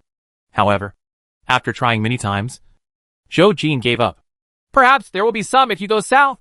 Jiang Yao is sure that the highest mountain in the world is in the south, which is where humans gather. Maybe survivors all over the world are moving closer to the south. There was a mixture of fish and dragons, and the situation was even more tense than at the previous base. Chapter 56 Mutated fish protect their young? The walk went smoothly all morning. As we went south, the temperature got higher and higher, almost 10 degrees Celsius. Jiang Yao was teaching a few people to practice boxing on the board of the ship. The stickiness on her body made her take off her coat. Her figure was slimmed down by the tight sweater. Her long hair fell softly on her forehead, making her even more cool. However, Jiang Yao has almost forgotten her appearance. Since her face was disfigured in her previous life, she has no desire to look in the mirror. Even after rebirth, Jiang Yao didn't care about her appearance. Only Zhou Han stopped his movements, moved closer to Jiang Yao, and squeezed his bulging biceps, with a confused look on his face. Io, why are you getting stronger and stronger? Your muscles are even bigger than before. Are you practicing boxing? Jiang Yao pushed away Zhou Han's troublesome hand. You can achieve this effect even if you practice for several months. This is the advantage of opening a small stove for yourself. Of course, Jiang Yao will not tell anyone. I can't hold on anymore, so I won't practice today. Right. Zhou Han felt aggrieved as he touched his sore arm. Jiang Yao looked at the time and seriously rejected Zhou Han's request. No. Continue. It was not only Zhou Han who was tired, but also Cheng Nanxing and several others who were practicing with him, especially Li and Zhang Jie. They had no basic skills, but could endure hardships. Even though he was dripping with sweat and his face was distorted, he still kept his horse's steps steady. Jiang Yao nodded with satisfaction. In 2 days, they would be able to learn some simple moves. No. I will study tomorrow. Woof woof! Woof! Sweetie stood at the stern of the boat at some point, staring into the distance and barking non-stop, moving back and forth irritably, as if there was something threatening it on the other side. Jiang Yao and others heard the sound, stopped practicing boxing, and walked towards the stern of the ship together. Zhou Han touched Tianqing worriedly. What's wrong with Tianqing? Did you find something? Sweetheart licked her hand, whimpering in her throat. That's right. It smelled a strong pungent smell that drifted from a distance and reached its nose. The smell was very special and could make it extremely irritated. Sweetheart kept rubbing her body against her master and kept roaring in one direction. Jiang Yao followed Tianqing's gaze and found that there was nothing on the water, only a straight water level line. Could there be something behind the water level line? Jiang Yao pursed her lips, wanting to find out. Drive over and take a look. Okay. Zhou Jin ran back to the cab and changed direction. Cheng Nansheng looked at the vast sea and said, No one will drive a boat on the water like us. Li agreed. It's not impossible. Unable to find the mainland, people's main means of transportation became boats, and even planes could not find a place to land. Apart from boats, I really can't find any suitable means of travel. We'll find out later. Let's continue practicing boxing. Jiang Yao returned to the board of the ship and continued to fight, while her mind was analyzing what she would see later. It must be something bad to make a sweetheart so sensitive. But the ship drove southwest for an hour and still found no abnormality. Everyone couldn't help but become anxious. They had already deviated far from the track, but sweetheart was still squatting at the stern of the boat, looking motionless to the southwest, her red eyes full of vigilance. Zhou Jin hesitated and asked everyone, Do you want to continue driving? No one answered in the affirmative. It was almost evening, and the elders were cooking dinner in the kitchen, unaware that the ship had deviated from its direction. Jiang Yao looked into the distance and seemed to have made a decision. Let's go. I want to see what's over there. The smell can be heard from a long way away. Okay. Cheng Nansheng touched Tianqing's back and coaxed her carefully. Sweetheart, can you smell what that smell is? Why can't we smell it at all? Sweetheart whined twice, but it didn't know. Zhou Han kicked Cheng Nansheng in disgust. Hey, what's the point of asking, sweetheart? It can't speak. Cheng Nansheng was dissatisfied. What if I can say it? Crazy! Zhou Han snatched the sweetheart from Cheng Nansheng's hand and held her gently in his arms. Our sweetheart is very smart even though she can't speak. Jiang Yao ignored the two people's quarrel, but stared at the thing in the distance. Saw it! When several people heard this, they all leaned on the armrests and looked out. And sure enough, they saw the black color under the dim sky. What on earth is that? It looks pretty big. Zhou Han guessed. Isn't it also a ship? The cruise ship still kept moving at a speed of 50 yards. Every time it moved forward, everyone's heart became tighter. Jiang Yao didn't come to a conclusion until all the black figures were exposed, and the air was mixed with the smell of blood and putrid smell. It's a boat, but there's something else. As it got closer, everyone saw clearly that it was indeed a boat, but there were many large carp and catfish around it. The fish are attacking the boat. The scene before him surprised Cheng Nansheng. The boat seems to have capsized and is sinking. Seeing that the situation was not going well, Jiang Yao shouted to stop. Zhou Jin, stop! Don't lean over. The cruise ship stopped 50 meters away from the accident. It could be clearly seen that the bow of the ship had been damaged by catfish and water was spreading inside. Through the lights on the other side ship, they saw several figures walking around high up on the ship.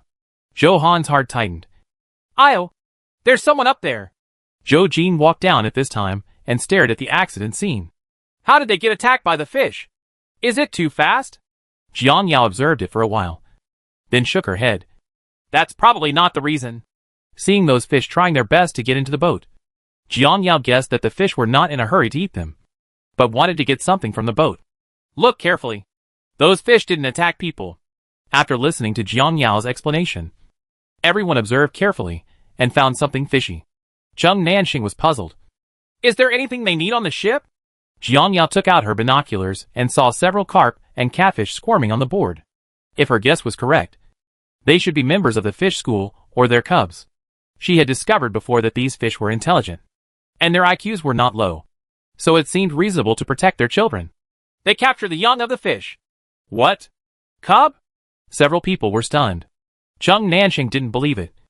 Aren't fish oviparous animals? Do they still have feelings? I became wise after the mutation, Zhou Jin said slowly. Enlightenment? Can fish also become wise? Unheard of. Several people on the opposite side seemed to have seen the cruise ship, and they waved desperately for help as if they had found a savior. Help! Come and save us! Hey, can you hear me? Help us!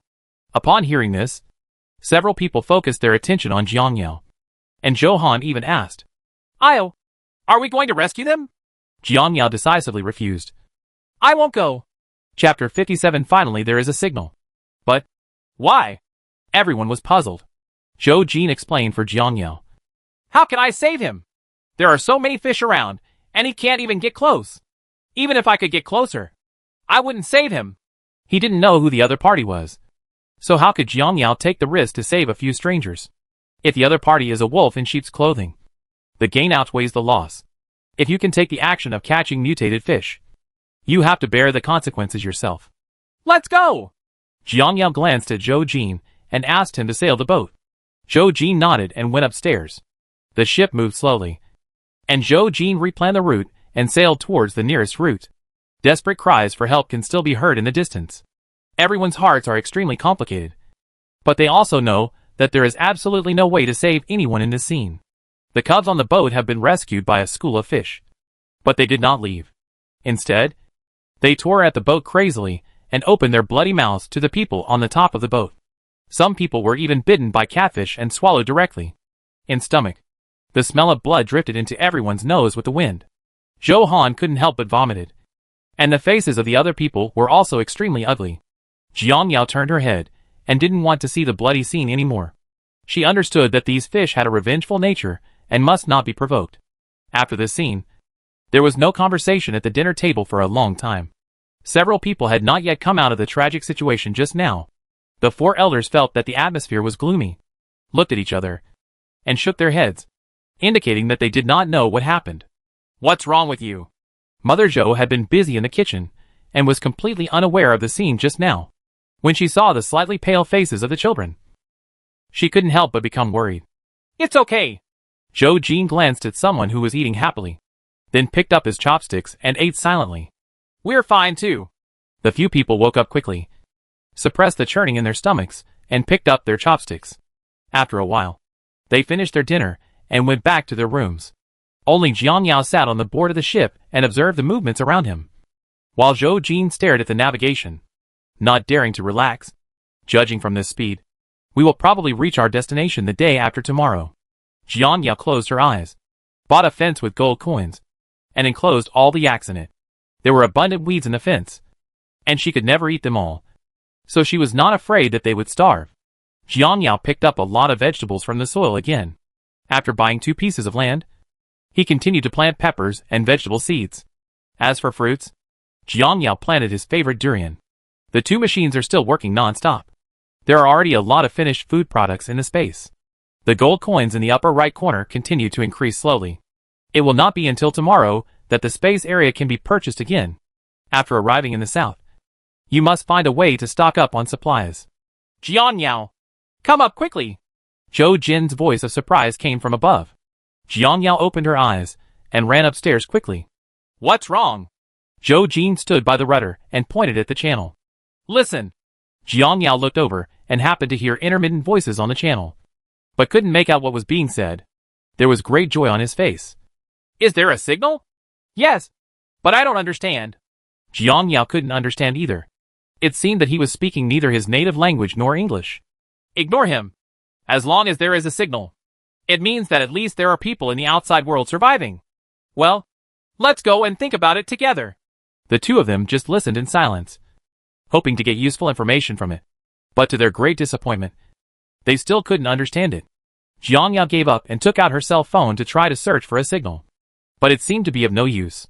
Just as I was about to put my phone in my bag, I saw 2 words translated on the screen out of the corner of my eye. By the way, there is translation software on your phone. Jiang Yao slapped her forehead. When she traveled to other countries in the past, she downloaded offline translation software because she couldn't understand the local language. Opening the software, Jiang Yao brought her phone close to the channel broadcast. Zhou Jin saw this and hurried over. The channel is noisy, and the software's translation is a mess. Words are not words, and sentences are not sentences. Jiang Yao frowned and took a picture of the channel screen. Can you adjust the channel? Zhou Jin hesitated for a few seconds. I'll give it a try. In fact, he has adjusted it many times just now. This state is the best result. He can no longer receive signals from other stations. Zhou Jin carefully turned the button, and the sound inside turned into rustling again. Zhou Jin turned it back to its original position, and the intermittent sound returned. Zhou Jin let go of his hand and said, "This is the only way." Jiang Yao put down her phone in disappointment. Forget it. The signal may not be very good at night. Let's wait until tomorrow to listen. You go and have a rest. I'll stay here and wait until I hear you clearly before I call you. Jiang Yao nodded. Okay. After taking a few steps, Jiang Yao suddenly thought of something and turned back. I just saw a lot of dark clouds in the sky. I'm afraid it will rain tonight. Zhou Jin looked at the calm water seriously. I hope there won't be any wind. Well, pay attention. If the wind picks up, stop immediately. I understand. Zhou Jin nodded and watched Jiang Yao leave. Zhou Jin sailed the boat until midnight, and the originally calm water's surface actually started to ripple, and the boat swayed left and right uncontrollably. A large number of seabirds flew from nowhere in the sky, running rampant in the air and screaming incessantly. Some even landed on the boat, and a large number of fish gradually gathered on the water, with their mouths open waiting for the birds in the sky to fall into their mouths. Zhou Jin held the steering wheel, completely sleepless. It was fine in the first half of the night, but now the wind is really blowing.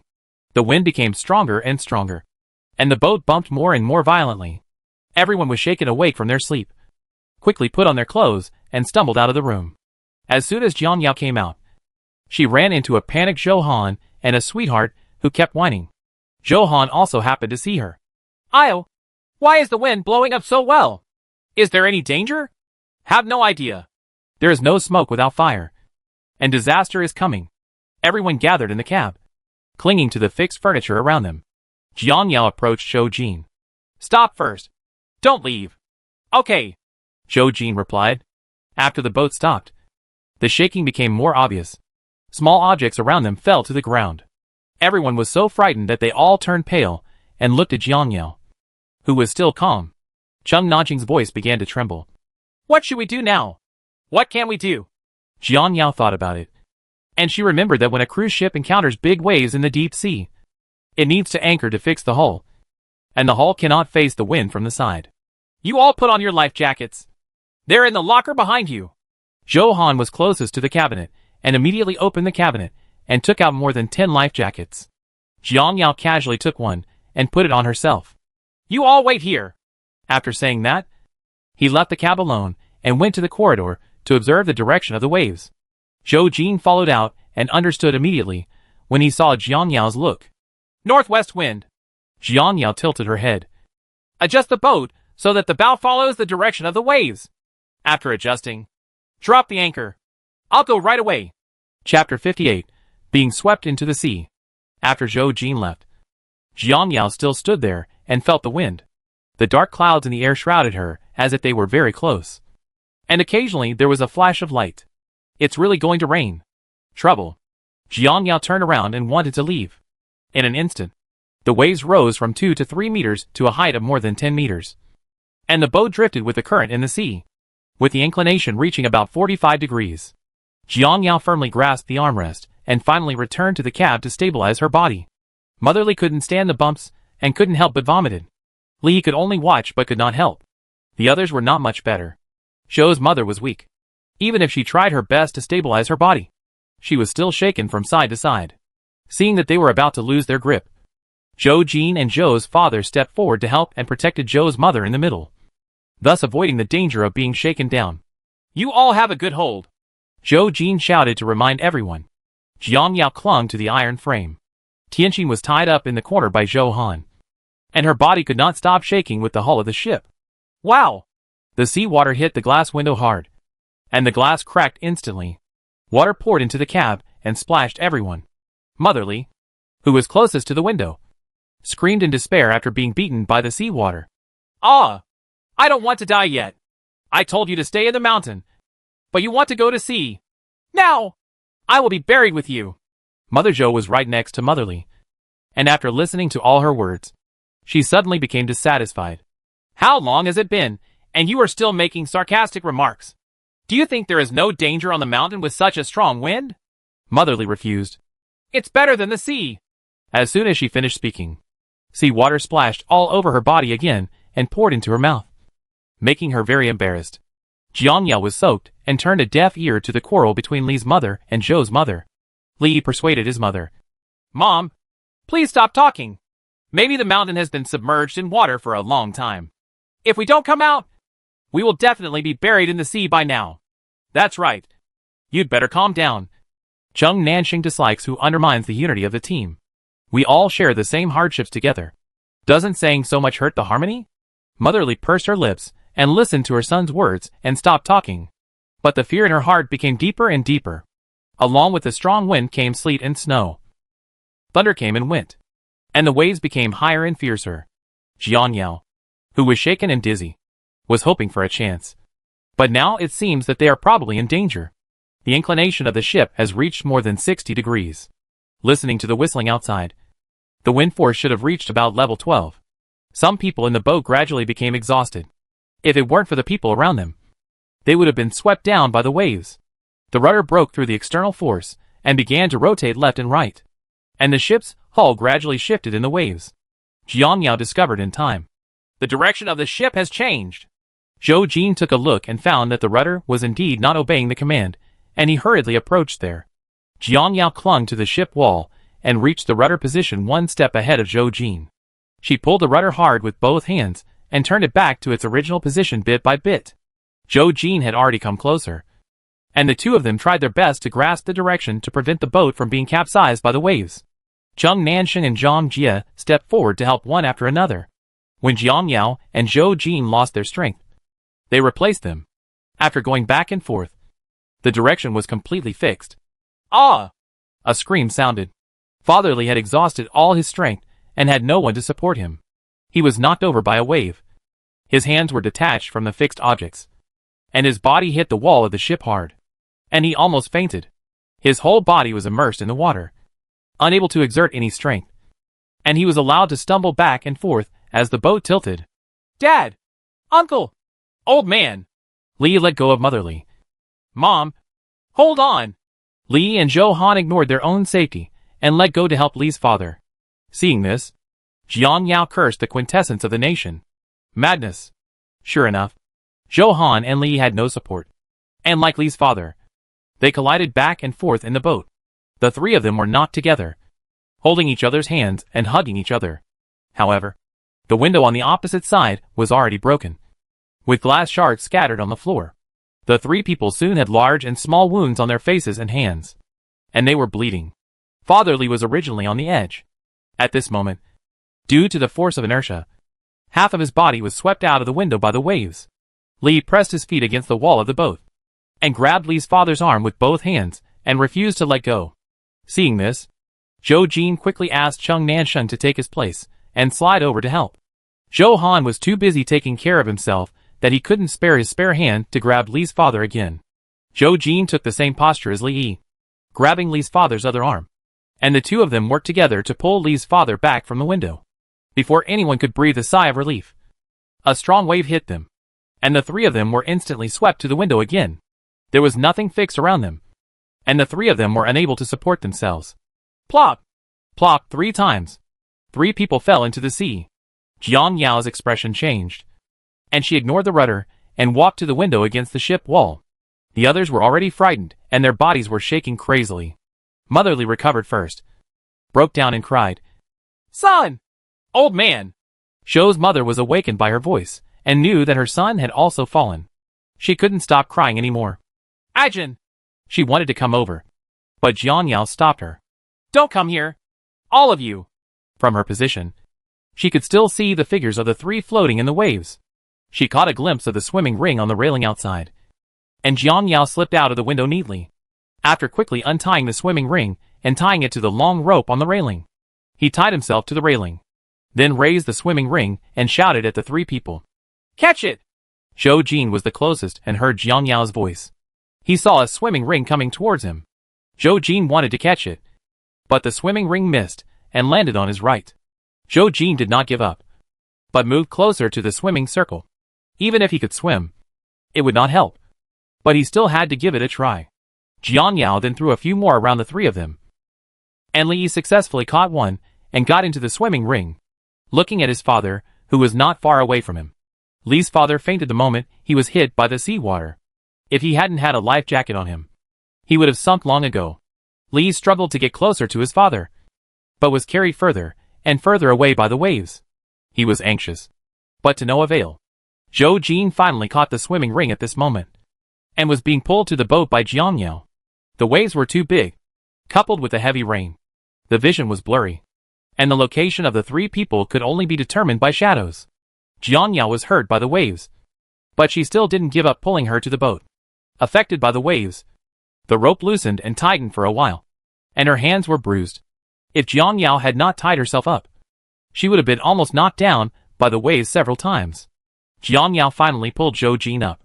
Without rest, the two went to pull the rope of Li Yi's swimming circle. Li gradually collapsed, and was only 2 or 3 meters away from his father. But he was so weak that he could not swim across. I don't know whether it was sea water or tears on his face, but Li Yi's heart was bleeding. Chapter 59. Surviving the disaster and getting into trouble again. The swimming ring was suddenly pulled, and Li Yi's body slowly retreated. He turned his head, and found that he was being pulled onto the boat by Jiang Yao and Zhou Jin. At this moment, Li finally cried, looking at his father's pale cheek. Li bit his lip, screamed heartbreakingly, and saliva spattered everywhere. "Dad! Dad! Wake up quickly! Woohoo! There is a swimming circle next to Father Li, and he can catch it as soon as he wakes up." But he still hasn't woken up. Seeing his father getting farther and farther away from him, Li Yi's heart collapsed even more. He wanted to leave the swimming circle and get closer to his father several times. But when he saw the black and green waves, Li hesitated. He could throw away the swimming ring. He really wanted to. Li was heartbroken and stared blankly at the rising and falling figure of Li's father. "Dad, I'm sorry." Li lay slumped in the corridor, letting the waves hit him. Father Li was swept further and further away by the wind and waves until he was a small orange dot. Jiang Yao and Zhou Jin watched for a long time, knowing that Li's father could not be rescued. And even if the waves stopped, it would probably be a disaster. They can only hope that the bad weather will pass soon. They can still have a chance to look for it, and hope that the fish in the sea will be merciful. The 3 of them just supported each other, and were baptized by the waves in the corridor. One wave after another. The wind and waves continued throughout the night, until the rain stopped. The waves gradually stabilized, and the dark clouds receded just as the sky was about to turn white. When the first ray of sunlight shone on the faces of the three people, the entire sea returned to calm. Jiangyao noticed the light, frowned, opened her eyes hazy, and sat up when she saw the sun in the sky. It turned out that she was knocked unconscious by the waves at some point. Feeling the tightening in her waist, Jiangyao loosened the rope and tried to stand up. Hiss! Feeling weak, Jiangyao sat back down again. Her right hand accidentally touched the cold softness. Jiangyao looked down and found Zhou Jin fainted beside her. Jiangyao couldn't help but breathe a sigh of relief when she felt the faint cool breeze on her fingertips. Fortunately, he is still alive. After thinking about it carefully, a picture emerged in Jiangyao's mind. Careful! Someone hugged her from behind. It seemed that when a huge wave hit, Zhou Jin was knocked against the railing by the wave in order to protect her, and was knocked unconscious. She couldn't bear the impact and fainted. Jiangyao tried to shake Zhou Jin awake. Hey! Wake up! Zhou Jin didn't respond. Zhou Jin! Wake up quickly! Zhou Jin did not wake up. But Li Yi, who was not far away, heard the sound and woke up in a daze. With one hand on the ground and the other holding his injured head, with the turbid water in front of him, Li completely woke up. Dad! I want to find him! Tears burst from the corners of his eyes. Li lay on the railing and looked at the vast sea. He was extremely helpless. Dad! Jiangyao held Zhou Jin's head, but looked at the desperate Li, not knowing how to comfort him. Old man! My son! Several people in the cabin also woke up slowly, especially Li's mother, who was clamoring for her husband and son as soon as she woke up. No one could see his voice, but he arrived first. The next moment, her short figure appeared in the corridor. After seeing Li Yi, she rushed out crawling on the ground. Son! When he ran to Jiangyao's side, his right foot accidentally stepped on Jiangyao's calf and almost fell to the corridor.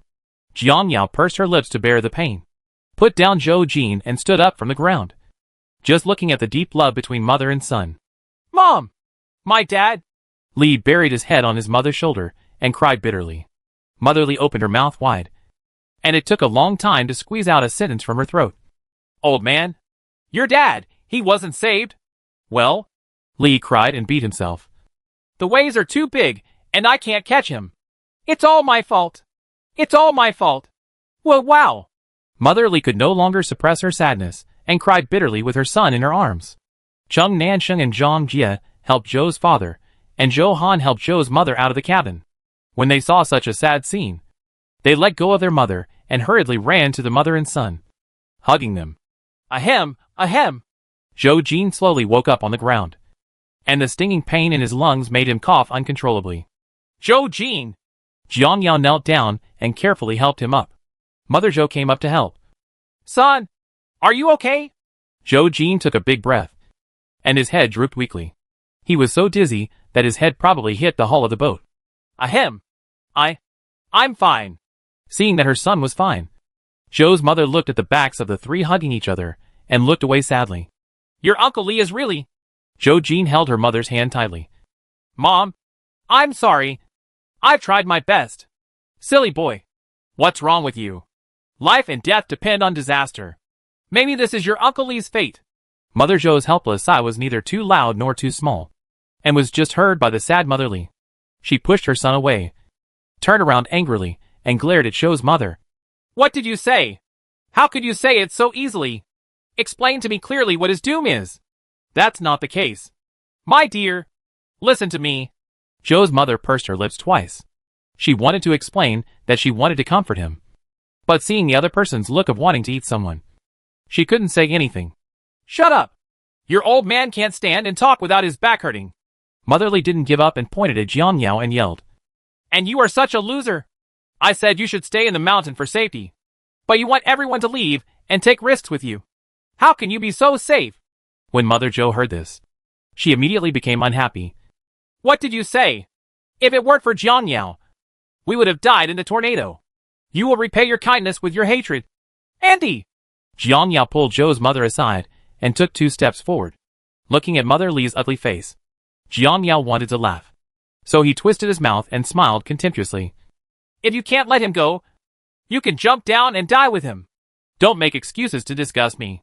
Mother Li's expression was stagnant. and the corners of her mouth couldn't help but tremble wildly. You. Zhou Han comforted Li Yi for a moment and looked at Jiang Yao in disbelief. Io, how could you say such a thing? Seeing that his sister didn't distinguish right from wrong, Zhou Jin severely reprimanded her. Zhou Han, shut up. If you don't understand the situation, don't talk nonsense. Jiang Yao lowered her eyes filled with coldness. Why can't I say such a thing? Was it me who begged her to get on the boat in the first place? Why didn't she think about me when she was eating, drinking, and sleeping? Why did she want to blame me when something went wrong? Do you really think that I am the wronged and easy to bully? Zhou Han didn't expect Jiang Yao to touch people's painful areas so bluntly, so he sat down on the ground and trembled all over. Jiang Yaoquan pretended to be invisible and stared at the water with an expressionless face. Jiang Yao didn't want to say the worst words, and she didn't want to care about Zhou Han's injury. When it comes to relatives and friends, Zhou Han's choice is truly correct. After all, she is the outsider on this ship. You little bitch. I'll fight you. Chapter 60. Father Li passes away. Not knowing where she got the strength, Mother Li rushed over and wanted to headbutt Jiang Yao. Jiang Yao was flexible and moved sideways. Mom! Stop! Hearing his mother's roar, Li finally regained his senses and got up from the ground to stop his mother. If the mother continues to make trouble, how will it end later? After all, his father's death was really not Jiang Yao's fault. It was his fault for not protecting his father. But everything was too late. Mother Li was too fast and could not stabilize her body in time. Ah! With a cry, he rushed out of the railing headfirst, and most of his body was about to fall into the water. Zhou Jin, with quick eyes and quick hands, rushed forward and grabbed Li's mother's feet firmly. Seeing this, Cheng Nanxing also ran up to help. Several people gathered around and pulled up Mother Li, who turned pale with fright. Only Jiang Yao stood aside and watched the farce coldly. Since he didn't want to live, why should she stop him? Zhang Jia approached Jiang Yao at some point. Don't take their words to heart. You have done enough. Although he had not been in contact with this group of people for a long time, Zhang Jia could clearly see that Jiang Yao had a lot planned for this team. In this apocalyptic world, if it were him, he would never share his things with others, let alone let others poop on his head, or tolerate a white-eyed wolf like Mother Li. Heh! Do you think I can? Jiang Yao doesn't have such a temper. In the previous life, Zhou Han sacrificed himself for her. In this life, she owed Zhou Jin another favor. In this disaster, she should have paid it off. When you reach your destination, separate from them. This time, Jiang Yao no longer wavered. Mother Li's unrestrained crying could not be heard, and Jiang Yao was very troubled, leaving everyone behind and went back to the room alone. On the board of the boat, Mother Li's voice gradually became hoarse. Li wiped away his last tear and looked at Zhou Jin pleadingly. Brother Zhou, I want to find my father. Is that okay? Zhou Jin did not answer immediately, but glanced around and did not see any familiar figure. Wait a minute. I'll ask Jiang Yao. Hearing Jiang Yao's name, Li's mother was furious again. Why are you asking her? I haven't settled the score with her yet. She doesn't have to say anything about this. Mom! Li gritted his teeth, as if he was holding back. Can you please stop causing trouble? I beg you. The sound was almost desperate, and everyone felt uncomfortable. Zhou Han looked at his brother's leaving figure, hesitated, but did not follow him after all. Zhou Jin silently walked to Jiang Yao's door, hesitated for 2 seconds, and then knocked on the door. Boom! Jiang Yao had just changed into her pajamas and was about to take a bath. When she heard the door knock, the irritation she had just suppressed surged up again. Can you all please just leave me alone? Zhou Jin stiffened, but she didn't expect Jiang Yao to calm down yet. He cleared his throat and said, Li said he wanted to find his uncle. Look, you can make your own decisions. Don't ask me. I don't want to care about it, and I don't have the right to care about it. The people outside the door were slightly confused and clenched their fists feebly. Knowing that Jiang Yao was really angry, Zhou Jin didn't know what to do, so he had to go back to the board to deal with everyone. Seeing Zhou Jin appear, Li looked expectantly. What did she say? Zhou Jin touched the sore back of her head, her voice a little unnatural. She said, go back quickly. Great. I'm going to sail the boat right now. Li seemed to see hope and started the engine excitedly. No one noticed that Zhou Jin had lied. Only Zhou's mother stared at her son thoughtfully. Zhou Jin saw her mother's confused eyes. turned around and walked towards the cab. You guys pack up the boat, and I'll go see Li. Alas! Mother Zhou sighed, her head hurting. When something like this happens, no one has a hard time. Originally, she wanted her son to ask Jianyao if there was any cardiovascular medicine in her bag. But now it was better, and it became even more difficult to talk about it. After glaring at Mother Li angrily, Mother Zhou went to help the old man. Fortunately, the old man didn't get sick. Otherwise, another life would have been lost in the sea. People, you still can't be too aggressive, which will bring disaster to the people around you.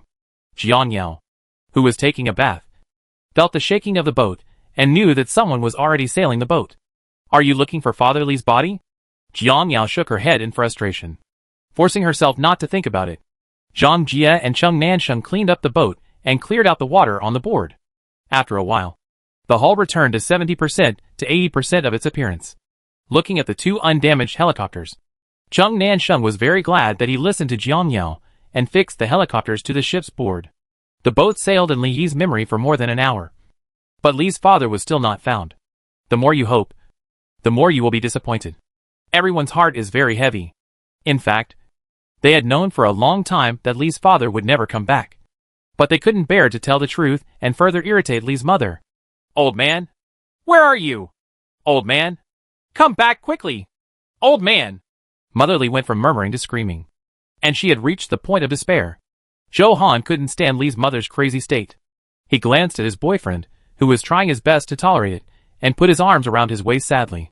Brother Yi, don't talk. Li looked straight ahead, his eyes filled with bloodshot eyes.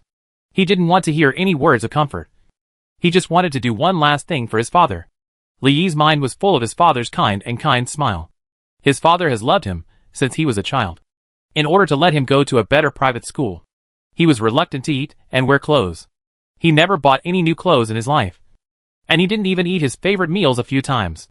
Thinking of this, Li collapsed even more. And tears fell from his cheeks again. He promised his father that he would take his father on trips in the future.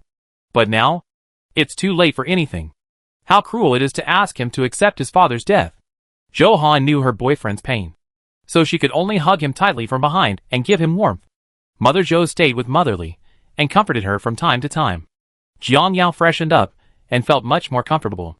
When she came to the window, she observed it for a while and found that the boat was still spinning aimlessly. These people haven't given up looking for the body yet? This cannot continue. We must reach our destination before tomorrow. Jianyao did not ignore the dark clouds in the distance. Arriving at the cab, Jianyao's footsteps attracted everyone's attention, and they all looked towards her. Mother Li was not as showy as before. She was already numb with sadness. Jianyao faced everyone's gaze, glanced at the rudder, and said two words. Turn around and set off! Li Yi's back was slightly stiff, and he firmly grasped the rudder and refused to let go. Zhou Han couldn't bear the loss of her boyfriend and his hopes were shattered. So he shamelessly begged Jianyao for mercy. Can you give me another hour? No. Just half an hour. When the time is up, we will definitely return. Jianyao did not refuse, but pointed into the distance. Do you still want people to die in the sea? Zhou Han looked over and his face instantly turned pale. The expression on Li Yi's face was chapped, and his lips couldn't stop trembling. Seeing that Zhou Han didn't refute, Jianyao asked the others, Do you also want to continue looking? Chapter 61. A shocking scene at the foot of Finling Mountain. Everyone also noticed the dark clouds in the distance at this moment, and their legs suddenly became weak. They shook their heads wildly in fear at the thought of experiencing last night's experience again. Cheng Nansheng was the first to refuse. If you don't want to, turn around and get out of here. Hearing this, Mother Li finally reacted. After looking at the sky, her eyes were filled with deep fear. Zhou Jin walked to Li Yi and gently patted his shoulder. Let me do it. Li Yi knew that he could not drag it out any longer. So he took the initiative to get out of the way and walked to Li's mother to comfort each other. As the boat sailed farther and farther, there were more and more tears on Mother Li's face. Jianyao was hungry, so she went to the kitchen alone and took out instant noodles. After making them, she ate them silently. Instant noodles are still the most fragrant. The atmosphere on the boat was low all day long. No one said they were hungry or tired, and no one came into contact with each other. Only Jianyao can do both boxing and eating. After the punch, Jianyao wiped the sweat off her face and returned to her room. After washing herself, she sat by the bed and took out a plate of braised pork from the space and started eating. Well, it's delicious. Delicious. The food made by the machine tasted better than the food in a 5-star hotel. Jiang Yao couldn't resist the aroma of braised pork and ate 2 whole plates with rice before giving up. Another crop of vegetables was harvested in the space. Jiang Yao took out the seeds and planted them again. The gold coins in the upper right corner had increased to 5 digits unknowingly. Jiang Yao was very pleasantly surprised and quickly clicked on the purchase page to find what she wanted to buy. Until the end of the page, Jiang Yao finally saw an option she had never seen before. The space lasts 2 minutes and requires 30,000 gold coins? What's the meaning? Jiang Yao wonders. Does the time and space also need to be bought? But looking at the way she takes things at will, it doesn't seem like there is a time limit. Jiang Yao decided to buy it. Just after deducting the gold coins, a time frame suddenly appeared on the lower left side of the space, which showed exactly 2 minutes. Since other things remain unchanged, does that mean? Jiang Yao had a bold guess. And as soon as her consciousness moved, she entered the space in the blink of an eye. Jiang Yao stood inside and waited for a few seconds anxiously, but found that the space did not kick her out. Jiang Yao snapped her fingers excitedly. She guessed it right. But 2 minutes is too short. Jiang Yao did not dare to waste time, and quickly jumped out of the space. The time stopped at 1 minute and 31 seconds, and she did not move any further. Jiang Yao regained consciousness and kept talking about making gold coins. The more gold coins you earn, the longer you can stay in the space. If you encounter difficulties in the future, you can go in and hide. Feeling that she was almost rested, Jiang Yao put on her down jacket and prepared to go out to exchange with Zhou Jin. She was going to work the night shift because she didn't want to owe any more favors. Zhou Jin still maintained the same posture as during the day, and the others had already returned to their rooms to rest. Jiang Yao walked to Zhou Jin and pushed him aside. You rest tonight, and I'll sail the boat. Except for a few hours after he passed out, Zhou Jin barely slept. For her own safety, Jiang Yao had to take over this burden. Zhou Jin did not refuse. Okay, I'll go and sleep for 2 hours first, and I'll come and take your place in 2 hours. Jiang Yao looked forward and agreed casually. Yeah. As for Zhou Jin's repeated insistence 2 hours later, she would not refuse. Sure enough, 2 hours later, Zhou Jin appeared in the cab. He had put on a thick cotton jacket and wanted to step forward to replace Jiang Yao. It's getting late. You go and rest. Jiang Yao let go of the rudder and saw the black eyes under Zhou Jin's eyes. Have you rested? Zhou Jin held the rudder and said. That's almost it. We'll be there tomorrow morning anyway. I don't care if it takes a day and a half. Jiang Yao thought for a moment and felt that what Zhou Jin said made sense. They would reach Fenglang Mountain, the highest mountain range, tomorrow. Be sure to keep your spirits up to face tomorrow's troubles. Then I'll leave this place to you. Good. Jiang Yao turned around and left. Zhou Jin stared at Jiang Yao's back thoughtfully. He felt that something was different about Jiang Yao. There was no big trouble all night. But Sweetie was not too tired. She barked on the bow of the boat the whole night. And no matter how anyone pulled her into the room, she just refused to come in. There was a lot of noise outside the boat. Jiang Yao sat up from the bed with her aching body. Why was there such a noise?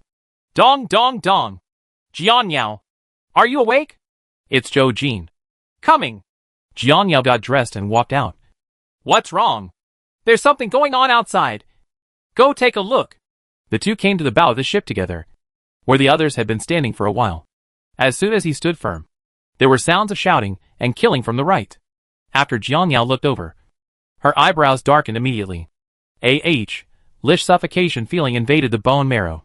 It turns out that Sweetie had sensed danger last night and kept yelling to remind them. But unfortunately, no one understood what it meant. The sea 100 meters away was filled with densely packed ships, large and small, with no end in sight. Everyone on the ship was looking at one place, and that place was at the foot of Fenglang Mountain. There were also people standing at the foot of the mountain, all wearing blue scarves on their heads and holding long things in their hands, which were particularly dazzling in the sun.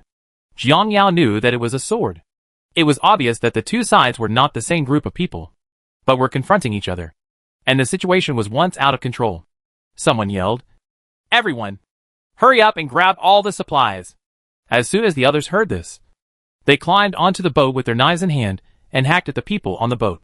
"Steal the boat too!" The rich voice sounded again. Those who are willing to surrender should not be moved. Those who are unwilling to surrender will be killed without mercy. Yes. As the knife rose and fell, people kept screaming and falling from the boat into the water, causing a lot of red waves. The rust-like smell drifted over in the wind, irritating everyone's stomachs. The scene is very shocking, very bloody, and very cruel. No one on the cruise ship had ever seen such a scene, except for Jiang Yao. They were all so scared that they were paralyzed. Motherly sat directly on the ground. So stimulated, the veins on Zhou Jin's neck popped out, and she tried her best to hold back her emotions. Jiang Yao felt Zhou Jin's emotions, but didn't take it seriously. What can you do if you can't bear it? You just have to live with it. Recalling that when she first saw this scene, she was as scared and angry as Zhou Jin. But now, there is no wave in my heart. Jiang Yao continued to observe the strength of both sides. A lot of information had been given to her during this fight. 1. Being taken advantage of and formed into cliques. 2. Supplies are very scarce and all depends on robbery. 3. They come from all over the world and their strength is unknown. The flags of different countries were hung on each ship, and it was difficult for Jiang Yao not to see them. There were many people on the opposite side. Jiang Yao knew that this was not the best time to go ashore, and she had to think long term. So I walked back to the cab and drove 100 meters east to avoid conflict with the people on the mountain.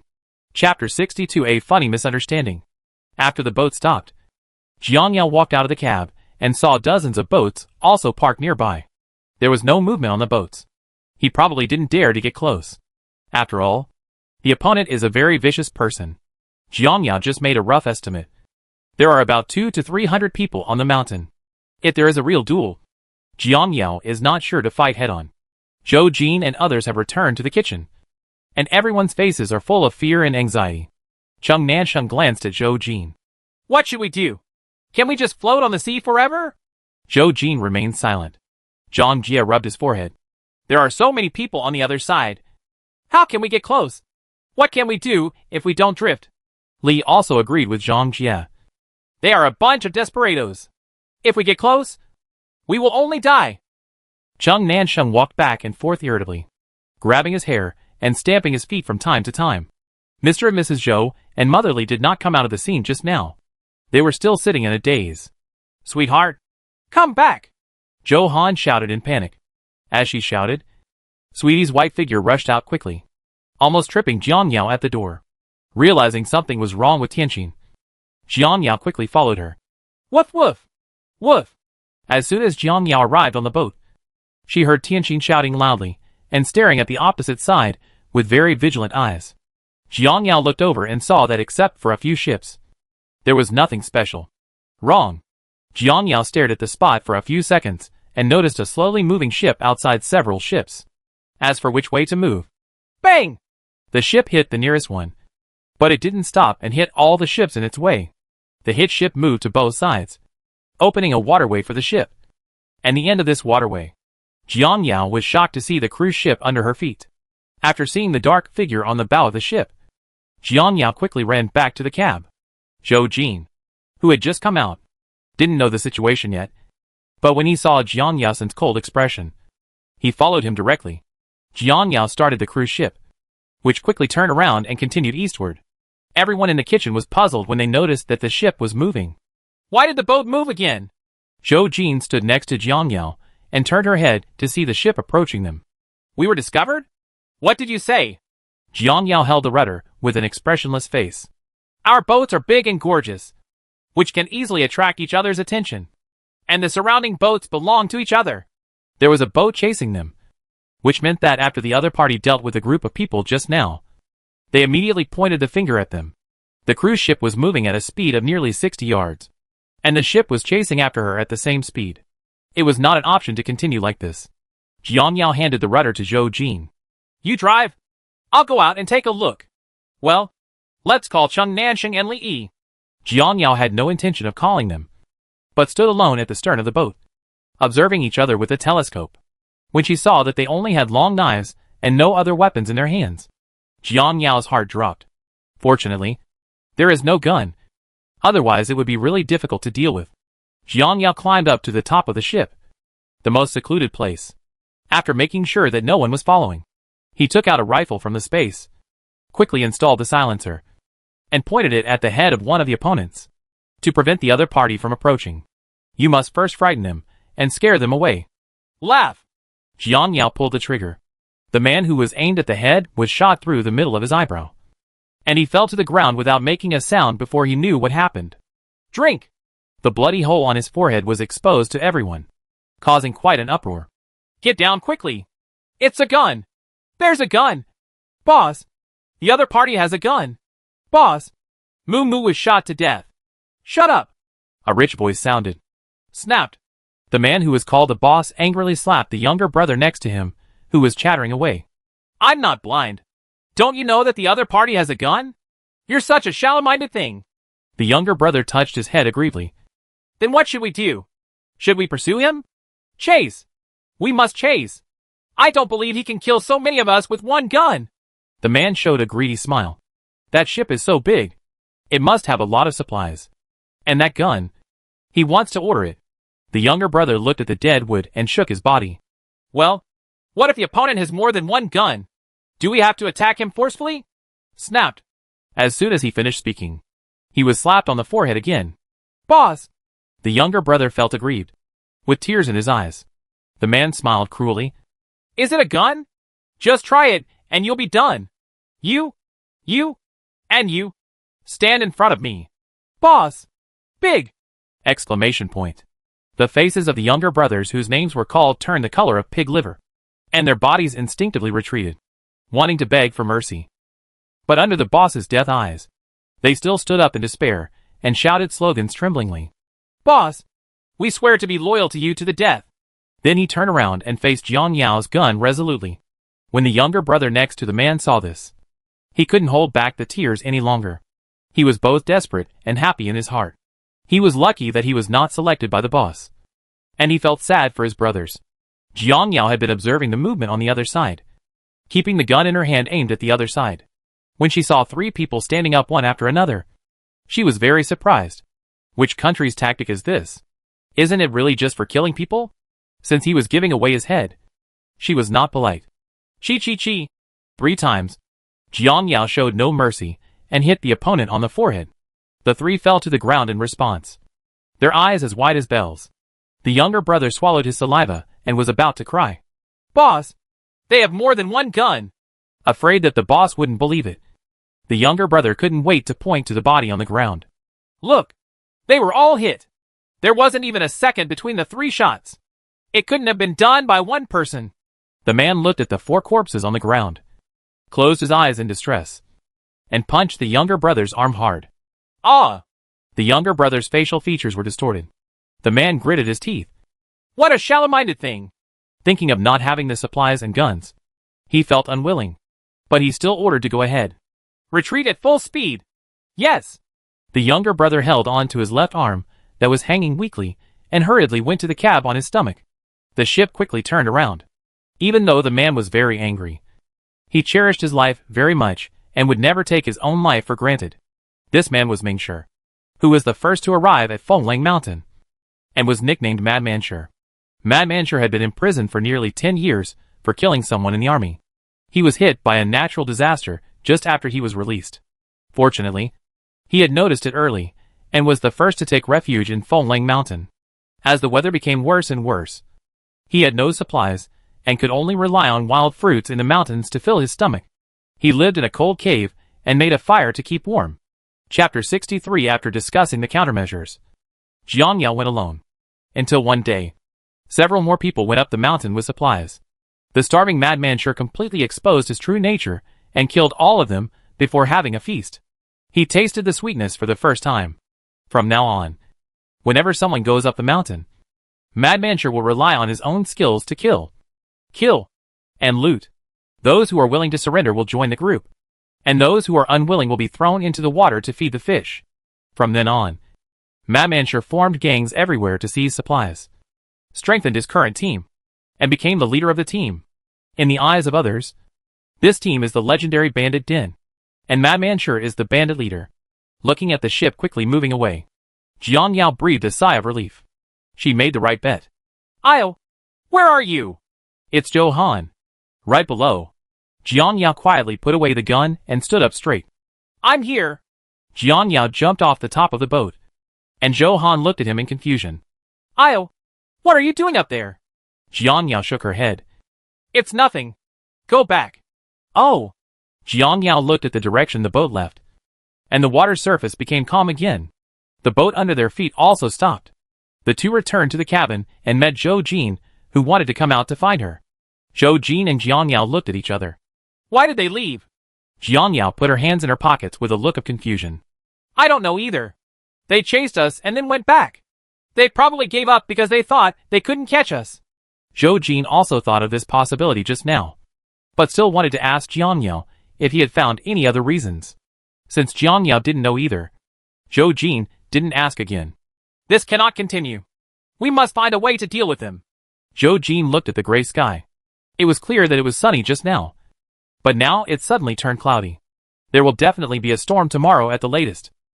The rainy weather is coming soon, and we can't stay on the boat. Jiang Yao also knew that she could not stay on the boat for long, but she had not yet thought of the best way to go up the mountain. Go in first. The three of them returned to the cabin and sat down, and found that Zhou's father and Zhou's mother were making lunch, and Li's mother was still sitting by the window in a daze, with Li accompanying her. When Cheng Nansheng saw them coming back, he hurriedly stepped forward to ask about the ship just now. Why did they go back again? All three shook their heads. Cheng Nansheng became anxious again. Then what should we do? Zhou Jin glanced at Jiang Yao and told her his plan. There are many people on the other side, so fighting head-on will definitely not work. Why don't we talk to them about the conditions and how we can get up there? Cheng Nansheng's eyes lit up. This is a good idea, but if the other party's lion opens its mouth and cannot satisfy them? Zhang Jie shook his head. I don't think this method will work. They all saw it just now. The other party not only took away the supplies, but also took the boat as their own. The more Zhang Jie thought about it, the less feasible it became. We not only have boats, but also helicopters. Do we have to give them up? Zhou Jin frowned. Zhang Jie was right. The other party's usual method was to kill people and gain goods. He would definitely not negotiate terms with them. Cheng Nansheng knocked on his head, hating himself for being too stupid. Then there is no other way? Jiang Yao glanced at the two of them and said, Tonight I will paddle over quietly in a rubber boat and go up the mountain in the dark to investigate. As soon as she finished speaking, everyone looked at her in disbelief. Zhou Jin seriously rejected this method. No, it's too dangerous. Jiang Yao insisted. I'm pretty good at it. Most people can't stand me. Don't worry. But there are so many people on the other side. Can you really guarantee your own safety? Zhou Han was worried. Jiang Yao used her consciousness to explore the gold coins in the space, and found that the number of gold coins had reached 6 figures, and could buy 20 minutes of time. 20 minutes is enough. There is also a bulletproof vest in the space, so others will not hurt her easily. In fact, she had another purpose for going up the mountain. But Jiang Yao would not tell them. It's guaranteed. Several people were silent, and looked very heavy. Zhou Jin wanted to go with Jiang Yao, but judging from the other party's intentions, it seemed that he would not agree. Jiang Yao, you and I. Jiang Yao waved her hand. No, you trust me. Zhang Jie knew that Jiang Yao was stubborn, and would never look back once she made a decision. So he dug around in his arms, and took out a black object. Bang! He placed it heavily on the table. Everyone was shocked when they saw what was on the table. It was a pistol. Gun? Jiang Yao stared at Zhang Jie in surprise, forgetting that he had a gun on him. Now that Zhang Jie could take it out, he should have regarded her as a teammate. Zhang Jie's voice was low. There are only 4 bullets in it. You can use it as you see fit. Good. Jiang Yao generously picked it up from the table and inserted it into her lower back. Everyone couldn't resist Jiang Yao, and had no choice but to let her go. In order to let Jiang Yao reach her best condition, they did not disturb her too much. After having a full meal, Jiang Yao was pushed into the room by Zhou Han. Get some sleep quickly, otherwise you will be easily distracted at night. Jiang Yao sat helplessly on the bedside. It's broad daylight. How can I sleep? If you can't sleep, you should close your eyes and rest your mind. If you are not in a good mental state, what should you do if you encounter them? Don't I have a gun? I'm not afraid. But, seeing that Zhou Han wanted to continue talking, Jiang Yao covered her ears and pushed her out. Oh, I haven't finished speaking yet. Okay, I'm going to sleep. Isn't it okay if I just sleep? Jiang Yao closed the door and lay on the bed depressedly. But Zhou Han was right. He had to prepare everything, using her consciousness to enter the space. Jiang Yao exchanged for 20 minutes of stay time, found the body armor and submachine gun she had purchased before, and put them on the bed. After filling the submachine gun with bullets, Jiang Yao put it away, thinking of the stab-proof jacket and hat she had found in the work building before. Jiang Yao took them out and tried them on, and found that the size was just right. Double guarantee. No matter how powerful the opponent is, she should not be seriously injured. Jiang Yao took out grapes and apples and ate them again to refresh herself and replenish energy. In fact, she wanted to check out the terrain above tonight, if possible. Jiang Yao still understands that to capture the thief first, capture the king. Just capture the other party's boss and get a chance to negotiate. As long as you can get up the mountain safely, everything else is easy to negotiate. But it's better to have a place on the mountain. Jiang Yao looked at the towering mountain peaks and guessed that the other party only occupied the position below. It was too cold at high places, and there was no place to live. Most people would not dare to stay there. But Jiang Yao wanted to go up high, build a small house, install air conditioning, and use a generator to generate electricity. Normally no one would dare to disturb her, so her life should not be too comfortable. But before that, she had to solve the trouble in front of her. After eating and drinking, Jiang Yao lay on the bed and closed her eyes. In the blink of an eye, it was getting dark. Jiang Yao was wrapped in a quilt and sleeping soundly. She was dreaming that she was chewing on a big pig's knuckle, and her mouth was full of oil. Chapter 64: Going up the mountain and being discovered by the enemy. Zhou Han had already prepared dinner, put it on a big plate, brought it to Jiang Yao's room door, and knocked on the door. "Io, are you up?" Jiang Yao woke up suddenly. The fat in her mouth was gone. I opened my eyes drowsily and looked at the darkness in front of me, only to realize that it was already dark. Jiang Yao quickly got up, touched the warm quilt inside. It is really easy for people to sink in a comfortable environment. Jiang Yao opened the door and saw Zhou Han carrying food, so she quickly took it. "Have you got a meal yet?" Zhou Han shook his head. "Not yet. I'm going to eat now. You eat first. If you don't have enough, come out and eat more." Jiang Yao put a piece of steak in her mouth and nodded with satisfaction. "I understand." After Zhou Han left, Jiang Yao closed the door and took out the coveted pig knuckles from the space. She didn't expect that it was just a dream, but it was actually made in space. The sauce-red pork knuckles are still steaming, and the aroma penetrates right into your nose. Jiang Yao couldn't wait to take a bite and nodded with satisfaction. She must be full of energy for tonight's action, and there won't be any mistakes. After eating and drinking, Jiang Yao did a few more sets of boxing in the room to warm up. Time flew by, and soon it was early morning. Jiang Yao got on the rubber boat in everyone's solemn atmosphere and slowly disappeared from everyone's sight. Zhou Jin was still uneasy and took out the night vision binoculars to look, but Jiang Yao could no longer be seen. Zhou Han stood on the board and refused to leave. "I hope Io can return safely. If she doesn't come back by 3 o'clock, we will drive over and look for her." Zhou Jin's face was slightly cold.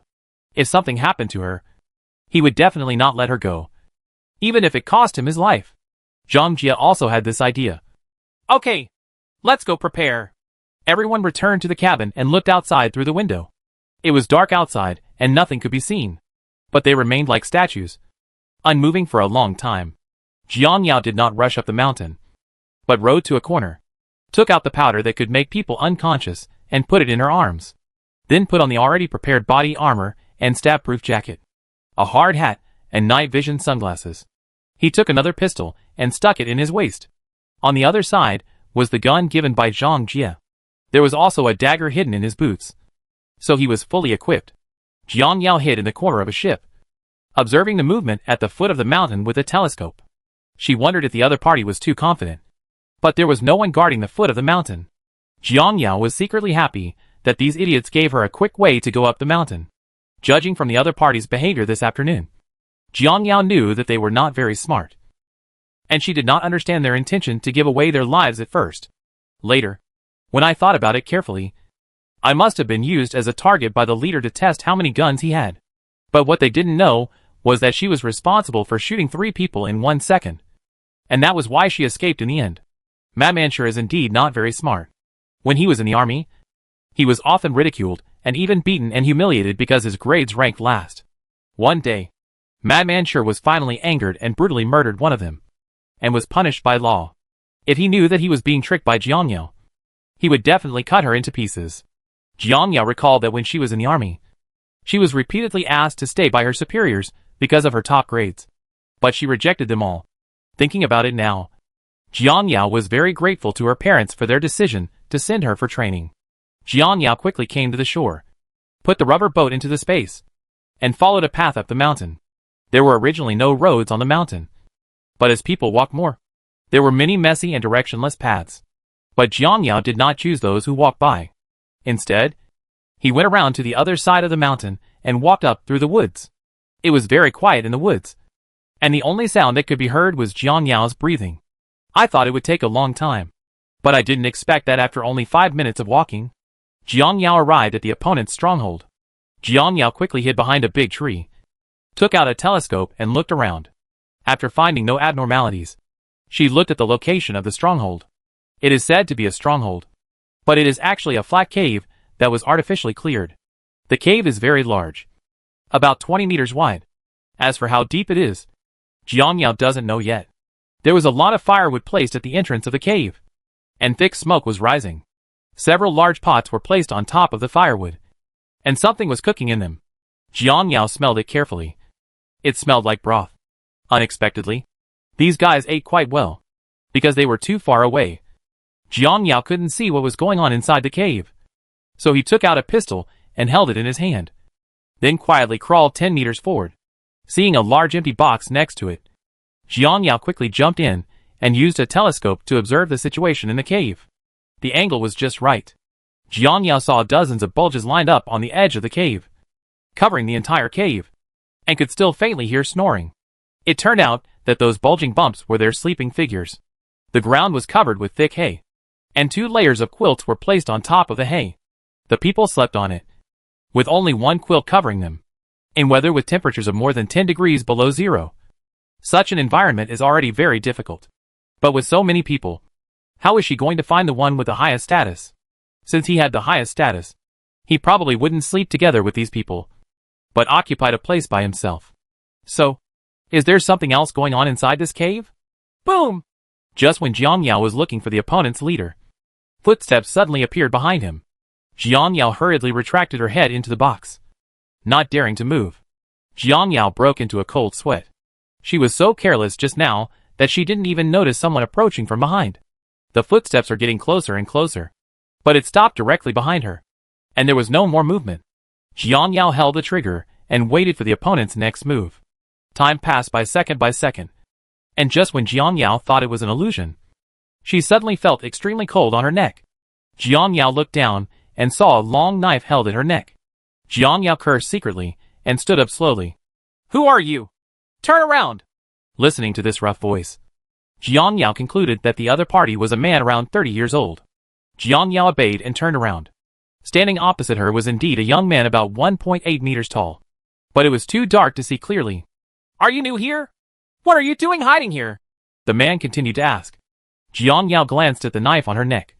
A fierce look flashed in her eyes, and without the other party noticing, she quickly shot him through the chest. I saw the man's hand holding the knife falling vertically, his eyes staring at the position of his chest in disbelief. And finally he fell down. So stupid. Jiang Yao kicked him in disgust and continued to observe the movement around him. After a few minutes, when there was no movement around, Jiang Yao moved forward with confidence. The man must have gotten up conveniently and happened to find him, but he was too stupid to call someone right away. Jiang Yao sneered. He deserved his short life. After groping her way to the cave, Jiang Yao suddenly felt a lot of hard objects under her feet, almost tripping her down. Jiang Yao looked down and was so frightened that her temples jumped. This, isn't it a skeleton? Good guy. These people also eat human flesh. No wonder she thought the smell wafting from the cauldron was unusual. Could it be the smell of human flesh? Jiang Yao's eyes seemed to be quenched with poison, like poisonous snakes and beasts, and she had already made a decision in her heart. This group of people cannot be left behind no matter what. Looking at the big pots in front of her, Jiang Yao became interested. Chapter 65 The Perfect Plan. Late at night, A slender figure was busy quietly beside the fire. Under the light of the fire, a huge figure was printed on the mountain wall, swaying from time to time. The strange thing is that the people in the cave didn't notice it. Jiang Yao threw the paralyzing medicinal powder into the pot and stirred it a few times with a stick. The amount was enough to kill them. Tomorrow they will be dead. In order to make the bandits mobilize in full force, Jiang Yao plundered hundreds of supplies, not even leaving any firewood behind. Among them, there are thousands of kilograms of rice and noodles, hundreds of kilograms of dry bread, and even meat such as beef and mutton. As for the others, they are just daily necessities and nothing practical. Jiang Yao knew that these things had unknown origins and were snatched by bandits from ships coming from all directions. There were miscellaneous items, but she did not dislike them. She would use whatever was useful and throw away what could not be used. After the search, Jiang Yao left a note at the scene that read, "My aunt is here for a visit and wants to get supplies back. See you at sea at 8 o'clock tomorrow morning." After placing the note in the most conspicuous place, Jiang Yao quickly evacuated. When returning to the shore, Jiang Yao thought that there was a speedboat in the space. In order not to take up space, it would be better to put it on the sea. Anyway, there are so many boats. You can use whichever you want in the future. There is no need for the speedboat to stay in the space. Taking advantage of the darkness, Jiang Yao came to a hidden and empty sea surface and moved the speedboat out of the space. As expected, a large space was left in the space. After taking off all her equipment, Jiang Yao put on her down jacket and got on the rubber boat, paddling slowly towards the cruise ship. Everyone on the boat was waiting anxiously, and they were extremely worried about Jiang Yao's safety. Zhou Han couldn't hold himself back at first.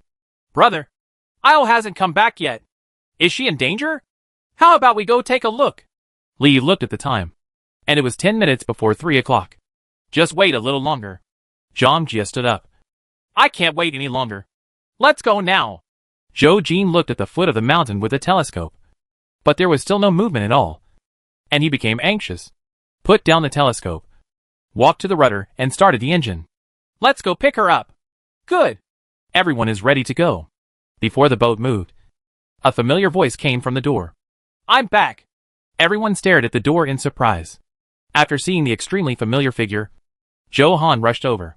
"Io, you're back. It's been almost 3 hours now. We thought something happened to you." Tianxin turned around Jiang Yao enthusiastically. Jiang Yao touched Tianxin's head and raised the corners of her mouth. "I'm strong. What can happen?" Zhou Jin turned off the fire, and seeing that Jiang Yao was indeed uninjured, her heart finally fell to the ground. "What's going on up there? Sit down and talk." Jiang Yao tiredly found a chair and sat down. Zhang Jie poured her a cup of hot water, and Jiang Yao took it and took a few sips.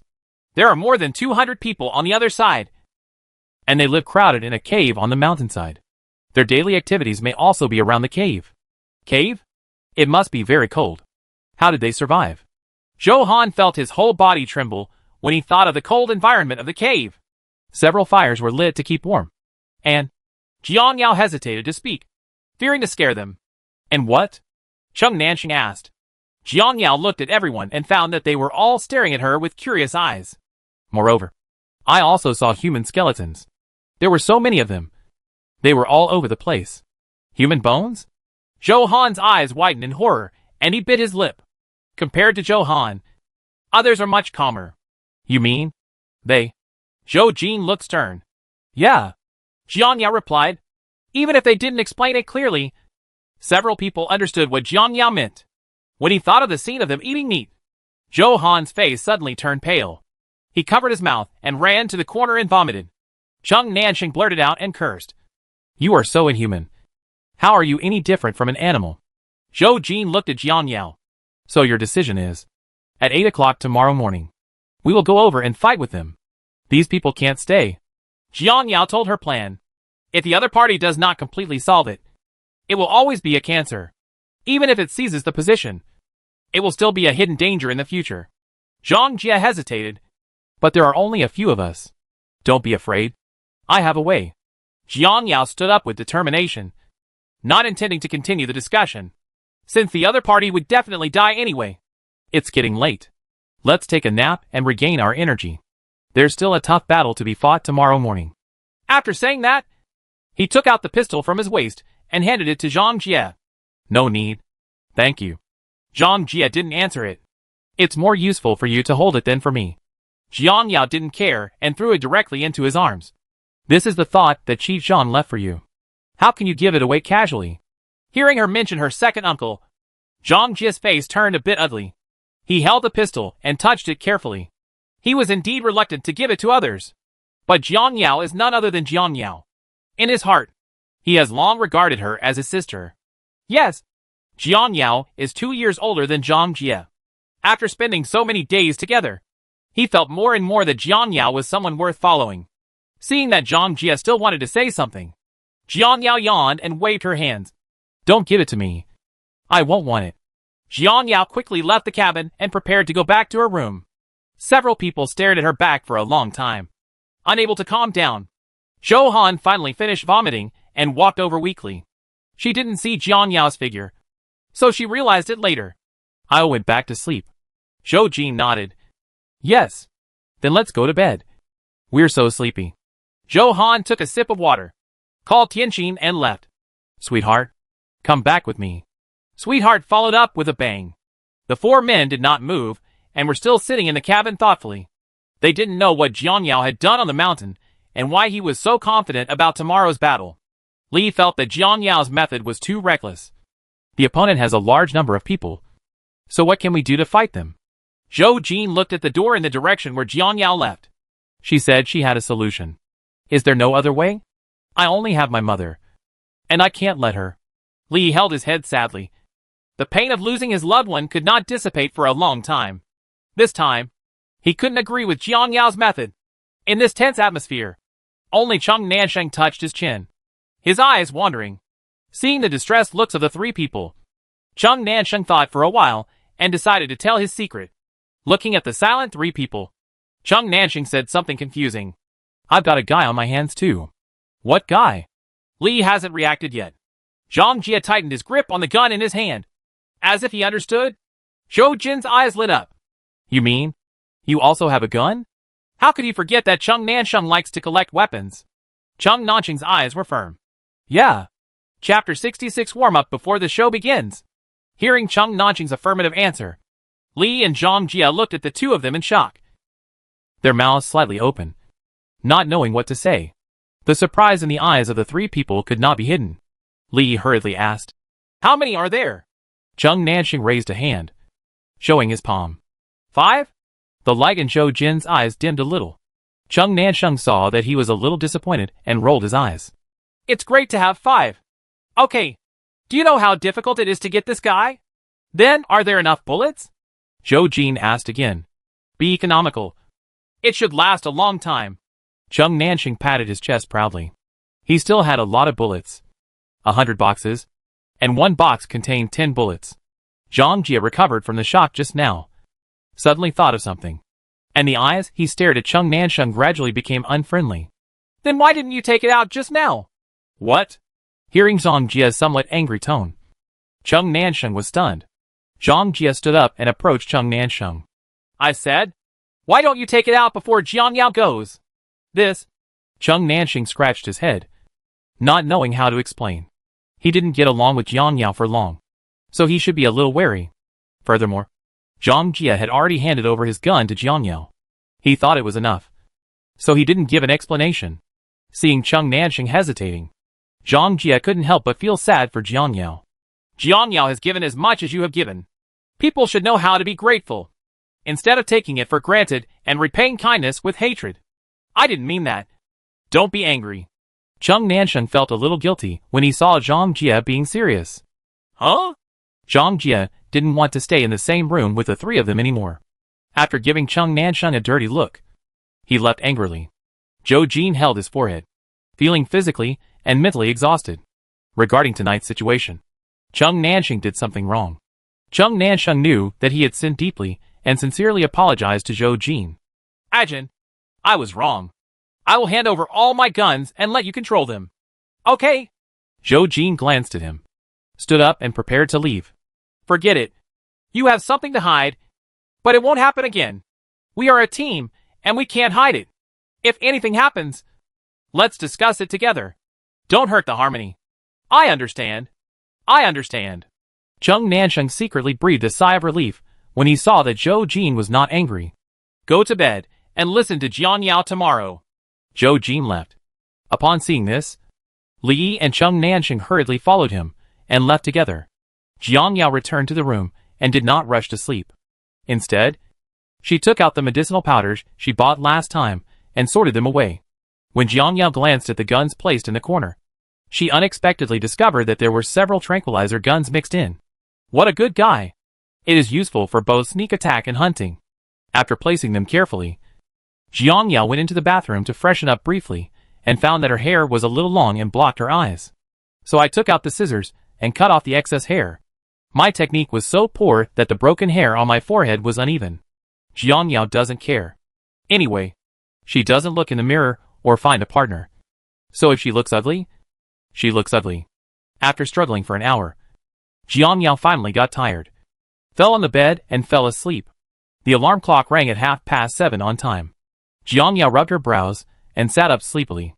After pondering for 2 minutes, Jiang Yao opened her eyes, quickly put on her clothes, then took out steamed buns, steamed dumplings and milk from the space and ate them happily. There will be a good show to start later, and she can't delay it. Thinking of how furious the other party was after seeing the note, Jiang Yao felt relieved. She didn't want to offend anyone, but she did it in front of her aunt. In the cave, people were getting up one after another despite the cold wind. The boy in charge of cooking went to the firewood pile to get firewood, but when he walked over, the place where the firewood was placed was empty, and there was no firewood anywhere. The younger brother thought it was an illusion, rubbed his eyes, and continued to look, but there was still nothing on the ground. He felt incredible. Hundreds of kilograms of firewood just disappeared like this. Thinking that my hands were full of blisters because I had been looking for firewood for 2 days, I became angry. Who is this unscrupulous person who ran out of firewood? I worked so hard to chop it, but it gave you an advantage. Hurry up and stand up for me. As soon as he finished speaking, he was hit hard on the back of his head and staggered forward, almost falling to the ground. His mother! What are you yelling about? Hurry up and cook! The younger brother was about to curse when he heard the boss's voice and stopped immediately. He stood there and stared at Crazy Sure. Boss, I don't know who ran out of firewood. I have nothing to eat in the morning. Madman Sure stared. I don't know how to look for it if it's gone. Yes, I'll go right away. The younger brother ran away in a hurry. It's not good. Boss, it's not good. Boss, our supplies are missing. Boss, there is a note here. Madman Sure was just about to go for a walk when he heard someone behind him making a fuss. He turned around and wanted to pounce on him and beat him up. But after hearing what he said, his beating movements froze in midair, and Madman Sure was confused. What did you say? The supplies are missing? That's right. It's all gone! Madman Sure pulled his hair. How could so many supplies disappear overnight? Someone must have sneaked up the mountain. Which shallow-minded person did this? I have to pluck out his skin. Look at this. The younger brother gave the note in his hand to Madman Sure. Madman Sure took a closer look, and after seeing the content above, the fire in his eyes rose, and he tore the note into fine pieces. Madman Sure's eyes were so angry that he swallowed his saliva and secretly took 2 steps back. After calming down, Madman Sure said with a ferocious face, Everyone, hurry up and eat. When you're full, grab the guy and follow me. Yes. Seeing that the boss had arrangements, everyone drank a few bowls of broth from the big pot, picked up long knives one after another, and gathered together, waiting for orders. Boom! After finishing the soup, Madman Sure dropped the bowl and broke it into pieces. Everyone, listen. Someone has taken our supplies, and I must snatch them back today. Whoever snatches more, I will reward him with a bowl of rice. Upon hearing that there was a reward, everyone shouted slogans excitedly. The boss is mighty! The boss is domineering! I swear to be loyal to the boss to the death! Madman Sure put the long knife on his shoulder domineeringly and waved his right hand. Let's go! After a while, they arrived at the foot of the mountain, boarded 2 small cargo ships, and sailed toward the sea. On the cruise ship, Chung Nansheng took out the guns he had assembled and distributed them to several people one by one. Zhou Han looked at the small and exquisite gun in his hand with a look of disbelief. Brother Nansheng, where did you come from?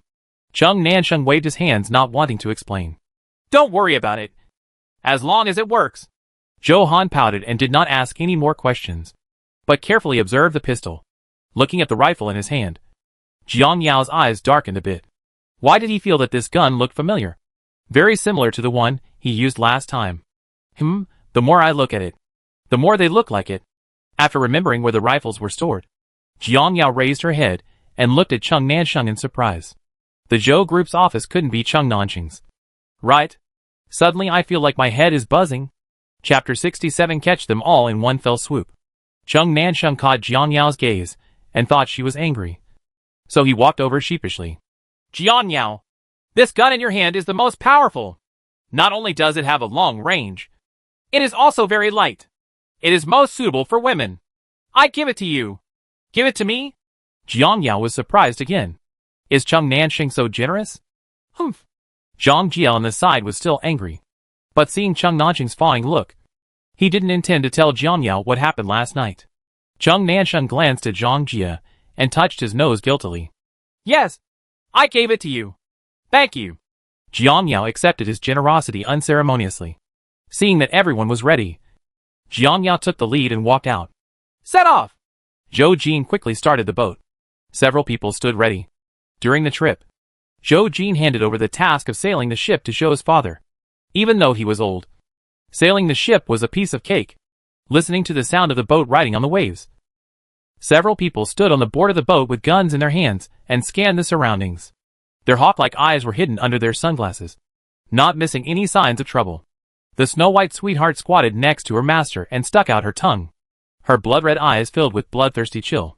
The cold wind blew away the strands of hair on their foreheads, but it couldn't dissipate the heat in their hearts. 10 minutes later, Jiang Yao finally saw two small black spots on the sea, moving from far to near at the same speed. Jiang Yao put down the telescope and smiled cruelly. Coming! Coming? Let me take a look! Cheng Nansheng snatched the telescope from Jiang Yao's hand and looked over eagerly.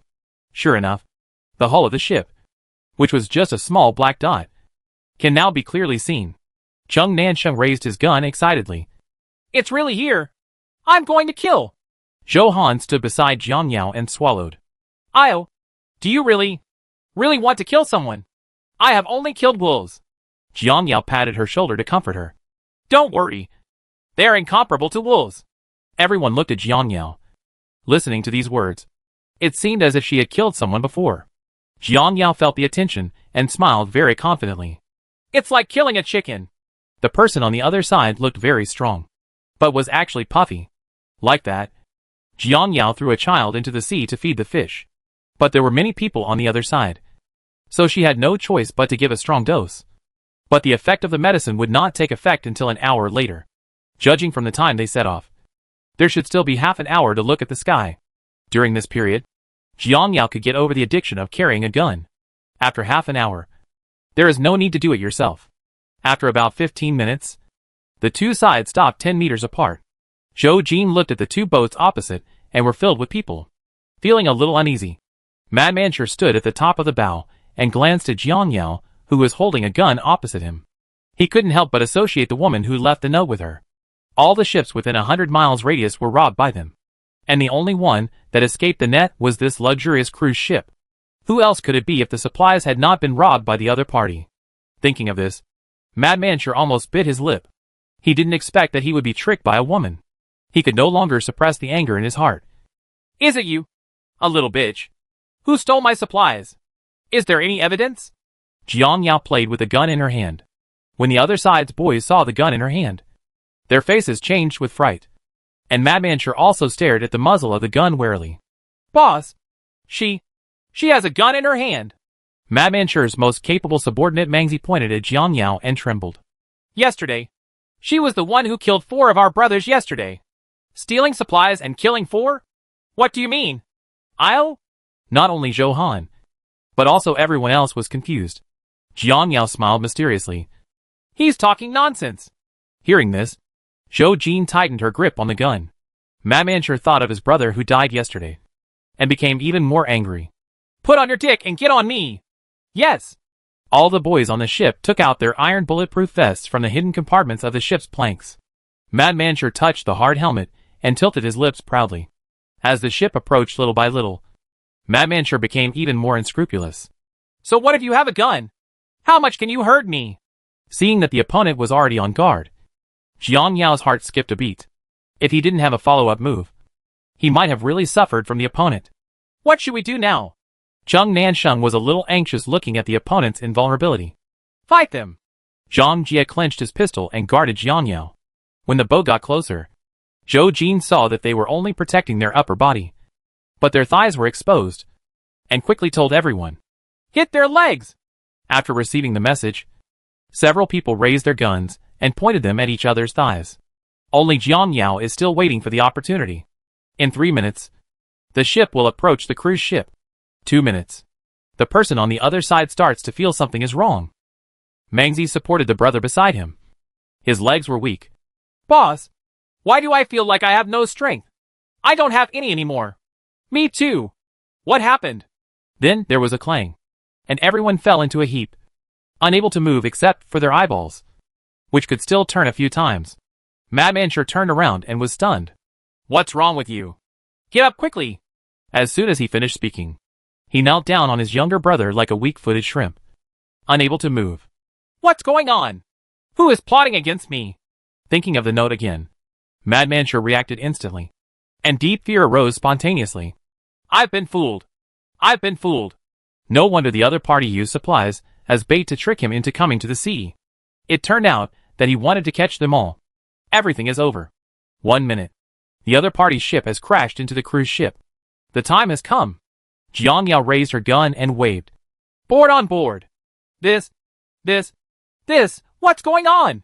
Zheng Nansheng rubbed his eyes repeatedly, unable to believe what was happening in front of him. I don't know. The three of them said blankly. Li didn't realize it yet. How come he was so good and so suddenly killed? Zhou Jin looked at Jiang Yao, who was the first to jump onto the opposite boat. Her eyes filled with shock. Could this be the method she mentioned last night? Pour the medicine? This is not Jiang Yao's style. Jiang Yao really didn't want to go to such trouble. She originally wanted to take their lives last night. But when she thought about the 200 corpses piled up like a mountain, how long would she have to carry them? It would be easier to trick them all into the sea and throw them into the sea to feed the fish. Madman sure watched Jiang Yao walking step by step like black and white. His whole body was shaking, and the feeling of powerlessness that was waiting for the other party to take his life invaded his whole body. He had only been free for more than a month, and he didn't want to die like this. It wasn't until Jiang Yao walked up to him that Madman sure panicked completely and decided to pretend to be dumbfounded. What do you want? What do I want? What do you think? Jiang Yao knelt down and stared at Madman sure in an insidious manner. You killed so many people. Didn't you think that one day you would be repaid for it? Chapter 68 Jiang Yao's Cruel Scene. Why are you willing to let me go? Madman sure did not answer, but was eager to find a way for himself to survive. Let you go? Jiang Yao hit him twice on the head with her gun, and the clear sound hit Madman sure's soul. Impossible. Sweat dripped from Madman sure's forehead. As long as you are willing to let us go, I will give you this mountain. How about you becoming the boss? After hearing this, several people standing behind Jiang Yao looked at Jiang Yao curiously. Jiang Yao said nothing, but looked down at Madman sure jokingly. Zheng Nansheng thought this was okay. It's good to be the boss. It's so comfortable to have so many people serving you. Nansheng!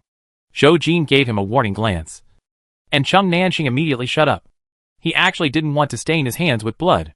With more than 200 lives, he would have nightmares. Jiang Yao laughed at Zheng Nansheng's simple-mindedness. How can the boss be so easy? They dare to carry people into their stomachs. And how can you still trust them?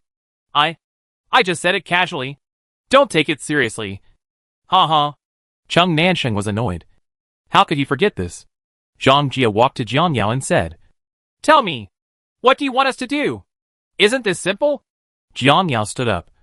The soldiers were divided into 2 groups, took off their vests, and threw them to feed the fish. Looking at the black shadows on the sea, Jiang Yao nodded her chin. Look, they are all waiting impatiently. As soon as they heard that they were going to feed the fish, everyone on the boat started begging for mercy. Let me go! I was forced. I was forced too. By Madman sure. Yes, he forced me to do so. Yeah. Seeing that everyone had betrayed him, Madman sure was so angry that his eyes were bloodshot.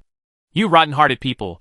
If I hadn't snatched supplies to support you, Would you still be able to betray me here? Ah? When everyone heard this, they immediately became unhappy. It was you who killed my wife. And I haven't settled the score with you yet. Even feeding the fish today is an advantage for you. My parents were also killed by you. Why do you feed us? It's obvious that we worked hard to feed you. That is. As soon as these words came out, everyone seemed to have found an outlet to vent their anger and accuse Crazy Sure of his crimes. You all shut up. Believe it or not, I will kill you. Madman Sure struggled to stand up, but in vain. If he could, he would kill all these people. Jiang Yao was watching the farce. The sarcasm on her lips was not concealed. Thinking of the pain of betrayal and the despair of living alone during those dark days, Jiang Yao laughed out loud. Ha ha ha ha ha ha ha. Zhou Jin and others heard the almost crazy smile and looked at Jiang Yao in confusion. Io, what's wrong with you? Zhou Jin was worried. Jiang Yao. Jiang Yao ignored them and grabbed Madman Sure with one hand. Look at their faces clearly. Are they angry? Are they desperate? How about I give you a chance to kill them all? Jiang Yao took out the antidote and waved it in front of Madman Sure. When Madman Sure saw the medicine bag, the desire in his eyes did not restrain. I have exactly what I want. The younger brothers stopped fighting among themselves and were confused. There was an immediate silence on the boat. Jiang Yao. No. Chung Nansheng was eager to stop him. Yao. Zhou Han never imagined that Jiang Yao would become so strange. Jiang Yao glanced at a few people. Her eyes regained a little clarity, but she still poured the antidote into Madman Sure's mouth. Jiang Yao. Zhou Jin wanted to reach out and grab it, but it was already too late. Jiang Yao roughly threw away Madman Sure and looked at the crowd in front, sitting on the bow of the boat waiting for him to start killing. In her previous life, she also had such a short life. After Chen Wei left, she had no choice but to go out to look for supplies. Later, she formed a team with people in the same building and shared the supplies equally. But one day, the other party suddenly turned her back and confiscated all the supplies. She also betrayed her to people on the adjacent floor, saying that she had a lot of supplies in her hands. As a result, she was isolated and beaten by a group of people. It wasn't until she sent the other person to H.L. that she fully took revenge. Until then, she would never trust others easily, and she was generous enough for the people on the cruise ship. 2 minutes later, Madman Sure finally regained his composure and stepped closer to the younger brother who had spoken the loudest with his knife. The younger brother stared at him in horror and forgot to breathe. It wasn't until he heard "ah" and blood splashed on his face that everyone remembered to beg for mercy. Boss, I didn't say that just now. I never said anything to betray you. Neither did I. It was him. He said it. However, Madman Sure had lost his mind and couldn't listen to what they said. So he killed several people with one blow. Screams and begging for mercy continued, but they could not move and could only be slaughtered. The strong smell of blood came, and Zhou Han dropped the gun and ran to the edge and vomited. Chung Nansheng and others were not much better. They were all weak and turned their heads away and couldn't bear to look anymore. The 3 elders on the cruise ship sat directly on the ground. Their minds went blank. They could not accept this method. Jiang Yao's current appearance is too unfamiliar. After more than a month of getting along with each other, they have never seen her look ruthless. And they did not expect that she has such a cruel side. Killing each other is so cruel. Zhou Jin looked at Jiang Yao for a long time. He didn't understand what she had gone through to become so cold. She was very happy in her heart that she still retained her sincerity towards them. Zhou Jin approached Jiang Yao. Let him stop. Why? Jiang Yao looked at him indifferently. You cannot do that. How? I let him see people's hearts clearly. Isn't it good? The words Zhou Jin had not yet spoken were stuck in his throat, and he clenched his fists not knowing how to approach. The two looked at each other speechless until Madman Sure came to Jiang Yao with a knife. At this moment, he had become a bloody man. Readily, there was silence on the sea, except for the sound of blood dripping into the sea along the cracks. Jiang Yao glanced at Madman Sure expressionlessly, then raised her gun and pointed it at him indifferently. Madman Sure's cheerful smile froze at the corner of his mouth. You want to kill me? If not, boom! Without giving the other party any chance to speak, the bullet passed through Madman Sure's chest. Madman Sure fell straight on the body behind him and died with his eyes open. The moment the gun rang out, everyone's heart trembled. Zhou Han hugged Tianxin tightly. His little face was colorless, as if he was frightened. Jiang Yao put away the gun. picked up the body, and threw it into the sea. Why are you still standing there? Get to work quickly. Oh! Zhang Jie was the first to react and mechanically performed the same actions as Jiangyao. Zhou Jin suppressed the discomfort in his heart and started to move. The corpses they threw down quickly disappeared, and many big fish gradually surrounded the two boats, some of which were familiar, and some of unknown species.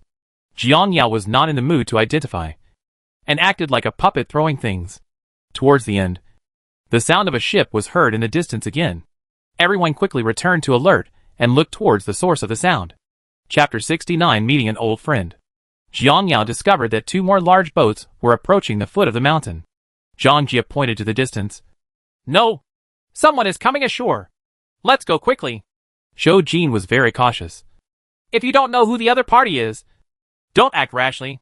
At this time, whoever reaches the shore first will have an advantage. Jiangyao cannot miss this opportunity, and in turn urges Zhou Jin. Hurry up and set sail! No matter who the other party is, we must reach the shore first. Zhang Jie carried the gun. Jiangyao is right. Let's get closer quickly. Realizing the seriousness of the situation, several people no longer paid attention to the two ships, but hurried back to their own ship and quickly started the ship. Zhou Han was helped onto the boat by Li Yi. At this time, she was still immersed in the killing just now. Jiangyao felt cruel when she saw her frightened look. Pa! A slap landed firmly on Zhou Han's face, and Zhou Han's head was hit to one side. Several people who heard the sound were stunned. Woof woof! Sweetheart bared her teeth and screamed at Jiangyao. Why should you hit my master? Jiangyao! What are you doing? Li got closer and could clearly hear how loud the slap was. He protected Zhou Han behind him and met Jiangyao's cold and piercing gaze. How could you hit her? Zhang Jie walked to Jiangyao and looked at Li warily. Jiangyao didn't answer the question and held Nu's hand tightly. Are you awake? Zhou Han felt the burning sting on his face. His distracted eyes gradually condensed, and he felt that the lost strength returned to his body. Zhou Han stood up from the chair and looked up at Jiangyao. Jiangyao's figure was shrouded in sunlight, as if coated with a layer of golden light. Zhou Han couldn't see her face clearly, but he also knew the expression on her face. Woke up! Just wake up! I hope this is the last time I hit you. Don't let me down. Jiangyao stopped caring about Zhou Han and stood on the bow of the ship, continuing to stare ahead, looking at Jiangyao's tall and firm figure. Zhou Han wiped away the tears that had not dried up from the corners of his eyes, and finally faced the massacre squarely. She understood what this slap meant, and the vague definition in her heart became clearer and clearer. After this massacre, the world is no longer a peaceful world. People cannot live in a comfortable environment forever. If they want a peaceful life, they have to fight for it on their own, without the constraints of civilization. Humans have returned to nature. Fighting for territory is just the most primitive state. Are you okay? Li Yi felt distressed and wanted to touch Zhou Han's face. I'm fine. Zhou Han covered his face to avoid it, walked past Li Yi and silently walked to Jiangyao. Thank you. Jiangyao handed over the gun that Zhou Han had thrown away. Remember, never abandon your weapon. It is your most loyal partner. Zhou Han carefully took the gun and smiled heartily at Jiangyao. I know. When several men saw their strange interactions with each other, they said they couldn't understand. As we get closer and closer to the foot of Fenglang Mountain, the atmosphere becomes more and more serious. Fenglang Mountain is like an isolated island on the sea. It covers an area of several thousand square meters and is very wide. The mountain reaches the clouds and can accommodate 1 million people or more.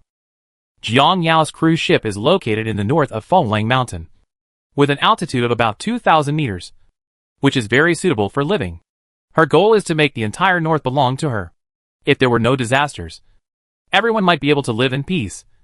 But the reality is cruel. The ship not far away wanted to occupy the territory in the north. So how could Jiangyao get what they wanted? Clothes? 100 meters? 50 meters. Both parties finally arrived at the shore at the same time at the speed of life and death. Jiangyao was very dissatisfied with this ending. Zhou Jin turned off the fire and came to Jiangyao's side. The three elders seemed to be aware of the danger. They took kitchen knives from the kitchen and stood on the board together. What should we do now? Zhou Jin asked. No one is coming out on the other side. Let's observe first. Jiangyao stared at the ship on the other side without looking away for a second. The cruise ship was only 20 meters away from the two other ships. and the situation on the ship could be clearly seen. After waiting for several minutes, no one came out on the boat. Not even a sound. Isn't it an empty ship? Johan clenched the gun in his hand and asked curiously. The two ships were heading in the direction of the wind, so it was not unreasonable to say they were empty ships. Jiang Yao glanced at Zhou Jin and shook her head slightly. Come with me and have a look. After saying that, he jumped off the boat and walked carefully from the shore to the nearest boat. Okay. Zhou Jin followed. Let's go too, Zhang Jia and others said at the same time. So, several people jumped off the boat one after another, leaving only 3 elders hesitant. Tianxin wanted to follow, but was stopped by Johan. Stop coming and protect my parents. Wu, Tianxin spun around twice and sat down next to Zhou's mother obediently. At a distance of 20 meters, it only took Jiang Yao a few seconds to walk to the boat. The boat was very old and did not look like it could sail long distances at all. Jiang Yao thought that they'd probably escaped from the nearest city. After several people followed, Jiang Yao quickly climbed onto the boat and stood on the board. As soon as she stood on the boat, panic sounds came from inside the boat. Who? The rich voice was weak. Jiang Yao frowned and approached cautiously, followed by several people following behind. It's not an empty ship. There are people. Zhou Han, protected by Li, whispered to her boyfriend. Well, you can hide when something happens. Li was afraid that his girlfriend would be hurt. No, I have learned so many boxing techniques from Yao. It's time to see the effect. But, Brother Yi, I have grown up, Zhou Han said calmly. Li paused. Zhou Han turned his head, his eyes firm. I've really grown up. Li looked at his girlfriend distressfully and rubbed her head lovingly. Okay. Everyone had a gun in their hand and was standing guard outside the cabin. Jiang Yao knocked on the cabin door. The people inside come out. No one spoke in the cabin. Only a rustling sound was heard. Jiang Yao became impatient and kicked open the cabin door. It fell to the ground. What came into view were corpses lying scattered about. And there was a stench. Jiang Yao was shocked, and she quickly covered her mouth and nose and retreated. Zhou Jin was right behind her, frowning and crossing Jiang Yao, wanting to see what was going on. Don't go. Put on the mask first. Jiang Yao took out a mask from her bag and put it on herself. Then put on rubber gloves, and then entered the cabin. Zhou Jin and others were in trouble. They all forgot to bring them. I'll go back and get it right now. Cheng Nanxing jumped off the boat and ran back to his own boat. Jiang Yao ignored them, but stared at the cabin carefully and found that the corpses were all naked and had body spots on their bodies. Jiang Yao turned around and continued to search for the source of the sound. She clearly heard the man's voice just now. Why didn't she see it now? The rotten smell is getting stronger and stronger, and even wearing a mask is of little use. Help me! In the corner. Now Jiang Yao could see clearly that someone was indeed still alive. Chapter 70, taking in the bearded man and upgrading the space. The man's back was turned, and his whole body was covered with clothes. Only his head could be seen, and the other person's face could not be seen clearly. Jiang Yao slowly walked over and turned the man over from the pile of clothes with a little force. Familiar and unfamiliar faces appeared in front of Jiang Yao. Beard? This? Even though he was so thin and out of shape, Jiang Yao still accurately recognized the man in front of her. He was the bearded bully who had been taught a lesson by her in the base.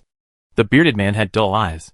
When he heard someone calling him, he tried his best to open his eyelids. Jiang Yao was wearing a mask, so he didn't recognize him. You recognize me? The bearded man grasped Jiang Yao's clothes tightly with his skinny hands, as if grasping a life-saving straw. Help me! Please help me! An urgent sound came from his throat. Jiang Yao didn't speak, but looked at the bearded man complicatedly. Zhou Jin and others had already put on the masks brought by Cheng Nanxing and walked into the cabin at this time. Zhou Han's stomach was turned upside down by the rancid smell, but she still didn't flinch. This is her first step, and she must not retreat. This is not. Zhou Jin looked at the bearded man with only a skeleton in front of him in surprise. Well, it's him. Judging from the situation of Big Beard, he must have been starved to this point. So these people who died were also. Help me. Please give me a bite to eat. I'm hungry. The bearded man's hopeful eyes moved Jiang Yao. Once upon a time, she was just like him. Jiang Yao took out the mineral water, opened the bottle cap, and brought it close to the bearded man's mouth. Just as he was about to feed him a drink, the bearded man suddenly gained strength, snatched the mineral water from Jiang Yao's hand, and poured it into his mouth. It wasn't until he drank more than half of the bottle that he stopped breathing heavily. Just the act of drinking water seemed to kill him. With the moisture of the water, the bearded man regained some strength, and looked at Jiang Yao with eyes filled with gratitude. Thanks! He said. He was struggling to sit up. Jiang Yao took a step back to prevent him from getting close to her. Zhou Jin and Cheng Nansheng helped him up and touched his arms. Take him out, and let me see if there is anyone alive. Okay. Be careful. Several people with big beards walked out of the cabin and came to the deck. Zhou Han took off his mask and stared at the bearded man curiously. Isn't he the one who was beaten down by a Yao? Hearing this, the bearded man looked at Zhou Han doubtfully, his dull eyes gradually widening until he was shocked. You're not. You? The bearded man kept talking to each other and couldn't call out his name, because he didn't know Zhou Han's name at all. He only knew that he was very familiar. Zhou Han raised his eyebrows. It's us. We were enemies on a narrow road, but we were saved by a Yao. The bearded man opened his mouth wide in surprise. So it was the boss who gave him water just now. Boss! Tears rolled down his cheeks, and the bearded man began to cry. If the boss hadn't asked him to escape, he might have been buried in the base long ago. As soon as he and his brothers ran out of the base, an earthquake broke out. They had no time to hide and hid in a cabin outside the base. They were lucky. Just after the earthquake, the flood gradually ran out of the ground and rose to a depth of dozens of meters in a short time. Although he escaped being drowned in the water, he didn't have many supplies on him. He drifted at sea for nearly 10 days, feeling cold and hungry. In the final storm, the brothers failed to hold on. Some were swept away by the sea, and some died of starvation. He was left alone in the cabin, struggling to his death. God decided that he should not die, but he was saved by the boss today. Jiang Yao walked out of the cabin. Zhou Jin and others looked over. She shook her head and said, They are all dead. Everyone sighed again. What should he do? Zhou Jin asked.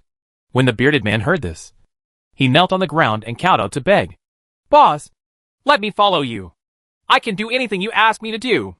Please don't abandon me. He really doesn't want to wander anymore, and he doesn't want to be hungry anymore. Seeing that Jiang Yao didn't nod or shake his head, the bearded man kowtowed to everyone again. Please, let me stay. I can really do anything. Everyone looked at Jiang Yao and asked her to make up her mind. The ship's plank was knocked against by the big beard, but Jiang Yao still spoke. You can follow if you want, but you'll have to figure out your own food and accommodation. We don't support idlers. The reason why Jiang Yao left a big beard was not because of compassion, but because he admired him as a person. When people are about to die from hunger, they will inevitably do crazy things, such as chewing corpses. However, there were no bite marks on every corpse in the cabin, indicating that the bearded man had not lost the last of his humanity. Jiang Yao didn't know how he survived, but keeping him was indeed useful. Fonlang Mountain is regarded as the last land in the world. People from all over the world will gather here. Riots will inevitably occur, and many people will have more hope for life. However, during this period, Jiang Yao did not trust anyone, not even her good sister Zhou Han. When the bearded man heard Jiang Yao's promise, he kowtowed harder and harder. Thank you, boss. Thank you, everyone. Get up. Jiang Yao took off her mask and gloves. It's almost noon. Let's go back to eat first. After eating, we have to go up the mountain to find a place to stay. Finding a place to live is a big project. Okay, let's go back. Cheng Nansheng jumped off the boat first. Li and Zhang Jie held their beards in their hands and followed slowly. Several people quickly returned to the boat, and Zhou's father and Zhou's mother looked over worriedly. Why have you been gone so long? Zhou's father asked. Zhou Jin walked to her parents and explained. I saved someone, so I was delayed for a while. Mother Zhou glanced at the man being supported. Who is he? How can he save people casually? If he is not a good person, wouldn't we be in danger? Mom, everyone I know is fine. That's good. I don't want to save anyone from now on. Do you understand? Mother Zhou's sullen face immediately relaxed when she heard the recognition. Father Zhou also agreed with his wife. Your mother is right. Zhou Jin smiled and said, I understand. Zhou Jin glanced at her mother complicatedly. In the past, her mother was the most kind and would not even want to kill a mosquito. Now that she has experienced life and death, her mood has changed dramatically. It's really something to be thankful for. It has only been a month, But my parents' faces are already full of vicissitudes of life. I hope they will persevere in the days to come. Joe Jean tightened his fists. He would definitely protect his family. Okay. You guys rest for a while. Your dad and I will go cook. Let's go. Old man. Joe's mother pulled her husband into the kitchen. Joe Jean took bearded man to a vacant room and threw him a set of clothes. Clean up before you come out to eat. The bearded man expressed gratitude again and again. Thank you, brother. Joe Jean waved her hands and walked out of the room. Jiang Yao returned to her room and locked the door. Quickly took a shower and changed into clean clothes. He took out 2 more dishes and steamed buns from the space and started eating them with big mouthfuls. In fact, Jiang Yao had been hungry for a long time. There was no food in her stomach, and her body felt very uncomfortable. Jiang Yao observed the space while eating and found that the wild boar had given birth to piglets. Young deer also appeared in the deer herd, and more than a dozen hares were having fun in the fence. Seeing that the fences were no longer able to fit in, Jiang Yao decisively used gold coins to double the size of each fence. Seeing that there were still gold coins left, she planned to expand the space. As soon as she opened the mall page, Jiang Yao was surprised to find that there were 2 more options. Chapter 71 Plane Crash. It looked like 2 machine factories that produced things. Jiang Yao went in curiously. One of them was a textile factory, and the other was a machine factory that made appliances. This equipment factory, can you expand on it? Jiang Yao said her head was a bit big. Buying a tool factory actually cost more than 50,000 gold coins. Jiang Yao looked at the gold coins that were just right and gritted her teeth and bought it. Just after I bought it, the appliance factory was placed next to the cooking machine. It was already plugged in and started working. It looked like it was making something. Boom! At this time, the door rang, interrupting Jiang Yao's desire to continue exploring. Io! It's time to eat. It was Zhou Han's voice. Jiang Yao regained consciousness and stood up to open the door. I've eaten. You can eat it yourself. Have you eaten? Zhou Han was stunned, but did not ask Jiang Yao what he had eaten. You guys move faster. We'll be up the mountain in 10 minutes. Okay. Zhou Han turned around and left. Jiang Yao just wanted to close the door and continue exploring the space. But after thinking about it, she decided to go out and take a look first. So I took my outdoor backpack, jumped off the boat, and walked towards the mountain. Arriving at the foot of the mountain, Jiang Yao finally had time to observe the environment here. Looking around, she found that the entire mountain was surrounded by dense forests. The farther inside, the less and less sunlight could be seen, and it was damp and cold. If the position is too low, it is easy to be disturbed. She likes to be quiet and does not consider low positions. It is best to find a place to live where you can see the sun and temporarily escape the trouble of being flooded. Therefore, Jiang Yao decided to go to the southwest to have a look. After making up her mind, Jiang Yao returned to the boat and found that everyone had gotten off the boat and walked towards her direction. The bearded man had a hearty meal, and his physical strength had recovered to 70% to 80%. He ignored everyone's obstruction and insisted on getting off the boat no matter what. The boss said that if he wanted to follow her, he would have to provide food and accommodation by himself. So he planned to go to the mountains to find some food. Zhou Jin walked in front. We are all ready. Shall we set off now? Jiang Yao picked up her backpack. Well, I want to visit the southwest. Everyone looked at each other and nodded. We'll go too. Jiang Yao hesitated to speak. She actually wanted to act alone. Zhou Jin looked at Jiang Yao's hesitant eyes, and he understood her thoughts. Jiang Yao had mentioned acting alone before, and he would not shamelessly get involved. Don't worry. We won't disturb you in the future. We just think we can take care of each other by living close to each other. I have no other ideas. Yeah. Let's draw a range first. As for where you want to live, it's up to you. Chung Nansheng was standing behind Zhou Jin. When he heard what he said, he immediately understood what he meant. Then let's leave quickly. Jiang Yao turned around and walked towards the mountain.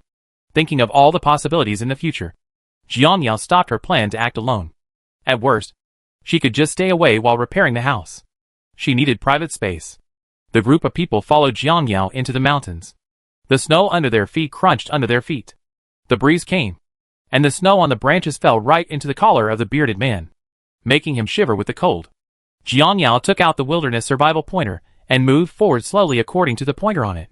Let's walk up 500 meters first, and then go southwest to find suitable accommodation. 500 meters is actually not that short. Okay, I'll listen to you. Zhou Jin nodded. Half an hour later, it became colder and colder as we walked up the mountain. Everyone hunched their necks in silence and continued walking up the mountain with their heads buried. When they reached an open place, a roar suddenly came from the distance, which was especially loud at this quiet moment. Everyone looked around and saw a black spot on the horizon, flying rapidly towards their direction, with thick black smoke rising from behind. Jiang Yao opened her eyes wide and finally saw clearly what the flying object looked like. It was a plane. Everyone stopped and stared at it blankly. It wasn't until they were sure it was coming in this direction that they began to panic. Jiang Yao shouted, "Everyone! Run! Run down the mountain! This is obviously an out-of-control plane, and it's about to hit the mountain." Everyone finally realized the danger and began to run down the mountain desperately. However, the mountain road was difficult to walk, and their speed was too slow to reach the speed of the plane. Boom! The sound is getting closer and closer. Jiang Yao tries to stabilize her mind. If this continues, it will end sooner or later. Since she couldn't run down, she had to find a temporary hiding place. Just now, she saw clearly the model of the plane. It shouldn't be a large plane. Moreover, the flight altitude was more than 3,000 meters above sea level. Although it was heading in their direction, the impact should have been several hundred meters above. Since you can't run vertically, you can run sideways. You should be able to avoid the plane's reach. Thinking of this, Jiang Yao stopped and made a stop motion towards the figure running behind. Zhou Jin was the first to stop, breathing heavily from his chest. "Why did you stop?" Everyone held up their knees and took a deep breath, not knowing why but staring at Jiang Yao anxiously. Jiang Yao looked at the plane approaching in the sky again and determined the direction. "Run to the left! Quickly!" Without any time to think about it, everyone started running towards the left direction that Jiang Yao had mentioned. Boom! The roar is getting closer and closer, hitting everyone's trembling heart crazily. Mother Zhou's feet softened and she fell to the ground. Li Yi and Zhou Han, who were following closely behind, held up their arms and forced them to bend their knees. But Zhou's mother couldn't feel the huge pain coming from her feet. She only had one thought in her head: to escape. Just when they ran nearly 200 meters, the roar reached the top of their heads. Everyone covered their heads in panic and kept running. Bang! Hit! Bang! The plane exploded. The next moment, the violent impact caused the entire mountain to tremble, and everyone was shaken to the ground. The white snow on the branches fell, hitting the body and covering most of the body. "Hide quickly!" Jiang Yao quickly got up, hid under a big tree, and covered her ears. The waves emitted by the explosion quickly hit the bottom of the mountain, and there was the sound of things scattering around. Jiang Yao knew that those should be aircraft fragments. Maybe.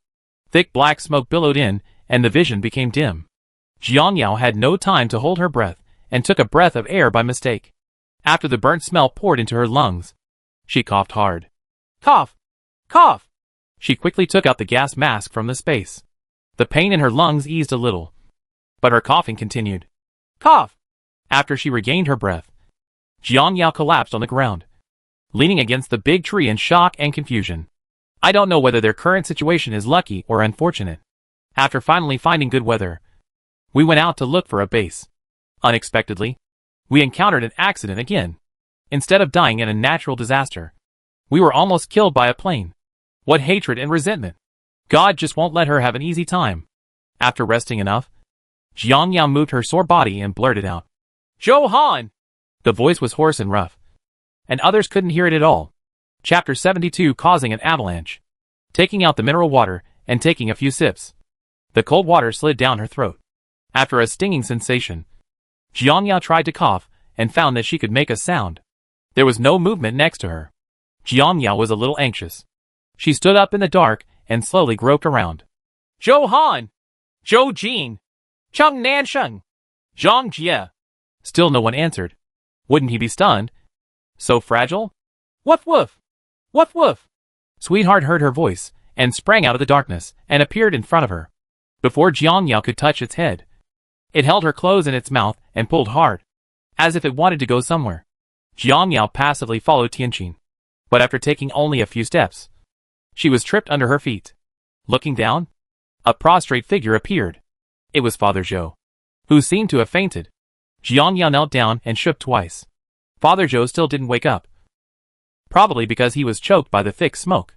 He quickly took out the mask and put it on Zhou's father. As soon as he put it on, Tianqing pulled at it again. Jiang Yao had no choice but to follow. Several people were stumbled one after another, and Jiang Yao put on masks for them one by one. Jiang Yao's heart tightened until she was dragged to the lowest position by Tianqing. There was a big stone pressing on Zhou Han's back. His face was facing down, and his body was motionless. He didn't know if he was still alive. Woo! Woof! Woof! Save her quickly. Jiang Yao calmed down, lifted up the big stone with force, and carefully straightened Zhou Han's body. Zhou Han's face was wrinkled. Blood flowed from his left cheek, and his entire left shoulder was infected. Jiang Yao took a breath and found that he was still alive. Zhou Han! He gently patted her right cheek, but there was no movement. Jiang Yao did not dare to move her body at will. She fell from the mountain and was hit by a stone. She probably fractured her ribs. Sweetheart, you go find some wood and I'll fix her chest. Sweetheart should be able to understand, since its mutation was discovered. Its size and IQ have evolved. Woof woof! Sweetie ran away, and soon ran back with 3 or 4 pieces of wood in her mouth. Jiang Yao broke them one by one, took out a long rope from the space, put the wood upright on Zhou Han's chest and waist, and tied it up with the rope. After doing all this, people woke up one after another. Boss! The bearded man woke up immediately and looked for Jiang Yao. Jiang Yao! Zhang Jia's voice. Jiang Yao didn't want to talk to them at first, but thinking that Zhou Han needed help, she reluctantly answered the call. I'm here! The bearded man heard this and ran up the mountain to Jiang Yao happily. Zhang Jia also breathed a sigh of relief and went to help others. Boss, are you okay? I'm fine.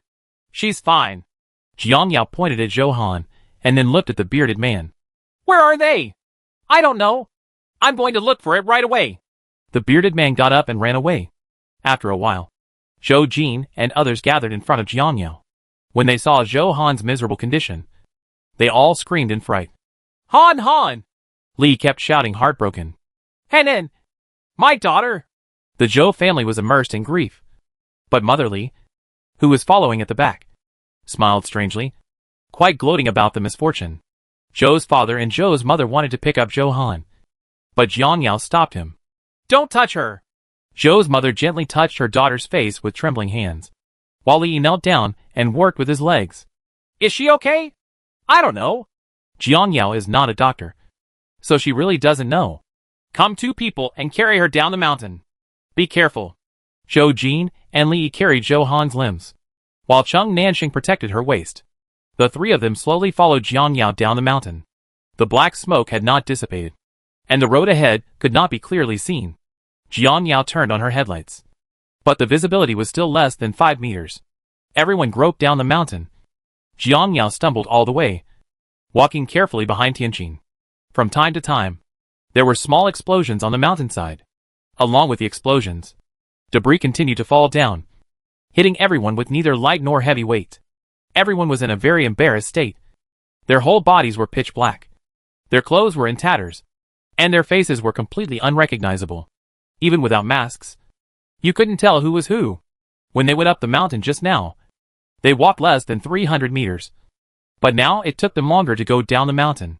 Just when everyone returned to the boat and thought they could breathe a sigh of relief, there was another deafening sound somewhere on the mountainside, shocking everyone to their feet. It's not over yet. Jiang Yao looked towards the mountain angrily. She thought it was the sound of the plane continuing to explode before it burned out. When she saw the silver above the black smoke clearly, she cursed. Heck! I saw that large tracts of snow on the mountain collapsed, revealing the original color of the mountain. White smoke rolled in, swallowing the black smoke and sparkling in the sunlight. Under the smoke and dust, there are deadly white waves rushing towards you. Damn it! Avalanche! Jiang Yao took 3 steps at a time and quickly ran to the cab to start the engine. Because I was too nervous, I turned the key tremblingly several times, but there was no movement from the engine. Hurry! Hurry! Jiang Yao was so angry that she slammed the operating panel, trying to calm herself down. I come! Zhou Jin pushed her away fiercely, pulled the key out and inserted it again, twisting it, and the engine finally started to sound. He forgot to tell Jiang Yao that there was something wrong with the engine, and he needed to insert the key back and forth to make it effective. Drive away! Zhou Jin quickly turned the rudder, and the ship sailed away from the shore at a speed of more than 50 kilometers per hour. Jiang Yao got her head out of the window and looked up the mountain. She found that the snow had rolled down to the location of the plane crash. The burning flames were extinguished instantly, and were still running as fast as they could. The trees on the mountainside were cut off and buried in snow. Everything happened in the blink of an eye. At this speed, disaster would follow for hundreds of miles below the foot of the mountain. Jiang Yao could imagine how high the water wall caused by the avalanche colliding with the sea level would be, and how great the damage would be. She has had enough of being tortured by tsunamis, and she is also scared. In order to escape, Jiang Yao pushed Zhou Jin past 60 yards and drove towards the middle of the sea at the fastest speed. Zhou Jin looked at Jiang Yao's operation with a worried look. After a while, huge water splashes suddenly appeared on the sea level that was originally emitting small waves, approaching the cruise ship from all directions. Hack you! There is an ambush in front, and there are pursuers behind. Jiang Yao gripped the rudder angrily, and used all her strength to control the center of gravity of the cruise ship. Boom! The cruise ship began to bear impacts from all directions, and Jiang Yao's body shook violently. Jiang Yao bit her lip. Disgusting fat catfish. One day, she will catch them all and make them drink. Everyone in the cabin gripped the handrails tightly, wore life jackets, and stared at the water outside the window in fear.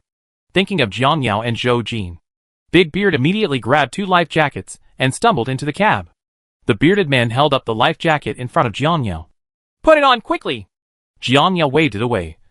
What's the use? There are countless creatures waiting to eat them in the water. Can they escape with just a life jacket? Chapter 73 Avalanche Triggers Tsunami.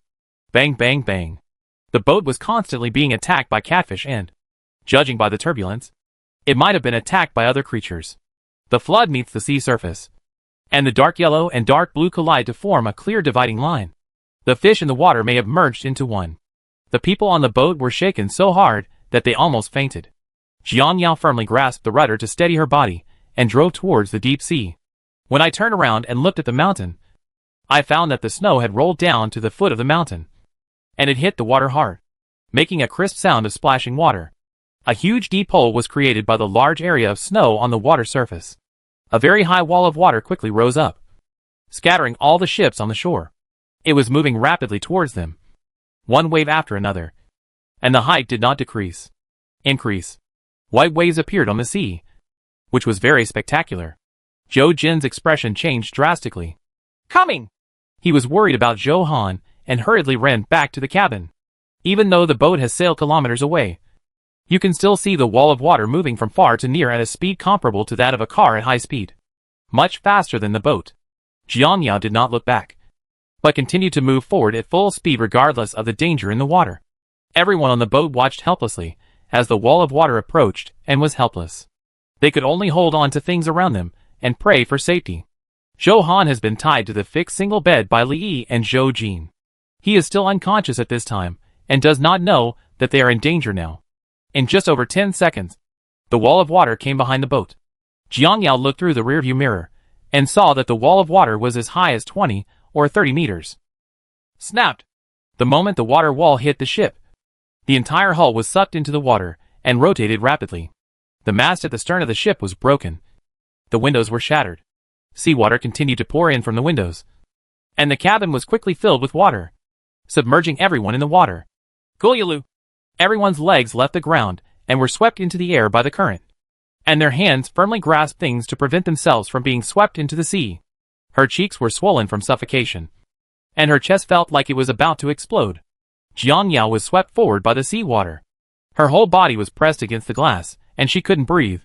Her facial features had been squeezed out of shape. For a moment, she wanted to escape into the space, but Jiang Yao did just that. The soaked-down jacket felt particularly heavy on her body, but Jiang Yao had no intention of changing it, and was afraid for a while touching her sore cheek. Fortunately, there was space. Otherwise she would still be floating in the water right now. The few people outside the cabin were not as lucky as Jiang Yao.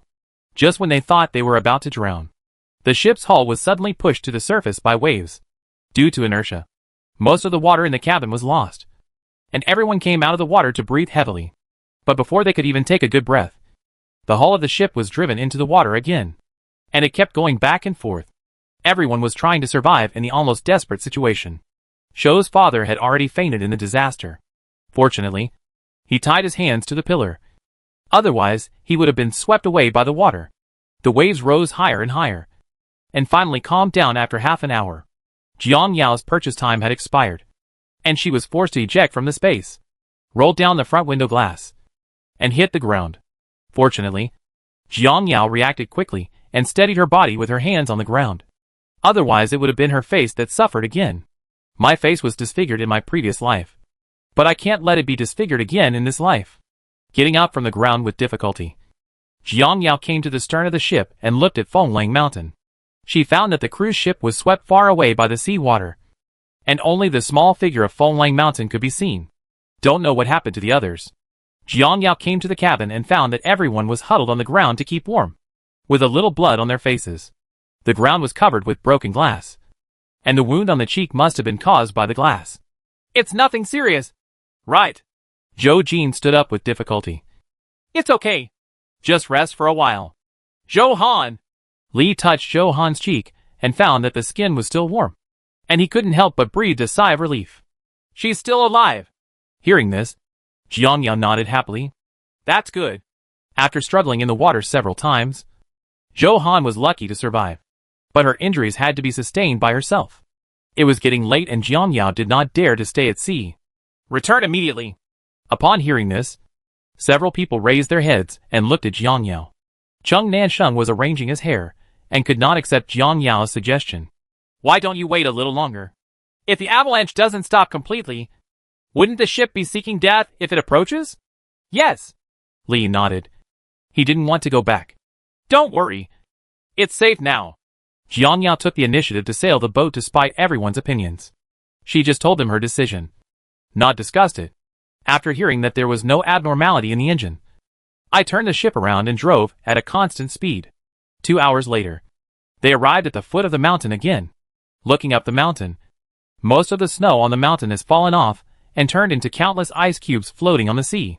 It is normal for the ice cubes not to melt in the weather of minus 10 degrees Celsius.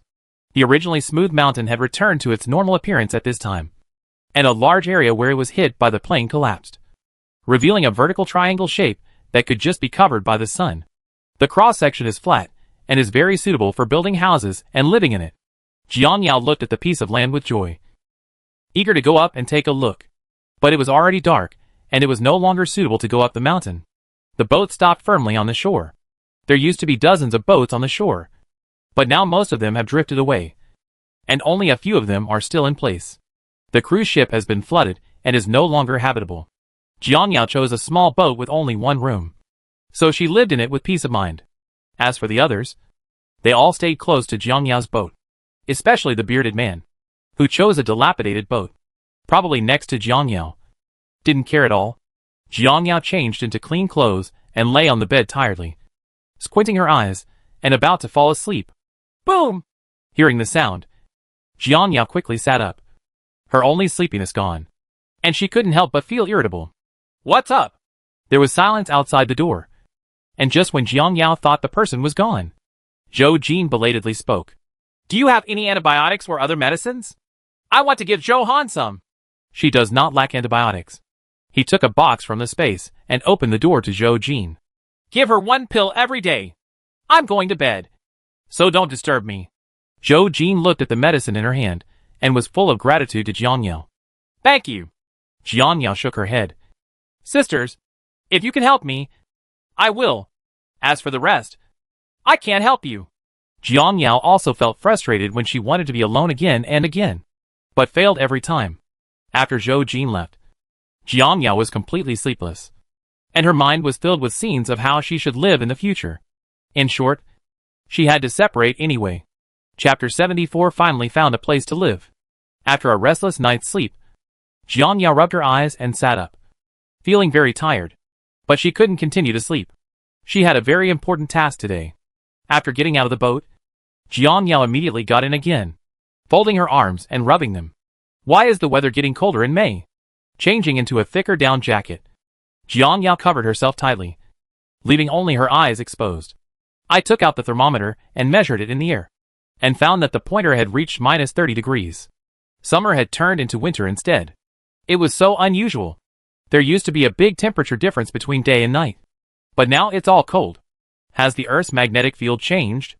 Jiang Yao didn't think anymore, but got off the boat and looked at the sea surface. She found that a thick layer of ice formed on the shore and extended into the water.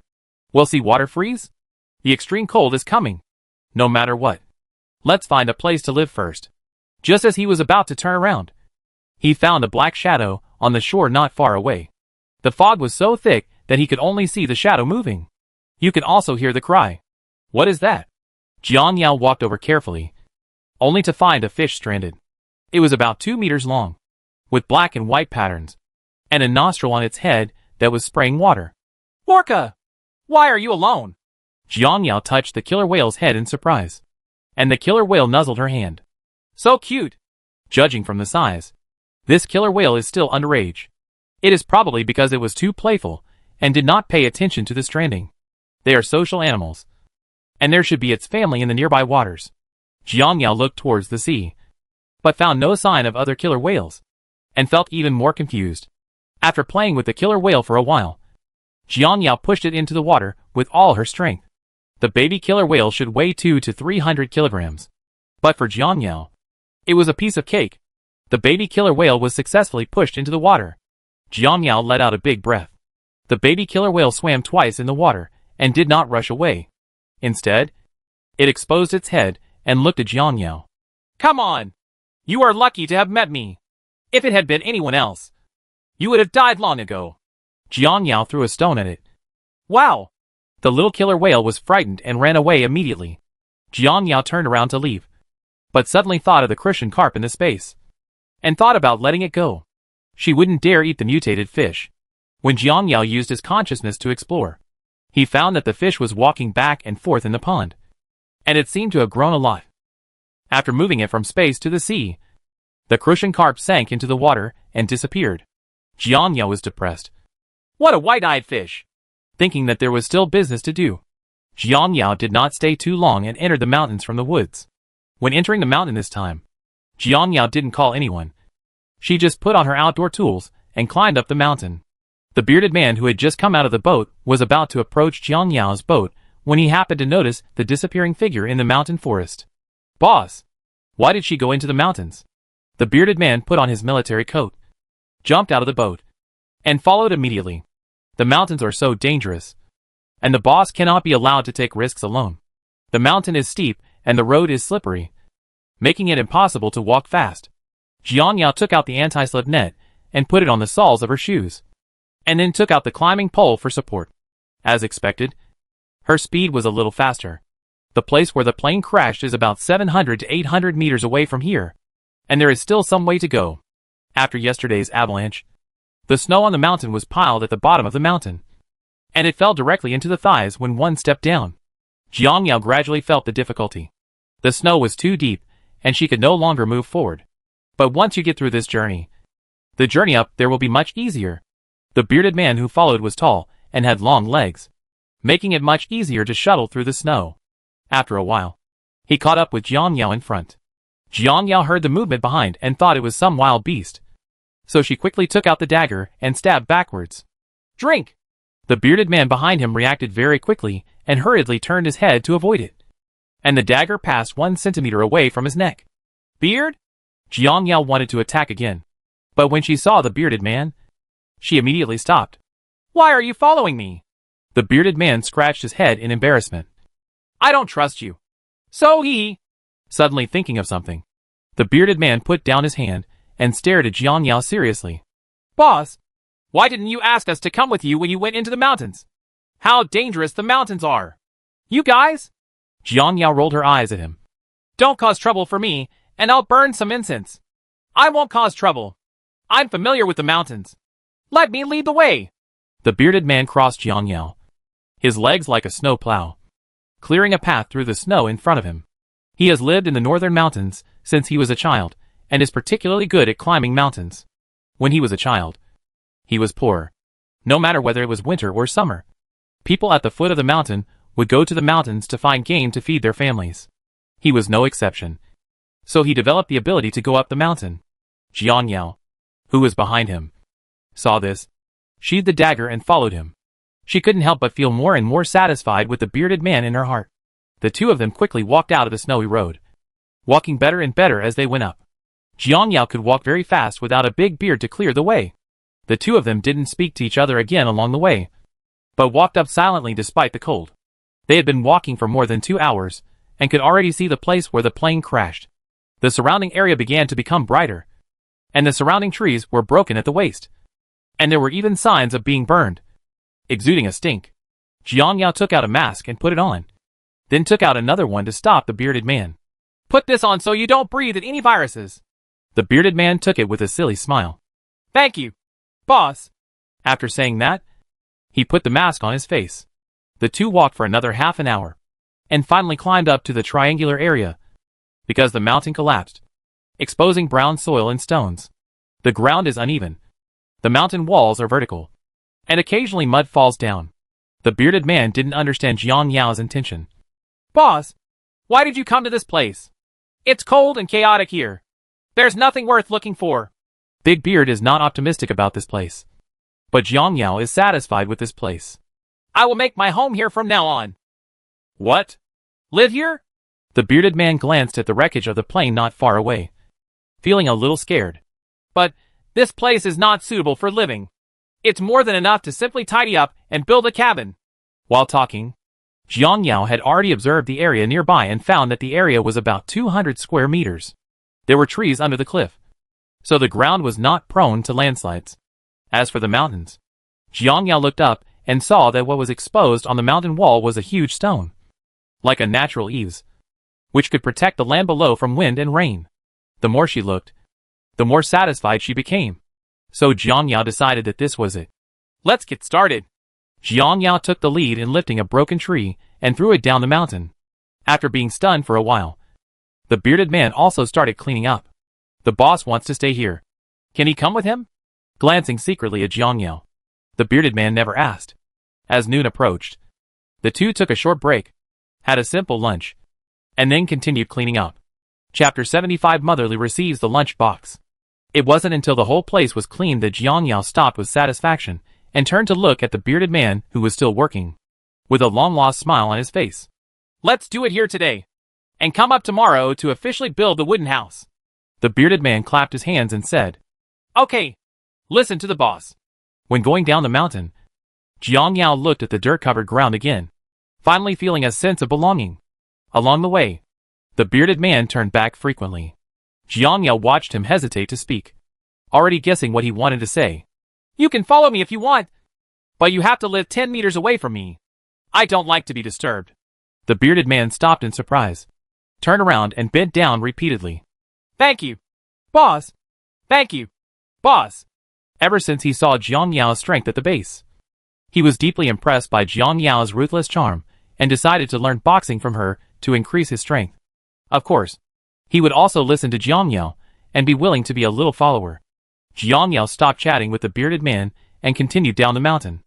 After the two people went down the mountain, they found Zhou Jin and others standing in the boat looking back and forth. When she appeared at the foot of the mountain, they looked over in surprise. Jiang Yao is confused. Is he waiting for her? Could it be that something happened to Zhou Han? Zhou Jin jumped off the boat and ran to Jiang Yao. "Have you gone up the mountain?" Jiang Yao nodded. "Well, I'm looking for a place to stay. Have you found it?" Cheng Nanxing also ran over, followed by Zhang Jia and Li Yi. "Found it." Jiang Yao looked at several people. "What do you want from me?" "Nothing to do. I'll wait for you to have dinner," Zhou Jin said with a smile. "You guys eat first. I'll go see Zhou Han." Jiang Yao went back to her own ship and changed her clothes before boarding Zhou Jin's ship. This ship was smaller than a cruise ship and had 3 or 4 rooms, which was enough for their whole family. Arriving at Zhou Han's room, Jiang Yao saw Zhou Han, who was still unconscious. Only Zhou's mother was guarding the room.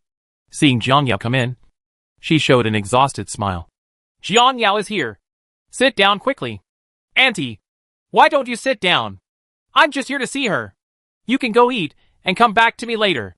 Mother Zhou hesitated. "This is not good." "It's okay. You can go ahead." Jiang Yao didn't want to explain, so she sat down beside the bed.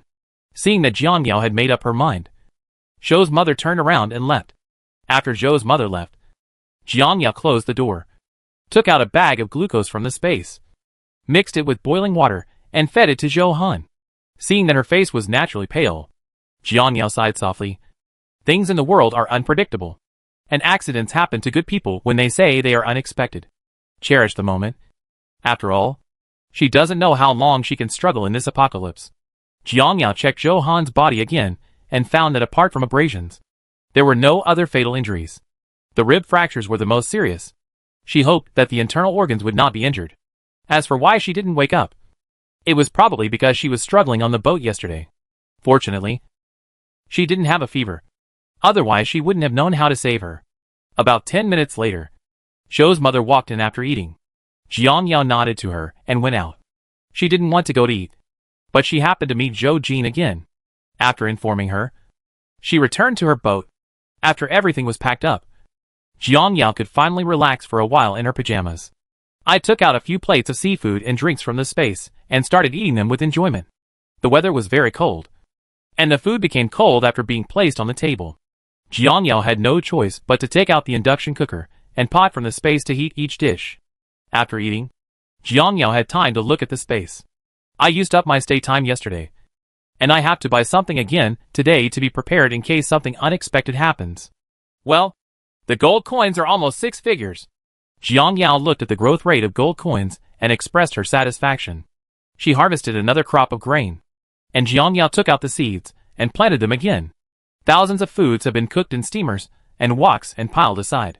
Each dish is still steaming and can be taken out at any time if you want to eat it. As for the tool factory she just bought, Jiang Yao thought for a moment that it should be for making various tools. She thought that she would need a hoe and a saw to cut wood when building a house tomorrow. Could this machine be able to make it? Just when I thought of this, the equipment factory suddenly started to move. Holy shit! It's so hacking amazing! Jiang Yao stamped her feet excitedly. What she thought was indeed right. In this case, can she also make various weapons? Weapons are so important. If she can make them, wouldn't she be able to walk sideways in this apocalyptic world? Maybe they can be exchanged for useful supplies. Jiang Yao firmly believes that large armies from all over the world are about to arrive, and the mountain will be bustling by then. After buying enough time to stay for half an hour, Jiang Yao finally felt tired. She had to get up early tomorrow and had to keep her spirits up. There was silence all night, except for the increasingly cold weather. Jiang Yao said she slept well. In the early morning, just after dawn, Jiang Yao came out of the warm bed, put several electric ovens into the space, and had a simple breakfast. After thinking about it, he still took out 5 steamed buns and left them for Big Beard, since he wanted him to follow. He could no longer eat and drink at Zhou's house. After getting out of the boat, Jiang Yao quietly came to Zhou Han's room and took out the glucose and milk that had been prepared to feed her. But as soon as she entered, she saw a terrible scene. What are you doing? Jiang Yao growled, quickly walked over and grabbed Mother Li's hand. She actually covered Zhou Han's head with a pillow. This is not murder. Ah! Let me go! Mother Li struggled to scream, but Jiang Yao covered her mouth hard to prevent her from shouting. Jiang Yao glared at her fiercely and whispered in her ear, I have tolerated you for a long time. Since you want to die, I will help you. Woo! Mother Li twisted her body wildly, staring at Jiang Yao with eyes full of fear. Click! The sound of neck bones breaking. Jiang Yao showed no mercy, and killed her in an instant without giving the other party a chance to explain. Mother Li drooped her head, opened her eyes unwillingly, and fell limply to the ground, refusing to close her eyes. It's not good to mess with anyone, but I want to mess with you. After Jiang Yao looked back at Zhou Han, she quickly lifted Mother Li out of the room and came to the place where the killer whale was being rescued. She broke the thin ice on the sea with a few punches and gently sank Mother Li's body into the water. After a while, several catfish were attracted and the body was dragged into the deeper water. Everything was so silent. Looking at the thicker ice, Jiang Yao frowned. If it really freezes, how low will the temperature get?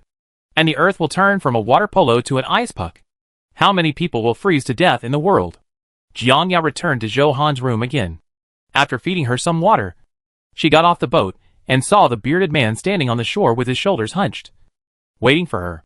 Chapter 76. Someone comes again. Seeing this, Jiang Yao entered the house again and took out the wood saw and shovel from the space in her hand for easy use later. She also took out the steamed buns that had been prepared long ago. As soon as Jiang Yao jumped off the boat, the bearded man ran over, his whole face covered by a scarf. "Boss!" "Yeah." Jiang Yao threw the hot steamed buns to him and turned around to leave.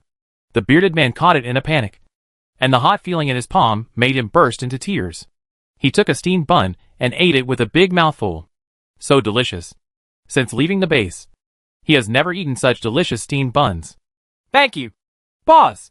The bearded man ran to Jiang Yao and thanked him sincerely. "This is your reward for today." Jiang Yao speeds up, looking at the boss's back. The bearded man became more determined to protect the boss. After Big Beard ate 3 steamed buns, he put the others into his arms, then grabbed the tools from Jiang Yao's hand and held them in his own hand. "I'll get it." Jiang Yao paused for a moment and continued on her way. The sky gradually turned white, and heavy snow began to float in the sky, falling on the leaves and making a rustling sound. Jiang Yao, who had just walked halfway, felt cold, put on her hat and scarf, rested for a while, and continued on her way. The bearded man rubbed his cold hands and turned to care about Jiang Yao. "Boss, are you cold?" "It's not cold." He covered his whole face with a scarf and spoke in a low voice. The bearded man still heard clearly. He looked at the white sky and exhaled a breath of hot breath. "I think the snow won't stop for a while. How about we go down the mountain to take shelter and wait until the snow stops before going up the mountain? If we get trapped in the mountain, we will freeze to death if we don't get bitten by wild animals." Jiang Yao glanced at him and said, "You can go down by yourself. I'll be fine if I go alone." "That's not possible." The bearded man waved his hand quickly, turned around and continued to lead the way. "How can I leave you and go down the mountain by yourself? I will be where you are, and I will protect you." Facing the straightforward bearded man, Jiang Yao really didn't know how to refuse his kindness. In fact, it's better if he doesn't help. You can use the things in the space casually, and you have to get rid of him later. An hour later, the two finally arrived at their destination despite the heavy snow. Looking at the ground that had accumulated a lot of snow, Jiang Yao had another headache. The first thing they have to do today is to fill in the land so that they can build houses in the future. But there is so much snow. How long will it take to clean it up? The bearded man had silently picked up the shovel to shovel the snow. Jiang Yao no longer wasted time and took the shovel to dig the soil, filling the sunken places one by one with soil. Neither of them spoke, just doing their own thing silently. In the middle of the morning, the snow became lighter. Jiang Yao felt a little hot, so she took off her hat, looking at the sky from the corner of her eye. Jiang Yao sharply saw more than a dozen small black dots approaching on the horizon.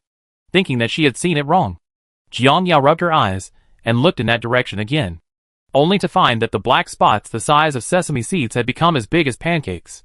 That's right. It's really a plane. To be precise, 15 helicopters. This time it was not an accident, but a prepared one. It was so dark that I thought it was the plot of a movie. Jiang Yao took out the telescope and stood on the edge of the cliff to observe. The plane was getting closer and closer.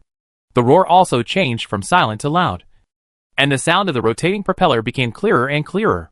The bearded man heard the noise, dropped the shovel in his hand, walked to Jiang Yao, and looked into the distance. After seeing clearly what it was, the bearded man stared. "Boss, boss! There are so many! Fly more planes!" His voice stuttered when he saw so many helicopters. He pointed forward excitedly, extremely shocked. "I saw it! What's all the fuss about?" While Jiang Yao was moving down with the telescope, he saw many ships appearing on the sea. He counted them carefully and found that there were 12 ships in total, basically on a parallel line with the helicopter. Jiang Yao put down the telescope and was extremely shocked. She was sure that this was the same group of people, and the number should not be less than 300 people. With such a large scale, could it be that important personnel from which country came to take refuge? Or a big gang composed of other people? This is not a good thing, including Zhou's family. Their number can be counted on one hand. With so many people on the other side, wouldn't their threat coefficient be 5 stars? Jiang Yao gritted her back molars and thought of a way. Dig a hole quickly. The deeper the better. There was no time to think of a countermeasure, but she had decided on this place. The bearded man didn't understand what Jiang Yao wanted to do, so he picked up the shovel again and dug the hole hard. Jiang Yao pulled off the white scarf, bit her finger, and wrote on the scarf, "This place belongs to the owner. Any trespassers will die." 8 bloody words. Then he tied the scarf to a piece of wood more than 10 meters tall, and buried the other end in the hole that the bearded man had just dug. The scarf, which was more than 10 meters high, was fluttering in the snowy wind, which was particularly conspicuous. Bearded Beard immediately understood what Jiang Yao was doing, but he was still worried. Boss, can this method work? If it doesn't work, try it anyway. Jiang Yao knew that this method was clumsy, but she couldn't think of anything else now. It is better than doing nothing. Declaring sovereignty and letting the other party know that there are other people on this mountain. Everything happened so suddenly that she had no time to prepare for it. Although she had known that this day would come, she didn't expect that this day would come so quickly. I hope that the other person has a high level of vision and looks down upon her 2 or 3 pieces of shit. Let's go down the mountain quickly. It's not a good place to stay for a long time. Jiang Yao didn't know who the other party was. It was very dangerous to stay alone in the mountains. If they came to cause trouble, at least there was a boat at the foot of the mountain that they could use. The bearded man picked up his tools and ran ahead to clear the way for Jiang Yao. Zhou Jin and others at the foot of the mountain also heard the sound of boats on the sea. They all picked up their weapons and stood on the bow of the boat, staring seriously at the approaching ship. There are so many ships. It's hard to deal with them. Zheng Nansheng clenched the gun in his hand, trembling slightly. Zhou Jin stared at the helicopter in the sky intently. Whether it is an enemy or a friend, we will know later. Just now they discovered that Motherly was missing, so they searched nearby, but still didn't see her. Li anxiously shuttled through the mountains and forests, but during the search process, he discovered movement on the sea.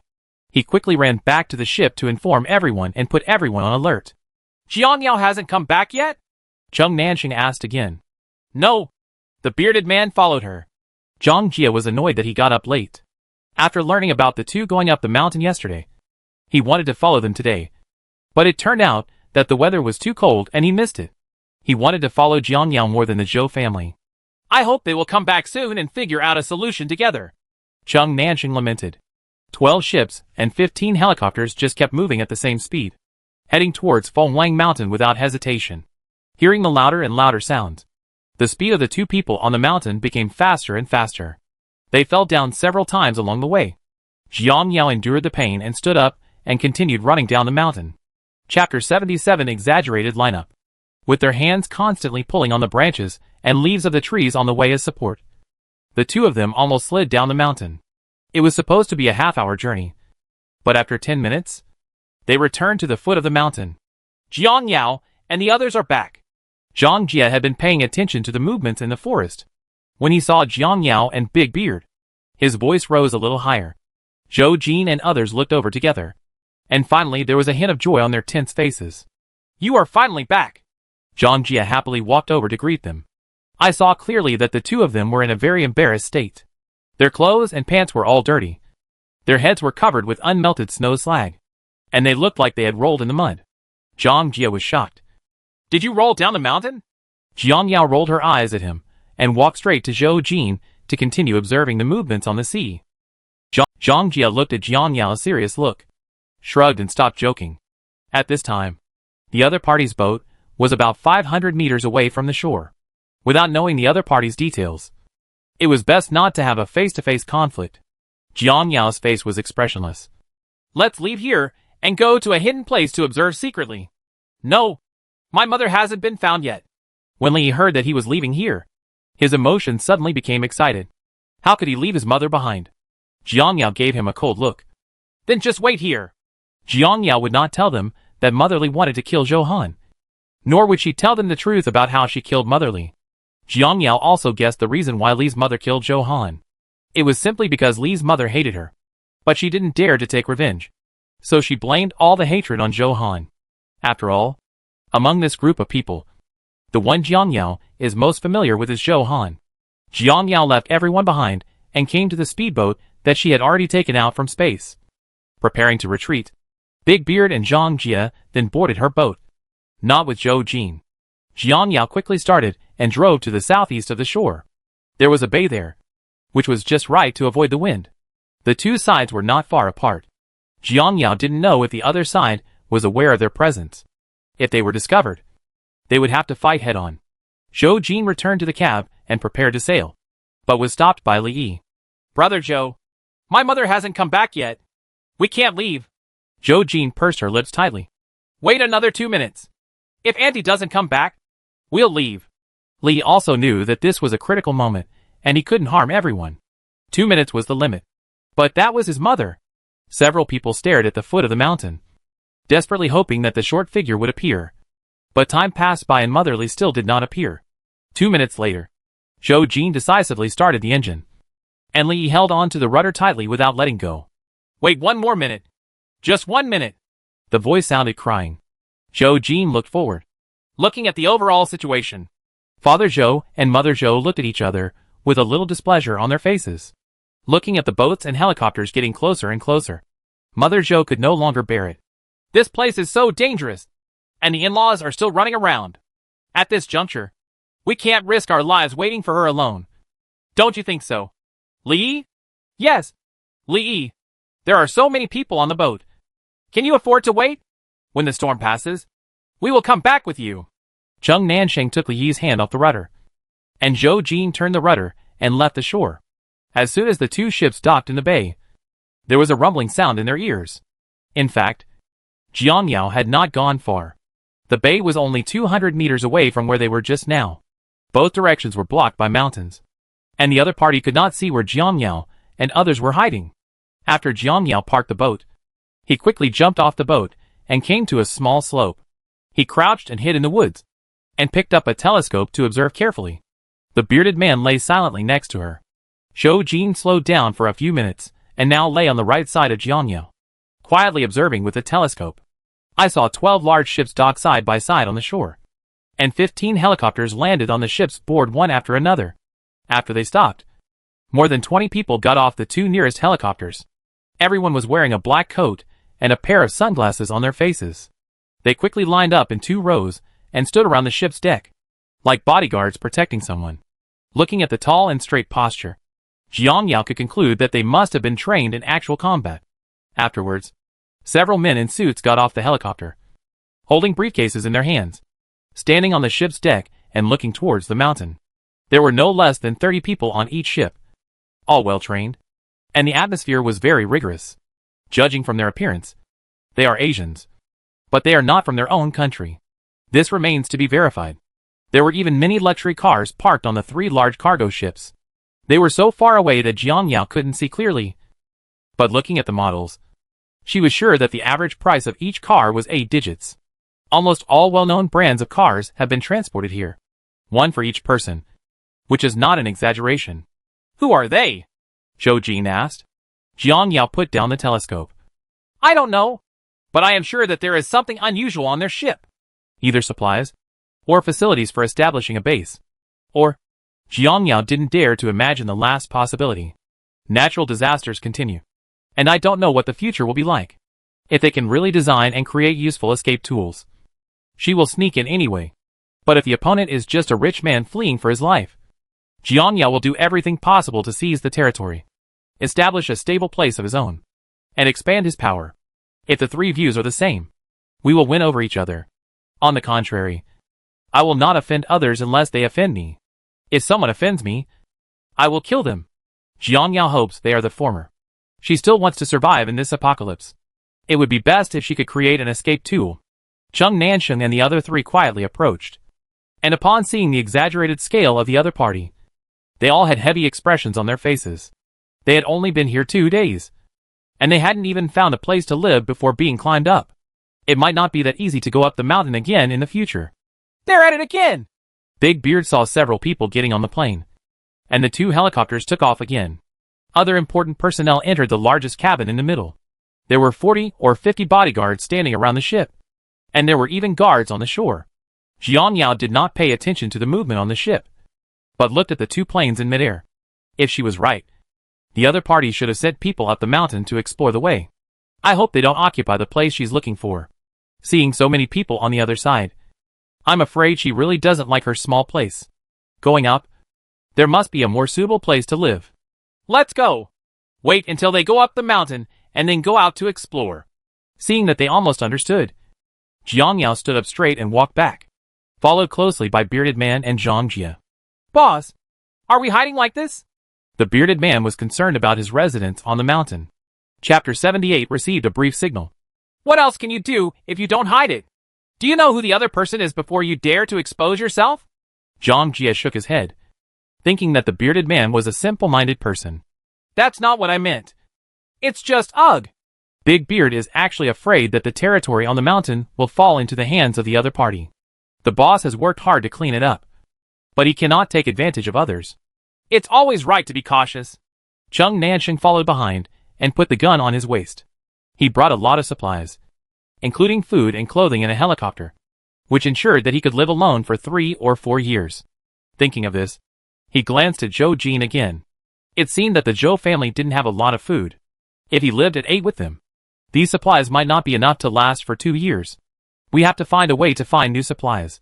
But in the vast sea, everything is flooded. Where can we find them? Seeing that the boss had no other ideas, the bearded man had no choice but to give up, and they quickly returned to their rooms. At noon, Jiang Yao had a simple lunch, fed Johan some sugar water, and then walked out of the room to get some air. The heavy snow has not stopped, and the ice in the sea is getting thicker and thicker. When she sailed the boat just now, there was the sound of ice breaking from the bottom of the boat, and the speed was much slower. If it continues to thicken, it is estimated that in 2 days, the ship will be solidified in the sea and will be unusable. Jiang Yao sat on the board of the boat and looked at the silver-covered sea. She felt panic for no reason. She always felt that the weather would continue to cool down. However, there are still benefits to freezing the sea. Creatures in the sea should not be able to break through the ice and attack people, and they should be able to drive on the ice. Looking down from the ice, one could see huge figures swimming back and forth. One of them, a black and white figure, moved very fast and disappeared in the blink of an eye. Jiang Yao looked intently again. The black and white figure jumped directly through the ice and wandered back and forth near the yacht.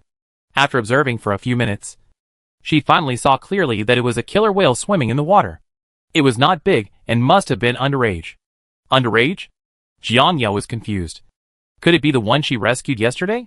It couldn't be such a coincidence. The little killer whale showed its round head and stared at Jiang Yao under the boat. Is it really you? Jiang Yao squatted beside the boat in surprise and touched its head with her hand. And the little killer whale nuzzled her palm. Ing. The water was too cold, so Jiang Yao withdrew her hand and just looked at it with a smile. I heard that killer whales are the smartest mammals in the sea. Now it seems that it is true. Seeing that the eyes of this little killer whale are still black, Jiang Yao is sure that it has not mutated yet. The little killer whale took advantage of Jiang Yao's distraction and quietly sank into the water and disappeared. Jiang Yao didn't see the baby killer whale and thought it had left, so she wanted to turn around and go back to the boat. The next second, there was the sound of something falling on the ship's board. Jiang Yao turned around and saw that it was a bitten manta fish. Hey! The little killer whale was nodding with its mouth open, signaling Jiang Yao to eat the fish. You want to feed me? Jiang Yao was shocked that the baby killer whale would catch fish for her to eat. Hey! The little killer whale rolled around in the water, obviously understanding. Seeing this, Jiang Yao suddenly had an idea in her mind. But before that, she wanted to test it again. So she lay down and got close to the baby killer whale. I want to eat king crab. Can you help me catch it? The little killer whale raised its tail and said, Hey! Then it sank into the water and disappeared. Jiang Yao was sitting on the bow of the boat waiting. Finally, a few minutes later, the little killer whale emerged from the water again with a crab in its mouth and threw it to Jiang Yao. Jiang Yao caught it quickly. She didn't feel cold when the cold water splashed on her face. She just felt that the little killer whale was so smart that he really understood what she meant. Thank you. We have seafood tonight. Jiang Yao threw the crabs into the space and steamed them with a cooking machine, so that she could eat fresh seafood. The little killer whale kept swimming around the boat and seemed very happy to be thanked by Jiang Yao. Seeing this, the thought in Jiang Yao's mind gradually became stronger. Since the baby killer whale can understand human speech, he might be able to tame it and keep it as a pet in the future.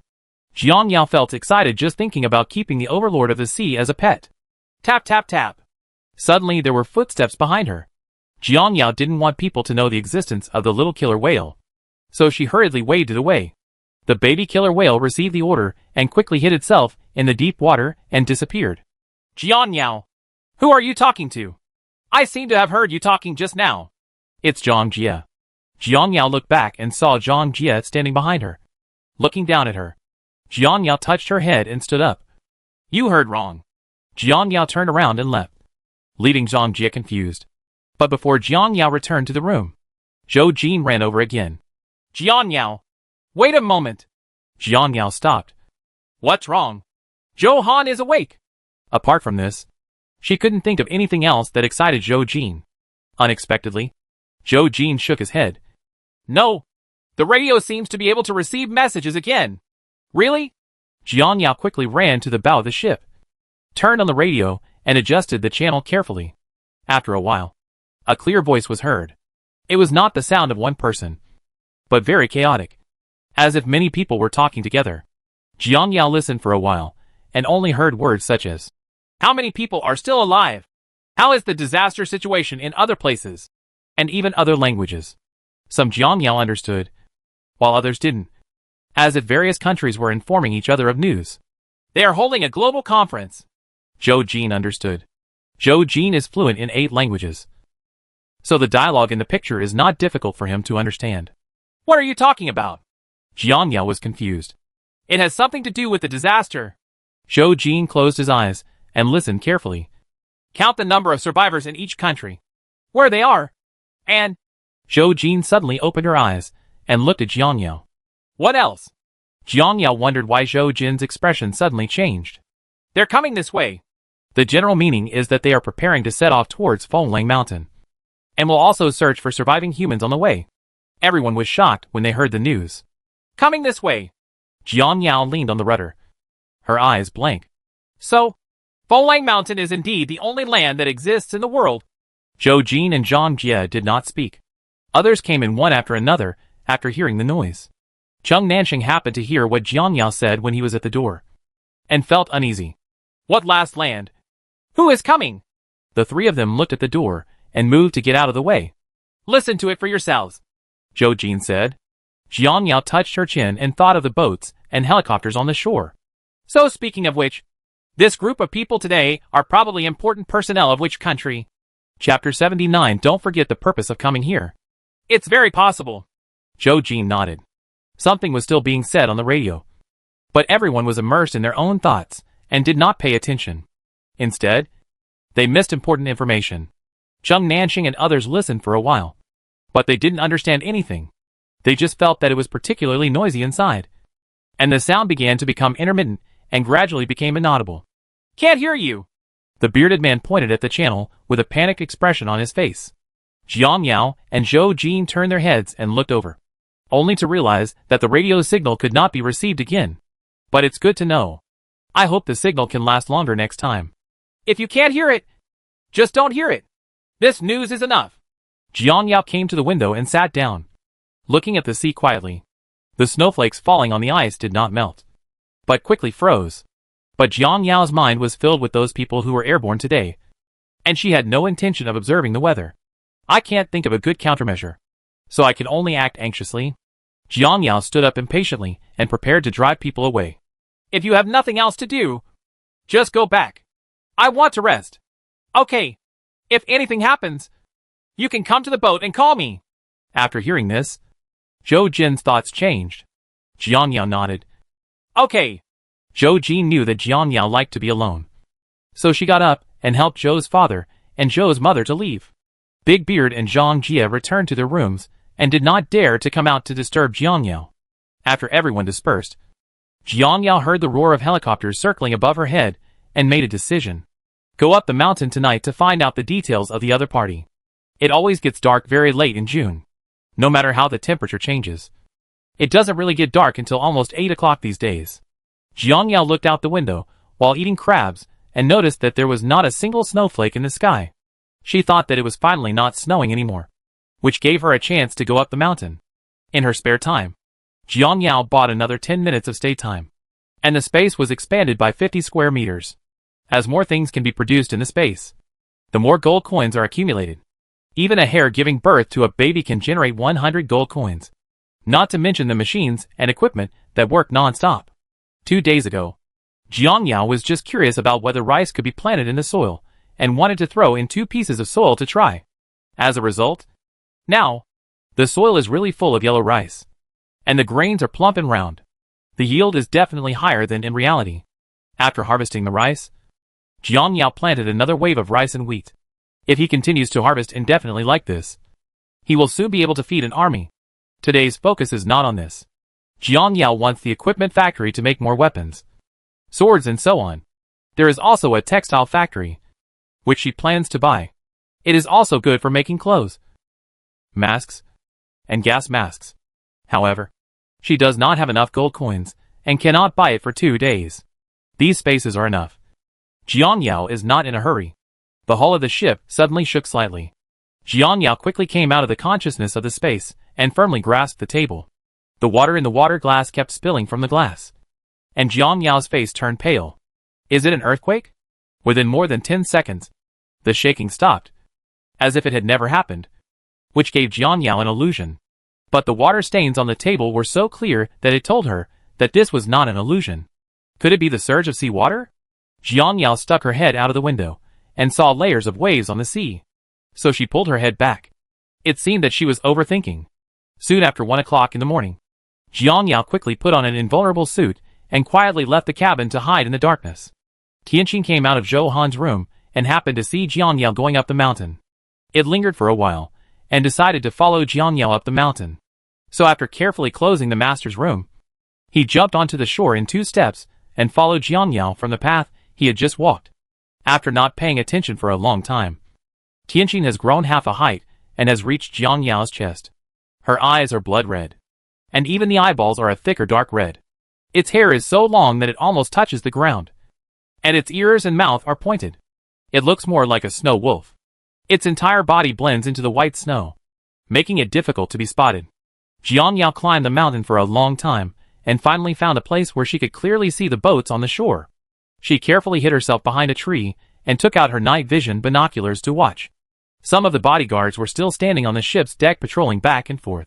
They put on thicker leather jackets to resist the cold wind, and their whole bodies were wrapped tightly, even in the weather, which is more than 30 degrees below zero. It seems that there is no cold at all. The lights on the ship are brightly lit, and the cabin is tightly closed. No one can see the people inside. At this time, everyone should have a rest. However, Jiang Yao guessed wrong. At this time, there were 5 men in black suits sitting in the cabin. Their faces were tense, and they were staring at a communication tool on the table very seriously. This kind of machine has never appeared on the market, and it must have been a temporary design after the disaster. As long as the programming of the 2 machines is consistent, the location of the other party can be locked by entering the password, and the call between the 2 parties will not be interrupted. There is no need for satellite communication, let alone signal towers to transmit information. In short, it is a very mysterious communication tool. I'm just talking nonsense. Any similarity is purely coincidental. A clear voice was coming from the communication tool, and it was still in the native language. Feng Qi, what's the current situation in Fenglang Mountain? The man named Feng Qi frowned slightly. His 3/4 hair was combed meticulously. His handsome features were hidden under his sunglasses, and only his thin lips were slightly parted. Report to Commissioner Su that there is nothing abnormal in Fenglang Mountain.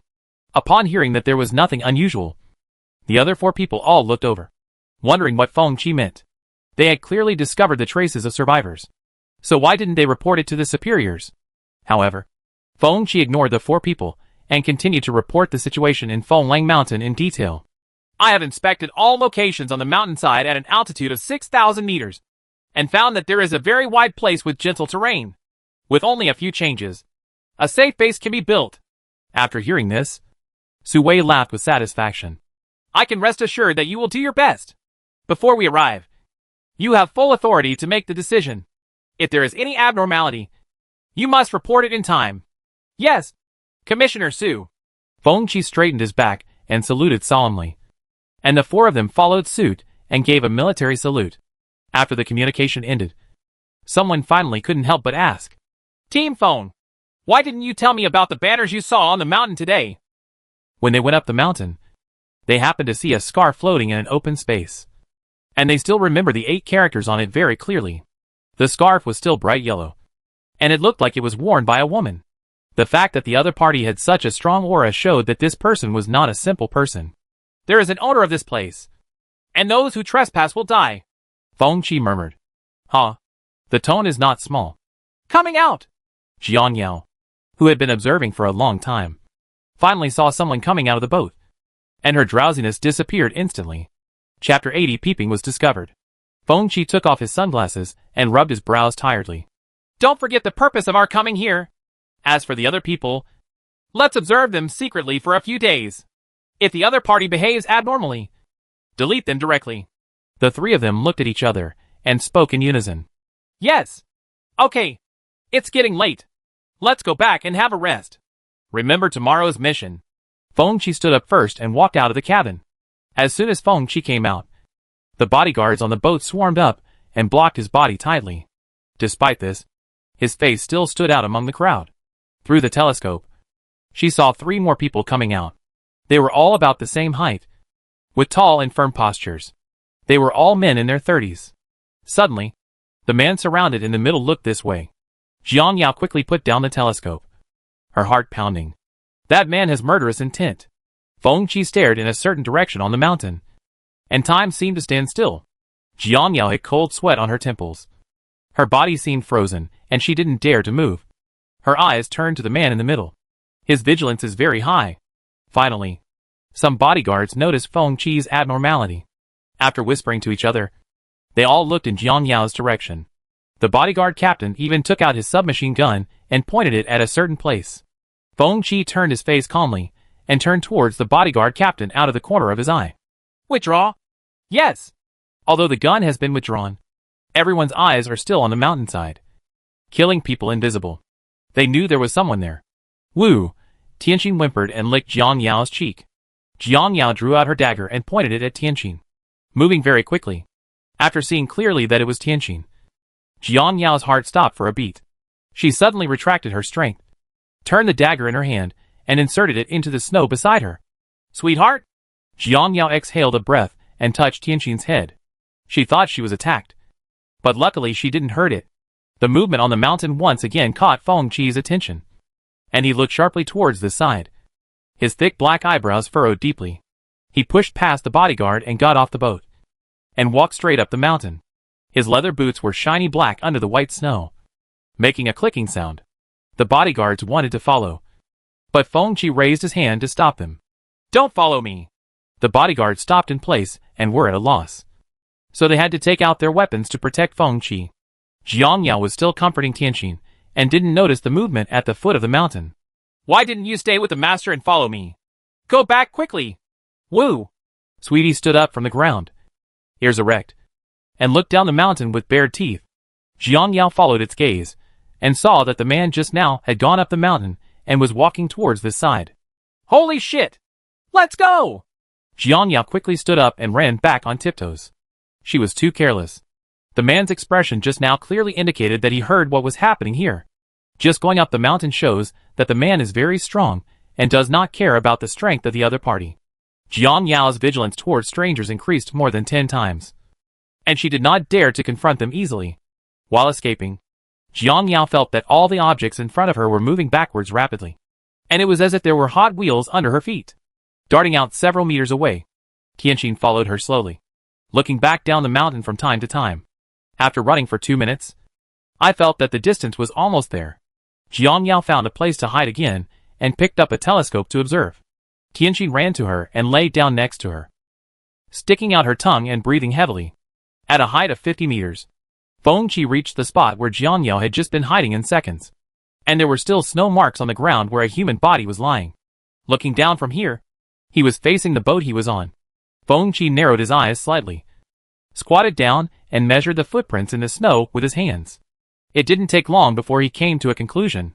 The footprints do belong to a woman. Out of the corner of his eye, he saw the messy animal footprints next to him.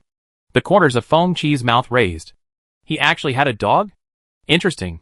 In today's apocalyptic world where food is hard to come by, all kinds of animals have become human food. As long as a dog is found in front of it, it will never survive for 5 minutes. But this person not only arrived at Fenglang Mountain earlier than them, but also had enough food to raise pets, which shows that she has wild survival skills.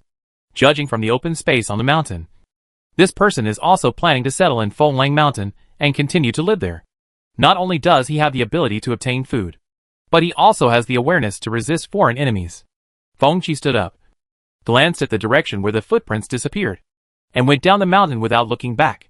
Now is not the time to look for survivors. As long as the other party doesn't do anything to threaten him, he can ignore them. Soon, a man appeared in Jiang Yao's sight again. When he got on the boat, the bodyguard put a windbreaker on him. The man said something in the bodyguard's ear, then turned and entered the cabin. The more than 20 bodyguards put away their weapons and continued to stand guard, staring at the bow of the ship, which was still lit. Jiang Yao touched her chest. She had never met someone with such a strong aura in such a long time. He is the first. But what is certain is that the other party is not a very vicious person. After knowing her existence, not only did he not order anyone to chase her, but he also pretended that nothing happened. Either he is powerful, or he doesn't want to care about it. Also, many survivors will appear one after another, so her existence should not be a surprise. The restless heart finally subsided at this moment. Jiang Yao stood up and called Tianxin. Sweetheart, you're home. Woo. One person and one dog quickly returned to the boat without any light. Jiang Yao also rewarded Sweetie with a hare leg and some dog food. Sweetheart lay on the bow of the boat and ate happily. After returning to the room, Jiang Yao took off all her equipment. When her palms touched the wet bottoms, she once again lamented the opponent's intimidation. In such a cold weather, her thermal underwear was soaked with sweat. The moment the man went up the mountain, she was really nervous to the extreme, especially when more than 20 black guns were pointed at her. Her heart almost exploded. Fortunately, it's safe now. No longer thinking about the dangerous moment just now, Jiang Yao went to the shower room and took a comfortable bath. After struggling all night, it was already 4 o'clock in the morning. Jiang Yao shook her neck tiredly, huddled in the quilt, and closed her eyes. Fengqi on the boat stayed up all night. In front of him was a piece of A4 white paper, which was filled with a map of the important terrain distribution of Fenglang Mountain. If you look closely, it was a miniature version of Fenglang Mountain. Very real. After confirming the location tomorrow, they will start a large-scale mountain excavation. Fengqi also drew a broken line at 5,000 meters of Fenglang Mountain. The terrain above 5,000 meters is private terrain, and non-internal personnel are not allowed to enter. 5,000 meters below is where the survivors live. If Jiang Yao knew his decision, it would be time to take action again.